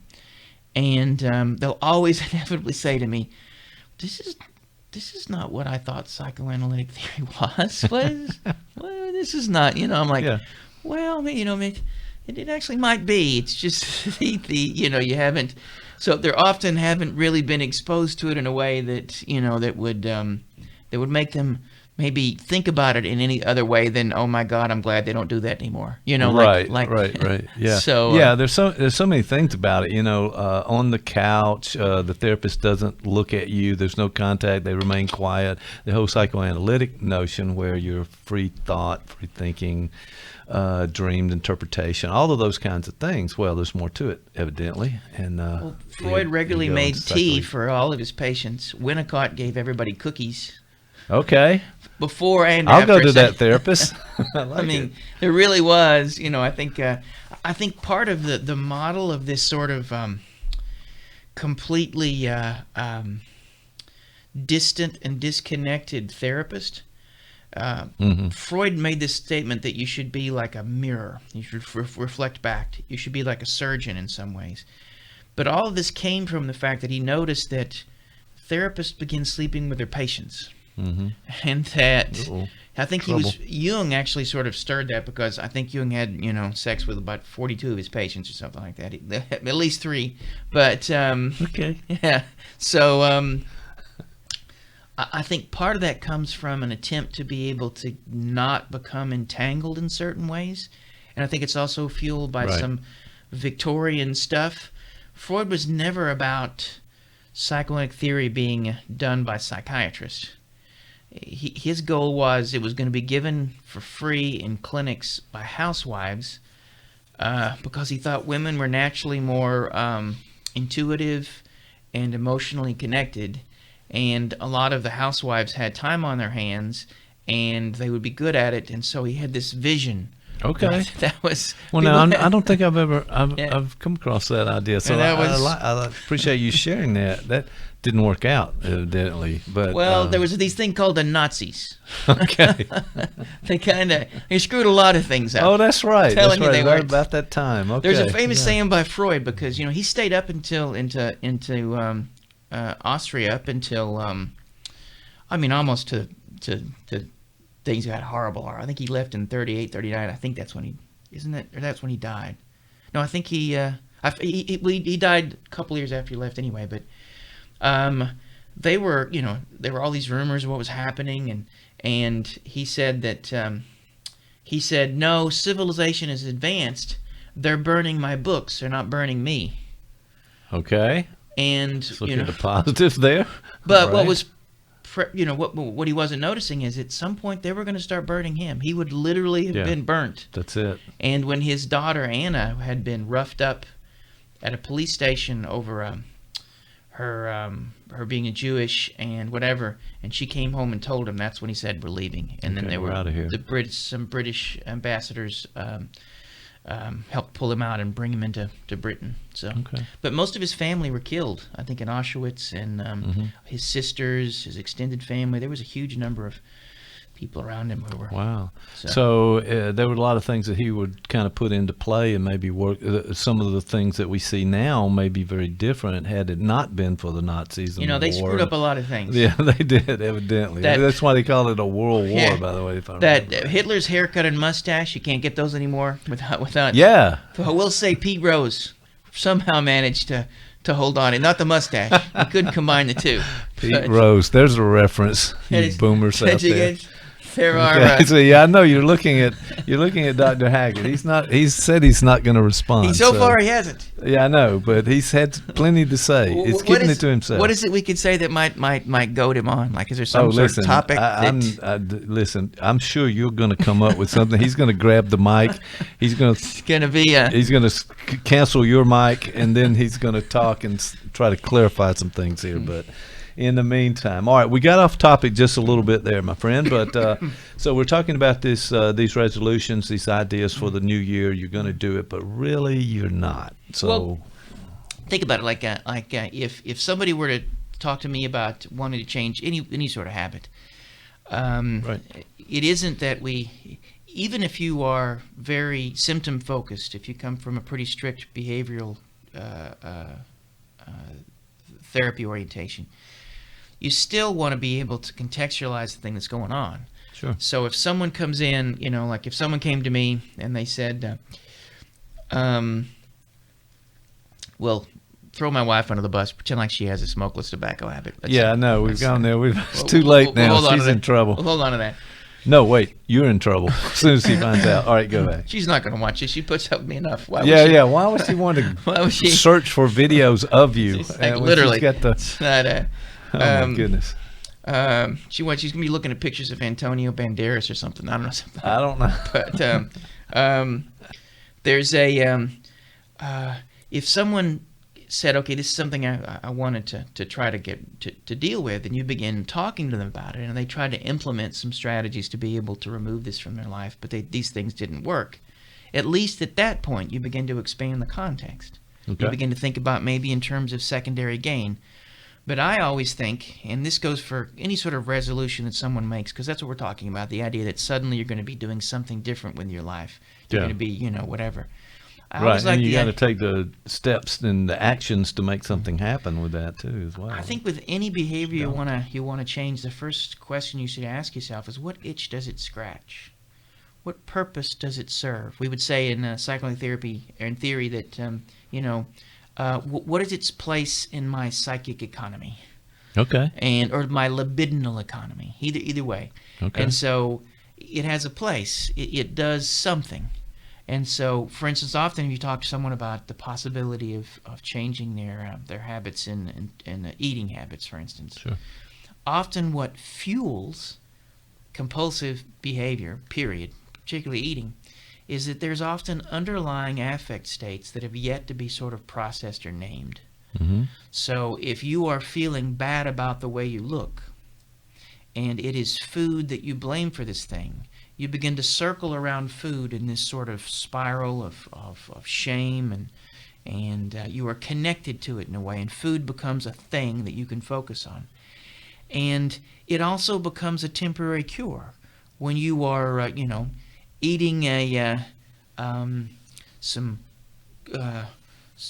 Funyuns. When you're eating. I was some- wondering where you were going because I was thinking, anybody hearing that pause, when you're thinking about eating or you're thinking about food, and then there are pictures that just start to pop up with everyone. So I'm just, Well, I was trying to think I of was, what's the most Funyuns is the- what came to you, by the way. Well, what food is most likely to give a party in the mouth?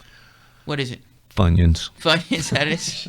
You think Funyuns? I like that. No, I was just, I was going with you because I thought maybe Which, as an aside, a party in your mouth. Okay. I had a girlfriend I dated who smelled like Funyuns. That's what I'm saying. Oh, She had well, sort of there's this- your problem right there. I don't know. I think Unless it's a you're a nice smell. Funyun lover. Well, in more ways than one. Yeah, Boom. that's- Okay, there we go. It was. That's all I gotta She say put the about that. fun in Funyuns. That's all I'm saying. But Oh, more of your old girlfriends coming through his yeah, thing that's the here. thing. All But, right, so where were you going? You were asking the question, but the mere act of eating this thing right? is temporary relief for the very suffering that it has caused. And that traps you in this sort of loop, Right. right? And so people begin to restrict and diet, and it literally can invest food with even more of a potential to pull you and draw you. Does that make okay, sense? okay, You yeah, literally find yourself, so the goal often is to be able to deal with some of the underlying emotions, to be able to think to yourself, what itch does it scratch? What is it? I mean, I'll often have folks come in and they have some concern with weight or whatever it may be, and they often haven't considered that there are some really unhappy skinny people, Right. and Yes. your weight may have little or nothing to do with your general sense of happiness or.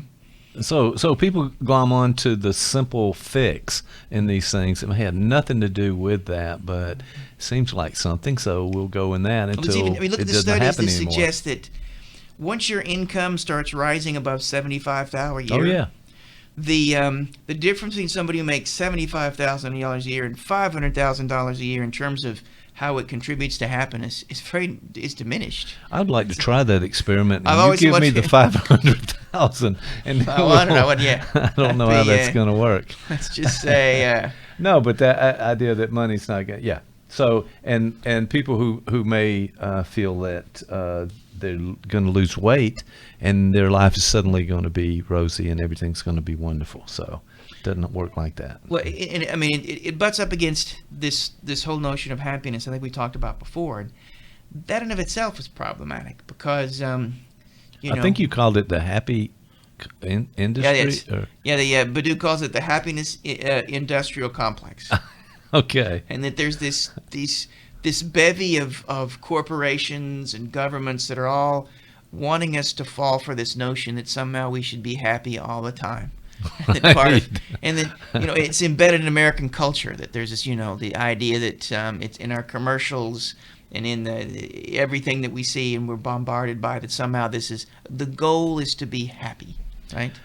And the problem is, no, I'm just kidding, but basically, yeah. Well, so I'm in that complex somehow. Well, the problem often is that, like it or not, there are lots of crayons in the crayon box. Oh. And your capacity to be able to color with as many of them as possible probably is more indicative of your capacity to have a balanced and well-lived life. Okay. Some of us may be lucky enough. I mean, there's even the story of the Buddha where his family tried to keep him completely free of any suffering, so he never left the palace, had everything he wanted, and whatnot. Right. So that there's even in the myth or the story, the fable. Kind of like a parenting style a little bit there for some. But they gave him everything. Right. But still, suffering found a way to find him, and I think, and the goal would be, how does one become better and better equipped to deal with the natural emotional contingencies that come with just life? And as you may know this, the feelings that you have when you're 18 can be different than the feelings you have when you're 50. Mm-hmm. And so it is an ever-changing landscape. And so it's never something we can completely solve because there's always something shifting, both broadly and narrowly. And so our goal is, how do we find a way to be able to live with the things that we're continually given? And a big chunk of that is some degree of suffering. And nothing could make you suffer more if you think you're supposed to be living the life you see in a truck commercial. Right. Well, I was almost thinking of just about any commercial these days. When it's medicine, you have a terrible medical problem, but people are sort of bounding through the wheat field with the sun shining and everybody's happy and all the models. That's your idea of what life would be. You are going to be, at best, frustrated by what you're going to receive. At worst, devastated by the fact that it may be like that in some... It didn't fix it. And it may be like that at moments. There are moments of pure joy and exultation that come from just, there are. They're there. Let's go with a couple of those. How about that? Well, I think usually involve drugs. I'm just saying. Well, the marketing problem I think we're coming up against that it's been painted at almost anything you're trying to sell on the television or any media platform. It's got all these wonderful happy moments and people smiling and talking and everything is happy in that regard, and you can sell more products. So we may be just victims of this commercialism, and as you've talked about earlier. How we may be victimized in a way is it may keep us further from the sort of skills and investment in our life that may be necessary for us to have some level of at least temporary contentment and to grow. Before I was going to bed last night, I was reading Roger Scruton. Anybody here a Roger Scruton fan? No, sorry. He was probably the foremost conservative thinker, certainly in philosophy and in a number of things. And as you know, I'm a commie lefty. But I've long ago and we still let you in the studio. That's good, yeah. Okay. But long ago, I said to myself, I can only be a comedy. That's a was good. That's a Freudian slip. There we go. I could only be a commie lefty if at least 10% of the books I read had to be completely opposite of what I believe. Okay. And quickly, I found that some of those made me want to jump out a window. But I found people like Scruton and folks like that who I may disagree with them, but they can articulate and they can challenge me to think in some ways. And so I've read a good bit of Scruton. Oh, my friend, that is. I'm glad you had that balance there. But there are people who have never heard the opposite of their beliefs. They never heard any contradictions to the other side, and it seems to be in this. Dr. Hackett and I talked about earlier this notion of this have and have-nots and the differences and the political differences and the siding. Well, they talk about the bubbles that we live in. Right. Like, those of us who were sort of not, or were mugged by Trump's election, we were living in a liberal bubble. I was in a Facebook, and it was literally. I remember right before the results of the election, I went to bed and I was like, "Man, we got this." And so I woke up in the morning, and I woke my wife up because I get up at 4 a.m. She heard me scream. I was like, "No!" Screaming. All right, I love it. It was like a Twilight Zone episode. The world I had woke up in a new world.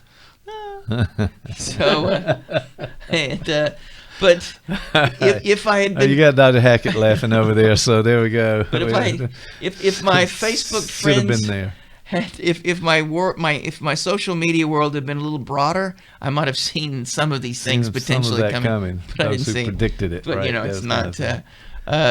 But Scruton is a guy who he does provide a little balance. But he was talking. I'm not sure what my point for Scruton was.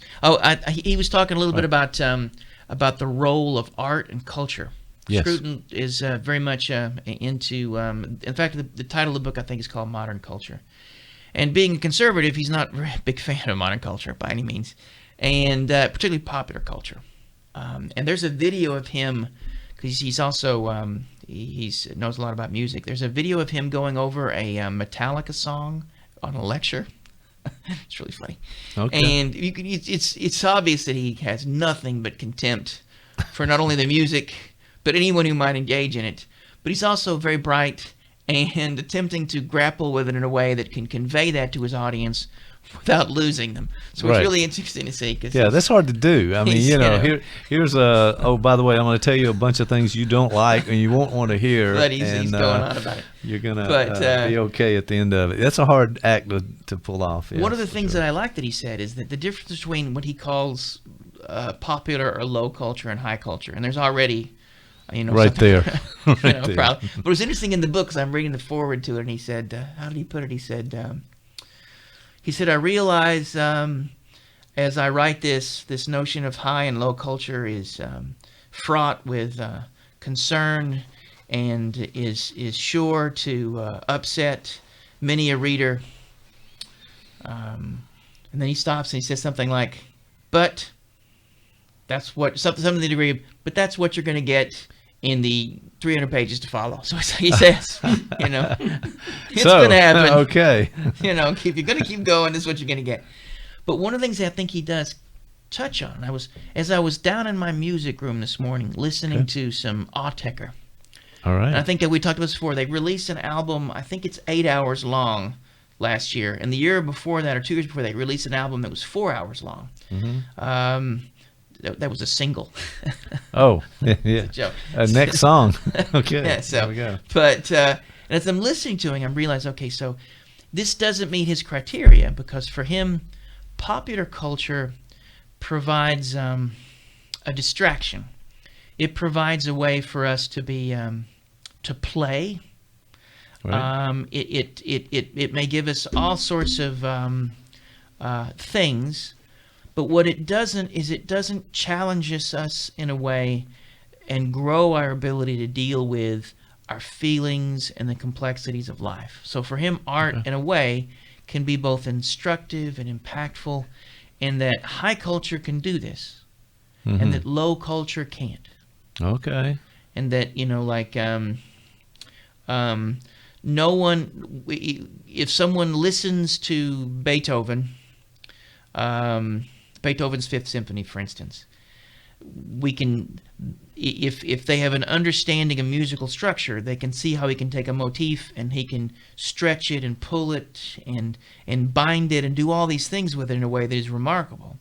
They can also read into it the image of Beethoven pounding on the gates of heaven, bum bum bum bum, and that that there is something you can see the full force of his spirit unfold and the challenges against its unfolding. And you can, so there are lots of ways to read something into that music, whether it's at its structural level, compositional level, or philosophical, or generating some sort of programmatic narrative.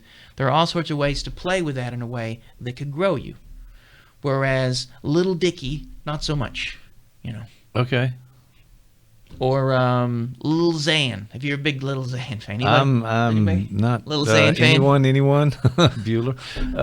No, yeah. evidently not in this situation. So, and when we talk about this notion of resolution, we talk about this notion of changing. Scruton would have said, I think, that our goal is to find things that grow us, to grapple more and more with the complexities that we're faced with as an individual and as a culture. As a conservative thinker, he would say that there's a wealth of things we already know that we should pull from. Mm-hmm. If a very conservative individual may say that we already have enough, and why be distracted by something new? You know, I guess that would be sort of maybe an ultra-conservative way of thinking about things. Right. But he, but if the idea of, this is a real stretch, but simply changing a behavior is a little like listening to lots of Little Xan from Scruton's perspective. That Okay. it requires contextual and characterological structure and growth. That's what's asked of us if we truly want to generate some sort of resolution that's worth its weight. So we've really got to find some ways to look at the underlying issues that are prompting that resolution for the new year. And because I think everybody almost, I would say across the board, know that resolutions run out about February or maybe March in most cases, or even before that in some ways. You make them so it's a talking point.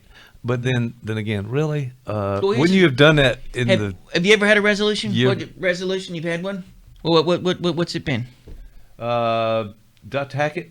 What's your resolution? I'm gonna. Less, listen more. He's done that. Look, he is. Yeah. Actually, he's That putting is that into play right now, as a matter of fact, Yes. because he just finished an Yes. hour-long conversation, and now he's But quiet and listening. I think you should work on Okay. scowling less, because occasionally I look over there. There is a. So, Well, we're not on camera. You would see some of mine too, but that's okay. That's okay. Well, yeah, that's kind of the notion that we go through an exercise, but it really, we want to lose weight or we want to do whatever these things are, but wait a minute, it takes a lot of work, it takes a lot of insight, it takes a lot of effort. Oh, come on. well, what if your overall resolution was, I'm going to take a step back, the year that has just unfolded behind me, and I can think, is there a pattern of the challenges that I've faced? Are there been lows and highs, and what might I learn from them? And how can I think about the year to come based on where I've been? How can you be informed by and take that information and to be able to make use of it as something for the thing that's flowing towards you? There is the possibility of true growth in that, I think, both from from a particular and a universal. The more of us that do that, the more things could change in general in a better way, right? All right. I think our current political climate would suggest that there, and we talked about this before, I'm not sure if there's really any more of a division than there ever has been, because political divisions have been ubiquitous. So to go back in history, you can Yeah, see sure, that people so were it's- dueling and shooting each other. So, But yeah, that's right. I mean, Okay. I wouldn't shoot someone in a MAGA hat. I think about it, but I wouldn't shoot someone in a MAGA hat. But I'll edit that out later. yes, I'm All right, sorry. there we go. That was a joke. It was a joke. But that in of itself could spark, like, it's just in a, if your resolution, maybe this is a behavioral resolution, then I'm going to make it a point to, if I see someone in a MAGA hat, to ask them in a caring way, there's something important to you about the hat that you have on. Mm-hmm. There is something about that is important to you. Please share with me what that is. Not in a way that is like, sarcastic or mean, but it's obvious. There's something, Mm-hmm. and Scruton would say that often that he quotes Heidegger, I think, that often the hats or T-shirts we wear with things on them are a being for others. They're an active display to show fidelity to a group. Right. They and for him, it is not the development of the individual, it's a fleeing into the group. Right. And he thinks that popular culture especially can be prey to that. That we often like the things our friends like, and we look to see what's popular so we can fit in. We don't necessarily embrace things that somehow can grow us outside of that. Right. And my guess is that, you know, oftentimes maybe the resolutions that we set are the same way. I want to look a certain way so people will like me. I want these sorts of things. I often, I guess what is the number one resolution probably revolves around weight. Am I wrong? I would guess that. I'm not really sure. I haven't looked at the numbers on that, but that sounds like the one popular, most popular probably. Yeah, mine is to have fewer cheap massages at bus stations. Ooh, that got a noise out of Dr. Hackett over there when you said that. I don't know if I need to follow up on that. Well, also, here's this thing. I mean, why the first of the year? It's almost a tradition that we do this, and it becomes kind of a simple thing, something we don't really spend time with and we don't follow through with. So if it's something meaningful, important to us, we probably should do that throughout the year. It doesn't matter about it. So what I'm saying is, okay, we've set aside this moment where those are resolutions. It's almost like we check the box at the beginning of the year, not really doing anything different. And so in some ways, that becomes a defensive maneuver. It's a way of kicking the can. It's a way of not having to face the moment you're in. And even the way I put that makes it sound like to have to face the moment is somehow, and there certainly may be a point of suffering in that, right. But there also may not be. The goal would be, I think, at least implicit in what you said, that in a way, every breath is the potential for a resolution. That our capacity to have a lived moment, to be alive in the moment we're in, that's the challenge. How do I accept this? You know, Nietzsche has this. He was really against. He broad-brushed Christianity, but I think he was really speaking about specific elements of Christianity. He said it's a cult of death. It's a cult of no. And for him it was, our goal is to cultivate yes. To be able to, he had this thought experiment that if time was infinite and space and it was infinite, then that means everything you do is going to echo for infinity. Right. Every Funyun you eat is going to be, you're going to be eating that same Funyun for infinity. And the goal would be, live as if you can say yes to that. I am glad that this is forever and that this will be done forever. How can you say yes in a way that is open to life in that way? And that so much of what we do is a no.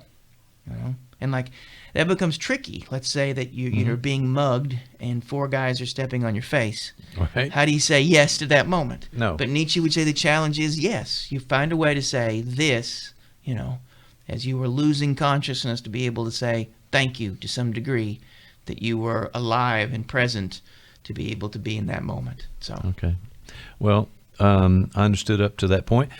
That was a little bit of a stretch on that, but I do didn't involve understand Funyuns though. Yeah. They were stealing his Funyuns. Is that where we're going? All right, so there's going to be some suffering. There's going to be some insight and self-awareness and really taking inventory on some things when you make these, I don't know, things you're not going to follow through. I could change the name of it, but resolutions. So the goal may not be necessarily awareness in terms of like an intellectual insight, but it may be the capacity for reflection and the capacity to be able to observe and be a participant in the things around you to some degree.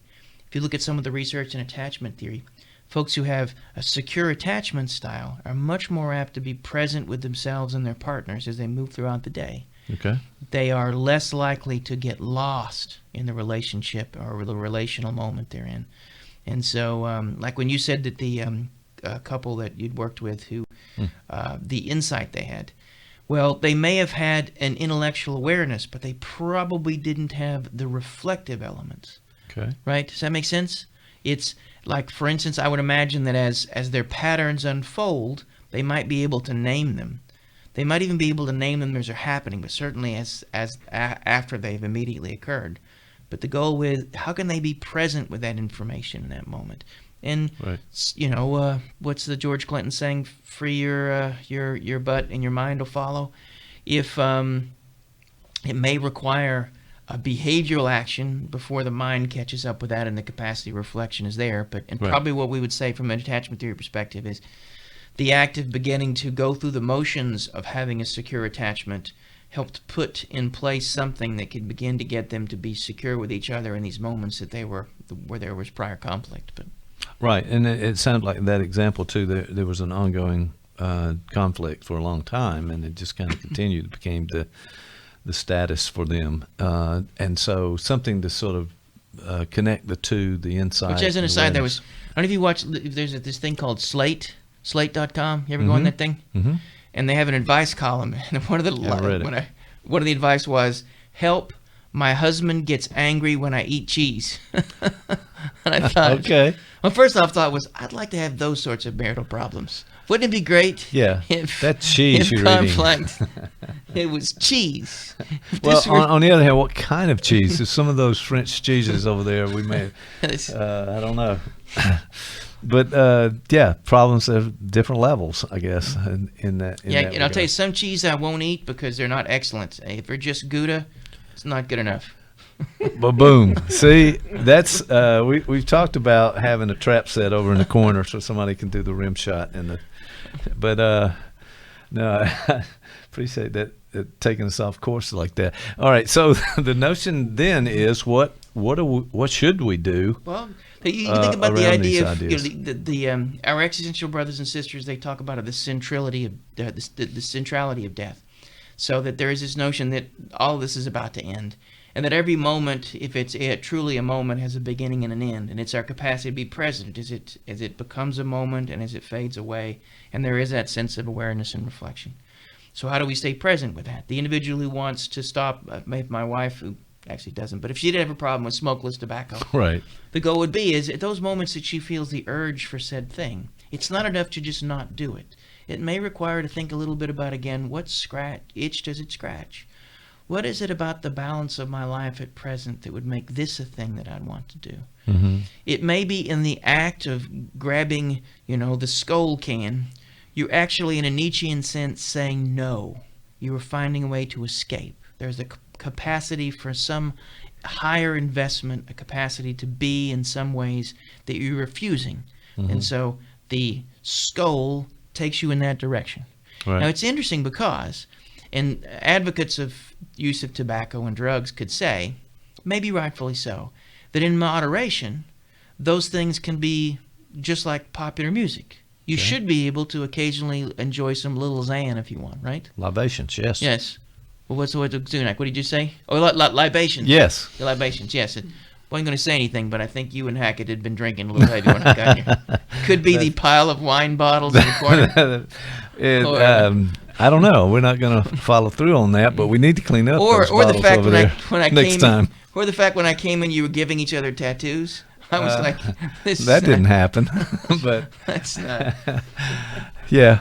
All right. Well, yeah, but it also connects in some ways. What I was here saying was the notion of addiction, that people get addicted to drugs or addicted to these, whatever it might be.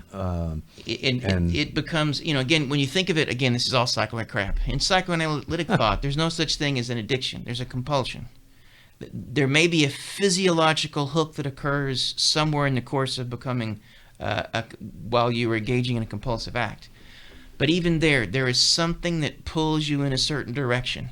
Right. And your capacity to slow that down enough, you may be able to give yourself the option of other things if you're present in that moment, if you have an affective connection. As an aside, when we brought up this whole existential stuff, I've often thought about how I might want to die. Okay. And you know what? I'd like to die like my grandfather, Oh. in his sleep, because that's a great way to go. And nothing like the four other people in the car with him screaming, Oh. because that's not. Oh. I I've been- get pulled in, and it's I've been not my saying fault. I've done this enough. I should not get pulled into these things, but I've been for some saving reason, that one. yeah. At least it didn't involve a wheelchair that we talked about earlier. So that's- then don't bring that one back up. Thanks very much. But It's, so, all right. Well, I think I think, though, there's something useful about this notion of resolution or making some goals for yourself. Shouldn't we be making goals? I mean, set some things out there for 2020. This is the year we're in, the start of a decade. Come on. Hitler made goals. Look where that got us. Oh, did you have Am I to? wrong? Am I wrong? No. Yeah, There's nothing wrong with goals. Oh, heck, we should have them. I think my concern would be is that how do we? It is possible that by setting a goal, by setting parameters around and generate a certain level of expectations, it can keep us from the moment we're in, and it can also set us up for failure. And so the goal may be, if you want to set a goal, maybe the goal is to be more present. I got one of them. You got one of them smartphones. I got one of them smartphones. It's, so like everybody. Whenever I go to, the other day I was going to get my hair cut, and so I go in and sit down, and the first thing I always do whenever I'm in a waiting room, haircut, mani-pedi. Get a lot of those mani-pedis? I'm supposed to, but haven't been there yet. But go ahead. Okay, so mani-pedis. Or body hair sculpting. I get a lot of that too. Nope. I have a chest hair topiist. I don't know if you've ever, All right. That's a heck of a job. I don't want to see that. I really don't want to see that. Did you take your shirt off, or are you holding a chia pet? Sorry. All right. In those moments, I used to always distract myself with the phone. Now what I do is I make it a point to sit there and try to, and you could do a few things. You could, in a moment that you're in, you could try to name 5 things that you hear, right? Okay. So listen for 5 things. Right. You could do all senses. It might be difficult with smell because you may not want that. 3 things you smell, but you could. Yeah. The texture of the chair. You could literally. These are all centering ways to be present in the moment you're in. Right. You can literally, and I often start with this notion of the 5 things I might see, to be able to look around the room, to orient yourself to the present. That's a way to be. If you want to set a goal or a resolution, how about think of ways to be present? Think of the ways in which you often pull yourself out of a moment. How can you be in this moment in some way that could be? I kind of like that. I like the idea because it fits with a lot of things that we've been talking about over the last number of episodes of this Scott Therapy, and so the idea of being present, being in the moment. The Gestalt people talked about that. Losers. Well, the notion of so being using the sensory inputs to identify what are you. It's about presence. So what are you hearing? What do you see? Those kind of things. This is unlike the general population. 1 in 10 Gestaltists are frauderists. Okay, but the question of what are you aware of now? Can help you kind of getting back into that. It can help you to be present, yeah. and that goes back to Nietzsche, this notion of saying yes. It goes back to the idea of a lived moment. It's certainly not something you can do all the time. There are moments when would be good to be in a place of dissociation or disavowal. If you're being, tortured, present may not be the best thing to be. No. If you're in a moment of being irritation, leaning into the irritation, being able to name it for what it is, may give you the capacity to do something with it. Right. So there is a dip into the moment, and then this is long. Right. And boring. It just might be too much to be in the moment all the time. You need a little vacation from the moment. Not for me. Not for you. You're always in that moment. Yes. Well, no, I am the moment. You are. You're making the moment as we speak. All right. Well, that's good information. So let me ask the final question, though. Do you have resolutions for this coming year, decade? What do you got? I'm curious. Yeah, I'm going to. I decided I'm going to get some neck tattoos, and neck tattoos. So but I want them also to be misspelled. I want things. No regrets. Is the famous commercial? Yeah, that'd be one that I might want. Do I have any resolutions? Let's see. I resolved to be more stoic. Oh, okay. Is that possible? With the question, go boom. Is that not? It's funny. I've never really thought about resolutions in that way. I can certainly. Let me think. There is something I've made it a point. I'll tell you, this is going to sound weird. This is going to be it won't be the first time, but go. So I'm often so restrictive with what is the term when you're over focused on food? What's the term? I'm escaping it. Food obsessive. I'll think of it. Okay. But almost have it. But so I've made it a point. This a few months ago, I had my wife start buying Reese's Minis. Yes. And after dinner, every day, I have 2 tiny Reese's Minis. Oh my goodness. So All right. I say to myself, I'm going to give myself a little of this. So Yeah. my resolution was to have a little more enjoyment with some pop culture version of food. A little Zan of food. So Okay. All right. Yeah. 2. Only 2. All right. Okay, 2. There we go. Well, I'm not really sure how to follow that up other than to say good luck with that. And it's interesting. I want to go back and listen to this episode. We said a lot of things. I'm not sure where we went. And on we some lost things, Tackett. but- He just but, disappeared. yeah, we lost our executive producer. He got fed up and he actually just walked out. He stormed out of here. He was- Stormed. That was a quiet It was- storm, but he he stormed. was stormed. yesterday. All right, my friend. It's good to talk to you. I hope you have a good week coming up. And I don't know. See you next time.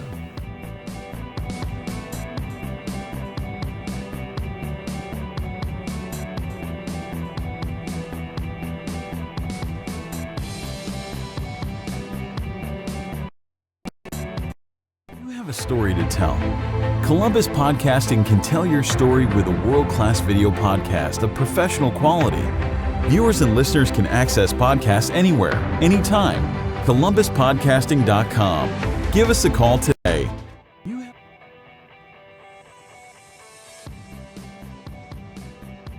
the problem often is that, like it or not, there are lots of crayons in the crayon box. Oh. And your capacity to be able to color with as many of them as possible probably is more indicative of your capacity to have a balanced and well-lived life. Okay. Some of us may be lucky enough. I mean, there's even the story of the Buddha where his family tried to keep him completely free of any suffering, so he never left the palace, had everything he wanted, and whatnot.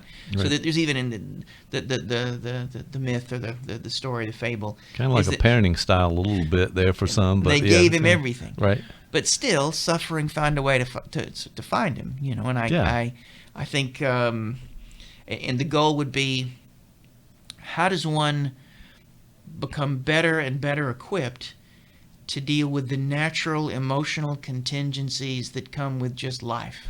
And as you may know this, the feelings that you have when you're 18 can be different than the feelings you have when you're 50. Mm-hmm. And so it is an ever-changing landscape. And so it's never something we can completely solve because there's always something shifting, both broadly and narrowly. And so our goal is, how do we find a way to be able to live with the things that we're continually given? And a big chunk of that is some degree of suffering. And nothing could make you suffer more if you think you're supposed to be living the life you see in a truck commercial. Right. Well, I was almost thinking of just about any commercial these days. When it's medicine, you have a terrible medical problem, but people are sort of bounding through the wheat field with the sun shining, and everybody's happy, and all the models. That's your are, idea of what life would be. You are going to be, at best, frustrated by what you're going to receive. At worst, devastated by the fact that it may be like that. It didn't fix it. And it may be like that at moments. There are moments of pure joy and exultation that come from just, there are. They're there. Let's go with a But- couple of those. How about that? Well, They I think usually involve drugs. I'm just saying. well, the marketing problem I think we're coming up against that it's been painted at almost anything you're trying to sell on the television or any media platform. It's got all these wonderful, happy moments and people smiling and talking, and everything is happy in that regard, and you can sell more products. So we may be just victims of this commercialism, and as you've talked about earlier. Well, how we may be victimized in ways, it may keep us further from the sort of skills and investment in our life that may be necessary for for us to have some level of at least temporary contentment and to grow. Before I was going to bed last night, I was reading Roger Scruton. Anybody here a Roger Scruton fan? No, sorry. He was probably the foremost conservative thinker, certainly in philosophy and in a number of things. And as you know, I'm a commie lefty. But I've long ago And made. we still let you in the studio. Yes, good, yeah. Okay. But long ago, I said to myself, I can only be a comedy. That's a. That was a good. That's a Freudian slip. There we go. I could only be a